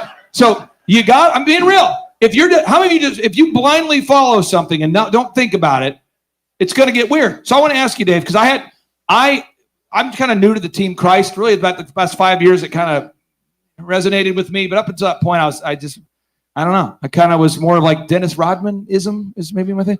So what are your thoughts there, Dave? How do you, in a loving way, get your team as a believer to follow a system when, lateness is not tolerated? We've got to be on time. We got to get stuff done. We got to follow systems. How do you, in a loving way, how do you balance that? Well, you got to have detailed, specific plans in place. And then the key is inspection. You got to inspect. And if you see it's not happening, then you start coaching them up. And hopefully you're coaching them up, not out, but it's up to them ultimately. But if you don't inspect, first have a plan and then inspect it, you're going to be cooked in the squat. I'm really going to help somebody here. I'm trying to help somebody here. And maybe this is usually where I get a few people that walk out. They're like, screw you, buddy. I'm like, okay, I get it. The parking was bad. I get it. Okay, here we go. So again, college invented the concept. You understand that college invented this concept of micromanagement? How often have you followed up with someone about a basic thing and they say, I don't want to be micromanaged? Who's seen that? It's crazy. Okay. Another college concept, personality types. Who cares what your personality type is? Who cares what my personality type? What kind of man wants to dig a hole and make a pool? Who wants to make a pool? What kind of person says, I like working out in the heat, especially when it hurts physically? And I want to do that repetitively for 40 years. Like, what kind of man says, I love cold calls. I love the rejection. I love the thing. I love selling insurance. I mean, what kind of person says, I love when people open their mouth and I can look inside it and I kind of have to hunch over and then do the dental thing. I love that. I want to touch people's teeth. I like that. Suction. Right? I mean, nobody. So we have the college. How many of you know what I'm talking about? People come out of college and they're like, I'm what you call an alpha meta. What does that mean? Well, I'm like an alpha, but I'm also, so you won't make cold calls. No, I won't do it. Okay. Have you seen this thing? I'm more of an introvert. I'm more of a connector. I'm a connector. No, you're an impoverished, not talented artist guy. But people have these things. Have you seen this? What kind of personality? I mean, you have to do the job. And so what you've got to come up with is like, God has given us what? This, not the spirit of fear, but he's given us the power of love and a sound mind. Right? We on the same page? So you're going to have to get to a place where you can't leave this conference and go, I'm just not a marketer or a salesperson or I don't do numbers. I don't do accounting. I don't do sales. I don't do management. I don't do people. You ever seen people that say, I don't do people? I just don't do people. And they're kind of a furry individual. You've seen this? Okay. So, Brett, what's your thoughts? I mean, you've grown the last 2 years. You're doing it. I think you've been out of your comfort zone a lot. I would say you've developed some calluses and you're doing great. But what was like your first uncomfortable moment of growing your business? Working with you or just... No, I'm honest. Whatever, just say. I don't know. There's no filter. No, it's great that it's doing more than... It's fun. It's embarrassing. But I remember my first week, you were, how many calls do you think you can make this week? How many calls? I was like, and I was coming out of the captive world, where you buy a bunch of leads and all that stuff. And I was like, maybe 30, maybe 30 a day. And you were like, okay. What? And then I certainly realized shortly thereafter that that was not going to work. And there was a certain man named Steve Currington who popped in the meeting and also let me know that that was not going to work. And so there's been constant critiques and growing pains, which is the best type of thing to work through. But it's uncomfortable, right? 100%. I mean, you gain strength through struggles. Yeah, uncomfortable is getting Google reviews at vendors and the mall and trade shows and getting Google reviews. So, okay, what if anybody's here and they want to compare rates with you? I don't make a commission to say this, but I wish I did. Well, I'm kidding. But what's your no-brainer for people who are like, I have an insurance company now I use, they want to compare rates? I know everyone wants to talk about insurance. It's their favorite thing to talk about. I love talking about it. Talk about it more. Yeah, you'd rather get a root canal. Okay. But I just say, hey, let's compare rates. Pay $20 just for the meeting. So you pay people $20 to compare rates? Yeah. Why does that always work in your favor to pay anybody here $20 to compare rates? It's $20. I'll do it. Does it ever work where you save money for people? You help people save money? Yeah, about 90% of the time. So and it seems like a weird thing, but that's the thing that gets the people to actually fill out the form. Are we on the same page? Because up until then, it's just marketing. Now we're doing sales. And for you, what's that no-brainer again? $1 clean. Have you ever thought to yourself when you first started doing it, if we do clean someone's house for $1, we're never going to be profitable? Do you ever have that thought? Absolutely. I was like, how are we going to make money? What? Just do 100,000 cleans a year. You'll be fine. Okay, just kidding. So, and have any of those $1 turned into good clients? Absolutely. Some of our highest paying clients came from $1 clean. But you have to have some kind of no-brainer. But it's like your fear of, I don't know what it is, but it's gonna keep you from having that. And we got to have some kind of no-brainer, some sort of super hot offer. We on the same page? We get that idea? It's like in my world, for the haircut business, our first haircut's $1. And we have this homeless shelter downtown Tulsa. Who knows about downtown Tulsa? They're letting people out of the homeless shelter near 16th in Boston, and they're sending those guys over. Hey, let me tell you how jacked up this is. Dave, I want to get your thoughts, theologically speaking. Because I had to really pray my way through that on Monday. There's a ministry in town that's paying for the homeless guys to get their haircuts for $1. What do you think about that, Dave? There's a ministry in town. Because we're getting a ton of homeless people downtown getting their haircuts. And they're paying $1 per haircut for these homeless guys. I'm thinking, is it ethical to hate that ministry? I don't know. Because none of these people are going to convert into a client. None of them have had a job in a decade. It's like a drug rehab center. And they're like, well, my ministry down the street is paying for my haircut. I'm like, how generous. Thank you. Dave, I just want to get your thoughts because you left corporate America. Now you run a ministry. How do you handle those kind of things? Well, your whole heart set, I wouldn't say mindset in the ministry. It's a heart set because when you're working for AT&T or whoever, it's about getting to the bottom line. Us, it's about getting billion soul harvest. So what can we do to spur the love of Christ and make a difference and show biblical value every single day? Now we go on here to box number 5. We got to wow the customer. And it's easy when you have the whole homeless shelter come in to get $1 haircuts and not a single one of them convert into a member. It's easy to get bitter and to carry that into the next meeting, right? So the next guy comes in and he's got a job and he's a normal guy and he's not on drugs and you're like, whatever, you drug addict, because probably a drug addict, Instead of saying, hello, welcome to Elephant in the Room, you kind of want to say, bunch of freaking drug addicts. It's probably homeless, aren't you? He's like, no, I actually had an executive over at the whatever homeless guy. It's easy to get bitter, right? So you've got to make it your goal to turn your bitterness into betterness. And that is something that I have to repeat to myself all throughout the day. Because how many of you have been in business long enough where it's easy to get bitter? How many of you have ever trained up somebody and they became your number one competitor? Who's had that one? That's fun. You ever had that one? Who's ever had money embezzled from you? I remember I was working with, and this is not an anti-ministry conversation, it's just real. I was working with one of my clients, he's a doctor, and his spiritual advisor / office manager was oddly spiritual all the time. Oddly spiritual. And I'm like, hey, I pulled the client aside. I feel like he's embezzling all the money.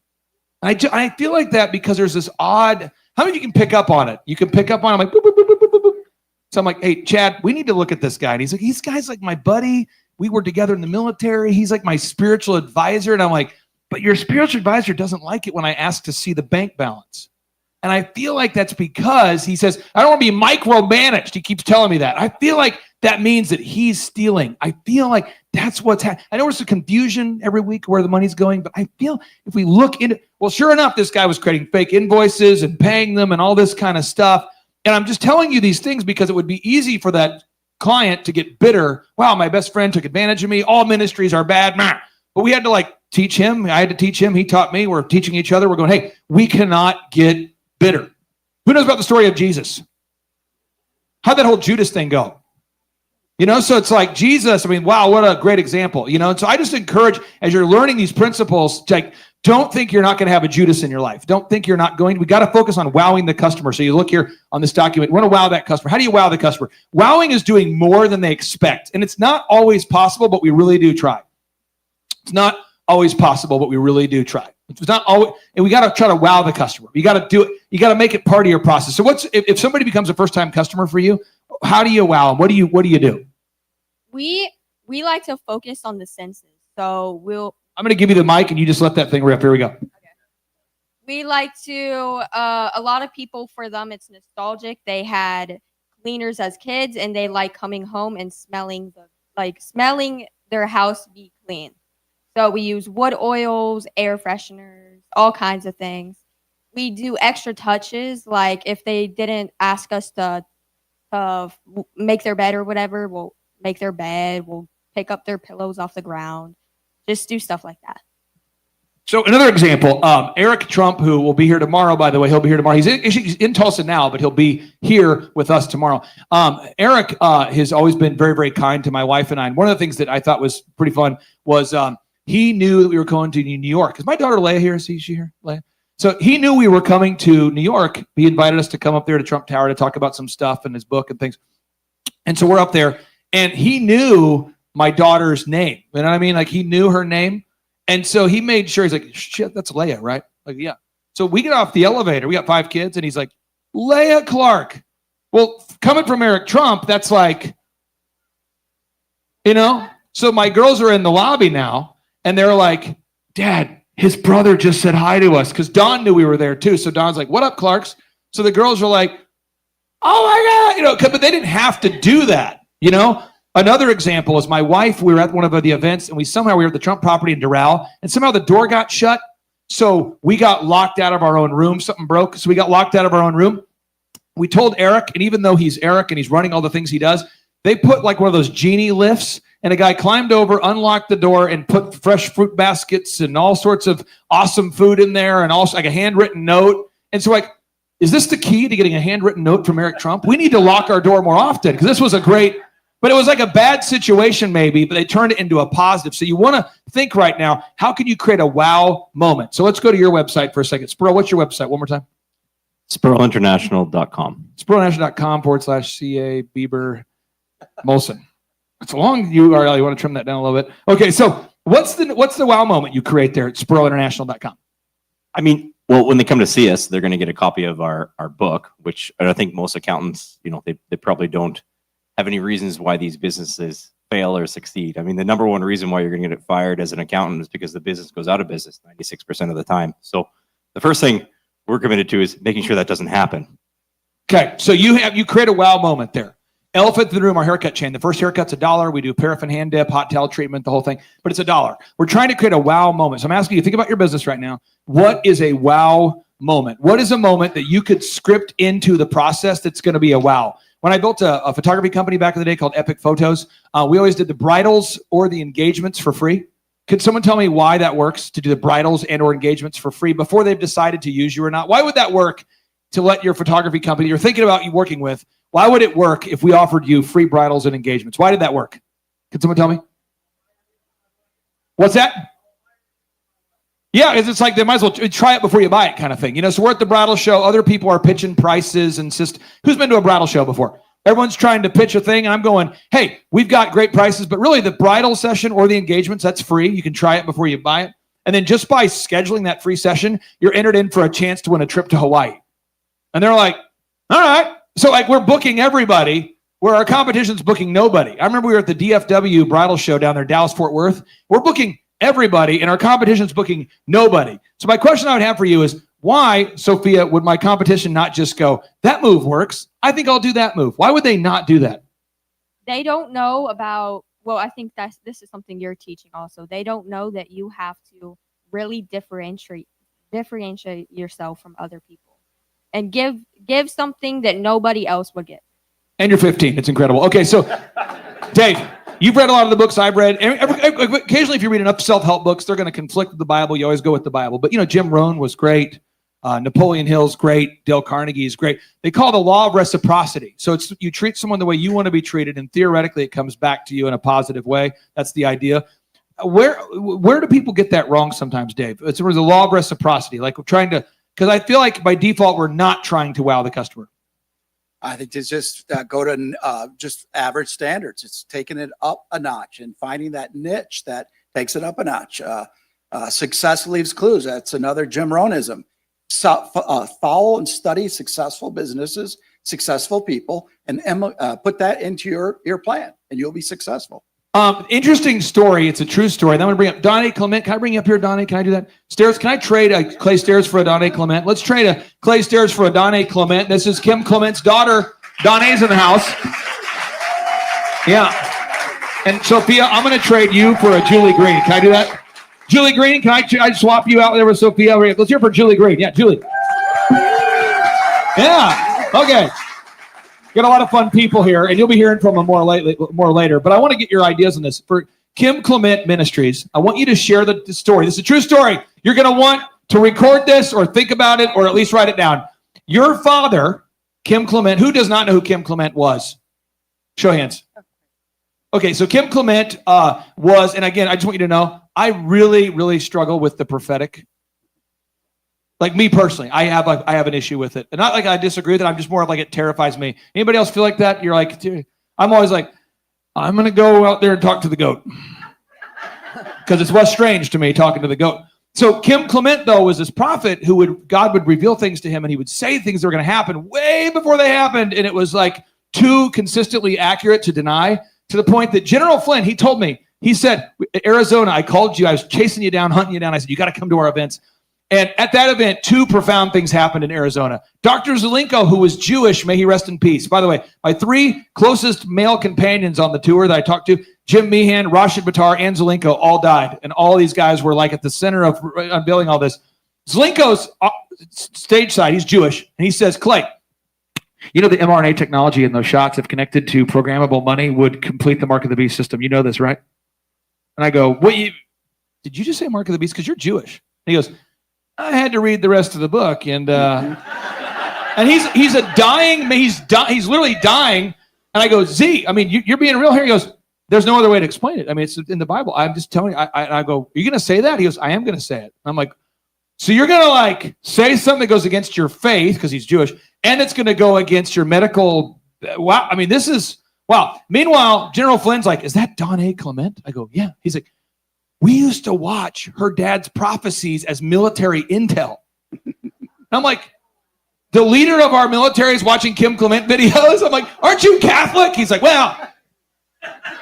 I'm like, what? I mean, there's a lot there. So can you share, your dad's watching Oral Roberts, and he's watching Oral Roberts on TV or radio, or somehow he's listening, and then he mails in, what, $5 or some amount of money. Can you tell that story there, Donna?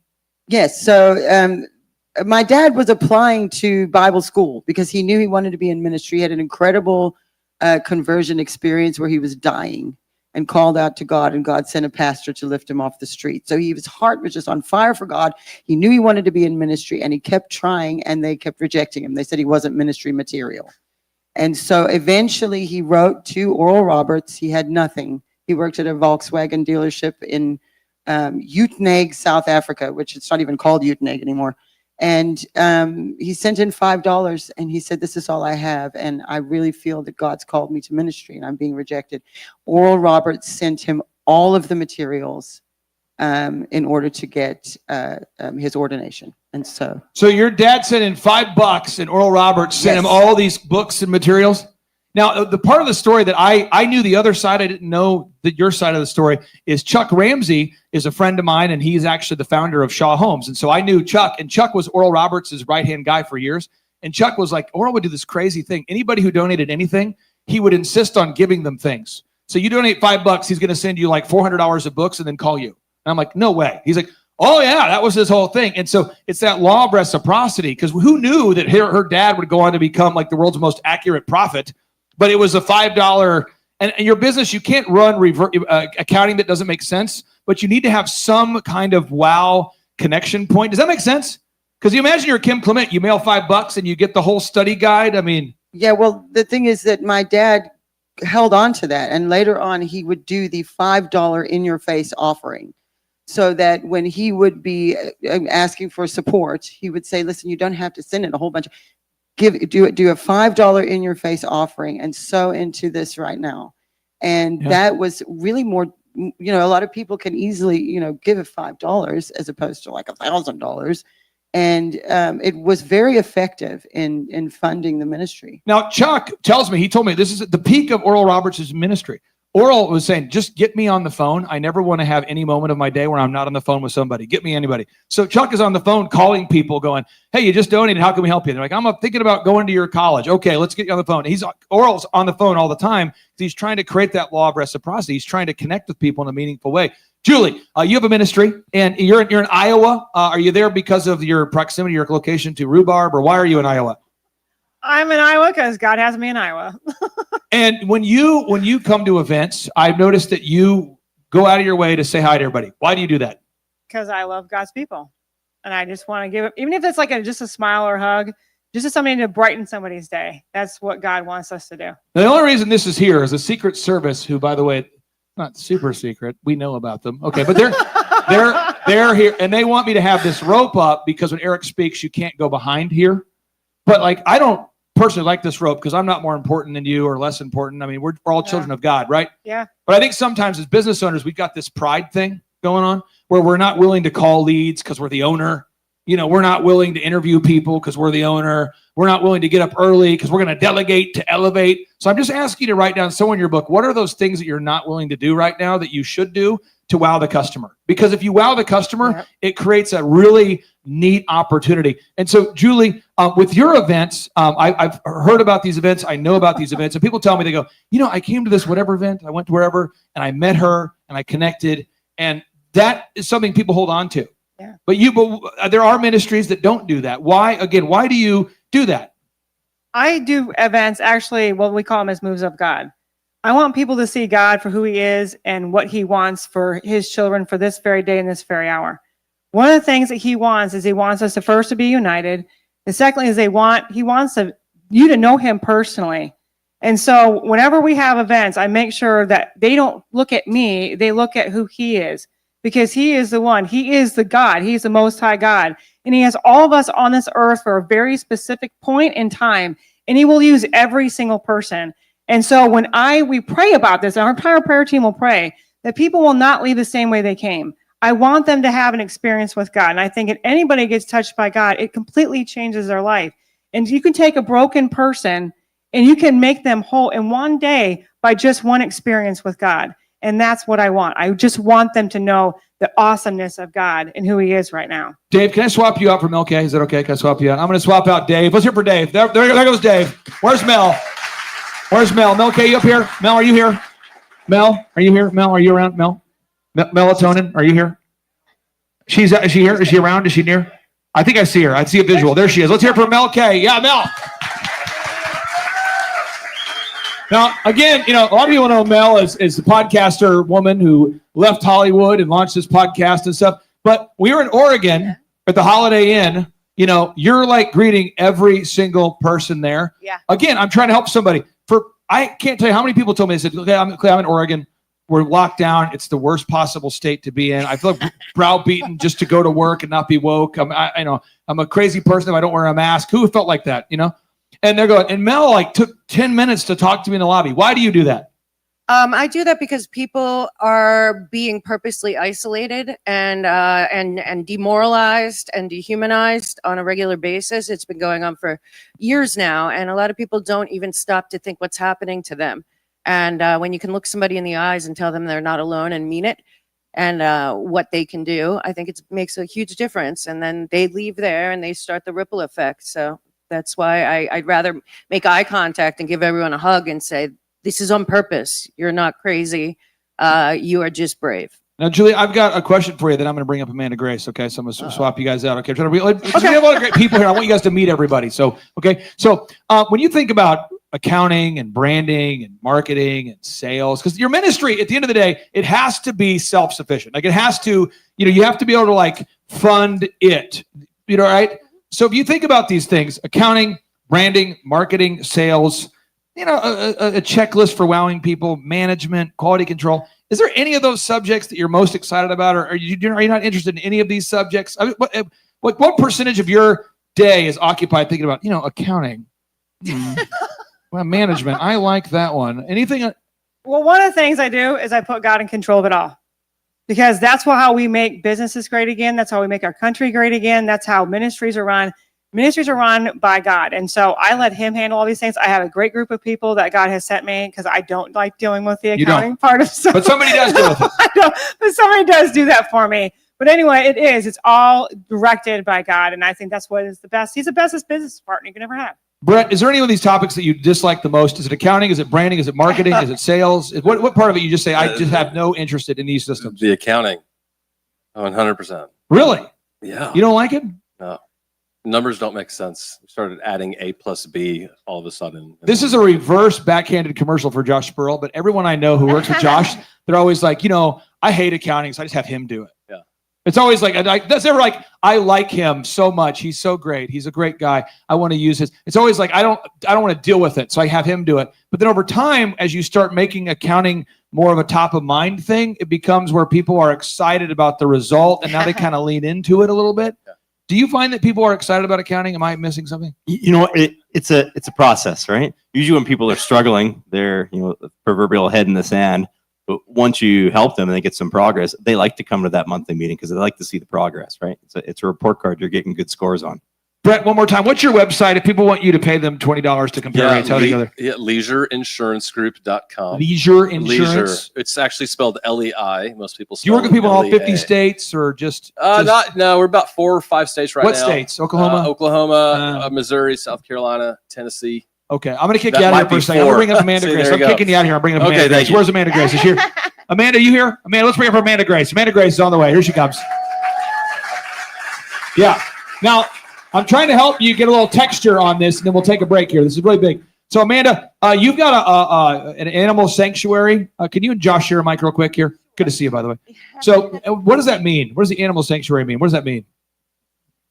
Well, it's part of the ministry. It's part of what we do.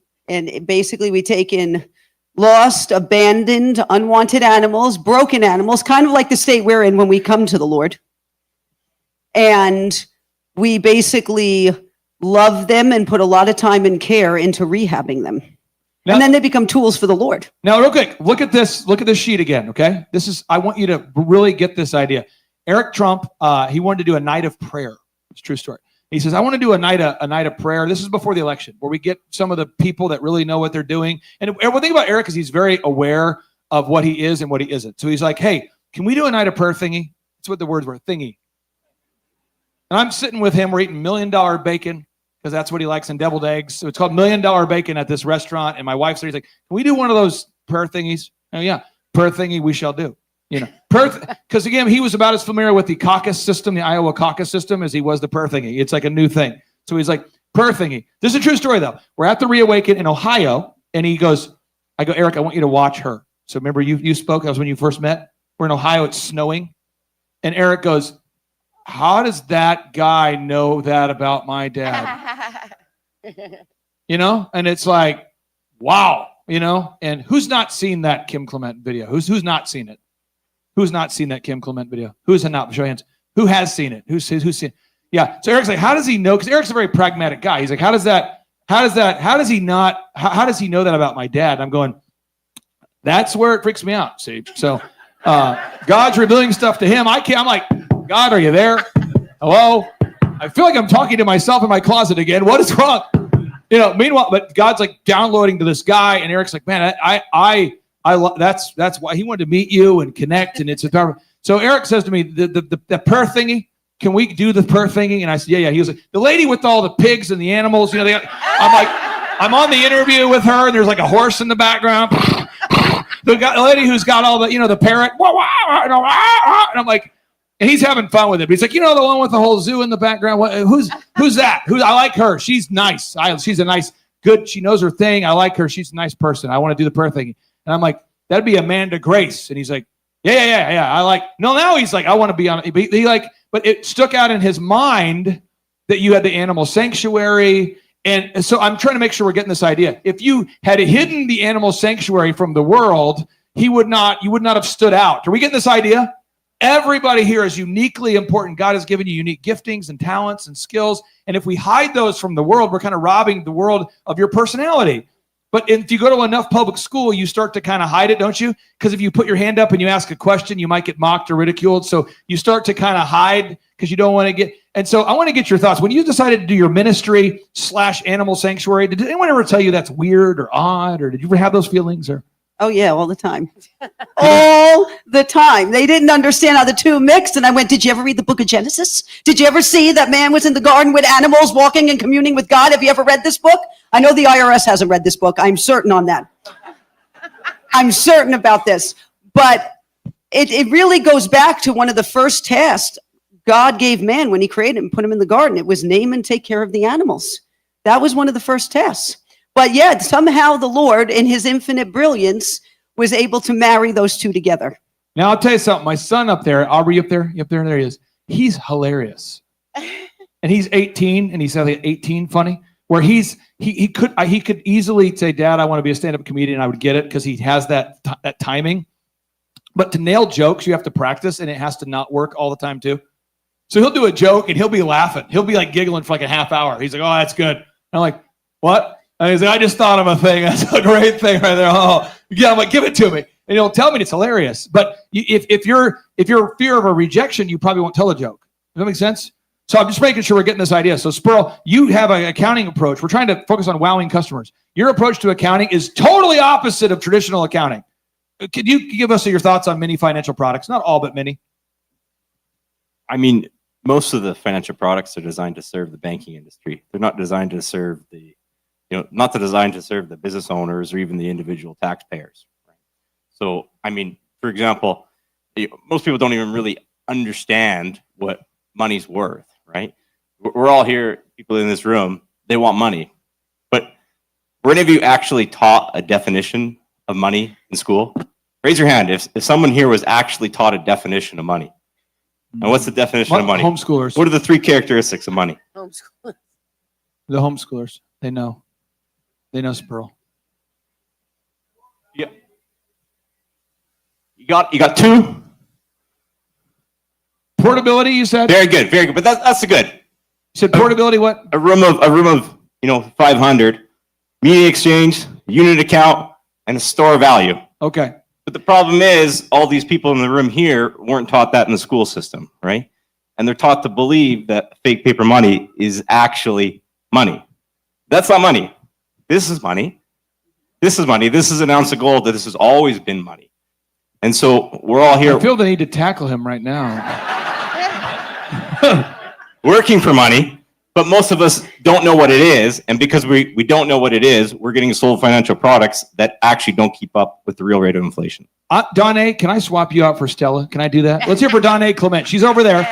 And by the way, her husband does great paintings. Donna, will you come back with one of the paintings? Can you bring one of the paintings up here? Let's hear for Dr. Stella. Again, I'm trying to help you. Wow. Okay, let's hear for Dr. Stella. Here she comes. Dr. Stella. There she is. She and I are biologically related. She's my twin sister. She just goes outside more than me, and that's something I'm bitter about. But okay, so Dr. Stella, when you start, there you go. This is Kim. Kim Clement's son-in-law, Donna's husband. He painted these, and he's selling these prints, and so she'll be over here, and that's what he does. That's what they do. So for Donna, there she goes. Okay. So Dr. Stella, when you start telling people like, hey, hydroxychloroquine is an effective treatment for COVID-19, how'd that go over? Initially, I got ridiculed. I got called names, and CNN came after me, and a lot of people said I didn't know what I was saying, and I just stuck with it. I was like, yes, I do. And yes, you don't. And yes, I'm treating patients until Medscape did an article about me that I was the highest prescriber of hydroxychloroquine and ivermectin, over 100,000 in the country. And I wear it like a hat, now. So but it wasn't really initially about hydroxychloroquine. It's just that I couldn't really stand to see people dying from a disease that was treatable. Now, this is real talk. I'm going to go to you and I'll go to Mel on this. I'm on stage at the Reawaken, just so you guys know what's happening at those or what happens is I'm paying for the bill. And everybody who's there is paying an equal sacrifice. So like Mel's not getting paid to be there. Julie's not getting paid to be there. Everybody's like their own expense. Your guys are paying to be there. And people can name their price. And people just want to know what's going on, right? So I'm stage side. And the rules that Flynn and I had, we had two rules. One is the Bible is true. That was rule number one. And rule number two is we're not going to censor anybody. We're just going to let them share facts. And if they don't, we're kicking them off the stage. Let them finish their talk, but then they're done. So she gets up there and she's like, these people want to download their consciousness into another body and live forever. And I'm like, okay, here she goes. Because it's like, how many of you are like, you're trying to stop a deer from jumping into traffic? You're like, no, here comes the deer. Have you ever seen a deer get hit? Oh, it's a cute little deer. Who's seen this? A cute little deer. Here it goes. And you see it, and then here comes the semi, and you're going, it's going to get hit. And you want to stop it, but you can't. And you just, no. So I'm watching this audience of people that they kind of watch Fox News. They kind of like Eric, and they're going, she's like, they're going to be able to download they think you can download your consciousness into another body. Which, by the way, Elon Musk now says out loud. He's saying that out loud. Elon is now saying out loud that he believes you can download your consciousness. He said it on the Joe Rogan podcast, and you can live forever. He's telling you can have eternal life by downloading your brain into another body. He says a clone body. He's actually saying these words on the Joe Rogan podcast. And she says it, though, like 5 years ago. 2020, yeah. So everybody's going, and I watch the audience, and people are like, no. People are yelling words like, your credibility is gone. And Flynn and I are like, oh, man. And Jim Caviezel gets on stage and starts talking about adrenochrome. His agent, Dennis, was like, hey, make sure you don't ask him about, the thing. I go, yeah, I won't do it. I won't ask about it. You know me. I know you. I'm not. The first thing I said, Jim, tell us about your new movie. And Jim's like, yeah, it's a new movie called Sound of Freedom. And speaking of adrenochrome, and he just goes down the... And my kids are at school, and they're like, your dad's on CNN again talking about adrenochrome. Your dad's up there talking to this crazy Mel K about where Hollywood, So and it's like once you commit to standing out for something you believe in, you're going to receive criticism. There's no such thing as universal praise. It does not happen. So, Dr. Stella, how do you process the hate that comes with being unapologetic about the truth? I was wired for such a time as this. I was trained for such a time as this. I knew the truth. The Lord showed me all this stuff about, I say that these days we have a lot of, human, I call them demonic spirits in human form living among us. Way back in 2011. So as I started preaching and talking about it, people thought I was crazy. So before I thought you were COVID crazy. started, I I knew thought you- this. But now everybody wants me to talk about it. Clay, you thought I was crazy the first year. I didn't say it. I just like. By the second year, he was telling me, talk about the Nephilims, right? Right. I never said I thought she was crazy. I just made faces like. But now everybody's like, oh my God, that's so right. You're so right. I can tweet that right now and I'll have like thousands of people going like, yes, yes, yes, Dr. Stella. A few years ago, they called me crazy. But you just have to be ahead of time. You got to know what God is saying to you. And like I said, God revealed this thing to me in 2011. We did a 100-day lock-in prayer round the clock. And during that time, we accessed realms in the spirit that gave us revelation of what was coming in the world. So when I started talking about it, everybody's like, I said, you know what? God told me. I know this. This is true. You guys might not realize it, but you will see it and all of you will agree with me. It wasn't long. I'm sure a lot of you do agree right now that there are crazy people living among us, right? Yeah. There it is. It happened again. Okay, so Mel, you're in Hollywood. You're a sought-after writer. You're acting. You're doing the things, and all of a sudden you're like, and so Trump makes more sense. Yeah, I mean, here's the hard part with, particularly yesterday was a little hard of a day to watch the two biggest movie stars in the world's daughters speak at the UN, and my heart just broke. But that's what's bred out there. And for me, because I dig into history, I knew that without that level of capture and propaganda, that where we are now would never have happened. And so, they don't really want to hear that. And honestly, when I left in 2012, it was more because I saw all of the things that ended up sweeping over this country, Black Lives Matter, CRT, the transgender thing. It was being pushed way before in Hollywood, particularly the sexualization of young children. And it was everywhere. I saw it everywhere at the highest levels. And something just told me, get out of here. And I spent 22 years there, and I am lucky to be alive. I mean, I really went there young. I believed in myself. I failed so many times. I've been homeless, everything, just because I loved what I was doing so much. It was worth it to me. And then one day it wasn't anymore. And basically from that point on, I had multiple things happen in my life that proved to me not only that there was something better and bigger and more important to be paying attention to rather than, chasing something that isn't real all the way to the bottom. But at the same time, I did not expect to be doing this at all. And frankly, it took off on a life of its own. Me and Rob didn't know what we were going to do with ourselves. And I just started going back to history, and I would read history because I love it. And I would be like, oh my God, they've done this before, not once, not twice, many times. So there's not many new stories, particularly in destroying a country from within. So for me, it just became like, I have to go say this. I've lost everything. That's how I felt at the point. As soon as I backed Trump publicly in 2016, I got like Dear John letters. People didn't want to work with me anymore. I'd go into meetings. They'd be like, well, this has to be this and this has to be that. And I just thought something terrible is coming and I want to get in front of it, like Stella. And that's what happened. But you had to take the public shame, the public humiliation. Yeah. She's a conspiracy theorist. She's this, she's the, finding things, and it can break you. And for whatever reason, I prayed to God. Honestly, I called Roseanne one day and I said, I'm crying. I can't do it anymore. And this is when we're in the midst of the tour. I've been banned for life from YouTube since 2020. So we're climbing up over there at Rumble and I'm thinking, what's the point?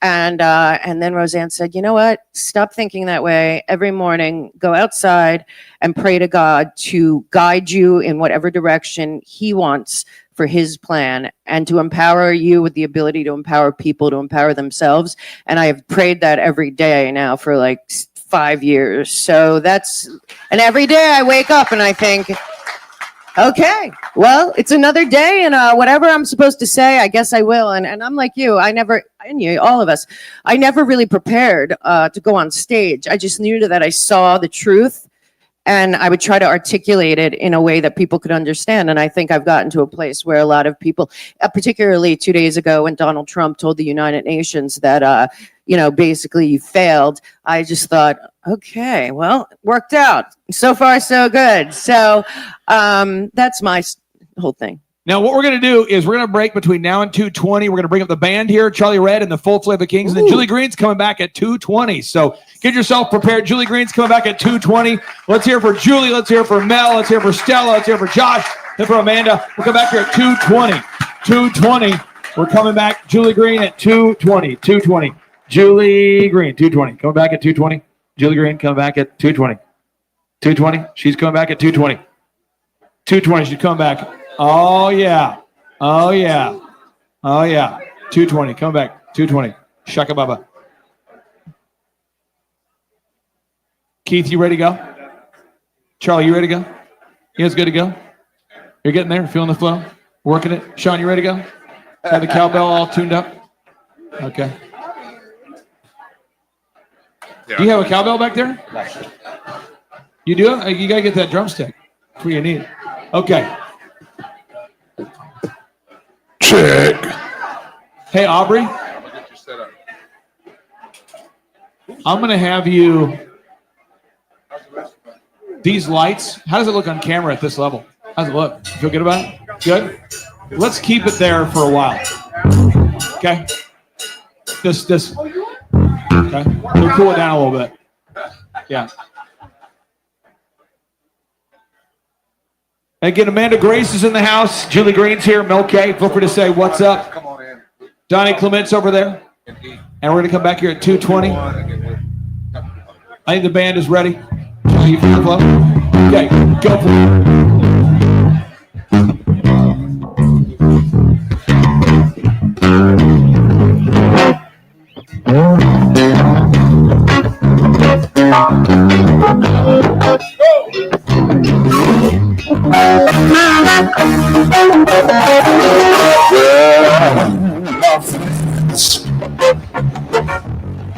Phyllis down to the town. They keep trying to tell me, yeah,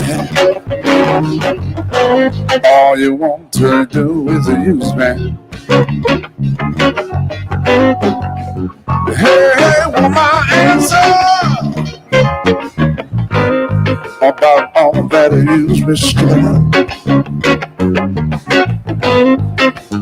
I wanna spread the news that if it feels it's good getting used, girl, you just keep on using me until you belong.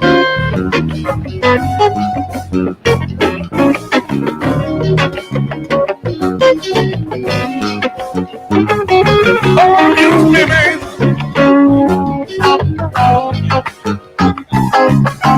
Give me a solo key.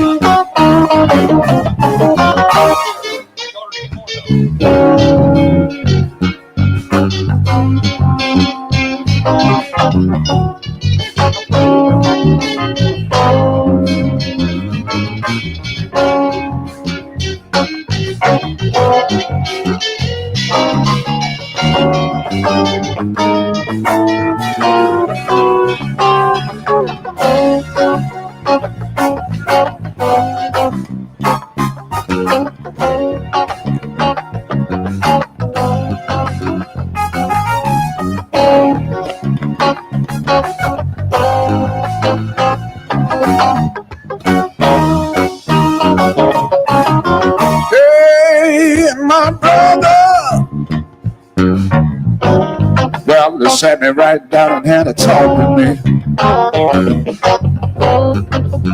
And he tried to tell me, yeah,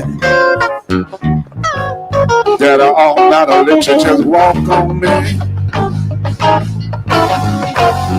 And I'm sure it meant well,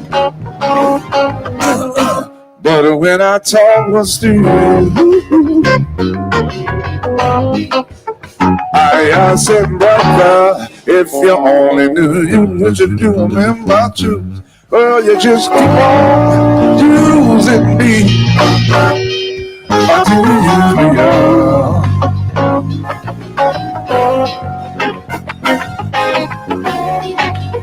Give me some more, fellas. Oh, use me up. Let's get out of here.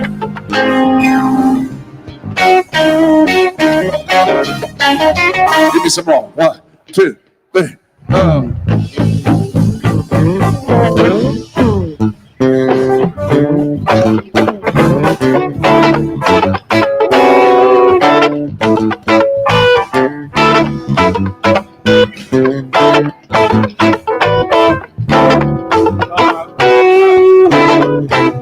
Just give me some more. Just give me some more. Just give me some more. Just give me some more. Come on, boys.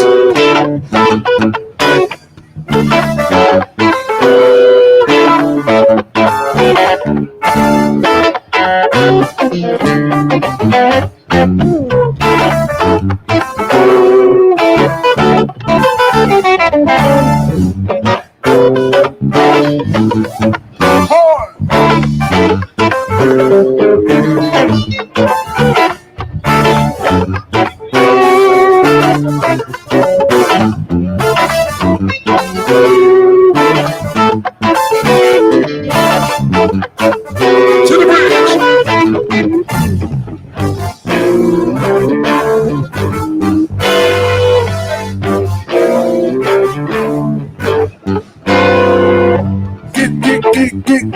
Get on that. Get on that. Get on that. Get on that. Come on, AJ. Get on that. Give me some more. Yeah. Get on that.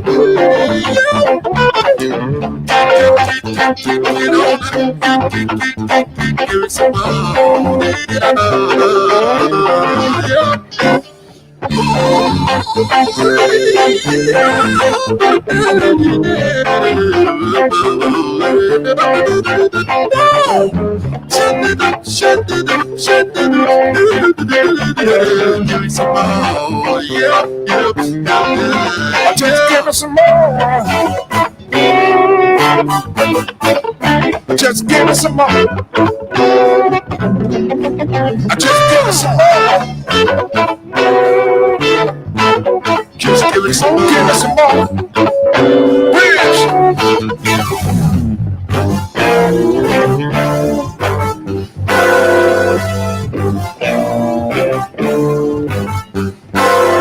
Shorty get down, good Lord. Baby got them all over town. Street business don't play around. Cover much ground, got me out of cloud. Made is a forte, each and every day. True play away. I can't get it out of my mind. I think about the girl all the time. East side to the west side, hippie fat rise, and that's no surprise. She got chicks in the sky, backing up the cab, fast with the club super yeah. And by no means average, it's on when she's got the habit. Baby, you from 15, can I get in? Just give me some more. Just give me some more. Just give me some more. Just give me some more. Come on, boys.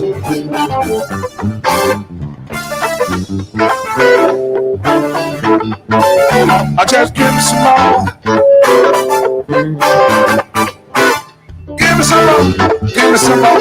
Give me some more. Just give me some more. To the bridge.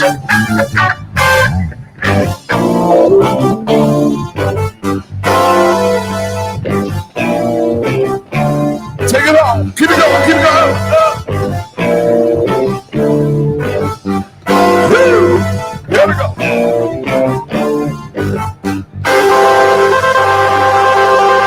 Just give me some more.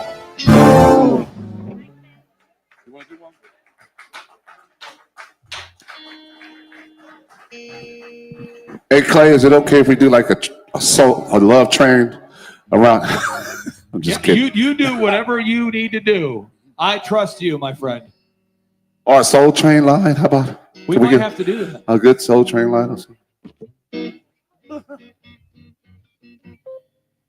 You're on.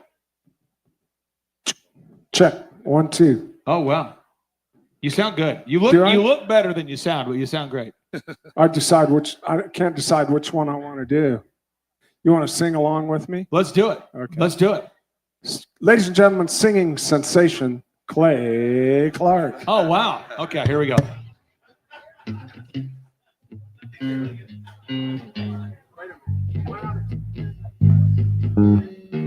Key of A is what we're doing, right? Key of A is what we're doing. Uh-oh. There we go. Now we have an opportunity to work with Keith's business. He sells radiators. He fixes radiators. He has a restaurant, and he plays the guitar. And we met him in Visalia, California, because Devin Nunes said you should, after this Reawaken event, you should come there to eat dinner. And so I got on a mic in front of an audience of, I think, of about 6,000, 5,000 people. And I told them we're going to do the meet and greet tonight at your restaurant. Yeah. And I think about several thousand showed up. Yeah. You can fill an auditorium, man. It was a busy night. It's pretty cool. You did kind of get into our intro, but sing along here.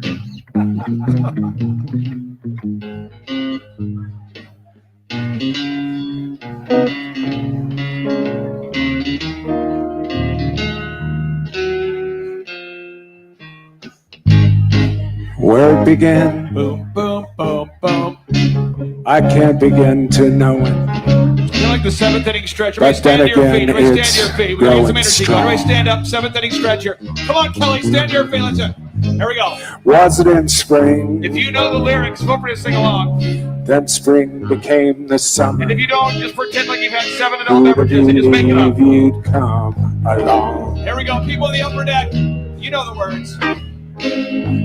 Hands. Hands. Touching hands. Touching hands. People on the upper deck. Here we go. Reaching out. Here we go. Touching you. Touching you. The guy on the third deck, there's Nick. Oh, sweet Caroline. Good times never seem so good. So good. So good. Oh, I've been inclined to believe they never. We need more energy. We need more energy. Aubrey, can you crank up this mic a little bit here? Look at the night, Here we go. and it don't seem so lonely. Here we go. We fill it up with only 2.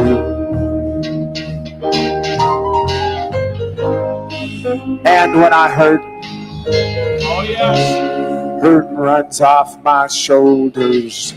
All right, here we How can go. I hurt when I'm holding? People in the bookstore, time to sing along. Here we go. Warm, Here we go. touching warm.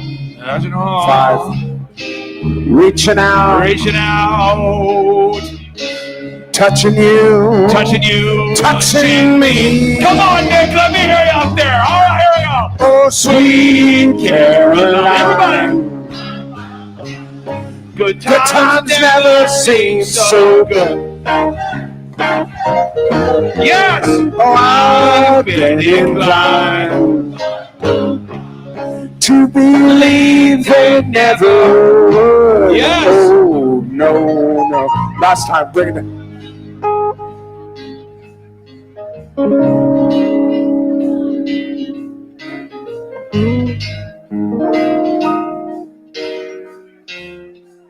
Oh, sweet Caroline. Ba, ba, ba. Good times never seem so good. So good.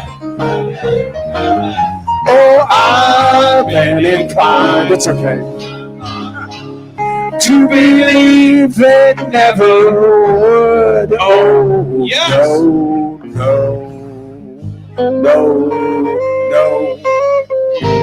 Let's Let's hear it for Keith. Sweet Caroline. All right. Now, we're all going to grab a seat. I'm pretty confident that this is the only time that Julie Green has ever been to an event where there was Sweet Caroline played right before she came up to share what she believes is on her heart. And so what I want to do, I just want to be super clear. There are three things that I have that are my goals for these conferences, and I'll introduce Julie. There's three goals I have, and perhaps they matter to you, perhaps they don't, but this is one. My dad, may he rest in peace, he died of Lou Gehrig's disease, and we never really had financial traction. I don't know if you can relate to that. We never had financial traction. So my dad was working at Quick Trip. It's a gas station chain, and we're super glad he did that. He was also delivering pizzas at Domino's, and we just weren't able to pay the bills the way he wanted to, if that makes any sense. And I'm super appreciative for my dad having multiple jobs and doing what it took. But he was working all the time, you know, so I would set my alarm for 3 a.m. because he finished the night shift at Quick Trip, and I could hang out with my dad from like 3 a.m. to 4. That was when I saw my dad. That was kind of my childhood when I saw my dad after the night shift. And I always, when I talk to great people like yourself, I always kind of picture my dad who needed like help, but not like a manipulative help where it's like bait and switch help. You know what I'm talking about? Where it's like sign a contract. Now you start with a con. Now you're in a weird track. Who knows what I'm talking about? Like, you know, these magic money seminars where you sign up today and all of a sudden you're roped in. Who's ever discovered the timeshare reverse phenomenon of excitement there? So all I'm saying is I wanted to create something where I could help people who are like my dad, who just need someone to help them. So that's like my number one mission, is for you to leave here with the skill set needed to have success. Second goal, I think learning should be fun or funny or approaching not horrible. And I just know that there's a lot of business books that I read or have read or case studies I've studied that maybe aren't the most fun to read, but I think that a lot of times that knowledge goes untapped into because you're just so bored out of your mind. You know, so I try to bring a little bit of fun to it. And the third goal I have is I hope this conference changes your life. You know, your life. And so I don't claim to have all of that tool set needed to do that. So I think we have to bring in Charlie Redd because he's an incredible bassist, a great band, a great team here, great vocalist. I love Charlie Redd. I think we need a little bit of Keith coming in here from California. I think we need to bring in a little Julie Green in the room. I think we need to have Amanda Grace in the house. I think we need to have Pastor. I think we need to have different tools and talents. And some of you will listen and you're like, I did not come to this conference to learn anything about my spiritual life. That's fair. We'll be stuck with us for 20 minutes. Some of you are like, that's why I came. I'm here for that. Well, tomorrow night we have a church service with Amanda Grace at 6:30 tomorrow night. Some of you are like, I just want to take a helicopter ride. That's what I want. And I want to hang out with your goat because this is getting weird. Okay, whatever. So for the next 20 minutes, we're just going to shift gears for a second and introduce you to a new voice or a person that maybe you didn't expect to hear from, depending upon. Most of our listeners to our podcast on Spotify have told me, they go, Clay, I've listened to your show for over 10 years, and I cannot believe that you're doing this reawaken thing. What are you doing? And I'm like, I'm on a mission from God, and I'm obsessed with losing money, so we'll do these events. But again, I know God has a purpose for everybody here. So I want everybody just to really dial in, kind of tune up, get ready to go here. And I want to tell you, Julie Green has been a wonderful member of the Reawaken community. Previous to that and after that, she continues to share the gospel. And I think she has a profound impact in the lives of a lot of people. She does a daily show. It could be more than daily. It could be slightly less than daily. All I know is every day I see her showing up on the Rumble feed, and she's very consistent. And so I just want you to write this down, and then we'll introduce Julie Green here. Okay? Consistency or faithfulness, that is a godly attribute. Consistency or faithfulness, that's a godly attribute. Nobody wants flaky friends, right? And so what Julie's done is she's become the non-flaky friend for so many people that are like, I'd like to learn about God, but every day. And so she does it whether she feels good, whether she doesn't, but she's very consistent. And that's something that stuck out to me as well. She's very consistent and she's very sincere. And I just think that you're going to learn a lot. And I'm excited for you to meet her. If you don't know who she is, I think you're getting prepared for a blasty blast. And so without any further ado, I'm going to bring up Julie Green. Julie Green. Come on up here, Julie Green. Yes, Julie Green. I want to pass you the mic. Thank you for being here. Thank you, sir. I appreciate being here. So many people may be wondering, why is somebody in ministry at a business conference? Because we're talking about business. Well, just like with our country, why are prophets and why are teachers and why are ministries involved in elections? Well, because without God, we can't make America great again. We could not do that. Because with God, he makes everything great. But when it comes to business, how about let's bring God into business? And that's how we make America business great again. We bring God into our business. And what I was saying earlier is that God is the best business partner. Now, I know I'm going to get some finger points to some people that are not going to like what I have to say, and I'm used to that, and that's okay.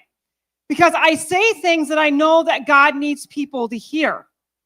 Whether some people understand it or not, I still have to say it. You get a lot of persecution when you're speaking the word of God because people don't want to hear certain things because they want to keep God in a certain box. But one of the things that when I was praying about, I said, okay, Lord, what do you want me to say about business? And one of the first things that came in my mind or in my spirit when I was praying about this was Deuteronomy 8:18. Deuteronomy 8:18 says God is the one who gives us the power and ability to get wealth. Now, if you're in business, you're not getting in business to make things even or to break even. You are going into business to be successful. But God is the one who actually can give us the best success in our life we can possibly imagine. We have the creator of heaven and earth that lives on the inside of us. And you can see time and time again in the word of God that God blessed his people.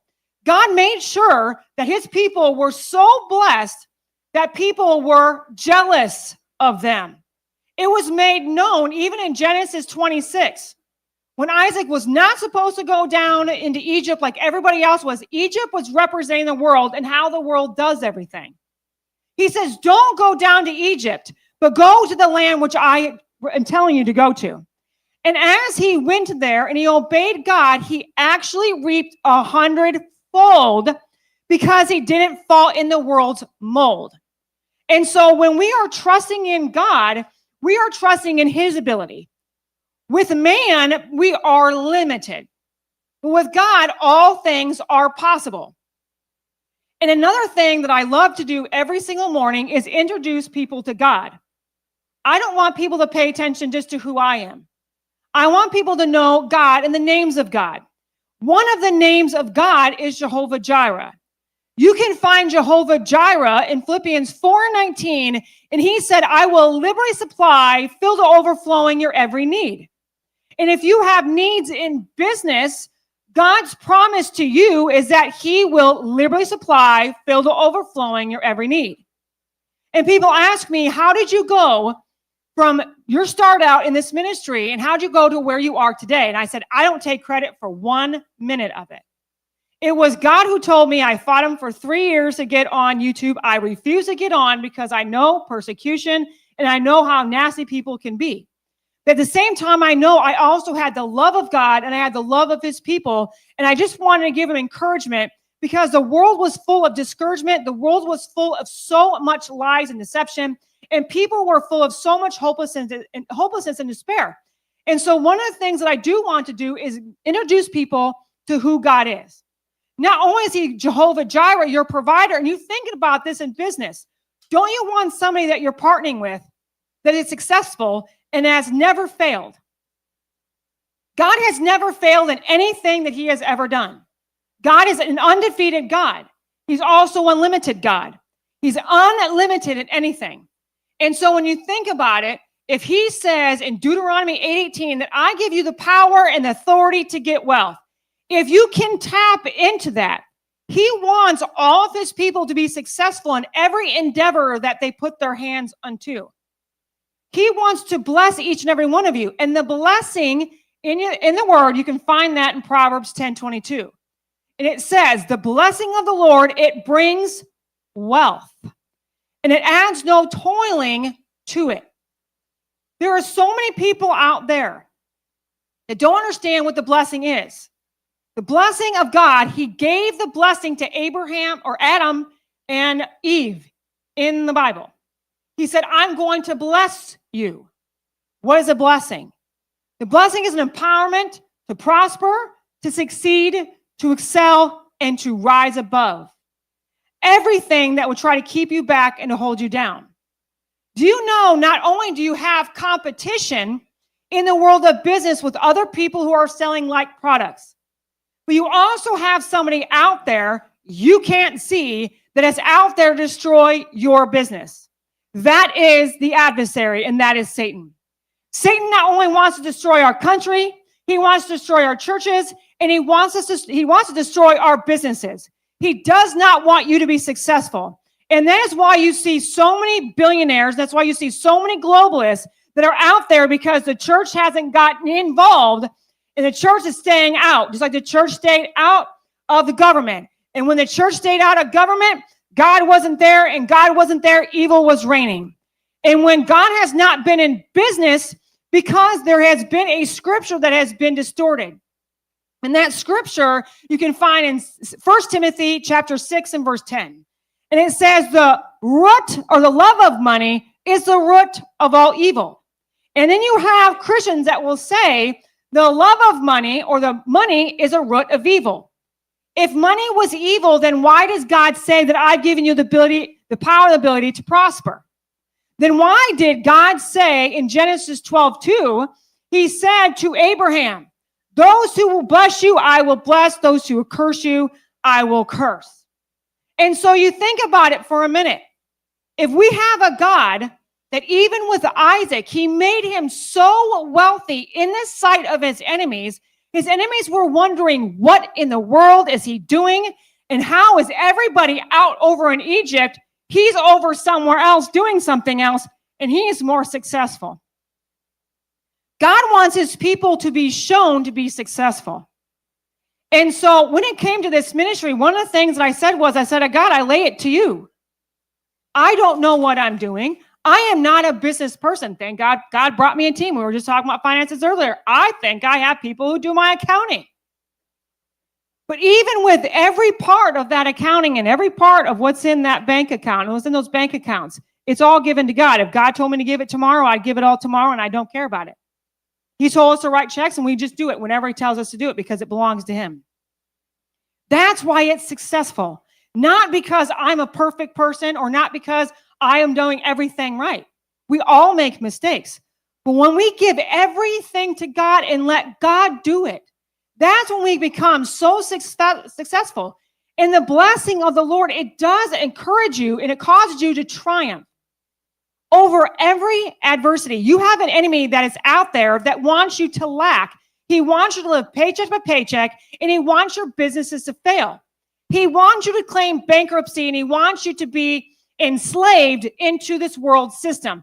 That is your enemy. But God has another name. He is our shepherd. You can find that in Psalm 23 and verse 1. In Psalm 23 and verse 1, it says, I am your shepherd that I will lead, guide, protect, and you shall not lack.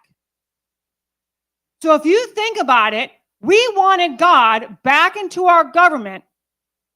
And because of prayer and because we brought God back in our government, we now have Donald J. Trump as a president of the United States of America. I know that was due to people praying. I know that was due to people saying, I am not going to listen to that separation of church and state. What the separation of church and state was supposed to be was supposed to keep government out of churches. It was supposed to keep the government from saying a pastor cannot say this and a pastor cannot say that. The only person that should tell a pastor what they can and cannot say is God Almighty himself. And the same thing when it comes to business. When we take God out of businesses and say we have to do all these things on our own, so many people are toiling, so many people are struggling, not knowing that God says in his word that he is the one who gives you the ability to get wealth. And he says, earnestly remember these things. And he says, earnestly means take seriously. And so if we take seriously and say, you know what? We prayed for President Trump. We prayed against election fraud. Now we can see this turning point in our nation. Look what happened with Charlie Kirk. 2 weeks ago. Look at how they wanted that to destroy us. They wanted it to break us. They wanted to silence us. They wanted to bring us so much fear that we would not fight them back anymore. And you know what I've seen since that day? More people are uniting. More people are coming to Christ. More people are starting to pray. More people are starting to go to church. Why? Because so many people are fed up with sitting on the sidelines. They're fed up with always being told to sit down and shut up. A lot of persecution when it comes to prophecy, or when it comes to teaching God in businesses, or comes to teaching God in politics. But if we don't have God in politics, who is left? The only option is left is Satan, our adversary. If we don't have God in business, then what do we have? We have an adversary that is ruling and reigning our businesses when he shouldn't be. If we include God in everything we do, we will be successful. One of the things that I've said a long time ago, I said, God, take this ministry where you wanted to take it. I will do what you want me to do, and I will say what you want me to say, no matter the persecution, no matter the threats, no matter the backlash, no matter what it takes, no matter the cost, I will do what you want. That is the only reason why there is a worldwide ministry now. It is not because I am some special person. It only is because I got God involved, and I laid it down and I said, this is yours, I give it to you. Every single time we go somewhere, every event we hold, even this, no matter what, I always pray, God, what do they need to hear? I don't know exactly what you need to hear. I don't even know exactly what you're looking for in your business or what kind of businesses you have. But God does. And God knows exactly. He will give you the idea. God wants to make his children be known in this earth. He wants you because he said, if I am the one who gives them the power and ability to get wealth, I am Jehovah Jireh. That is my name. That's not something that God just has. That's something who God is. God is the ultimate source of provision. And so if you are dealing with business, the one thing I would tell you to do is ask God, what do you want me to do? Where do you want me to go? Do you want me to place marketing over here? Do you want me to place marketing over there? I knew a minister, and one of the things he said in 2008, when the stock market was crashing and everybody was losing everything. And he had money in the stock market. And he was told by these investors to put his investments in all these different places. And he said, I'm going to go home and pray about it first. And they looked at him like he was absolutely insane. They go, we're the professionals. We know exactly where you need to put your investment.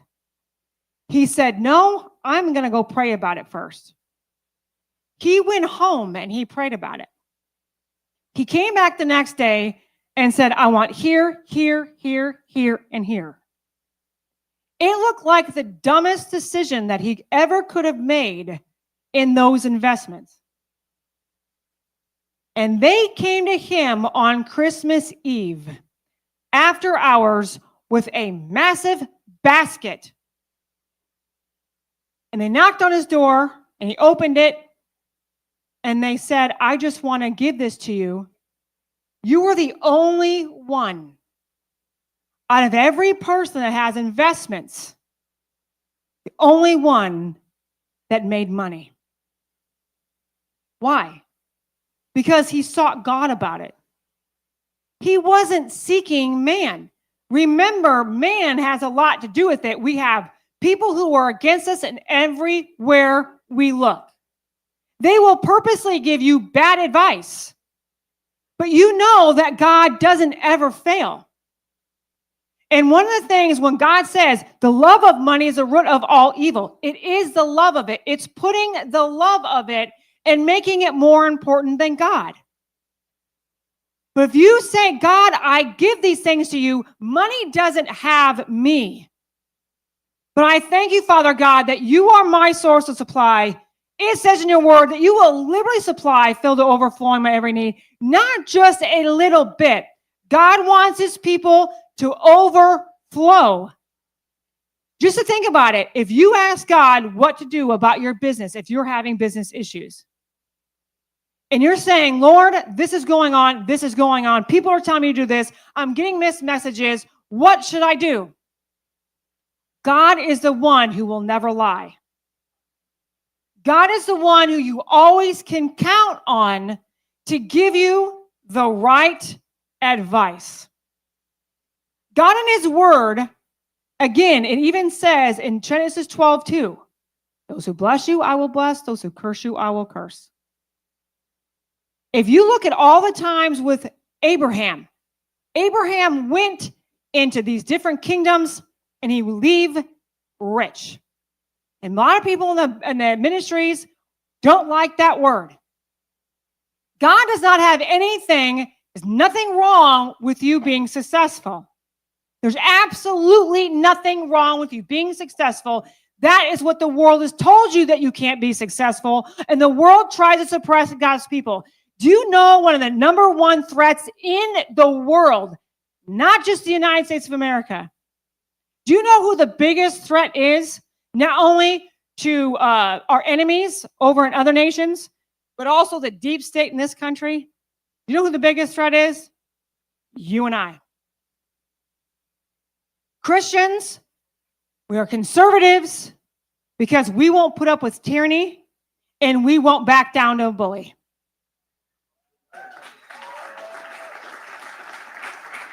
That's why it's so important when you are doing your businesses to let God in.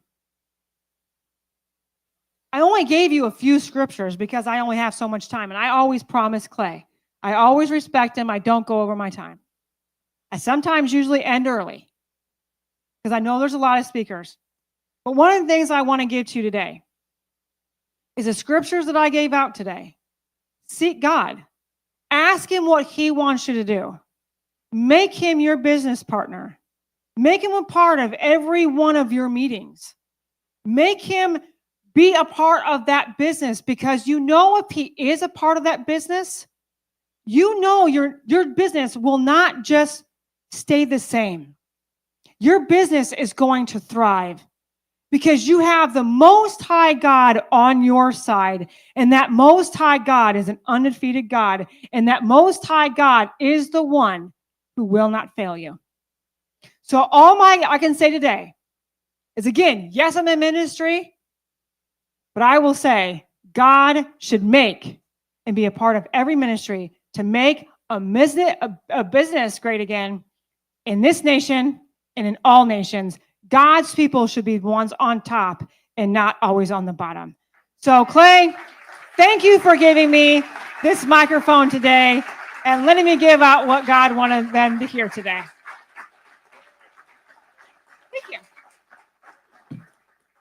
All right, a couple things.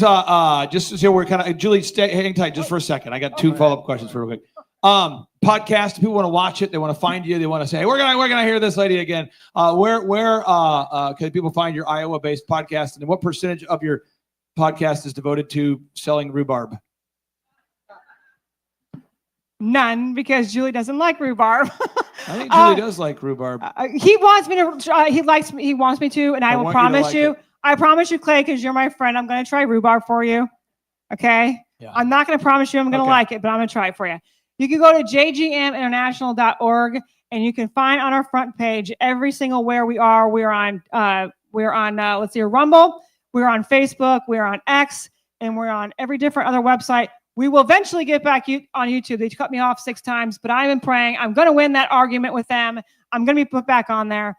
So we're going to try to get on every available voice we can to get the word of God and get people encouraged to not give up and quit in the times we're living in. Sean, pull up the Rumble channel for Julie Green real quick. Go to Rumble, look for Julie Green. Final question I have here for you is how often are you putting out content? Is it once a week, once a day, once a month?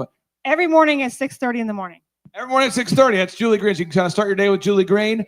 Folks, let's hear for Julie Green. Yeah. Okay. Where is Clay Stairs here? Is Clay Stairs here? Is he here? Clay Stairs. No Clay Stairs. That's fair. Josh Spurl. I'm going to here. Josh Spurl. Where's Steve Currington? Is Currington here? Steve, are you here? Steve, I'm going to have you be the guy that reads the questions on the board. And we're going to have a lot of fun here. But I want to make sure we're getting this idea. Go back to page 4. Making sure we go back to page 4. If we don't get this, I'm a bad teacher. Okay, so we got to make sure that everybody, we have our goals, right? For our faith, our family, our finances, our fitness, our friendship, our fun. And I'll tell you a story of what not to do because it's true and it's not awesome and it involves me. So you feel better about yourself when you hear these stupid stories. So in 2007, who remembers 2007? Pre-Great Reset, whatever, pre-Great Financial Crisis, whatever that was, right? The Great Recession. You remember that, 2007? Okay, so I got an award again because I kept getting awards. So I was 20 and I was Tulsa's Entrepreneur of the Year as dubbed by the Chamber of Commerce, and then it happened again in 2007. I was the state's entrepreneur as dubbed by the Small Business Administration. And I'm in a limo. So it's my wife and I in a limo. You get these awards and my wife leans over and she's like, hey, do you think you could schedule time to see your own kids? And I was like, hey, that's not how I pictured this in my mind. But it was a thing where it was true. And my wife's done a very good job. We've been married now 24, almost 25 years. But she's done a really good job always putting family first. And that's one thing where I've really learned a lot from her about what the Bible says my role as a husband's supposed to be. And I'm supposed to train my kids to fear God. So when they grow up, they won't depart from him. I'm supposed to. A lot of things my wife's kind of doing like a Bible study on me all the time. And I usually rebuke it and bind it and cast it out and all that stuff. And then I find it in the Bible and I'm like, ah, she's true. But I can't admit that. I got to. But anyway, but I would say I was guilty of, and maybe you were, but of like putting a big focus on just finances for a long time. And then that was always my thing. So for me, it's like we all have a tendency to get disproportionately focused on something. Does that make sense? So we got to figure out how are we going to carve out time for our faith, our family, our finances, our fitness, our friendship, because the business just exists to help you get there. Are we on the same page? On the same page? Okay. So let's Stairs. We got the first Stairs question. kicked me out. He said he's nice. the guy. All right, don't be taking my job. Ready, Stairs. Do it. I can't even here read we go. anyway. Yep.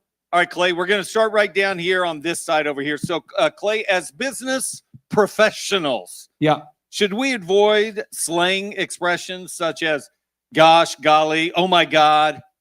Well, okay, let's talk about it for a second. No. We're going to go into this. There is a term, and you can write it down somewhere in your book if you want. I believe in this. There's a term called professional. And then there's the word that I have coined called professional. Professional. Like that. And so, I see what you did there. Bro. Hey, can you film this, Andrew? Do you have audio on that thing? Do you have audio on that do you thing? have audio? Okay. And can you, when we film this, Where do you want me? Right in front of you?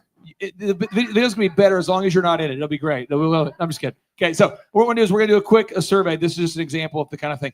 I was just Eric is in town, okay, and I keep telling him that he should buy the Mayo Hotel and then change the name from Mayo to Trump because I believe that we'd sell.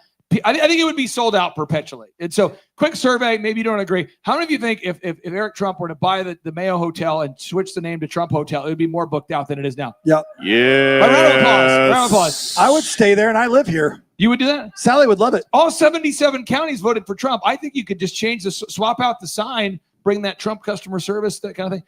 They should do the same thing with City Hall. But you're not really supposed to bring that up when you're talking to. So I want to get this clip. I want to send this to Eric. Okay, so we'll do it one more time. Right, How many of you think if we took the Mayo Hotel, and we swapped out the name from Mayo to Trump because they bought the hotel, we switched it to Trump Hotel? How many think it would be more booked out than it is now? Yes. Yes. Yeah. And Eric did not want me to ask that question, but Eric, this is Too for bad, you. Eric. So, Andrew, if you can just cut that real quick and send it to me real fast. I'm going to get that because he did not want me to do that. But that's what I do. That's what you're going to do. It's not his conference. You can do what you want. Yeah, I'll do what I want to do. Yeah, he's not watching, is he? I mean, no. But so all I'm saying is, there's like, how many of you have a really good friend? A really good friend. No. Okay. And again, I encourage you to write this down. I call it a relationship. A relationship. It's where you know somebody and you have a rapport with them, and it's not just transactional. Oh. So Steve, you and I worked together for a long time, and I'll never forget. This has happened recently. Increasingly, you'll call me and go, "Hey, the first time it happened, you're like, hey, I'm gonna do today's call on the phone because I'm not there because I'm in the Bahamas." Yeah. I'm going, what? And you're like, I'm just flying there. Got the new plane going there. Can you tell her where'd you fly in the Bahamas? Where'd you go? First time we flew to Nassau, and then we flew to a different island like every day. How which big was is fun. the? Because you sent me a video where it's like an island that's like the size of my property or something, like a 50 acre. Yeah, there's a bunch of them out there. And then the next time we went to, it's called Staniel Key. It's spelled C-A-Y, so it's super weird over there. But yeah, you land, there's like no one there. The airport's falling apart. Do you have but video you land. could show us so people could see? Yeah, it? it's on the gram, Sean. Okay, so we There you can go, find go it. Here. back. Sean, see if you can find it. But what I'm saying is, like, we have a relationship, Steve and I, where it's beyond just transactional. Does this make sense? Are we on the same page? So it's a friendship. Now, just to be clear for anybody who's what does it mean? In my business, okay, if you went to a personal trainer in Tulsa and you hired a personal trainer to work with you, we're going to charge you about $2,000 a month for a personal trainer. That's what it is. Okay. My program, what I do, it's $1,700 a month, 1,700. That's what it is. There's no extra fee, no extra cost. And yes, we have a weekly meeting, but he can call me whenever he wants. So when his, Steve, we went through a lot in the last couple of years. You've had, I lost my dad of Lou Gehrig's a few years ago. Steve lost his father. And am I charging him per hour? How many of you have ever talked to your attorney and they charge you per hour and they called you? Yeah. How's it going? Are you doing? This happens. And so my whole relationship, it's all about what we call shalom, S-H-A-L-O-M. It's the Hebrew word for the win-win. That's my mindset. I want to create a win-win. And so in the context of the win-win, I throw professional out completely. And I focus on professional. So my clients, we tend to hug each other. We tend to invite each other to parties and birthdays. Just last week, one of my longtime clients, she's been a client since she was 29 and she just turned 40, and she was like, I don't know what this means, but I want you to be at the birthday party. I'm like, okay, no problem. But there's a lot of because it's a professional thing. So within that context, I'm not trying to use multiple syllable words to impress you. I'm not trying to say, well, in today's meeting, we're going to look at the syllabus. So we're going to look at a SWOT analysis of the strengths, the weakness. I'm not going to make graphs and charts. How many of you had marketing consultants that give you graphs and charts that don't make sense? I'm not going to fill your inbox up with graphs and charts and analytics and data that doesn't make any sense. I'm all about helping you achieve your goals. So within the context of that, I don't put a huge emphasis on professional. I focus on professional. And then examples, I remember Clifton Talbert, the first black man west of the Mississippi to open a bank. I'll never forget Clifton Talbert. I'm sitting down with him. I'm 24, 25. I had never been to a country club yet when I wasn't DJing. I'd never been to one unless I was DJing. And Clifton says, Clay, I'd like to take you to Southern Hills, which is our high end. How would you describe Southern Hills there for anybody, Steve, that doesn't familiar with? Uppity, rich people. It's the nicest country club Tulsa has. It's very high end. They have the PGA events there. And they have that guy, that toll booth Willie. You drive up, there's a toll booth Willie, and you have to verify who you are because you can't just get in. There's the hut, and the guy hangs out in the hut with the security. And I never been to a hut place, unless I was DJing. And if you're the DJ, you always come in the back. You always are with the vendors, and I'm going, wow, we're going in the hut. Okay. So I go in the hut. I think I was 23. And then you go to the bathroom, and there's a homeboy in the bathroom who's there all day camping out. Have you seen these people in the bathroom guys? Have you seen the this? bathroom attendant? They have them in Dubai. Lots of them everywhere. In Dubai, I have one at my house. Okay, so I'm in the bathroom. This is a true story. So I never been to a place where Charles. I never been to a bathroom where they had the bathroom guy. So I go in there, and the bathroom guy's like, do you want a mint? And I'm going, no. They have them at these clubs too. No, I don't want a mint. A friend told me about. So I go back to my chair, and Clifton's like, what happened? And I'm like, because I seemed troubled. I was like, there's a dude in the bathroom offering me mints. He's a weird ass. This guy's a weird ass. This guy, he's a weirdo. And then, and this kept happening. They want to take your coat. Sir, do you want me to take your coat? I'm like, no, I don't. I like the coat. I'm good. You're good. You stay over there. I'll eat my food. We're good. And then they have the crummer. Have you seen the crummer? That guy makes me crazy. Have you seen the crummer? There it is, Sean. He runs by with the thing, and he always offers to clean up your crumbs. Have you seen this guy? He's excuse me, sir, do you want me? He's always hanging out like Mr. D, he's watching you, and he's always crumbing around. And I'm just saying, that whole relationship with Clifton, and Clifton with the waiter or waitress would leave, and Clifton would go, you're supposed to start on the outside fork. And I'm going, oh yeah. Yeah. And he's like, and don't argue with the guy who offers to take your coat. I'm like, oh, I'll write that down. But it was I needed a mentor in my life that was north of 50, that wasn't worried about being professional, but could speak directly to me. Does that make sense? I remember Carlton Pearson, the mentor, I hired him to teach me public speaking. By the way, I'm not a big fan of some of the life choices of T.D. Jakes, but he was Carlton Pearson was mentored directly by Oral Roberts. So that's who taught him.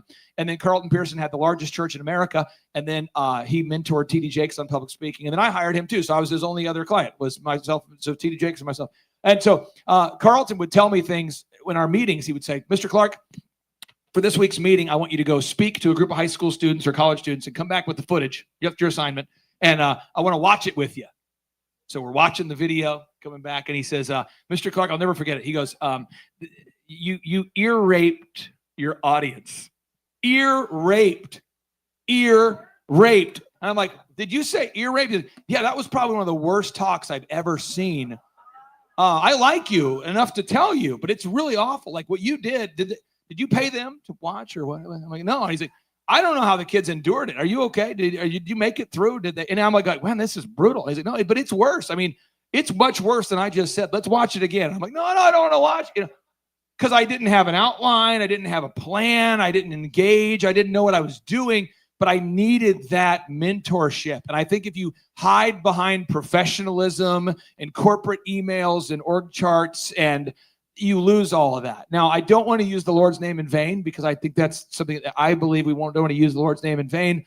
That's something I believe in. But as far as using slang, I don't have a problem with slang. I'm not trying to impress anybody, and I hope you aren't either. I just want to make sure that God claps. That's my goal. Let's impress an audience of one. Okay. So Did next you say question. relationship? Relationship. There you go. Clay, how do you involve your kids in your business? Well, Aubrey runs audio visual. He's up there doing that. And too much smoke? Well, we're trying to keep Aubrey shorter, so we've started to get him smoking. Oh, right. So it helps retard the He overfogs it sometimes. Yeah, we're and he trying to gets keep him rebuked for short, that. so we're having him smoke. We got him smoking at a yearly early. We got Marlboro's age 15. Yeah. Okay, no, but Aubrey is running audio visual, and you learn by doing. How many of you know that? You learn by doing. Like, I don't want him to go to a class to become a DJ. I mean, so Aubrey would go with me to events and learn to DJ, and he learned. And then, my office was his drum room, and he played the drums. And then now he's taken that little spark, and he's turned it into his own thing. And now he's gone beyond what I knew in certain skill sets. And so he's very interested in that. My daughter wants to open up a dog breeding facility. We'll see how that goes. The other ones, are doing cheerleading, and they're wanting me to take them to Brahms and take me to my friend's house and then pick me up an hour later. I'm like a slave kind of valet service right now. Dad, we want to go to our friends. Could you pick us up, Mom? And we were happy to do that, but I don't necessarily force entrepreneurship on them, because I do think that it's a thing where if you want to be self-employed, you're going to have to work a different schedule. And so I let them see it, involve it. They help to set up for the weekend. They're going to help clean up for the weekend. So they're involved. Next question there, Stairs. Yes, sir. Clay, how do I get butts in seats for events? Steve, I'm going to go with you first, and then we'll go. I'll go first. I'll let you one up, and I'll go you two up. Okay, Josh. So what happens is you have to be very aware of what people are interested in. And so I'll just tell you how not famous I am and how self-aware I am of that moment. Okay. So Eric and I are doing breakfast, and my dad. Anybody here love golf? Anybody love golf? Anybody loves golf? Do you guys know who the Shark is? Greg Norman, the Shark. He's the famous golfer. The Shark theme. So I think he's South African or something. Where's he from? Australia, South Africa? I think he's South Africa. And my dad. He might be Australia. My dad, may he rest in peace, was obsessed with golf. So whenever my dad had a day off, he'd watch the PGA. Anybody here watch golf? My dad would love watching golf. He would just kind of unwind and watch golf, and he would talk about. And so Eric and I he says, hey, Clay, let's meet for breakfast, and we're going to go over some things. We're behind the scenes doing some work on his book, and so we're meeting there. And, again, I don't forget where I came from. So I'm there at this restaurant at Trump Doral. And he says, hey, you want to meet my buddy Greg? And then I'm like, hey, Greg, what up? And then he's like, hello, or whatever, however they talk. It's like, hello, Clay, or hello, or I'm Greg. And I'm like, oh, it kind of looks like, there he is. I feel like that's the Shark guy. But I don't do golf very much. So I kind of know. It's like if you ran into a professional bowler, maybe, and you're like, I think that's the guy who throws the ball. I don't know. Maybe it's almost like if you met Bob Ross while he was still alive. Aren't you the guy that paints the happy trees? So I'm like, what up, Greg? How you doing? And then Greg says hi. And all I'm saying is I'm aware at that point that people are not looking at me. They're looking at Greg, because I've touched the hand of the golf greatness. So now people are like, Greg Norman? That's Greg Norman. Greg? And I'm like, I don't know Greg. I just was introduced to Greg. We were just having a Greg conversation about the things Greg talks about, but I don't know Greg. And people are like, Greg Norman. And it was just like this thing. People were following me around. That's the guy who knows Greg Norman.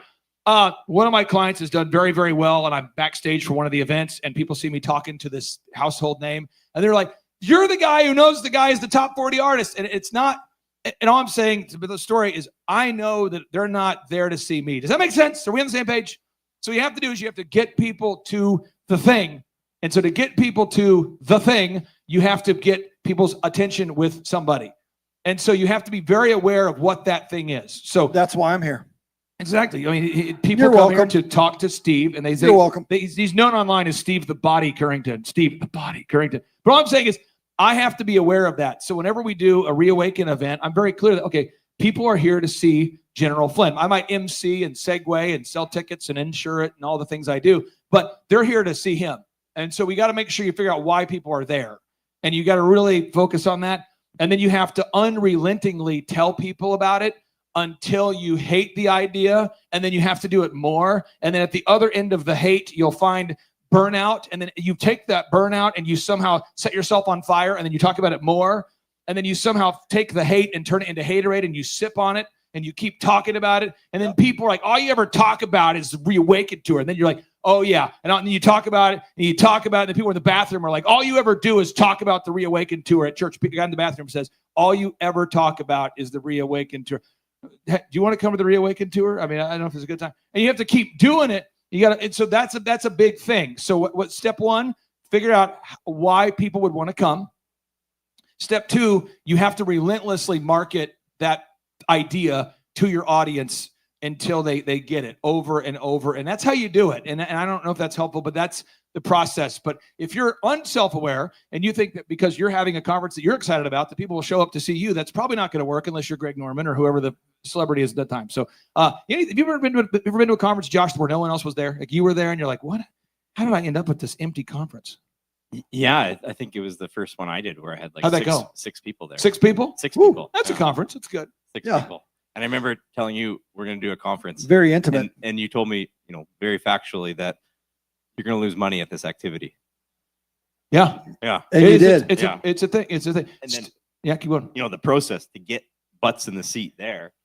Now we do our sold out conference, but it was 7 years in the making. 7 years. 7 years in the 7 making. years. Of gathering relentless Step one, Google 7 reviews. years. Relentless Google reviews. Hundreds of video testimonials. Tens, if not hundreds of thousands of dollars in ads. Yeah. Thousands upon thousands of cold calls. And getting better and better at the sales script on the cold call and to resell existing attendees. So let me give you some Over specific and meat on over. the bone here, if that was your question, okay? Step one, pick a date. Get people there that people know about, okay? So step one, pick a date. Step two, get people there that people know about. Step three, relentlessly market that to your ideal and likely buyers until you until you hate the idea, and then keep going. And so someone was asking me a question about burnout. I don't want to be insensitive. I had a young man that asked me about burnout. I want you to just think about this for a second. You cannot believe in burnout. So last night, it was like 9:10, and I got a message from a person of note, and they said, hey, could you get together Thursday night, which is today, around like 9:30? And I'm going, I fear 9:30. I always wake up at 3. But they're in town, right? They're like, I'm in town. Can we go ahead and meet? It's an important meeting. Can we meet tonight, 9:30, tomorrow night, 9:30? I'm thinking, my feet hurt, and I'll be very tired at 9:30. But I go, absolutely. Yes, I do want to meet you at 9:30. Yes, because I understand the profundity of that. And then I'm thinking to myself, I'm going to wrap up that meeting at probably 11 o'clock tonight.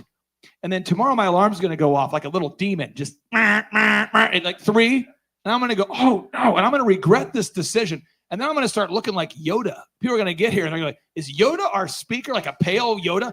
In due time, success you'll have. I slept 4 hours. I'm going to start tomorrow. I'll be, does anyone here kind of become Yoda when you get tired?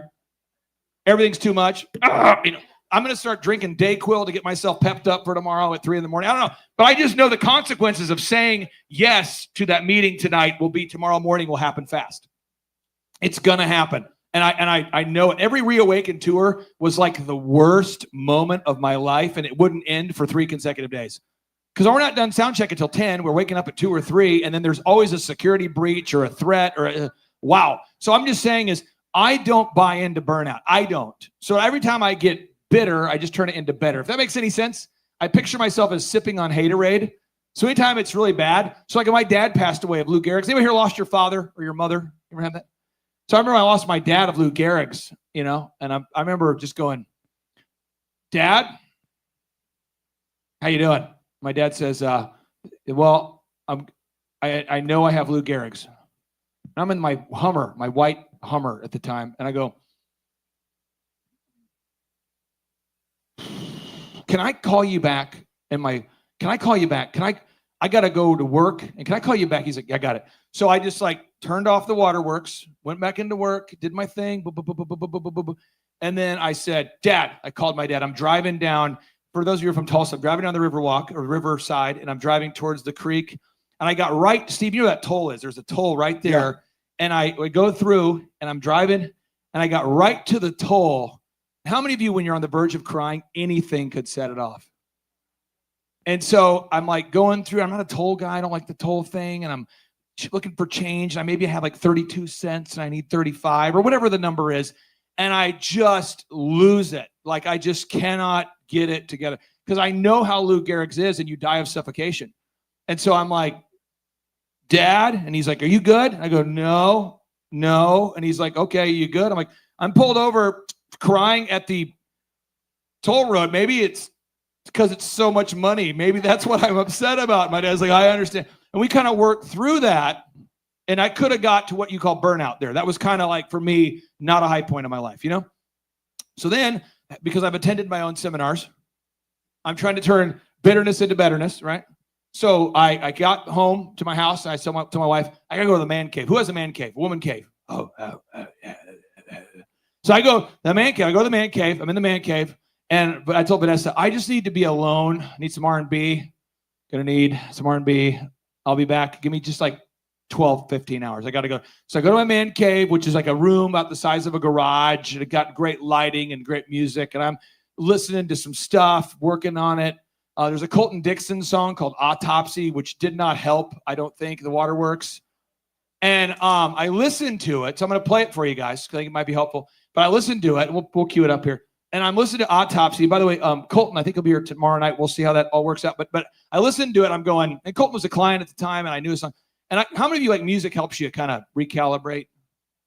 I promise I have a point here. But I had to like work it out because I'm a dad. I got 5 kids, and my dad is dying. My dad. Like it's just like my life goal was to hire my dad.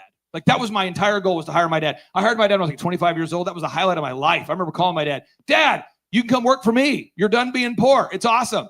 I remember I was like so fired up. And then like to have him die or know how he's going to die, that was even worse than him dying. And it was like right near that breaking point. So if you hit play on this, this is a pretty powerful song. This is Colton Dixon. Who does not know who Colton Dixon is? Okay, Colton, longtime client of mine.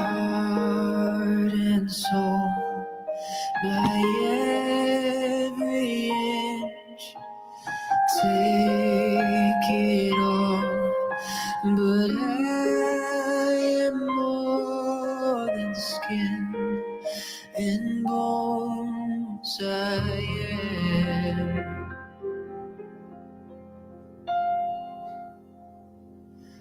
am more.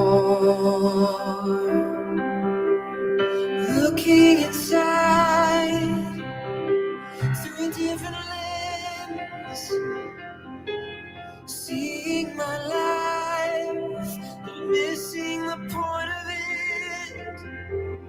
We're all one heartbeat from heaven.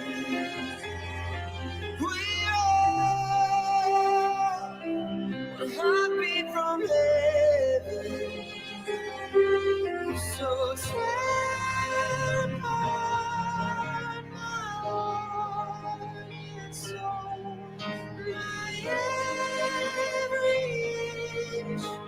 Take it all, but I am more than skin and bones. I am.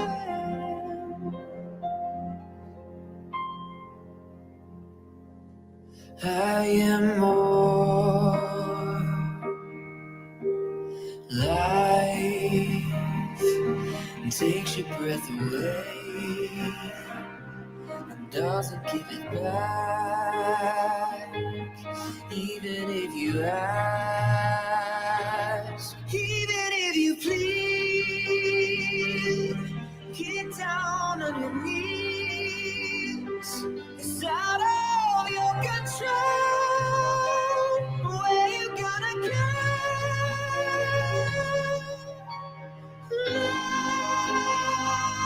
Life takes your breath away and doesn't give it back, even if you ask.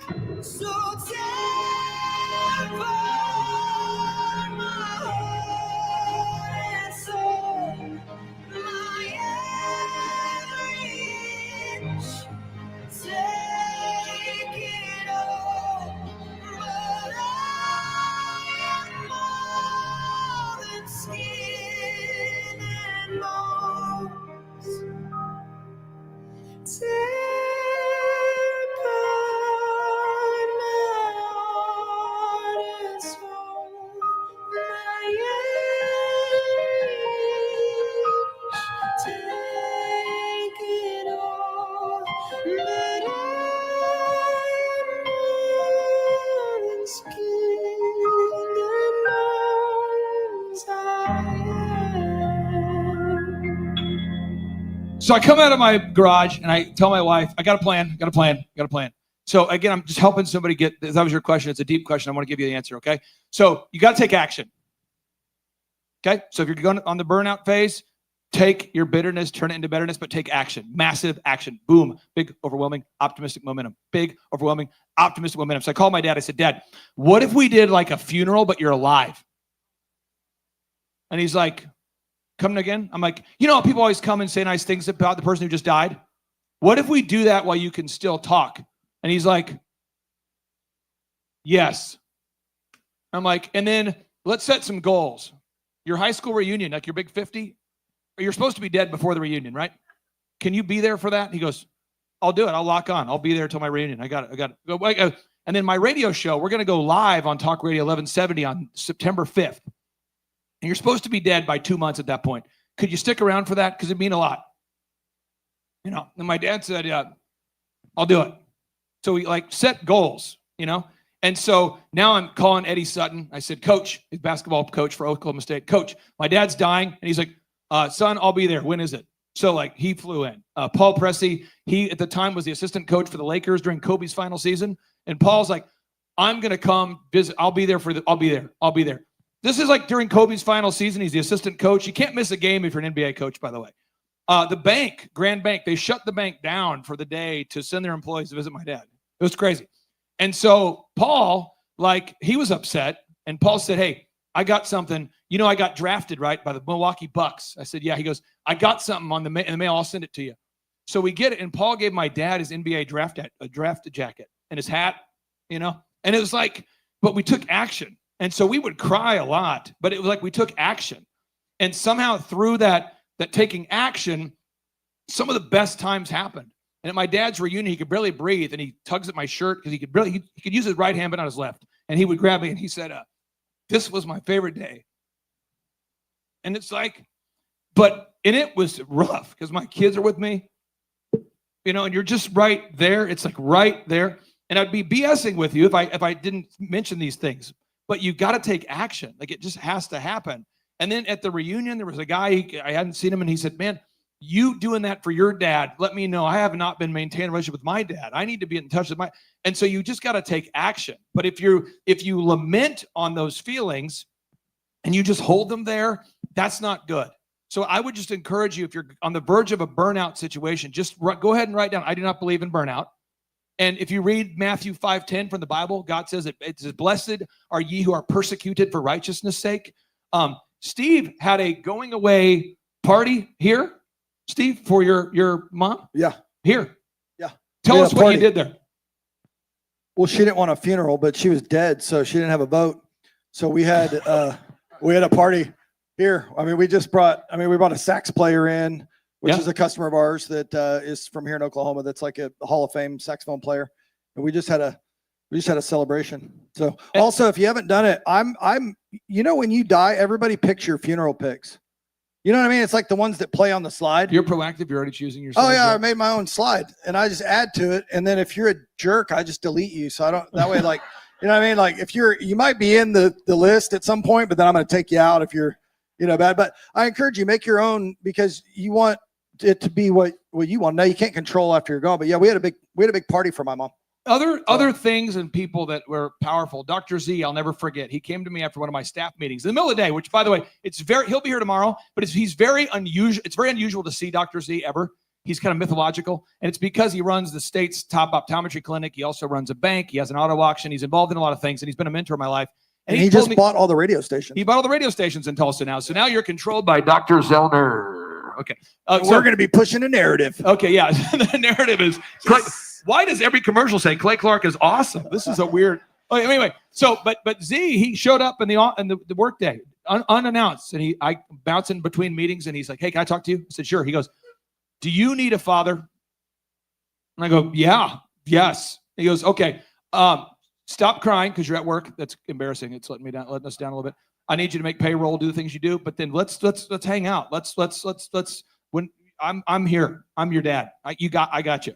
And I just think we need to be that person. Like Dr. Z was that for me, and we need to be that for somebody else. So if you're going through that burnout phase or whatever that is, I just encourage you, like, decide you're not going to burn out. Okay, God's not going to give you more than you can handle, right? God's with you, okay? If you want to get really depressed, read the book of Job. It could get worse. If you want to get like hyper motivated, maybe read Proverbs, but then don't read the book that follows Proverbs. Don't read Ecclesiastes. So just, I mean, if you want to get, so I encourage you though, to have a perspective of I'm not going to get burned out. Because the moment you say I'm burned out, then you've given that power and now you're done. Okay. So hopefully that's helpful. Long answer. Sarah, next question. Bingo, Clay. Yeah. I've got a couple questions here. It looks like it kind of comes down to when should I add other owners, partners, investors? I worry about that if it's a high entry type of business. I worry about that because whenever you have an investor, and I'll get Spruill's thoughts on this. Once you have an investor, okay, you get the 3 C's. One is you get the capital. They put money in. That's great. You get 3 C's. You get capital. The second, though, is you get connections that you might or might not want. And the third is you get counsel that you might or might not want. So certain people are really not excited about Dr. Zellner because of me. So every once in a while, he has to deal with that because of me, So it's like, local conspiracy theorist, Dr. Zellner buys radio stations, and he's like, because I roll with you, now I'm the conspiracy guy. I get it, because I do facts. I get how that works. So it's like, because he's connected to me, that's part of that game. But it's all, there's good stuff to it, but there's also bad, right? So you get that connections. Also get counsel. People that put in money, they want to give you influence. They want to tell you what to do. And I'm going to be very vague about this because I want to be very respectful of anybody who recently passed away. We'll just be kind of vague. But if you have sponsors of your events or your podcast, and then you speak against them, bad things tend to happen. So I'm just telling you, every time someone invests money, they want you to do something. And if you start bucking it, all of a sudden they're like, you can't say that. So I'm just throwing it out there. You got to be very careful of who you're taking money from.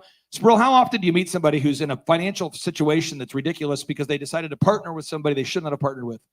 Yeah, it happens quite a bit. I'm always very hesitant for clients to give up equity for people who don't bring expertise. So, because like I said, you get their money, but it comes at a cost. And usually it's an unrealistic cost, right? I tend to be more preferable to selling equity to people who actually drive the ball forward. If you got an employee, that person's going to help you get from $1 million to 10 million. That's someone. But even then, they don't become co-CEO with you.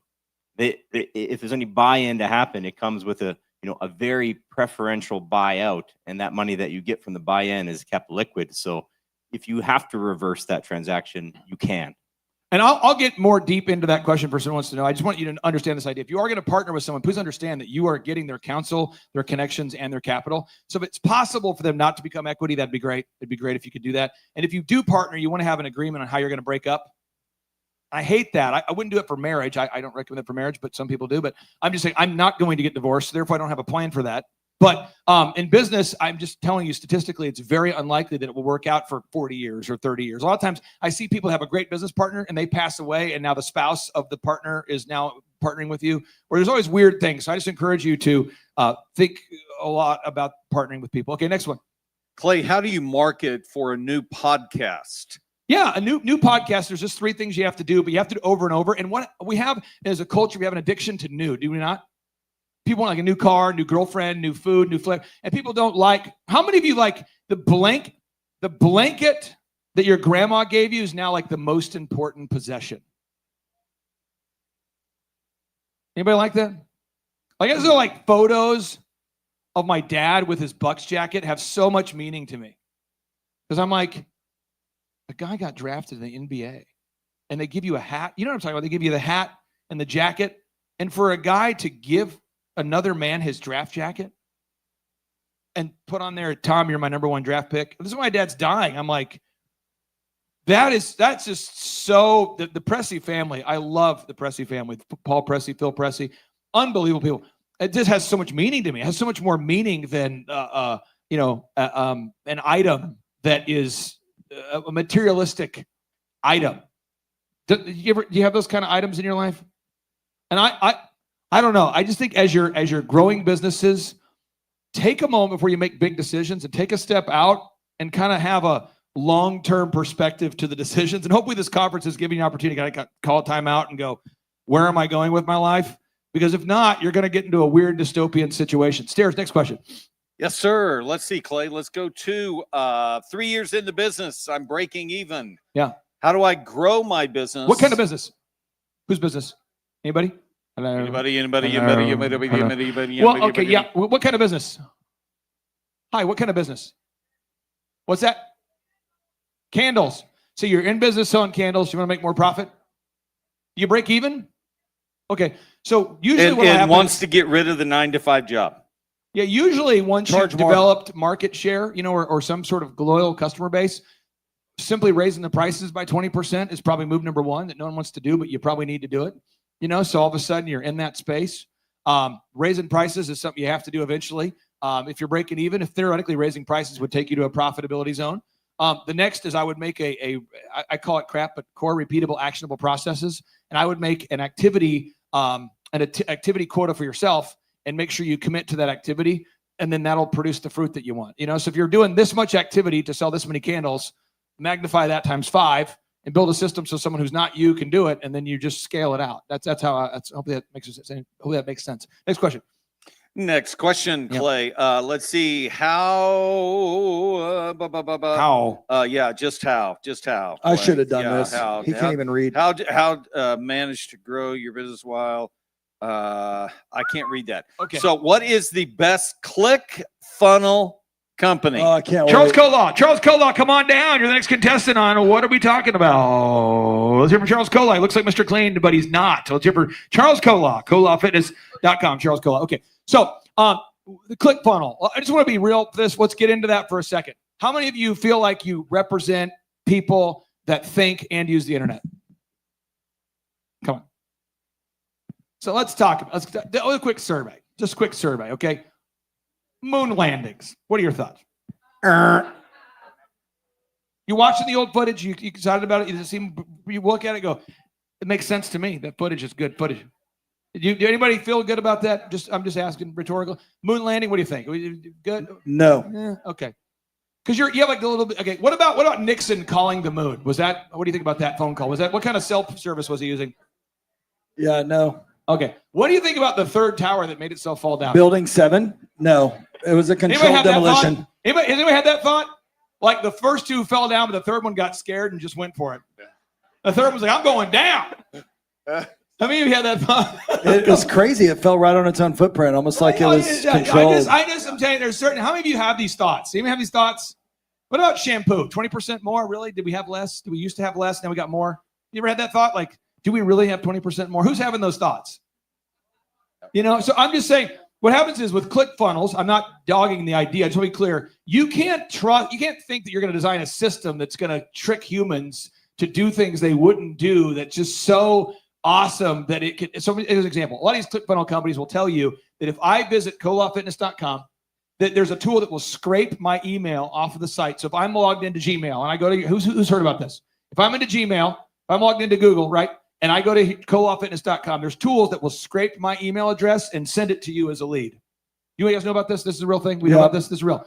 Okay. And then these companies will convince you that now I all of a sudden am going to buy from you because you scraped the email and you paralleled it with a phone number. You connected with a phone number. Now you're cold calling me. How many of you would be down with that as a buyer? You're like, I'm down with that. I went to the site. I didn't give them my number or fill out the form, but now they're calling me. Who's like, yeah, that worked? Anybody?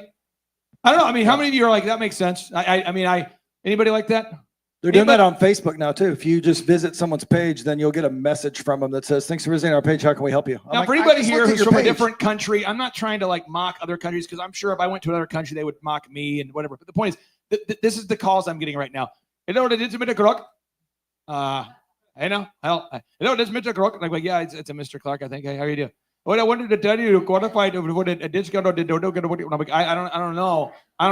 But I think I heard discount in there. But we wanted to know that you get the reward points. But I'm like, I don't know. You get like a cruise? Do you want to go on the cruise? And I'm like, I don't know. I mean, I guess I kind of want to let it go cruise. No. I'm like, I don't even know what's that. How many of you got that call? Yeah, like and an it's hour like they're ago. outsourcing to some guy who's doing really mangled. Like and again, if I went over there, I probably would sound to them, but it's like they don't. Hello, Mr. Clark. Yeah, calling to tell you you qualify for discount on the cruise. You're on your website. We're going. I'm like, I don't know. I don't know that I don't know what you're saying exactly. I appreciate you are working in a center where there's calls being made, and I appreciate and respect your occupation. But no. But who's ever been like, oh, I got duped. They scraped my email, and I'm in a funnel. I'm buying that crap. Who's ever had that happen to you? You're probably drunk when you did it. Okay, so the ClickFunnels, it's trying to sell you the concept, by and large, that people are going to take behavior and actions that they wouldn't normally take, okay? So this is what there's a book called The Honest Seduction. It's a great book. But basically, you have to get me to fill out the form. I have to give you permission to call me, name, phone, email, or I don't want you calling me. Are we on the same page? Who's ever been cold called by a barrage of people because you filled out one form on one website? Now 52 people are calling you. Who's had that one? So Charles, you've had people pitch you every kind of ClickFunnels possible. Oh, How's yeah. that going? Oh, I do not like it. I basically vet almost all my calls now, but I can tell that I get tons of that. Man. Have you ever had someone pitch a ClickFunnels sales tool to your organization? Like they're trying to get you to use it? Oh yeah, absolutely. How bizarre does it get? How crazy does it get when you really sit down with these people that make these super elaborate ClickFunnels systems? Oh yeah. Well, we'll go through the whole funnel and all this stuff. We'll talk about all these things, and they can produce all this leads and all this potential revenue, and I just kind of feel gross. Like Do you ever? It's just weird. Honestly. Does it convert great leads? No, it doesn't. It's like I'm just telling you what happens is the way they pitch it is you're going to make a landing page, right? So people click the landing page and it scrapes their email and phone number and puts it into a form. Yeah. And then now they're getting drip emails. How many of you are just like, I'm going to block that thing? Anybody here block that thing? I mean, I block people that I know. Well, I mean, I'll just block. I mean, if I'm not down with someone, I just block them. Even if I know them, it doesn't matter how long I've known them too. I just block. I'm not going to like go, oh man, this tricky, witty ClickFunnels really. You got me. Here's my money. So I just want to, but Sproul, there's a whole industry where people will sell you that tool for like $1,000 a month for 12 easy payments of $1,000 a month. Now you got this automated marketing system. Sproul, do you ever see really poor entrepreneurs that are coming to you and teaching you about their incredible automated lead generation service? Yeah, they want a shortcut. They want a shortcut. And I tell them like Walmart has self-checkout too, but Louis Vuitton doesn't. And there's a reason for that. I don't know. I feel like ClickFunnels by and large are like Tinder for dating. Yeah. But Tinder for business or something. It's a weird, like, I don't know why he doesn't respect me. I don't know. Probably because he looked at you and decided to swipe one direction based upon your hotness in his mind. And now I don't get it. Anyway, I'm just saying the ClickFunnels thing just typically doesn't work. Now it can work. So let's talk about things where it can work, Okay. I know people that have a great online course or a great online business or a business that's not online, and you get people to actually fill out the form. Now you got a sincere relationship where you requested more. Now they're sending you like an ebook, or maybe they're sending you some information you wanted. Now they're following up. That's a sincere thing. But if it starts from data scraping, it doesn't really work. Are you on the same page? This is why I like geofencing. Every one of the dentists, for some reason, all the dentists I work with, they always come to me after getting bamboozled into some ClickFunnels thing. They always come to me, every dentist, every doctor, they're like, I've been doing geofencing for 2 consecutive years and I don't get real leads. And I'm like, well, yeah, because some guy went into Lowe's and he's talking to his wife about dentists, and now you're sending him, you're calling him. It's weird. It feels weird. You know what I'm talking about? Like geofencing is just, anyway, I'm just telling you, if you have a business, get people to opt in sincerely and then give them something of value. Does that make sense? Yeah. But don't make it like an elaborate 47-step thing. Just step one, go to the site, offer them something awesome, like a free consultation or a chance to win a thing or whatever, and then call them or follow up. But don't make it a 47-step process where they feel like they have to, like you're dating them somehow and you're stalking them or something. Okay, next question. Clay, you got any thoughts on getting ivermectin into Canada? Oh, that's all I think about is ivermectin. I'll think about ivermectin right now. No, getting it into Canada. Well, ivermectin, obvious horse paste, obviously. That's all it is. So anybody out there who's a horse who would like to get ivermectin, no. But I find that people want it and they can't have access to it. So Dr. Stella is a resource for you. That's drstellamd.com. drstellamd.com. Dr. Stella, now if somebody wants to get that stuff up to Canada, they have to strap that into Bieber's guitar. No, you can. Come up here real quick and share. How do we get it there? Do we have to put it in a Bryan Adams concert? No, you keister it. How do we get it there? Do we need to ship it with the Blue Jays when they play an American team? How do we get it there? Actually, the best way to get ivermectin in Canada is to find somebody in the US to get it for you and then wrap it up and ship it. Because I remember when Dr. Do you know the pastor guy? Yeah. We practically got hydroxychloroquine. We poured it out, and then we took a bottle of Tylenol, then we put the hydroxychloroquine in the bottle of Tylenol to send it to him. Let me tell you what, Spurl and I haven't talked about this, but this is what I'm going to do for Spurl. I'm going to buy ivermectin from you, and I'm going to swallow a balloon filled with ivermectin. Yummy. But if you go to drstellamd.com, you can make a telemedicine appointment in all 50 states, and you can get ivermectin. I advise everyone, get hydroxychloroquine and ivermectin in your medicine cabinet. Of course, if you use promo code CLAY, you get a discount. And if you want to go to the balloon swallowing method, that's what Spurl prefers. So all right, swallow I'm just saying. ivermectin. But we also have other things that are not ivermectin, like Covivides that has vitamin C, D, zinc, and quercetin that can actually help to build your immunity against some of the viruses. So we do have other things that we can ship worldwide. How insane is it that we're in a world where hydroxychloroquine, which, by the way, how many of you have ever taken hydroxychloroquine or you know someone who has? Okay. I guess I violated some HIPAA rule by asking that, but who cares? So, like, hydroxychloroquine is a super effective and super affordable and super available medication, and they're banning it. Yeah. I'd like to ban Trudeau. Wouldn't it be awesome to just ban Trudeau? But we can't do that. So it's over the counter all over the world. It's the real world brand. So again, your website, how do they get a hold of you? drstellamd.com, drstellamd.com. Everybody, like I said, be prepared. Get hydroxychloroquine, ivermectin in your medicine Promo cabinet. code swallow the balloon stairs. Promo code CLAY. Don't listen to him. All I can think of is Pulp Fiction. Okay, stairs. Next one. Just swallow the balloon. All right, here we go. Clay, any thoughts on Bitcoin versus gold and silver? Yeah, I'll get into it. I don't want to take you guys down a rabbit trail that you don't know how to do. But basically, what's happening is BRICS, Brazil, Russia, India, China, South Africa. Who's following me on this? BRICS, Brazil, Russia, India, China, South Africa. So Sean, pull it up in Google real quick here. Just type in gold, central banks, dollar, and then hit news. Gold, central banks, dollar. Okay, so news. Okay, so what's happening is Brazil, Russia, India, China, South Africa, those countries and the BRICS bloc, these roughly a dozen countries, they are hoarding the Earth's gold in preparation for what? For introducing a new currency. So it's a gold-backed programmable currency. They've been doing this for like 17 consecutive years. If you scroll down, so what's happening is central banks are turning to gold. That's what's happening. Okay. Who remembers 1971? Who was there? That was 9 years before I was on Earth. Okay. 1971. So 1971, gold was, the US dollar was backed by gold. We on the same page? The dollar was attached to gold, right? But then in 1971, Nixon got us off of the gold standard, also the same year that Klaus Schwab started the World Economic Forum. Interesting. And so, but what happens is now America just prints money. So if you go to usdebtclock.org, which is a great site, by the way, for Christmas or Thanksgiving, if you want to stir it up with the family, just pull this up on the big screen and just play it like in the background, you know, and then people will just comment on it and like, Dad, why are you making us watch this? Uncle, why are you? And you're like, I just thought we could talk about it. I mean, this looks encouraging. Look at that. This is good information. Okay, so, but what's happening is the U.S., as we keep printing more and more money, these countries do not believe in the value of the dollar. So they are investing their money into gold, and they're prepared to introduce a new gold-backed programmable currency.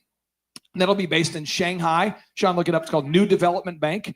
And it's actually a system where they're going to beam money to each other. So it's like a crypto backed by gold. So it's gold backed crypto. That's what they're doing. It's a gold backed programmable monetary system. And the technology is called Imbridge. Or maybe if you want to talk about it more, the future of money would be called XRP. And XRP is a ledger of every single purchase that you will ever make and have ever made, called XRP. It's a ledger. How could that go wrong? Called XRP. And it's where they're going to have a perfect ledger of every purchase that's ever been made. And that's where that is going. So for me, I'm not giving you an advice of saying, do this. I'm just saying this is what I do. I take a quarter of any income I have and I buy gold and I just hold it. So step one, I buy gold. Who's ever thought about that strategy? And if you do that, I started buying gold. The person who first told me to do this or told me they were doing this was a guy who owns a bank. And I remember I said, why do you buy gold if you own a bank? He's like, because I own a bank, I buy gold. And I'm like, what? Because how many of you have not had that Federal Reserve conversation? I'm going to try to go there fast. But the guy who owns the bank says, please understand, the Federal Reserve is not federal and there is no reserve. And once enough people figure that out, we got a problem. So I just buy gold. And I'm like, okay, so I take fake money, buy real gold. That's what I do. And I'm going, how does that even work? He's like, you just hold it. I'm going, okay. Well, I started buying gold. It was $500 an ounce. I think today we're at $3,800 an ounce, $3,700 an ounce. And so if you type in Kitco gold, that's going to happen. So that's a quarter of what I do. And then the other quarter is real estate. So I like to buy real estate from emotional people. So if you're going through a divorce, just call me once the tears stop, because that's a great deal for somebody. Because emotional people tend to want to just sell it. I hate him. I hate her. Sell my house. You get a discount. So that's kind of what I'm doing. Now, money, the cryptocurrency, that is, who's the alleged inventor of Bitcoin? Can someone tell me? Satoshi. By the way, he's supposed to be Japanese. We're on the same page. You guys know what Satoshi Nakamoto means in Japanese? Look it up. It means central intelligence. You can look it up. It's not really that hidden of a thing. So there's people out there that think crypto equals freedom. I don't believe it. I believe crypto does not equal freedom, but you might. But it's programmable money. And so for me and my family, I buy gold and I hold, and then I buy real estate. That's what I do. But if you want to buy crypto, you can. And it could be lucrative to do so. I just can't say that I do it, and I can't endorse that. Now, this crazy guy over here, he lives in Dubai sometimes. And so he actually takes a certain percentage of revenue and buys gold and a certain percentage and buys crypto. Is that correct? Bitcoin.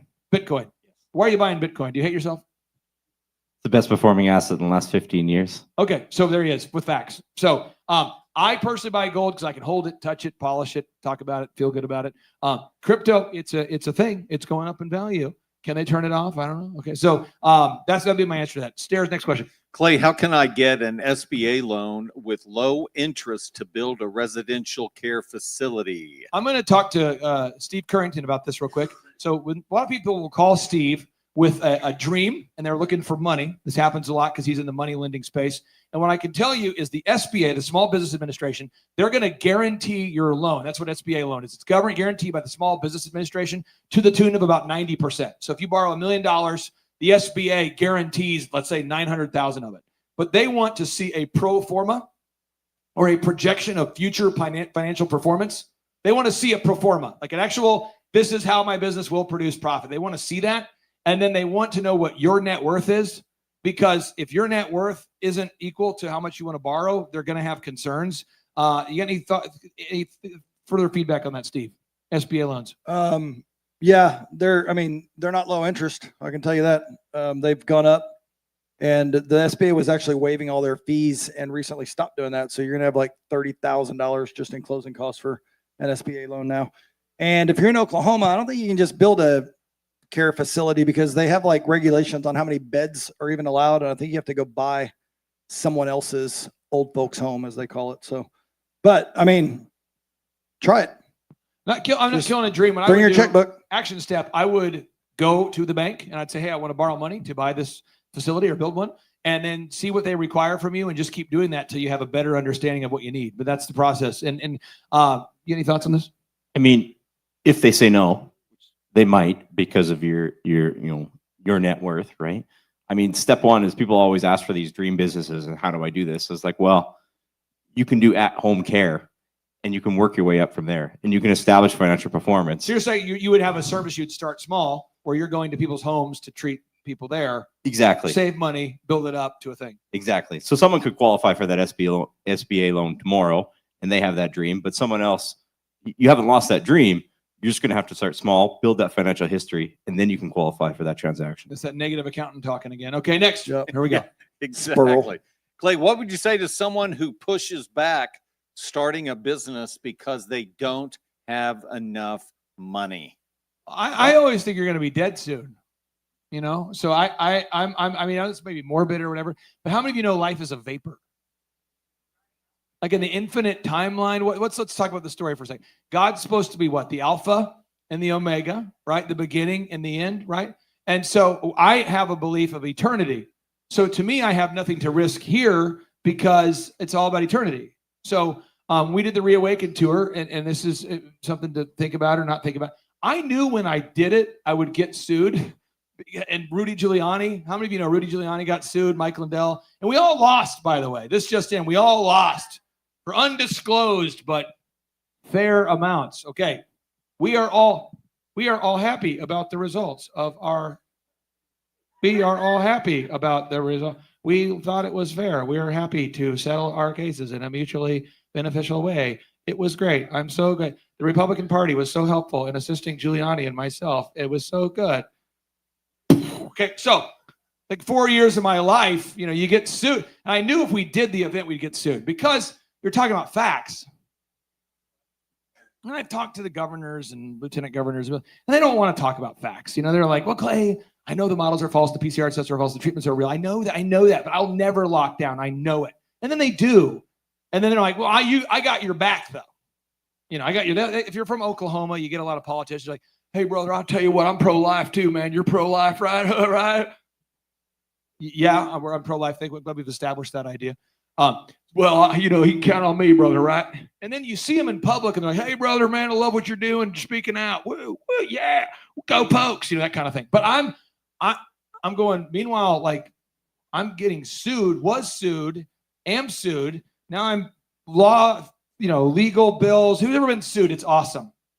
One great way to lose motivation is to pay $2,000 a day in legal fees. You just keep doing that every day. And pretty soon you're like, wow, that's awesome. And then, you know, and very few people come help. It's usually people will say, I'm praying for you. I'm like, I'd prefer you not to pray and just donate, please. That'd be helpful. Okay. But anyway, so you're going, so I'm just being real. So you're going through that process and it's expensive to do. It's expensive. And you're going, man, this is not a viable thing. Right. And so I'm just telling you that the Reawaken tour was not a viable thing. Does that make sense? It wasn't like a financially solvent thing, but it was a thing that I felt like I should do. And I think that we got to sometimes separate those two. Hopefully I'm connecting with somebody here. So Charles, you're passionate about fitness, but at a certain point, your business had to become a viable business. And so you started colawfitness.com out of your house. So you had guys and gals. What time people were coming to your house for personal training. What time did you start training every day? Yeah, we started at 5 a.m. and we would run to as far as we can, probably about a 9 p.m. appointment. In the morning? So 5 a.m. Yeah. So dudes are doing, just to be clear, dudes are doing squats in your living room. Yeah, we had were they dressed? About 160 sessions or client out of your living room. Out of our living room, out of our house. So we had it. Yeah. No, but being serious, like people are showing up in their gym clothes at your house. Yeah. So we rubber matted our living room and our dining room. And this is this is 20 years ago, but $110,000 house. And we rubber matted half the house. And then we just trained a ton of clients. Amber had a hair salon in the back. So I was doing training in the front. She had a hair salon in the back. We paid off the mortgage in like 3 years. And we just doubled down. But that maybe wasn't ideal, but it was viable. Does that make sense? Yeah. So I'm trying to help somebody out there get a minimally viable product, get something that works. So we did the Reawaken tour. I knew it wasn't going to make money. And I'm not upset that it didn't. I knew it wouldn't. It's a thing. It was like a calling. So just make sure if you're building a business that your business is in fact viable. Okay, next question upstairs. Clay, why did you start a haircut company? He's passionate about hair. No, he loves hair. Theoretically, hair keeps growing for men. It's just in. So if it does, I thought it would be a great way to wow a customer and then wow them every month. And it seemed like a system that would make sense to me. And so that's what we did. You know, Same reason I started a photography company. I didn't have like a big passion for it, just something I was into. I have a passion for the customers. I have a passion for the people that work there. But like hair itself, I wasn't super passionate about. But I thought it was a viable option. Next one. Clay, what is one habit or piece of lifestyle advice that you would give for success in any financial endeavor? Let me go back to that previous question real quick, though. The whole thing Yes, about we like, can. how do you get over the fear of starting something? Like I know I'm not going to be alive a long time. So I called General Flynn. I said, Flynn, I think we should, I feel like maybe God's telling you, maybe he's not. I don't know. I feel like God's telling me, and maybe he isn't. I'm not that guy who typically says that very much. So I feel like we're supposed to team up and do an event where we share the truth about what's going on with our country. And then we point people back to God. And he goes, I know. But I didn't expect that. I didn't expect him to say, I know. I thought it would be like, yeah, I'll get back with you. Let's talk about it. Let's form a committee. I almost asked, afraid for him to answer. And he goes, I know, let's do it. And so from the time that we talked to the time that first event was, I think it was 44 days or 45 days. And we had 50,000 people request tickets, and we packed out Rhema, and then it kept happening. So Flynn was like, let's do one more. But I did it without fear that it wouldn't work out, because I don't really think about life beyond just a vapor. It was like I'm doing it because I feel like I'm supposed to do it. But at the end of the day, I have a responsibility as a father to provide for my family. So I had to like do the math and make sure it worked out so I could lose enough money sustainably. Okay, next question. And let's go back to that question, Steers. Yeah, so yeah, piece of yeah, thank you, Clay. Yeah, big thing. Well, I wouldn't recommend that. Okay, yeah. Clay, piece of lifestyle advice for anyone that is seeking financial success. Yeah, I'm going to bring up Brett Rayo for this one, and then we'll take a break here. Rayo. So Brett Rayo, where's Brett Rayo? Is he here? Is he around? If he's not, we'll find him. There's Brett. So Brett is a musician, and for those of you that know or don't know, some of you know me from my DJ career, so you kind of know this about me, and some of you don't. But music is like my passion, and then business is like what funds the passion. Does that make sense? So music is my passion, and then business is what funds the passion. Are we on the same page? Music is what I want to do, and then so I started a DJ company because I'm kind of close to that. I was around those guys, and so Brett is a guy that our relationship doesn't make sense. But Brett, you made a song about the Reawaken tour. Yeah. And Flynn called me and was like, dude, this guy, he does the kind of music you like. You should call him. I think that's what happened. Yeah, something like that. And so I was like, Brett, it wasn't like an overnight thing, but I said, Brett, you should move to Tulsa for a while and then just live in the guest house, and we should just make a ton of music. Yes. So I think we've done like 75 songs and in that range. Yeah. Definitely. Closer to 100. But that's so we do that, and it's something we like to do, but it's like, so what is the pro tip? I think you need to find what you're passionate about and find a way to connect to that on a consistent basis. So we're going to pull up a song. Sean, if you go to Rumble, the song's called Shalom. And for some of you, you might go, I don't like your songs. It's fine. You don't have to like my songs. But it's a thing where I like making music. I really do. But that's what I like to do. But maybe for you, it's like, how many of you have to go on, if you go on a walk, your day's better? Anybody here go for a walk? It helps. Anybody here, you go on a walk and you're pissed?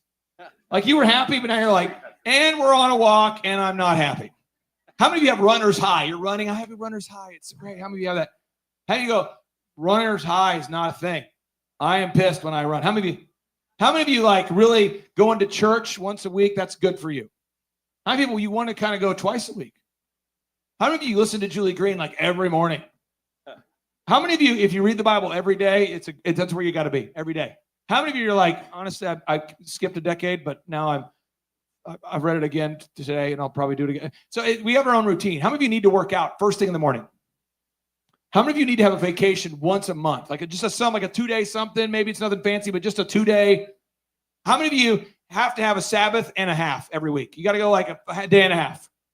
How many of you need like a social media Sabbath once a day? So you got to figure out your flow. And so somewhere on page 4, you need to write that down, because you got to find a way to, it's like you're swimming in it's like heavy water. You're swimming upstream. That's what entrepreneurship's like. And you got to swim to some sort of like safety. And once you get to that rock, you're like, okay, I'm in the middle of this river. It's raging, but I made it to that rock.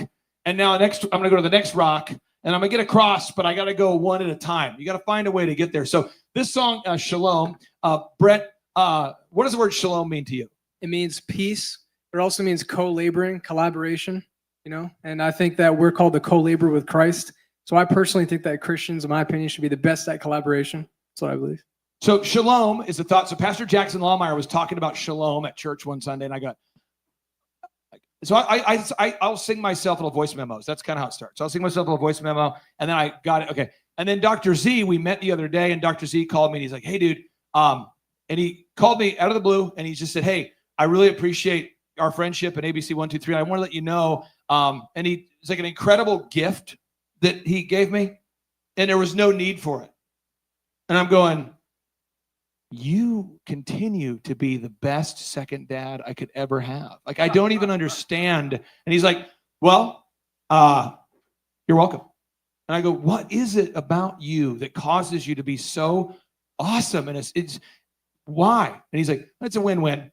You know, if I help you, it helps me. You know, so if I help you, it actually helps me. If I don't, you know, and he explains that to me a lot. Now, even though I've heard it for 20 consecutive years, that idea of helping somebody else helps yourself. Powerful. So anyway, so this is the song we just did, and this is kind of from how I recalibrate, and maybe you say your songs make me depressed. That's fine, but here we go. Let's hit play. I'm looking for shalom. I'm just trying to find my home. I'm looking for shalom. I'm just trying to find my home. I'm looking for shalom. Just trying to find my home. I'm looking for shalom. Help me find my home. I'm looking for the win-win, the start of my beginning. I'm looking for shalom. Can you help me find home? Find home. Yeah, yeah. Help me find my home. I've been searching far and wide and known. Where do I go from here? Who's got my back?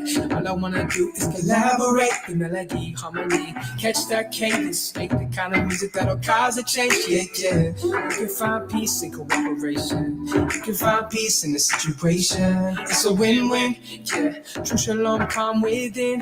Yeah, yeah, yeah. It's a win-win. Yeah, to be complete, to know true peace, serenity. It's a win-win. Yeah, home from the depths of my soul, you win. It's a new beginning. Yeah, fresh air. Take a moment and breathe it in. So refreshing. Hear the rhythm of the sound. I'm looking for the win-win. Generate dividends, we can spin. State we create, time to spend in. Collaborate, make it great, skills blend in. Until then, discipline, put my reps in. All in, I'm not pretending. Music designed to transcend it. To get to the truth, no spending. I'll spit it to the end. Gonna fight all the way to a win-in. Never stop, never quit, I'm relenting. My story will have a happy ending. Not on the fence, no fencing. You can write it down with the ink pen in. Hey, hold me accountable because I'm gonna do it. Never stop, obstacles I run through it. Running through it. Yeah, running through it. I'll run right through it. Yeah, I ain't gotta argue about a split. All I really wanna do is go and make a hit. All I really wanna do is go and reach the whole wide world. Tell them about my Jesus. I ain't gotta argue about a split. All I wanna do is go and make something beautiful. Yeah, we can reach the world, yeah. We can tell the world, yeah. We can teach the world, yeah. We can let them know, yeah. Peace, love, and harmony. All I need to live like complete. Okay, stop. Collaborate, listen. I walk with Jesus, so I walk with wisdom. And, you know, shalom. Lord, I inspire this. Looking for that peace, love, whole inside my soul. I'm whole, I don't need nothing else. Looking for that peace, treasure. Looking for that peace by any measure. We could write a song that can reach 1 million souls. Why would we delay? I think we gotta go. I know that I got what it takes to do it on my own. But together we do better, like better, a little more. Together we can do double, now the devil's in trouble. Let's rebel against division and unite. Shalom, shalom. Just trying to find my home. I'm looking for shalom. Shalom. Boom. All right. So, but that's for like, I don't know, that for me, that's what I like doing, but it doesn't make me any money, you know? So it's like, I like making music, but it doesn't make any money. So for me, that has nothing to do with money, but that's what I have to do once a week or my head will explode. So somebody else, and I don't like to wear socks twice. That's all I need. That's okay. So, but I want to get your thoughts. How do you recharge, Sperl? What do? Do you have to get new socks every day? What's your thing? It's probably normal to get new socks every day. I think it's just the time. Like if I have a long work week, as long as I got a set schedule, I can do it, right? But I think where the burnout happens is people have they're going to work 14 hours, but it's some weird schedule. They're going to work to 3 o'clock in the morning one day, and then the next day they're going to sleep in. It's just like, for me, it's just up at 5, done at 7, and do it again till Saturday, then you're done. Brett, you like putting out music. That's your thing. I enjoy it. Praise Does Jesus. does that renew you when you put out a new song? Yeah, it is definitely recharges my spirit. Gets me fired up. What reverse fires you up? Like, what are you going? That is Not making a song. Yeah. That reverse fires That's me pretty up. fun. And the songwriters I've worked with and have spent time with, it's like you guys are always writing a song. Every conversation could be the next song. That's true. You gotta be This one. careful because everything could be the next song. It's happening. Yeah, Charles, you got to recalibrate thing. What do you ever like to do? Well, I love working out, so I do that in the morning. But I also, if I spend You work time, out? yeah, Okay, a little bit. But first thing is I call it God body, and then I spend time in the Word, and that for sure sets my heart and my head right. And then after that, I like to get a great workout, and I turn up music and jam out really hard, and then clean up, and then I like to have a schedule where just all of a sudden it's just work, and I like my work and I like my team. So work for me, like you talked about, like you said vacate one time and you talked about that, but you love what you do and you're kind of getting that flow state. So yeah. So what we're going to do, okay, before we take our break here, I want everyone to open up your book to the back of the book, and I want you to take just a second. And then Sean, will you cue up realize? It's real eyes, so real, like your real eyes that are real. Okay? Realize, REALIZE. Realize, real eyes, real lies. So realize eyes that are real. They realize real lies, like someone's lying, not telling the truth. Okay, so realize. Okay, so you see the word Tulsa, Jerusalem as a USA in the middle of it. These are the kind of things I think about all the time. So I'm like, I was on Newsmax or News whatever, and they said, "Where are you broadcasting from?" Back to that professional thing. Where are you from? Who's ever been on TV before, live media? They'll go, "Where are you broadcasting from?" And I'll say, Tulsa, Jerusalem. And certain executive producers or young producers, they're not yet 30, they don't know anything. And they're like, okay, Tulsa, how do you spell that? I'm like, TULSA. And they put that stuff on the screen, and I'm broadcasting from Tulsa, Jerusalem, Oklahoma. I'm like, they went with it, I'll go with it, So for me, I like to, I'm just trying to help somebody get this idea. You'll find the song. Realize. There you go. There's it. So we'll play it a second. But I'm going to make you listen to this while you think about it. I'm going to write down 5 things that rejuvenate you. Like green arrows, things that are really recharging for you. And I'm going to fire out some of these. I want you to, before we take a break, I want you to do this. It's very important, okay? So for me, connecting with you. JD, can you come up here real quick? JD, can you come up here? JD, this guy's a beautiful man. JD, come up here. I don't want you to get weird about this, JD. I don't want to get weird with you, but you are recharging me right now. It's awesome. Come on up here. Let's hear for JD. JD, yeah. So JD is a client of ours, and his success fires me up. Make sense? So he's a client. What do you sell? What's your thing? I am a college planner, and I help kids get into college and get scholarships, even though Clay doesn't like college. This is true. But he also, you sent me the Clark Griswold. Yes. The large, you see the cutout? It's Clay Clark Griswold. There you go. He said that to me. So like, I get fired up about helping my clients hit their goals. Like to me, that's never ending excitement. I like meeting people. So that's one for me. So if I take your own notes, but for me, what fires me up is one, making music. Second is helping a client hit their goals. A handful of musicians I've worked with when they got their record deal or got their big concert. I remember one of my clients, we went to the BOK and they're in front of like 20,000 people. Or was it 15? Was it BOK 15,000? 15,000, 12,000. It's a big number, BOK, Bank of Oklahoma Center. And I remember just going there and even though it wasn't me on stage, seeing them have a full stadium, that to me is like, yes, we did it, man. One of my buddies, he's now very close to being an NBA head coach. That's exciting for me. So helping people get their goals. 3 is reading the Bible to me is it's good for me now. But 5 years ago, I used to say it was boring. I think it's because my brain was small and I couldn't figure it out and I was dumb. But to me, how many of you like reading the Bible recharges you a little bit? Okay. Another thing is being around people that get the shalom idea. I can't stand scammers and spammers and you know what I'm talking about? They're always trying to sell you. You ever been around those people? They're always trying to sell you. I don't like that thing. Okay. And I like going with my family on a nightly basis to our oasis called my house. Like I love going to the house and hanging out with my wife and kids and asking my kids what's happening at school and what's going on and that whole thing, right? So those are things that rejuvenate me. I'm gonna have you guys watch this final song here. But for me, if I don't have those things in my life, I will get very not happy quickly. Anybody like that? Okay. So we come back, we're going to talk a little bit more about some technical stuff for branding, but I want to make sure we're leaving here with some life optimization, okay? But this song, Realize, Brett and I worked on this one. And this song to me has a really deep meaning because the Reawaken tour for me was about leading people to Jesus and not about republicanism or something. And I feel like that sometimes people don't know that. So that's what this song's about. So you can play.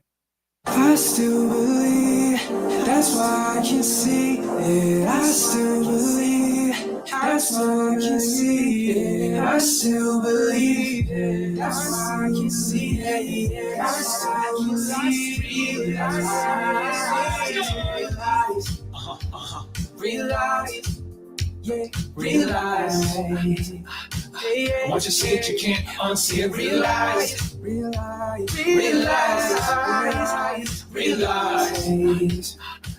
Once you see it, you can't unsee it. Realize, realize. Once you see it, you can't unsee it. Realize, yeah, realize.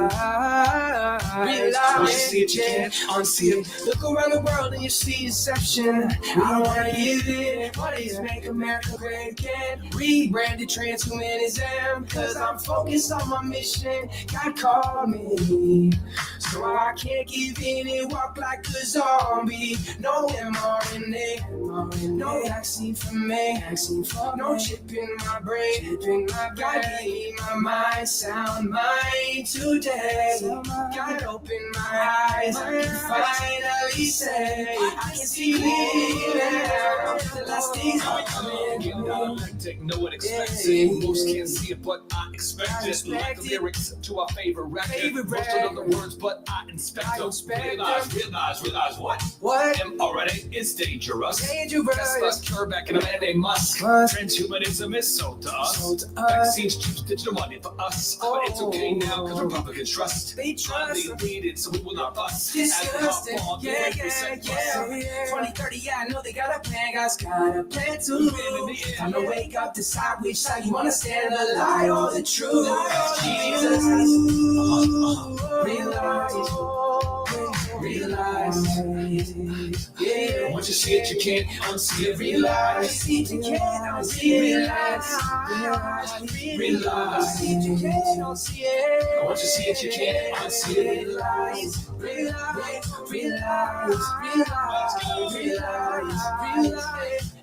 Once you see it, you can't unsee it. Realize.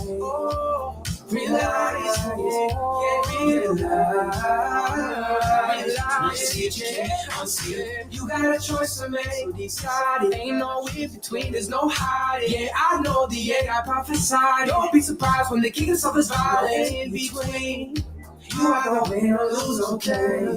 Holy Spirit, help us discern what's really going on. Realize. So that's like the stuff that I like to do that maybe you don't like to do, but you got stuck with me for 6 minutes or whatever. But I just encourage everybody, you got to find a way to recharge. You got to find a way to do it, because if you don't, you're going to end up being like a shell of what you could be. And it's really, the burnout thing is a real problem for people if they don't find a way to rejuvenate and recalibrate. So what we're going to do is we're going to take a quick break here. We're going to come back here at 4:15. We're going back at 4:15 for our final session of the day. And then we have a VIP dinner for those of you who chose to do that tonight at 5:30 at my house. We also have helicopter rides. And then tomorrow we're going to start right at 7 a.m. The bookstore is open. Bookstore's open. It's $25 or whatever price you want to pay for anything you want to get there. And then if you want to schedule 13-point assessments with myself, and if you don't, that's fine. But if you do, James is right there. That's James right there. He's paid to be there. That's James. And he's here to help you. So we'll come back here in 15 minutes. We'll come back here in 15 minutes. Okay. Come back in 15 minutes. Come back in 15 minutes.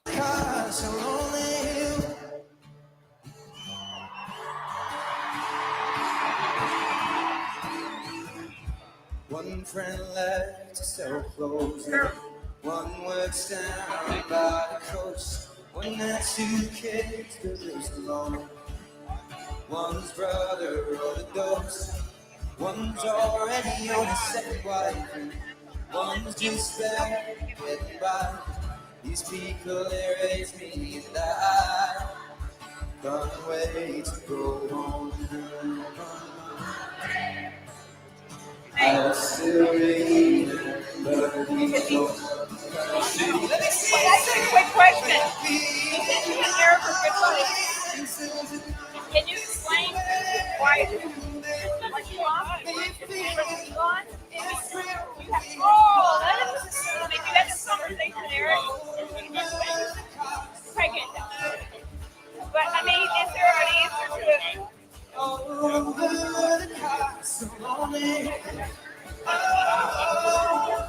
Okay, you're still for me. So there is a reason. If you're going to be close to a type thing. I mean, I know that's okay. I know you think it, but I guess he must be appalled though when he sees you showing this and his dad.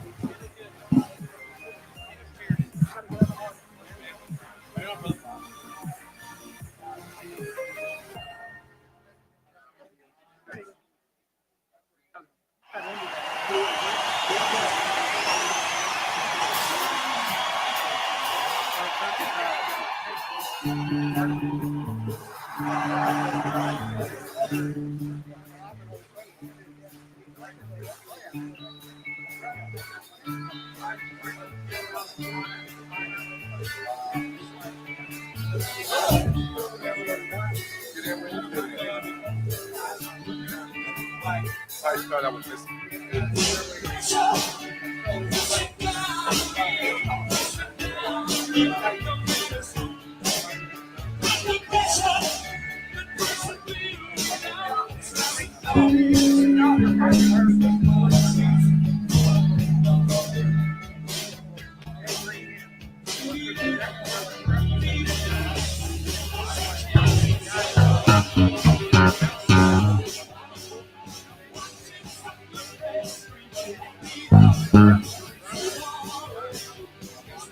Zia, you ready?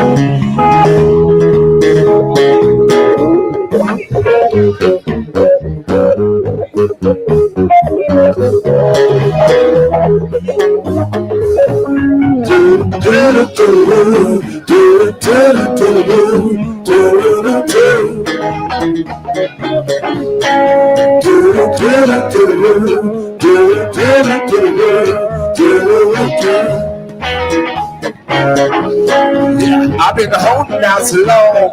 I've been waiting by the phone. Girl, I miss you. I've been sleeping in the hall. I've been waiting on your call. Wanna kiss you.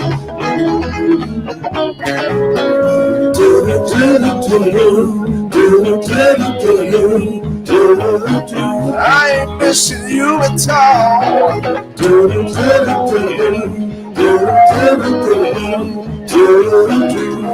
I'm gonna say it again. Oh, I've been hoping not to know. I've been waiting by the phone. Girl, I miss you. I've been sleeping in the hall, waiting on the call. Wanna kiss you. Wait a minute, man. We got some Puerto Rican girls, and they all just they're dying to meet you. We're gonna bring a case of wine. We're gonna party down like we used to do. Yeah.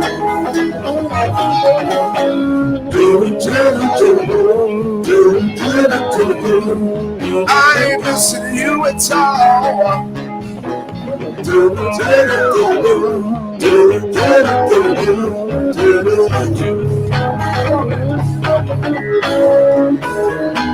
Baby, why you wanna wait so long? Tell me, why you wanna wait so long? Why don't you come on?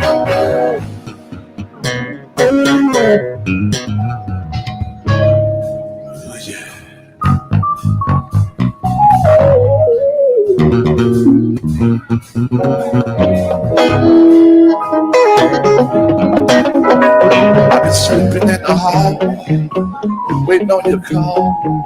People think I'm crazy. They say, what's the matter with you, man? What's the matter with you, man? Come on, Donnie.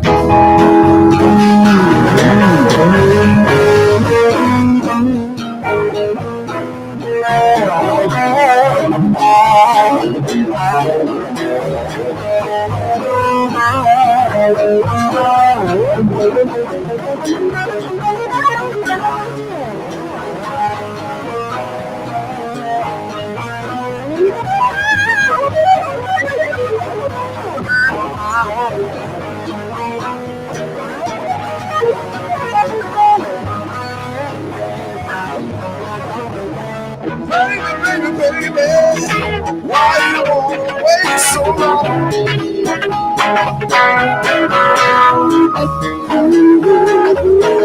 Why you wanna wait so long? Why don't you come home? Come home. Stay right there. Give me that Stevie Ray. A 1, 2, a 1, 2, 3.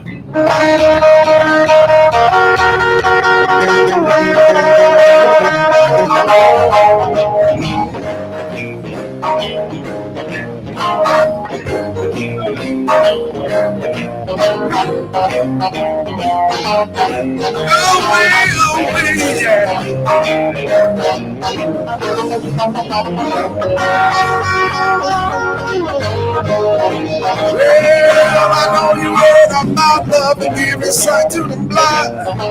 My baby love y'all with her savage child. She's my sweet little baby. She's my pride and joy.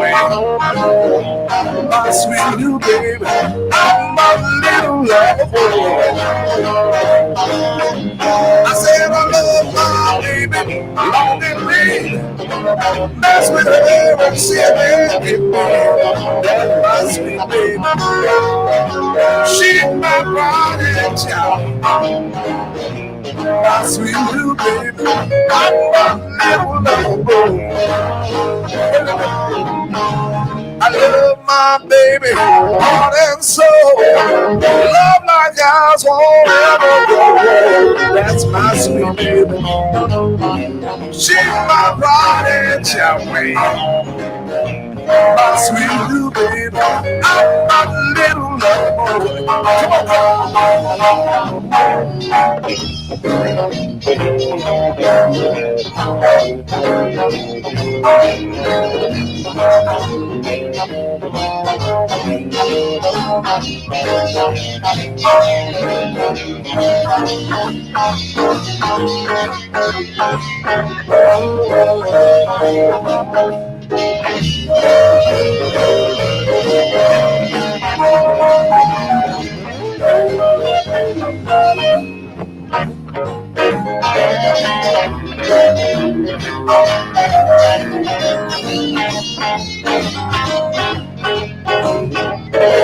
Give me one. Well, I said I love my baby like mine is one. Stick with her until the end of time. That's my sweet baby. She's my pride and joy. My sweet little baby. I'm a little lover boy. Come on, be on the man. Oh, man.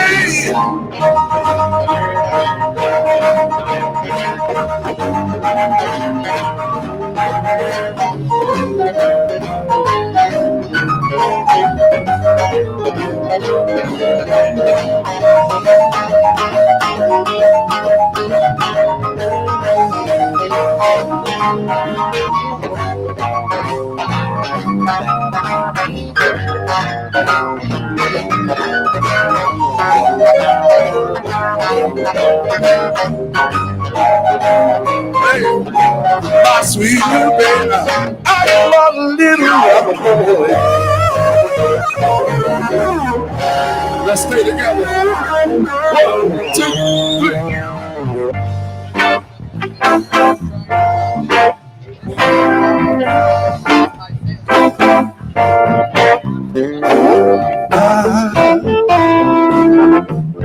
I'm so in love with you. Whatever you want to do, announcement here real quick. Quick announcement. Break it down, yeah. If you parked in front of a stop sign, your cars could be being towed right now. I guess the sheriff is here to let you know that. So it's a silver GMC. I guess it's parked right in front of a stop sign. And I love you so much, but your car could be towed as recently as or as soon as now if you don't move it. So if you have a what kind of car is it again? Chevy GMC, if you're parked right in front of a stop sign, and I love you so much, I care so much about you, to interrupt the great musical stylings of Charlie Red and the Full Flame of Kings, but please don't get your vehicle towed. If that's you, please move that car so you don't get towed. Shakababa. Okay, back to you. Charlie Red. I'm so in love with you. Whatever you want to do is all right with me. Come on, man. You make me feel so brand new. I want to share my world with you.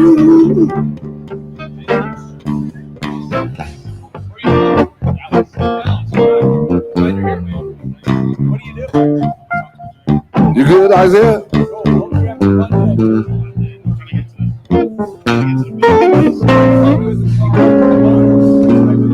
Oh, that's Isaiah's car. Break it down.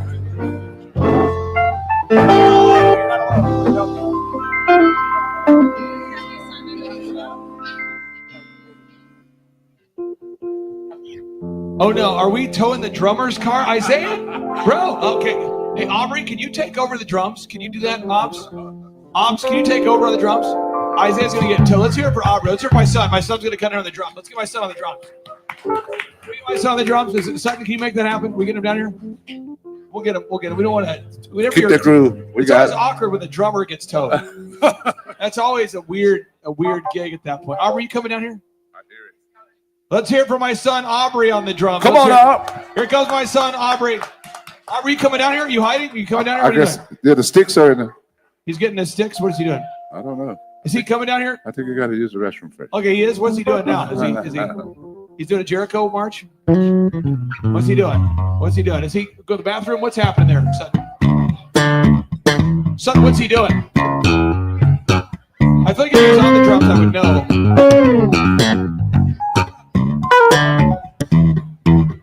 Is he coming back? Son, he's coming? What's happening? Is it like Go do it with your car, Isaiah. We've got sticks over here. Okay, so why don't you guys keep playing without a drummer, and then we'll so we can find my son here. Okay, go.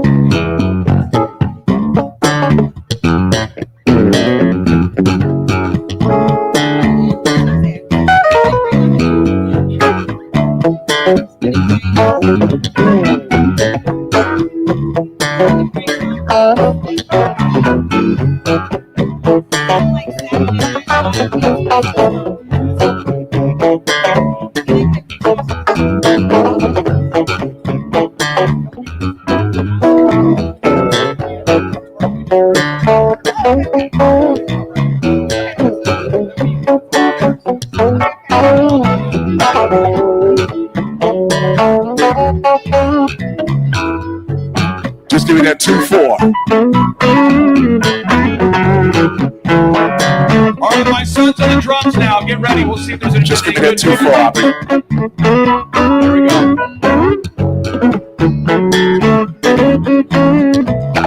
It's kind of quiet there.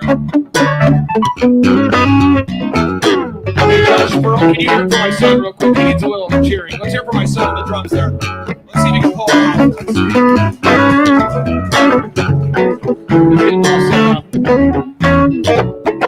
Okay. Get there. He's feeling the flow. He's feeling the flow. We have Andrew filming this thing. All right, make it happen.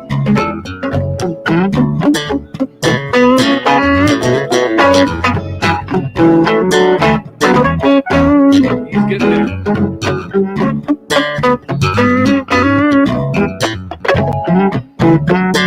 Okay. Working it. Working it.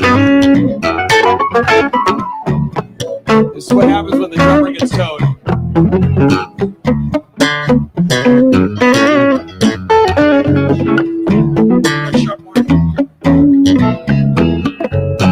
He's got to get his in-ears in.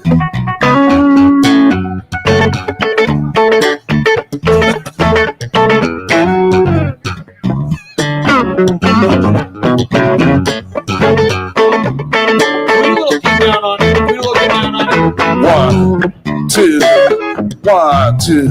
So what you gonna do? Oh, do you wanna get down? So what you gonna do? Or do you wanna sit down?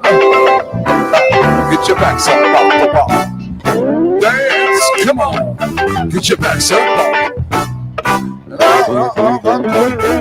Get down on it. Just 2, 4. Now get down on it. Get down on it. Get down on it.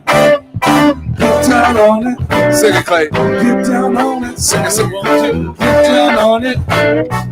Get down on it. Shout it. How you gonna do it? There it is. There. Get your backs up, up. Tell me. And how you gonna do it if you really can't take the chance by standing on the line? If you know how to go along, here we go. And I heard all of them say, get down on it. Get down on it. Get down on it. Get down on it. Get down on it. Get down on it. Get down on it. Get down on it. Shout out what you gonna do. Or do you wanna get down? Yes. So what you gotta do? Or do you wanna sit down? Get your backs up off the wall. Dance, come on. Get your backs up off. And I heard all the people say, get down on it. Get down on it. Get down on it. Get down on it. Get down on it. Get down on it. Get down on it. Get down on it. How you gonna do it if you get up on there? By standing on the wall. Get your backs up off the wall. Tell me. And how you gonna do it if you really can't take a chance? By standing on the wall. Get your backs up off the wall. And I heard all of them say, get down on it. Get down on it. Get down on it. Get down on it. Get down on it. To you. Get down on it. Get down on it. 420. Yes. Do you want to get down? Now, Charlie, if people want to book you, how can they book you? How can they hire you guys? You can come up and get a business card or come talk to me and get my number, or you can go to if you come to our conferences, Facebook page. I try to bring Charlie Red as much as possible. This guy, I've known this guy for a long time, probably 20 years. 20 years I've known this guy. And again, they can find you on Facebook, YouTube, where we got close to 100,000 people streaming between all the sources right now. So I don't know if anybody's watching online. Do you travel? Do you travel, Charlie Red? Okay, Charlie Red, full flavor cakes. Check this out. Go for it. Just bass and drums. Just me and Aubrey.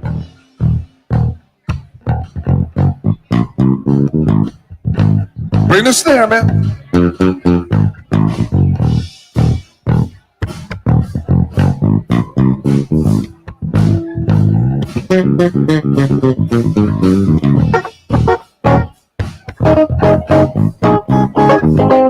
Clay, I know you know this one. I know you know this one. Hip hop. Hip hop, and you don't stop rocking to the bang bang. We can see up jumps the boogie to the rhythm of the boogity beat.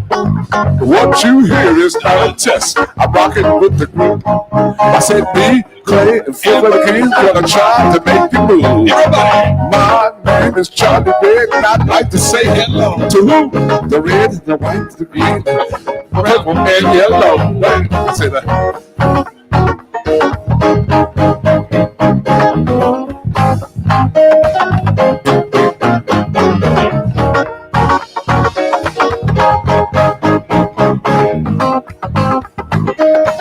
Just bass and drum. Keep playing, Aubrey. Keep playing.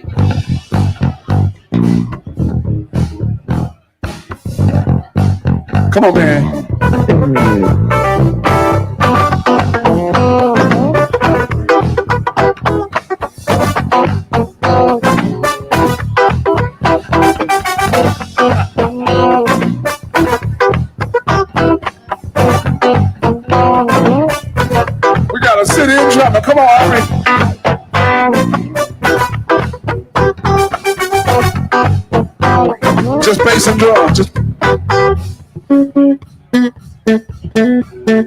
Speed up. Who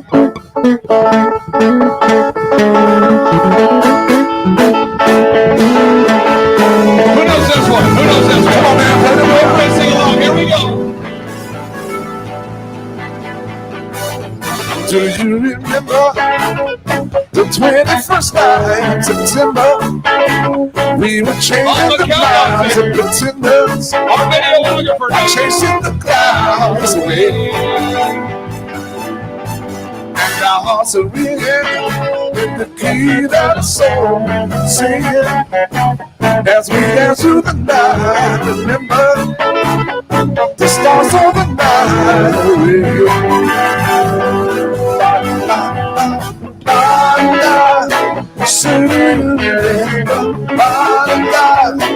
Dancing in September, never was a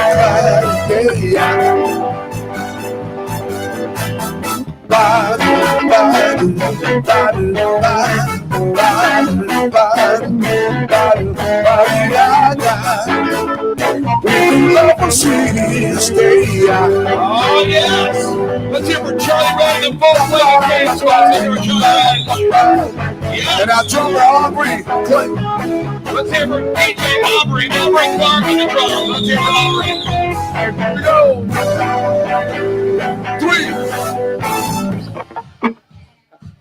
3.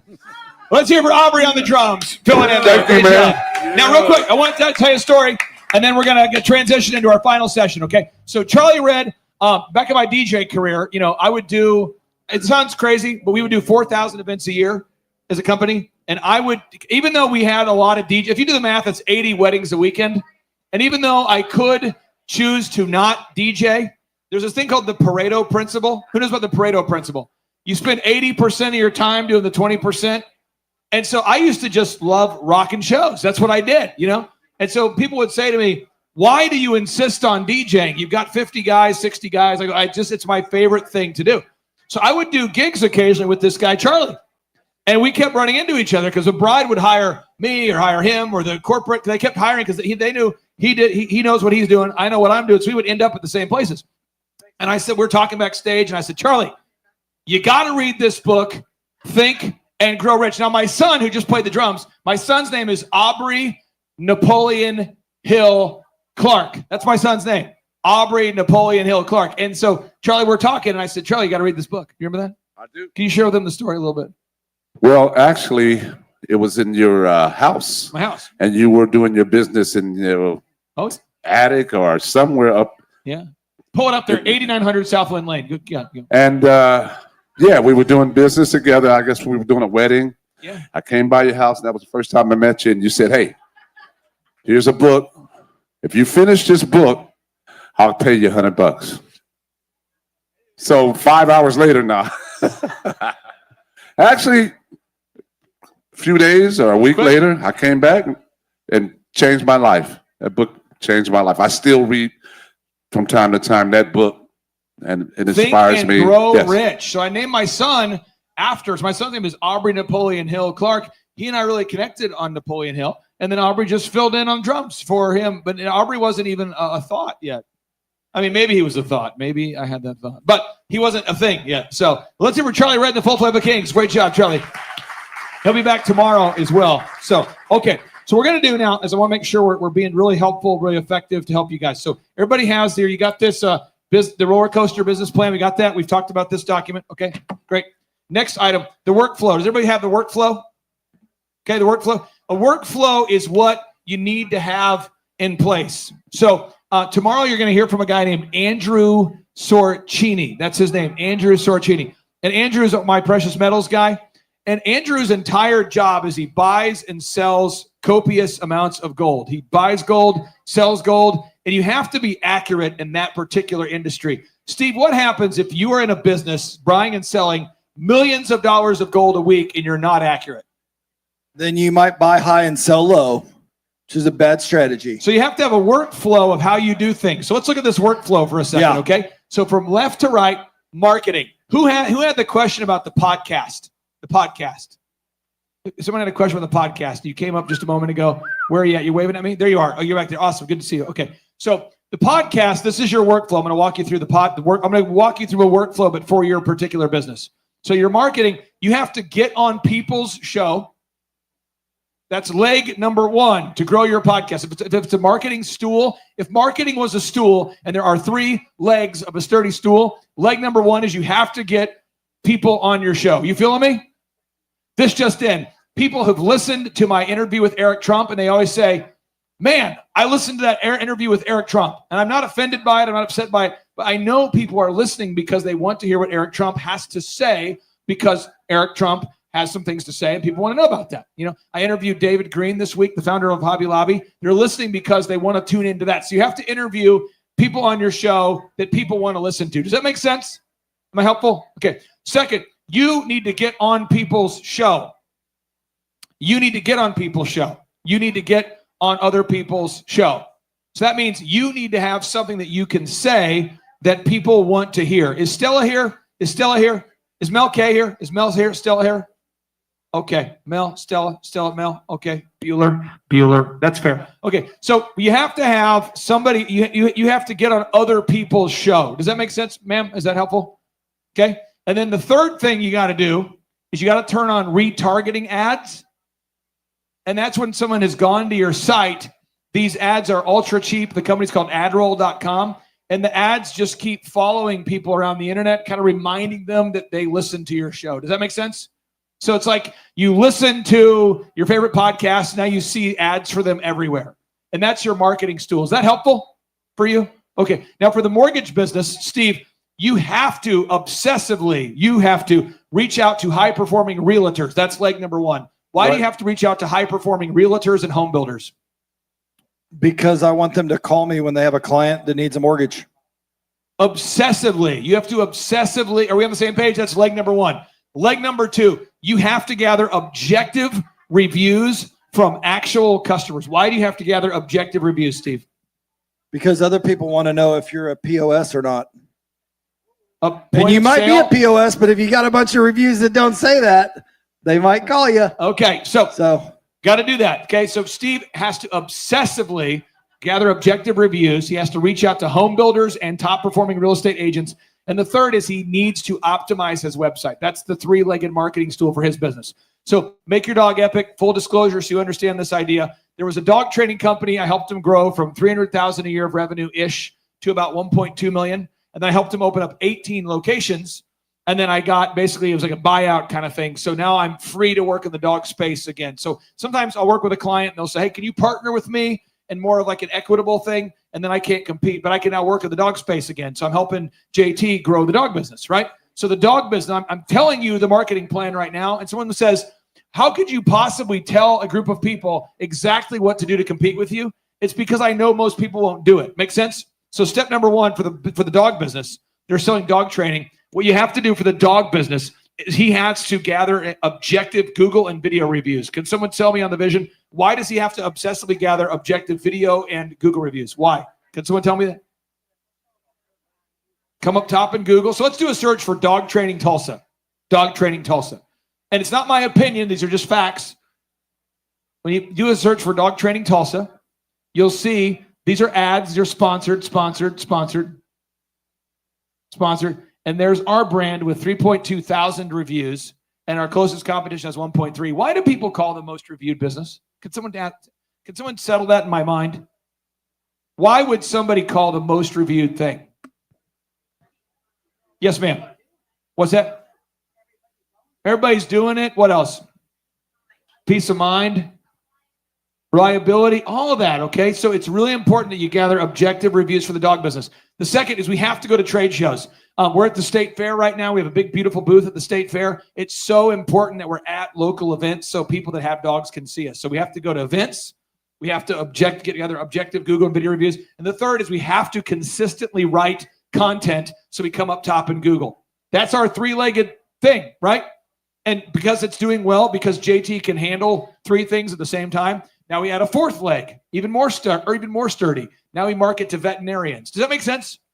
So, but you don't want to have 50 different things you're trying. You want to have things that you master. We on the same page? Now, next step here, leads. When a lead comes in, I'm going to tell you this. I mean this with sincerity and hopefully clarity.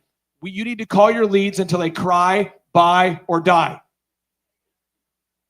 And I want you to know this, and maybe Eric's watching the stream right now, but the relationship that Eric and I have is probably similar to maybe how I would describe a relationship with like a brother.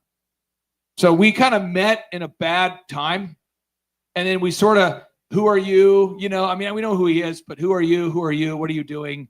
And I think after about 10 events, he's like, you're going to wear a red tie, and you're going to wear a white shirt, and your wife is nice, and you're kind of funny sometimes, and you're outside of the, and you're on target. You're real.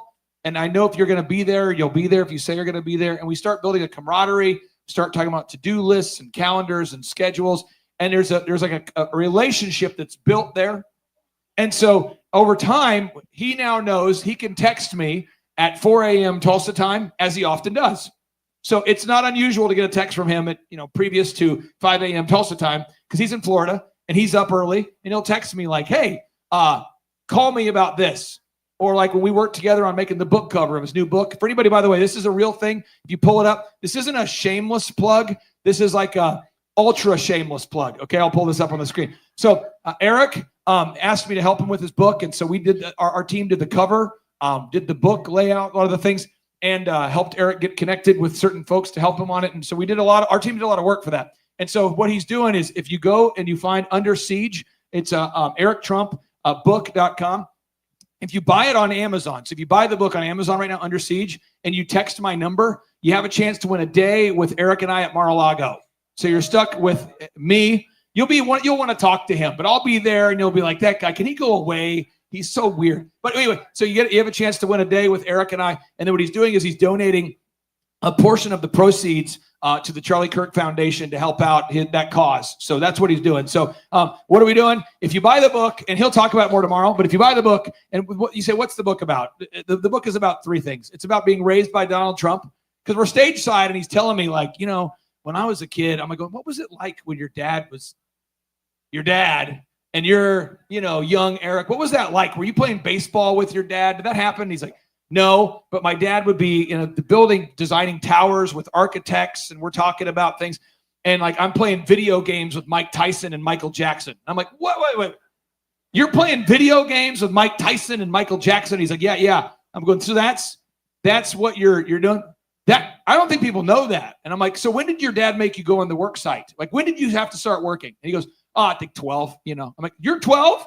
You're like on a construction crew? He's like, yeah, he had me cutting rebar, and like, I had to learn how to do conduit and sheetrock. And I'm like, are you being real? He goes, yeah. And my mentor was a guy named Frank, who was like I'm going, that has to be, I don't think people understand. How old were you when you built your first tower? Like when you had to manage the crew, the budget, and I was like, how old were you when your dad said, build it from the ground up, your own tower? You manage the budget. How many of you ever managed people? Could you imagine managing an entire crew? And he's like, I think I was 26. I'm like, 26? Your dad says you're building a tower in Vegas and you have to manage it, keep it on time, on budget? Yeah. Like, that has to be in it. So we're talking over time. I'm like, bro, that has to be in the book. And then he's the most subpoenaed man in American history. And I thought, that has to be in the book.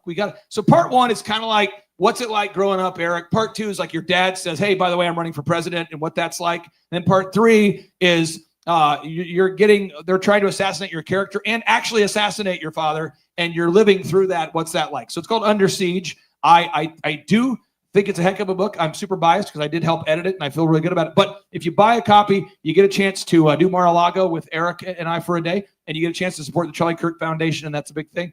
But where Eric and I have connected is we believe in these processes, And so it's like, who's ever stayed at a Trump property? They call you back. How many of you have ever been at a Trump property? I mean, it's first class, isn't it? I mean, it's first class. And so I just know, my wife and I, we check into our room, and I'm going, if I didn't know Eric, this is like the nicest hospitality team I've ever seen in my life. Like, it's worth the extra, you learn so much about customer service just in the way they treat you. And then I'm meeting the staff. I meet the valet guy, and I'm going, how's it going? And he said, I'm good, Mr. Clark. I'm here to park here. I'm going to go, how does he know my name? Because I've not That's cool. Okay, that's a trick. I don't know what's happening. Eric, where are you?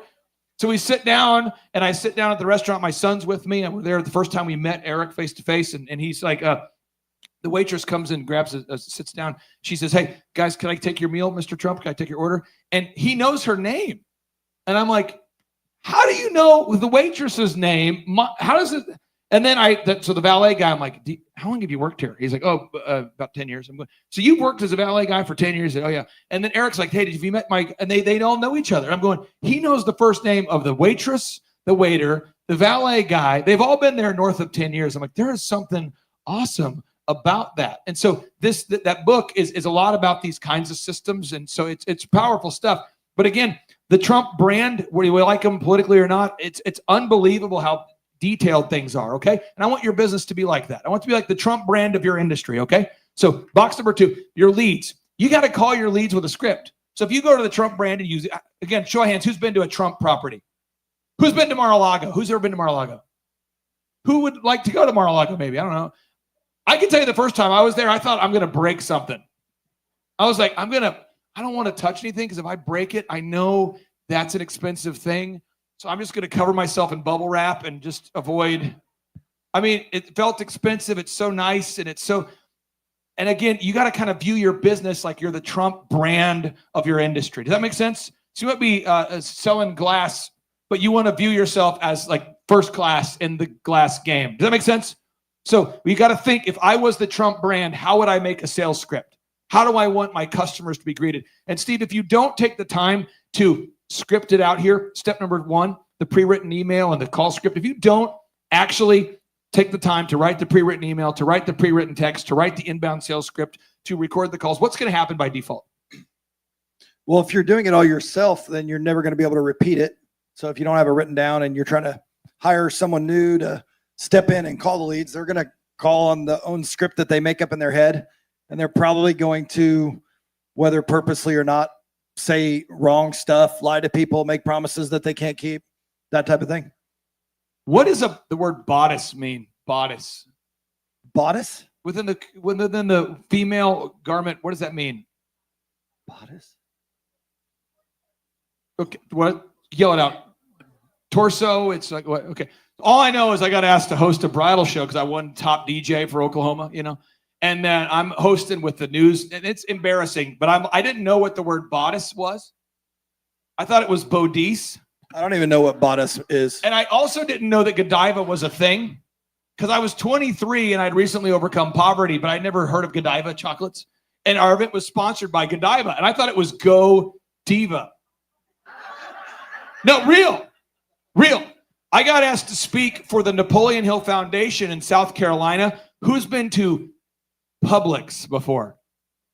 What's a Publix? It's a grocery store? Grocery store, yeah. Yeah. And they're like, folks, our next speaker, we're so honored to have the Napoleon Hill Foundation. Our next speaker, he's a 25-year-old entrepreneur from Oklahoma. He's here to speak on, sales or something. And I go in, and I don't know that Publix is a grocery store. And the lady said, just make sure you thank them. So I'm like, how do you think I think I'm supposed to pronounce it, Steve? I'm scared. I don't know. So I'm like, I want to thank our sponsor, Pubix. Oh my God. And my wife's in the back like, no.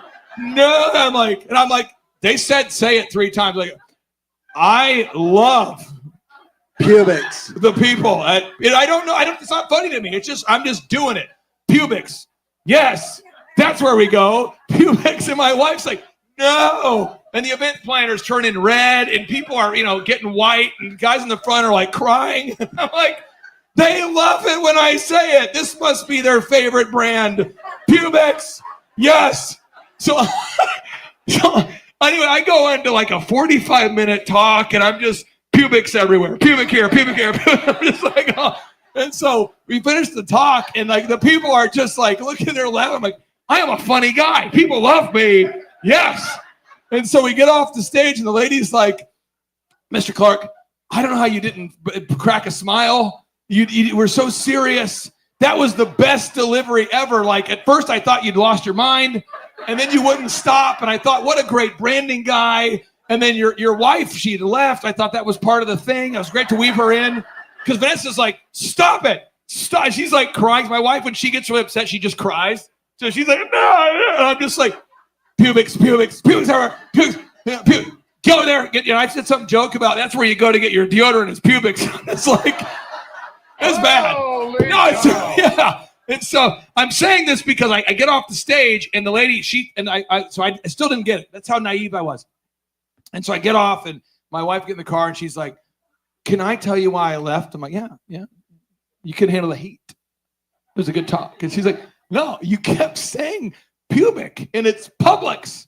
So there's an L in there and it's not the U, it's the sound, the whole thing. You did it all wrong. And I'm going, they loved it. She's like, I don't know how that worked out for you, but now I see that place, I have like flashbacks. It's like a dog that bit somebody.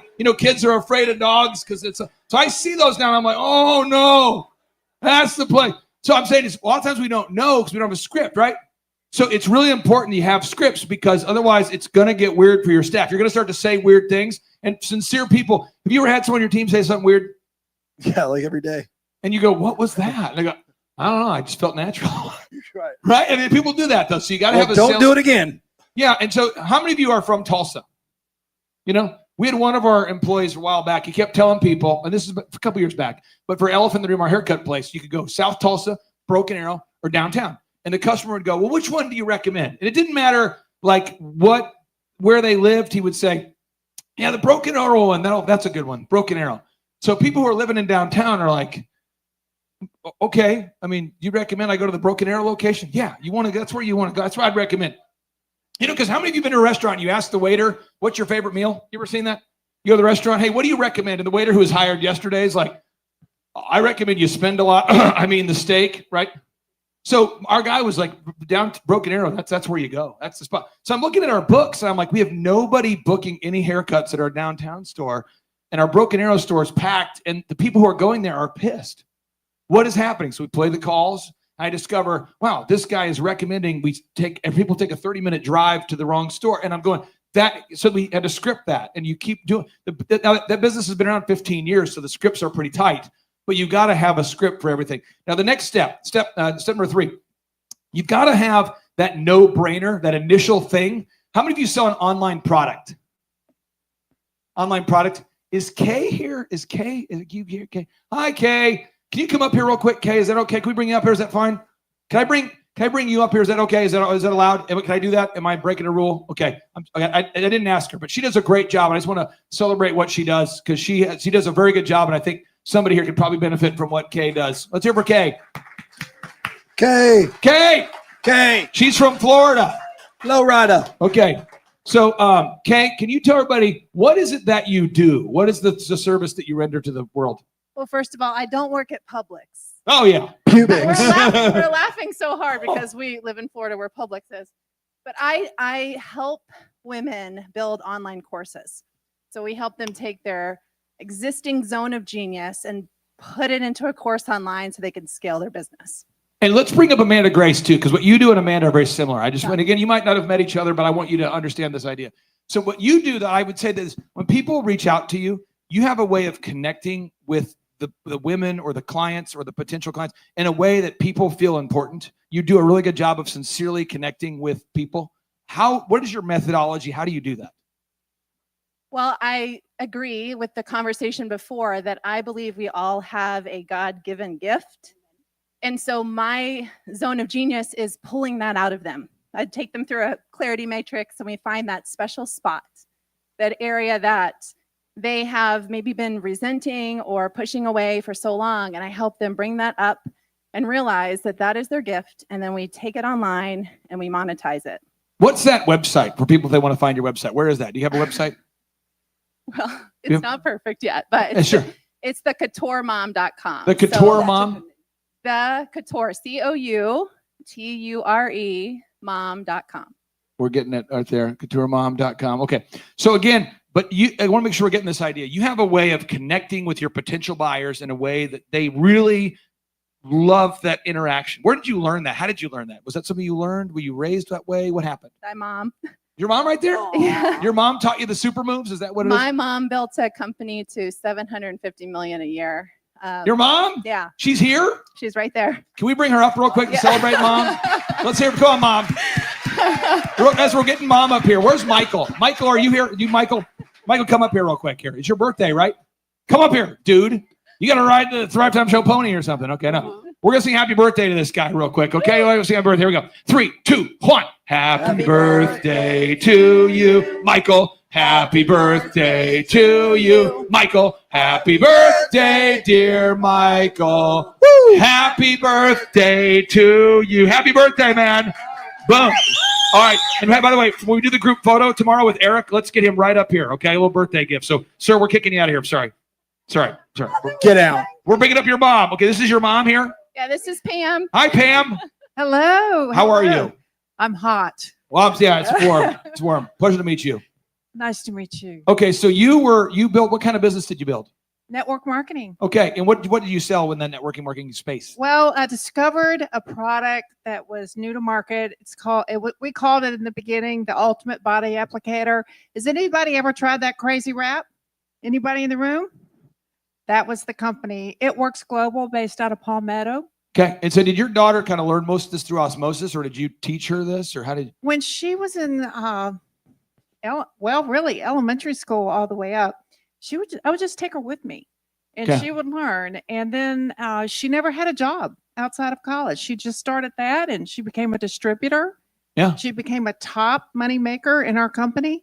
And since my retirement 5 years ago, I sold my shares and got out, and she did too. And now she's building her own. But she's a fabulous communicator, and it's like Absolutely. She learned from the best. There it is. Now, Amanda, again, different thing. You have a ministry, but you really connect with people on the chat. Who's ever watched an Amanda Grace broadcast or something? Okay. So on YouTube, when you go live in the chat, you're talking to people about the things. And I frankly, again, Eric and I, we kind of think the same way in a lot of things. And Eric, I remember Eric said, the lady with the horse and the cow in the show, that lady, I like her. What's happening there? Because Eric recognized you were connecting with your audience in a real way. Yeah. Is that something you were taught, or is that something you just felt led to do? Or how did you decide that you're going to engage with every person as much as possible while online? Well, it's interesting because I'm an Italian from the Bronx, New York, and we can talk. And so partially I'm wired that way. But then I also made a conscious decision that when people come on, I want to engage with them. I don't want to be, Jesus Christ was never distant from people when he was ministering to them, or when he went out into the crowds, or when he was speaking to them. And whether I'm online or here with all of you, I don't want to be distant either. I really want to connect for that reason, because when it comes down to it, whether you're in a business or a ministry, it's about relationships and maintaining those relationships and making a conscious effort to maintain them. What I'm going to do, Amanda, is we're going to have you make your way down there to the whiteboard. I'm going to have you be like our Can I be like Vanna White? Yes, absolutely. So go on down there. I'm going to have you read some questions, and I'm going to keep you both up here. We're going to go through the board because I think there's a way to kind of tap into your genius. There's some things that we can answer that I think are powerful. So let's get Amanda down there. I think we have enough cord. And Amanda, if we can we get her like an eraser or something there, a Carter or something, so she can erase as she's going? And Amanda, you can read the questions on the whiteboard. Does that sound good? I can absolutely do that. I think we're making. I don't want to pull the microphone out though. Okay. Oh, look at this eraser I have, everyone. It's beautiful. It's the Clay Clark special. Okay. And Steven, we need to get her a cordless mic too. Whatever we got to do, we'll make it happen. Let's get her wireless. Okay, we might swap. Steve will swap mics with you, Amanda. Here Okay, am I going from left to right here? What am I doing? Right to left. We're connecting. Oh, right to left, so I'm here. Bottom to top. Anywhere you want to go. Okay. How do you suggest getting social proof when clients require an NDA for your services in this disaster prepared world? Well, It says that. I work with really, really high net worth clients, and some of them will say, like one particular person, it told me, "Hey, do you mind if I get on the mic and say some things about you that are true, that are positive?" But, and I go, no worries. But they're also like, "Hey, I can't talk about that." So what you would want to do is just tell the client, like, "Hey, I really need or want to gather. I need social proof so people know that I really do work with real clients like you. And so I'm not asking you to convey anything about what I do for. Does that make sense? So the basic 3 questions I would ask as a social proof videos, what's your name? How did you first hear about whatever? So that's the first question is what's your name and how did you first hear about whatever? Second is how would you describe your experience with working with that company or service, right? And then third is would you recommend? But I work with a lot of doctors, a lot of dentists, a lot of lawyers, a lot of therapists, and you can do that. But if you don't do that, you're going to have to find some way to get third-party validation. Pam, when did you start when you're building this direct selling company? Did you start at the bottom, or did you start when the company was already big, or in the middle, or when did you start? Oh no, founder. You're the founder. Yeah, I started with 0 distributors. When you say founder, I mean you're the one who founded it. Yes. This is deep stuff here. Like you were the first one? First one. No, I mean this though. Oh, okay. But you built a big thing, and so you built a big thing, but you started small. It started small. It was just me and living rooms, and then we graduated. That's how Pubics started too. rooms. Stop it. Yeah. Sorry, Living Pam. I'm sorry. rooms. Wait. Sorry. Keep it clean. When did you get momentum? When did you feel like there was momentum where people were wanting to join because other people were joining? When did that happen? It took 5 years. It took 5 years, and I would have given up. It took an event like this to get me going, to really get us going. Yeah. Steve, I'm gonna hit you with a gong in a minute. You don't interrupt Pam again. I'm Pam's advocate. Stop it. Okay. So, but it took a while to get that momentum. Yes. 5 years. Yes. It took us 5 years to, and really what that was is our belief in what we had, and our belief in what we were doing. And once that belief was locked in, we just skyrocketed. Were you watching your mom build this thing? I was 12 Okay. years old when she started it. So I remember the day my dad and my brother and I were all sitting in the kitchen of the house, and she brought this wrap that was supposed to be like this miracle fat patch that like tightened and firmed your skin. And my dad and I are like, I don't know if she's like, before she had tried to sell lampshades and had all kinds of stuff. She was making earrings, and that's not her gift. So we were watching her like, what are you doing? And this is it. And so she starts vacuuming to keep herself busy. And my brother walks out of the room, and I sat at the table and just waited to see what happened. And from that first experience, she did get results and built a company to 24 countries. How big did it get, the company? Well, we grew from being in 2 states to 20 countries. I remember our first year that we actually made money was around 25 million. And then we scaled to right before I left, it was 750. So you're in the room with real people that are really doing this. And I'm just trying to make sure there's like some wisdom in the room that you need to tap into. Okay, let's go to the next question there, Amanda. Yeah, just call me Amanda Grace White for the rest of today. Amanda Grace White. Okay, here we go. Amanda Grace White. How do you market an NGO to get government support for K-12 education regarding AI, and they have in parentheses future state for business integration? These are I'm reading them right off the board. I know. I'm going to answer this question, and I just want people to know, like, I care about everybody here. I just want you to understand that the government is not for you. Nope, it's not. So it's not ever going to happen. But I love you, and I hope that doesn't kill your life or dream or whatever. But it's not going to happen. The government does not want to help you. Okay, next. They're not going to help you. It says FTC and ADH compliance for websites. Is there a checklist? How do we keep our website compliant and off of their radar? Yeah, what we do for our clients, and I'm not trying to sell you our services, just what we do. There's a tool called semrush.com, semrush.com. There's another tool called Moz, moz.com. And these are Google compliant vendors. So they work directly with Google, and we pay a lot of money. How many of you know about iStock? You pay for licensing photos and stuff. So my bills I pay per month to license photos and license SEMrush. It's like a diagnostic plugin. It's a lot of money. But I pay, and we run a battery of tests on your site every month, and we're constantly updating. So SEMrush and Moz, moz.com is what the tools I'd recommend. That is included for our clients, but if you're not a client, don't want to be, it's moz or semrush.com. Next one. Thoughts on using pump.fund to fund our company to scale, basically, is the question. And it also says to hemp to graphene production in the U.S. instead of China, and any other function options. I don't have any thoughts about that, but I appreciate you having that question. I don't have any thoughts. I'm so sorry. I want to answer your question. I can't give you a thought that I don't have. Sorry. Okay, next one. Clay Clark, can you show the prophetic video? Okay, real quick, before we do that, who's a little bit disturbed by prophetic videos? We've known each other long enough. You are. Good. Okay, we're on the same team. So I just like, It bothers me. So I'm going to tell you the story and then I'll play it. Sean, you can find it. It's like just to go to Rumble and look for Mr. Clark and then Kim Clement Drive Time Show. You'll find it. So this is what happened as a factual statement. I didn't know Amanda yet. I did know Steve. Yeah. And we were at the Riverwalk. And have you ever had a God moment? Anybody here ever had one where you're like, that had to be a God thing? Has that ever happened to anybody? Has anybody here not ever had those things ever? Like, I don't have them every day, but I hadn't had one like this. So Charles Kolaw, is he here? Charles, are you here? Okay. Mr. Clean, that guy, Charles, he sends me a text and he says, hey, I think this Kim Clement guy is talking about you.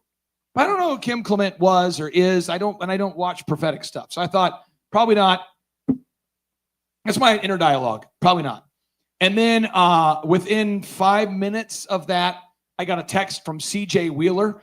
She's my booker. She books me on interviews. And she said, hey, are your ears burning? I said, kinda. She said, Newsmax would like to interview you from Washington, D.C. on this specific time.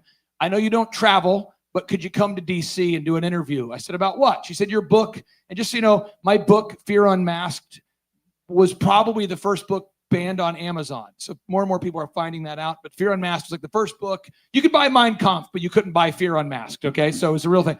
So I got banned from Amazon. So she wanted to do an interview. And I said, yeah. And she goes, really? You'll travel? I said, because she knows I don't travel. So I said, yeah, I'll go.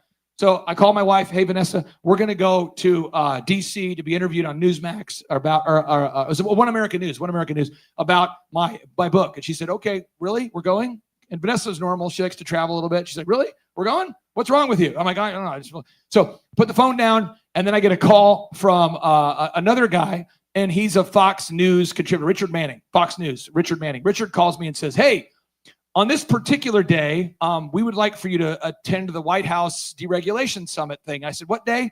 He tells me the day, and it's the same day as the other interview. And I go, where is it? He goes, in DC.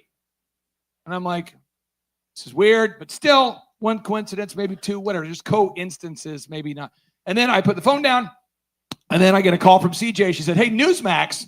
So we got One America. Newsmax now wants to interview at the same day, same time in DC. Could you do it? And I go, yeah. And again, I'm in Tulsa. I don't know DC. I don't like DC, by the way. I think DC has a lot of Roman architecture. Not really a big fan of DC. So I'm just not wanting to go there. And so I put the phone down, and then Nace, my longtime client, Nace Roberts, he knocks on my door. And he said, hey, Clay, and he's not a crier. Nace is a bearded man who doesn't cry, kind of a grizzled, he owns a machine shop. And he said, hey, I want you to know that before you did your show today, I took out the American flag with my son, and I said, I'm proud of our nation. This is during the lockdowns. And I'm supposed to tell you. And I look at him, and I'm going, what? And he starts crying. And I'm like, you've never cried before. Why are we crying now? Can we work through this? What's happening? And he says, I don't know, man. It's weird. I go, okay. So that's kind of all happened within a span of 15 minutes. Okay. And then this was the video that I watched before all this began happening. So I'll hit play here. This is the video. Trump shall become a trumpet, says the Lord. No, you didn't hear me. Trump shall become a trumpet. It's April 4th, 2007. Are you listening to me? I will raise up the Trump to become a trumpet. It will be a praying president, not a religious one. But I will fool the people, says the Lord. I will fool the people. Yes, I will. God says, the one that is chosen shall go in, and they shall say, he has hot blood. For the Spirit of God says, yes, he may have hot blood, but he will bring the walls of protection on this country in a greater way, and the economy of this country shall change rapidly, says the Lord of hosts. Listen to the word of the Lord. God says, I will put it to a helm for 2 terms. A president that will pray, but he will not be a praying president when he starts. I will put him in office, and then I will baptize him with the Holy Spirit and my power, says the Lord of hosts. There's a man by the name of Mr. Clark, and there is also another man by the name of Donald. You are both watching me saying, could it be that God's speaking to me? Yes, he is. Now pause real quick. Just the first time that Trump had ever seen this, I'm in his office watching this with him. Amazing. So we were watching it, and my wife's there, and I didn't want to meet President Trump without General Flynn there for accountability, or my wife, because I wanted it to be like a real thing, you know, because I don't do well with prophetic things. I think there's a lot of guessing that goes on and people mislabel it. So I'm with President Trump at Mar-a-Lago, and he's like, I understand you're Eric's friend. And I go, yes, sir, I'm his friend. And he says, what do you want to share with me, Mr. Clark? I'm thinking, oh, it's happening. I said, Mr. Clark, I'm in trouble. Like, I'm a principal. Mr. Clark needed in the student. I'm thinking, that's flashbacks to middle school. I'm in trouble, Mr. Clark. You know. So I said, what do you want to share with me? I said, well, sir, I have the diagram in my office so people can see it. But I said, I was wanting you to know that the models are false. It said 2.2 million people would die, and then the PCR tests are false, and then the treatments are real. And that's the kind of summary of it, you know. And he says, can you prove it? So we went through that process, and the whole time, because Eric said, if you meet with my father, if it goes well, you'll get, so it's like a game show. And if it doesn't go well, you get like 5 minutes and he'll kick you off the show. But if it goes well, he'll just keep engaging. So then he's like, well, tell me about the PCR test. I'm like, well, the polymerase chain reaction test was invented by Carrie Mullis, and they could be falsely calibrated to inflate cases. And he goes, can you prove it? I said, yeah. I showed it to him, and he's like, okay, how do you know all this? And General Flynn's like, I don't even know. This guy, like, you know, is all he does. He talks about PCR tests and models. He said, what else? I said, well, the treatments are real, you know, budesonide, ivermectin, hydroxychloroquine, they're effective, they're affordable, the whole thing, you know. And he's like, really? And so this goes on, and I'm thinking, this is crazy. And I said, so we're going through that. And I said, sure, in the shots, there's RNA modifying nanotechnology, and it's RNA modifying nanotechnology. It sends and receives signals, and you know, there you go. And so we're going through all this, and the whole time I'm thinking, this is happening. And so I was like, I'm supposed to show you a video. And he goes, okay. So he said, can you sit next to me? And I'm going, so President Trump has a desk. It's an executive desk. It's about, half this height here. He sits behind it all the time. And Scavino had just left the office. So Dan Scavino just left, his social media guy. He was on the phone with Boris, his attorney. And I walk in with General Flynn, and he says, can you sit next to me? I said, sure. There's no chair though. So I'm like, do I kneel? I think I'll just get on a knee and play. So I'm next to him with the laptop, you know, and I'm playing, and I'm seeing all these like Snickers wrappers and all these Diet Coke cans. And he's like, you didn't see that, national security, you know? And I'm like, yeah, sure, I didn't see it. So we're there, and I'm playing this video, and we get to this part, and he's like, is he talking about us? And I'm just like, maybe Amanda's show. I should watch Amanda's show more. Because it's like a terrifying. So I just want you to know, when this is like, probably the only time in my life I've ever felt like there was a prophetic message for me that made sense. So keep hitting play here. Somebody, just a few minutes before you came on the show, you went out and you took the American flag and you said, I'm proud of my nation. You raised it up, and God said, you have been determined through your prayers to influence this nation. You're watching me, you're an influential person. The Spirit of God says, hear the word of the prophet to you as a king. I will open that door that you prayed about. And when it comes time for the election, you will be elected. Pause. So when I got called by Eric, and he's like, hey, do you want to come to the election watch party? I'm thinking, it's happening.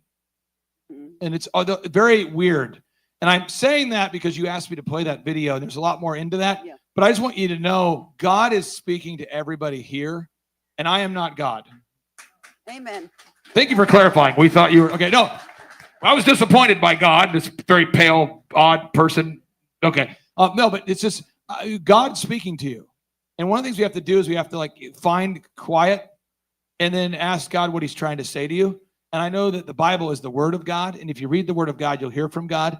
And so that would be my pro tip. But I'm only playing that video because this person asked. So, but I just want you to know it does freak me out. And so I called Donna. She's the first person I called after I met with Trump. And I said, I know your dad's dead, but I wanted to tell you, message was delivered. And she was like, he heard my dad's message? I go, yeah. She's like, had he heard it before? I go, no, he had never heard these prophecies. She was like, really? And that's the entire meeting. So we were there for like 40 minutes, and President Trump wanted to replay and play and play and replay. And I'm like, we're in the office at Mar-a-Lago talking about prophecies with President Trump. What is happening? Craziest thing. So God has a calling for everybody. And sometimes it might be audible, sometimes it's not. But I want you to know, if God can use a man, bear, pig like me, he can use you. So be encouraged. I want to ask you this, not prophetically, but how did you know, Pam, that this was going to work. Your business was going to work. And I want to ask you the same question, Kay. How did you know, like, man, I'm going to do this?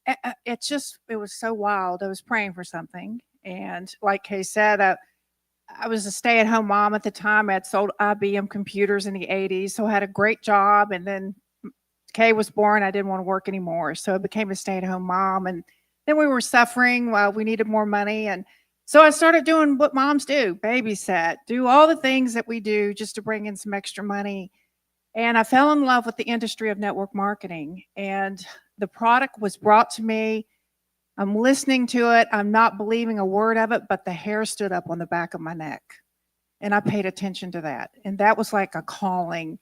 And I said, I don't care how I get it or when I get it, but I want to try it. And if that works for me, I'll take it to the world. And that's what we did. I'll say this too, a little test for you. If your idea keeps you up at night and wakes you up early, that's usually a good sign. And so my idea that I'm currently focused on is my wife. Because she's awesome. And she keeps you up late at night? She does. But but my wife had been praying for me for the longest time. And then I was on a show with Amanda, and she was like, on the show, without, think about the lack of respect that Amanda had for me. But Amanda says, you should read the Bible every day. You said it on your show. I did.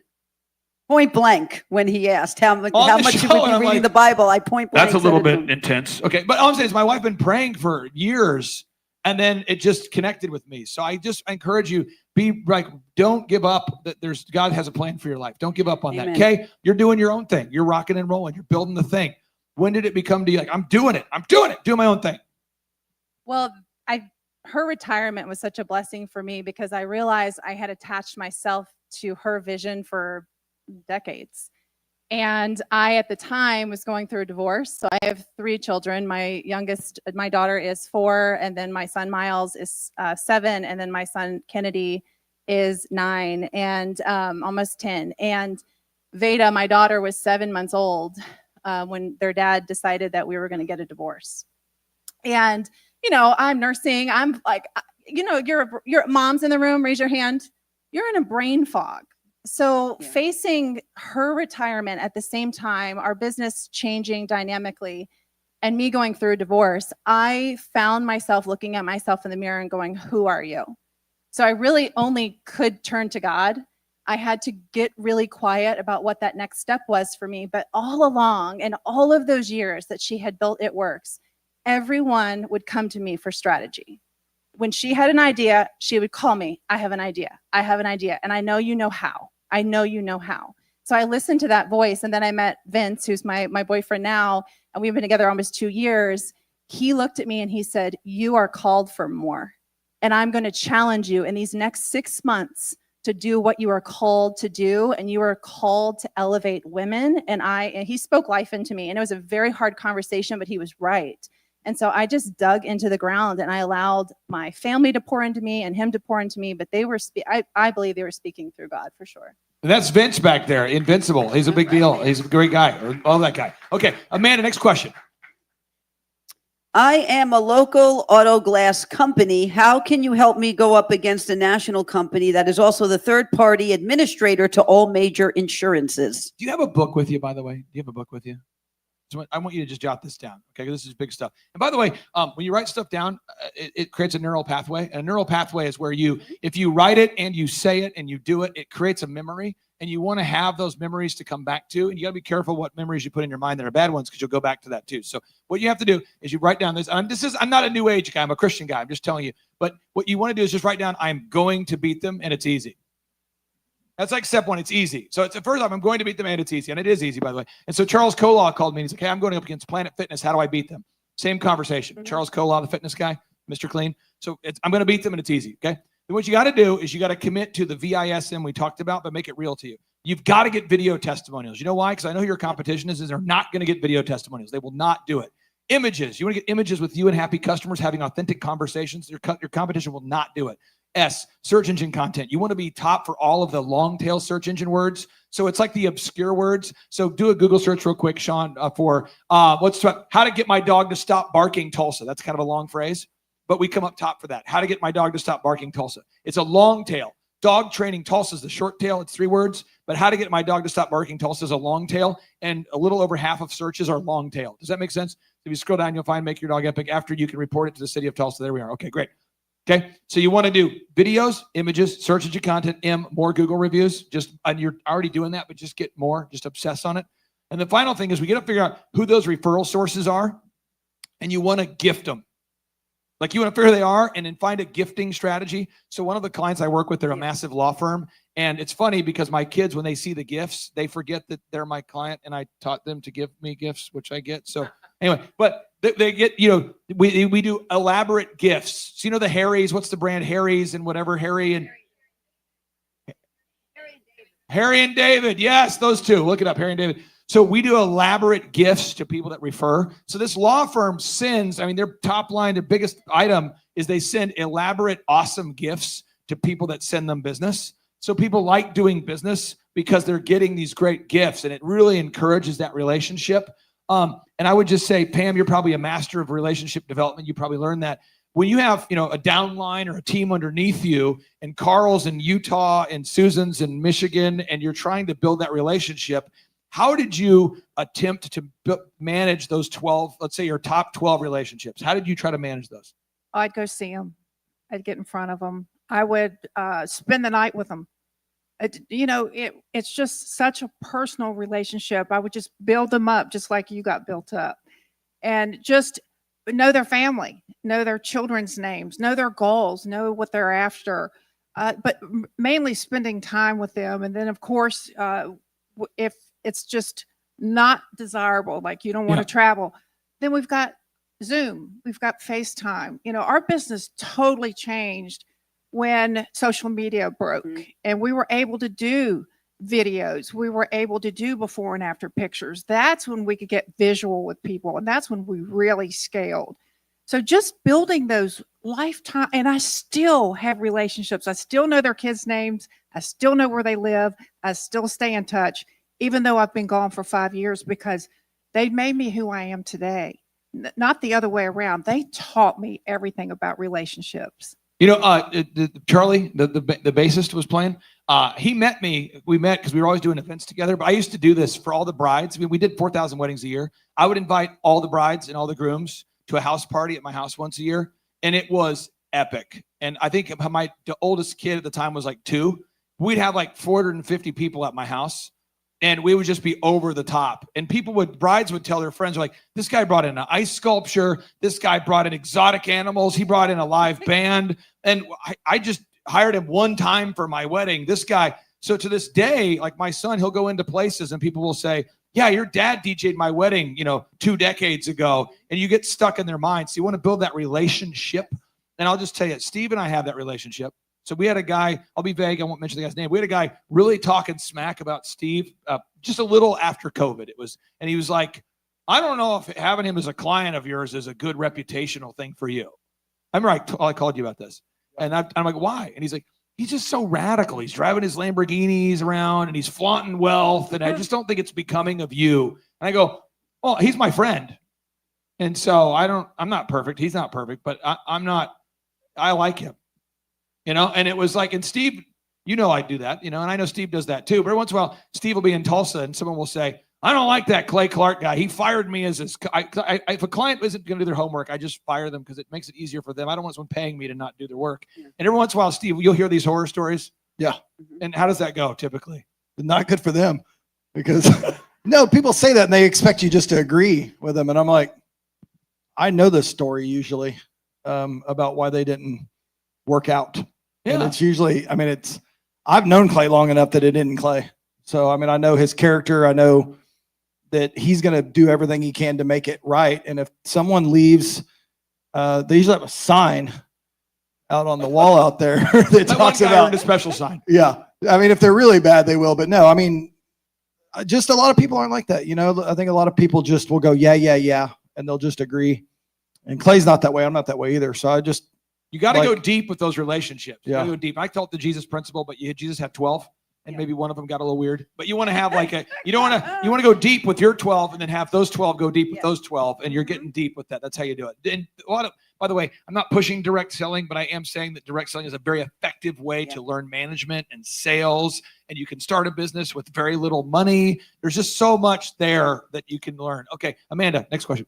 Okay, it says what to do with rural property, 204 acres, just sitting there by a large highway in Texas. I guess there's a large highway being built in Texas near Yeah. the property.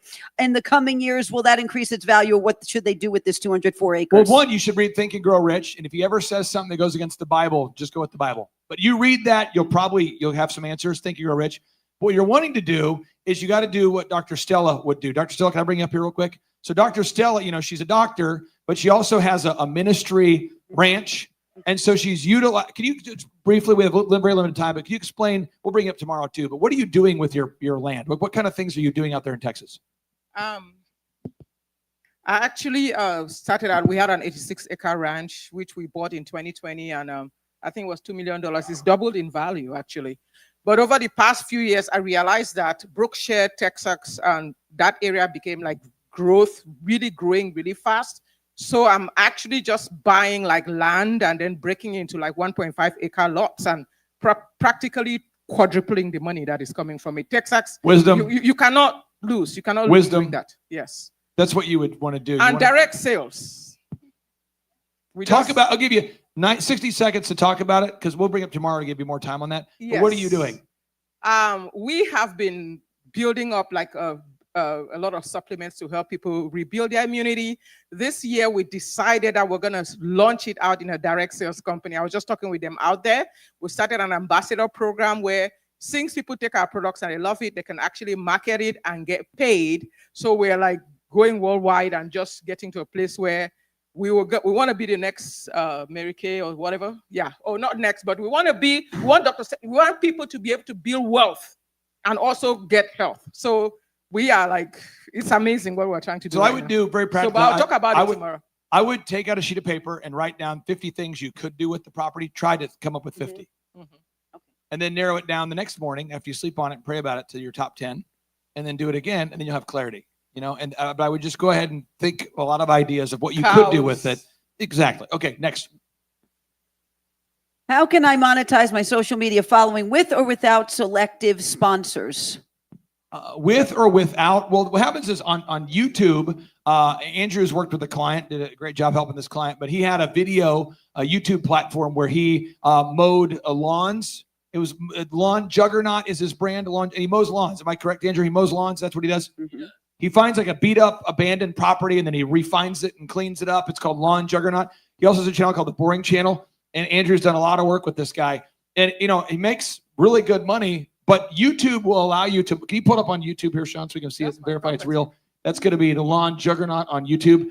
And so you can make money on YouTube. You can monetize your YouTube channel if you're selling stuff that's dumb. And I mean that sincerely. So like if you're trying to get people to watch videos about mowing lawns, YouTube will monetize that all day. But if you're trying to talk about like hydroxychloroquine, you can't receive YouTube payments. Does it make sense? So if you are selling something, so even like direct sales is oftentimes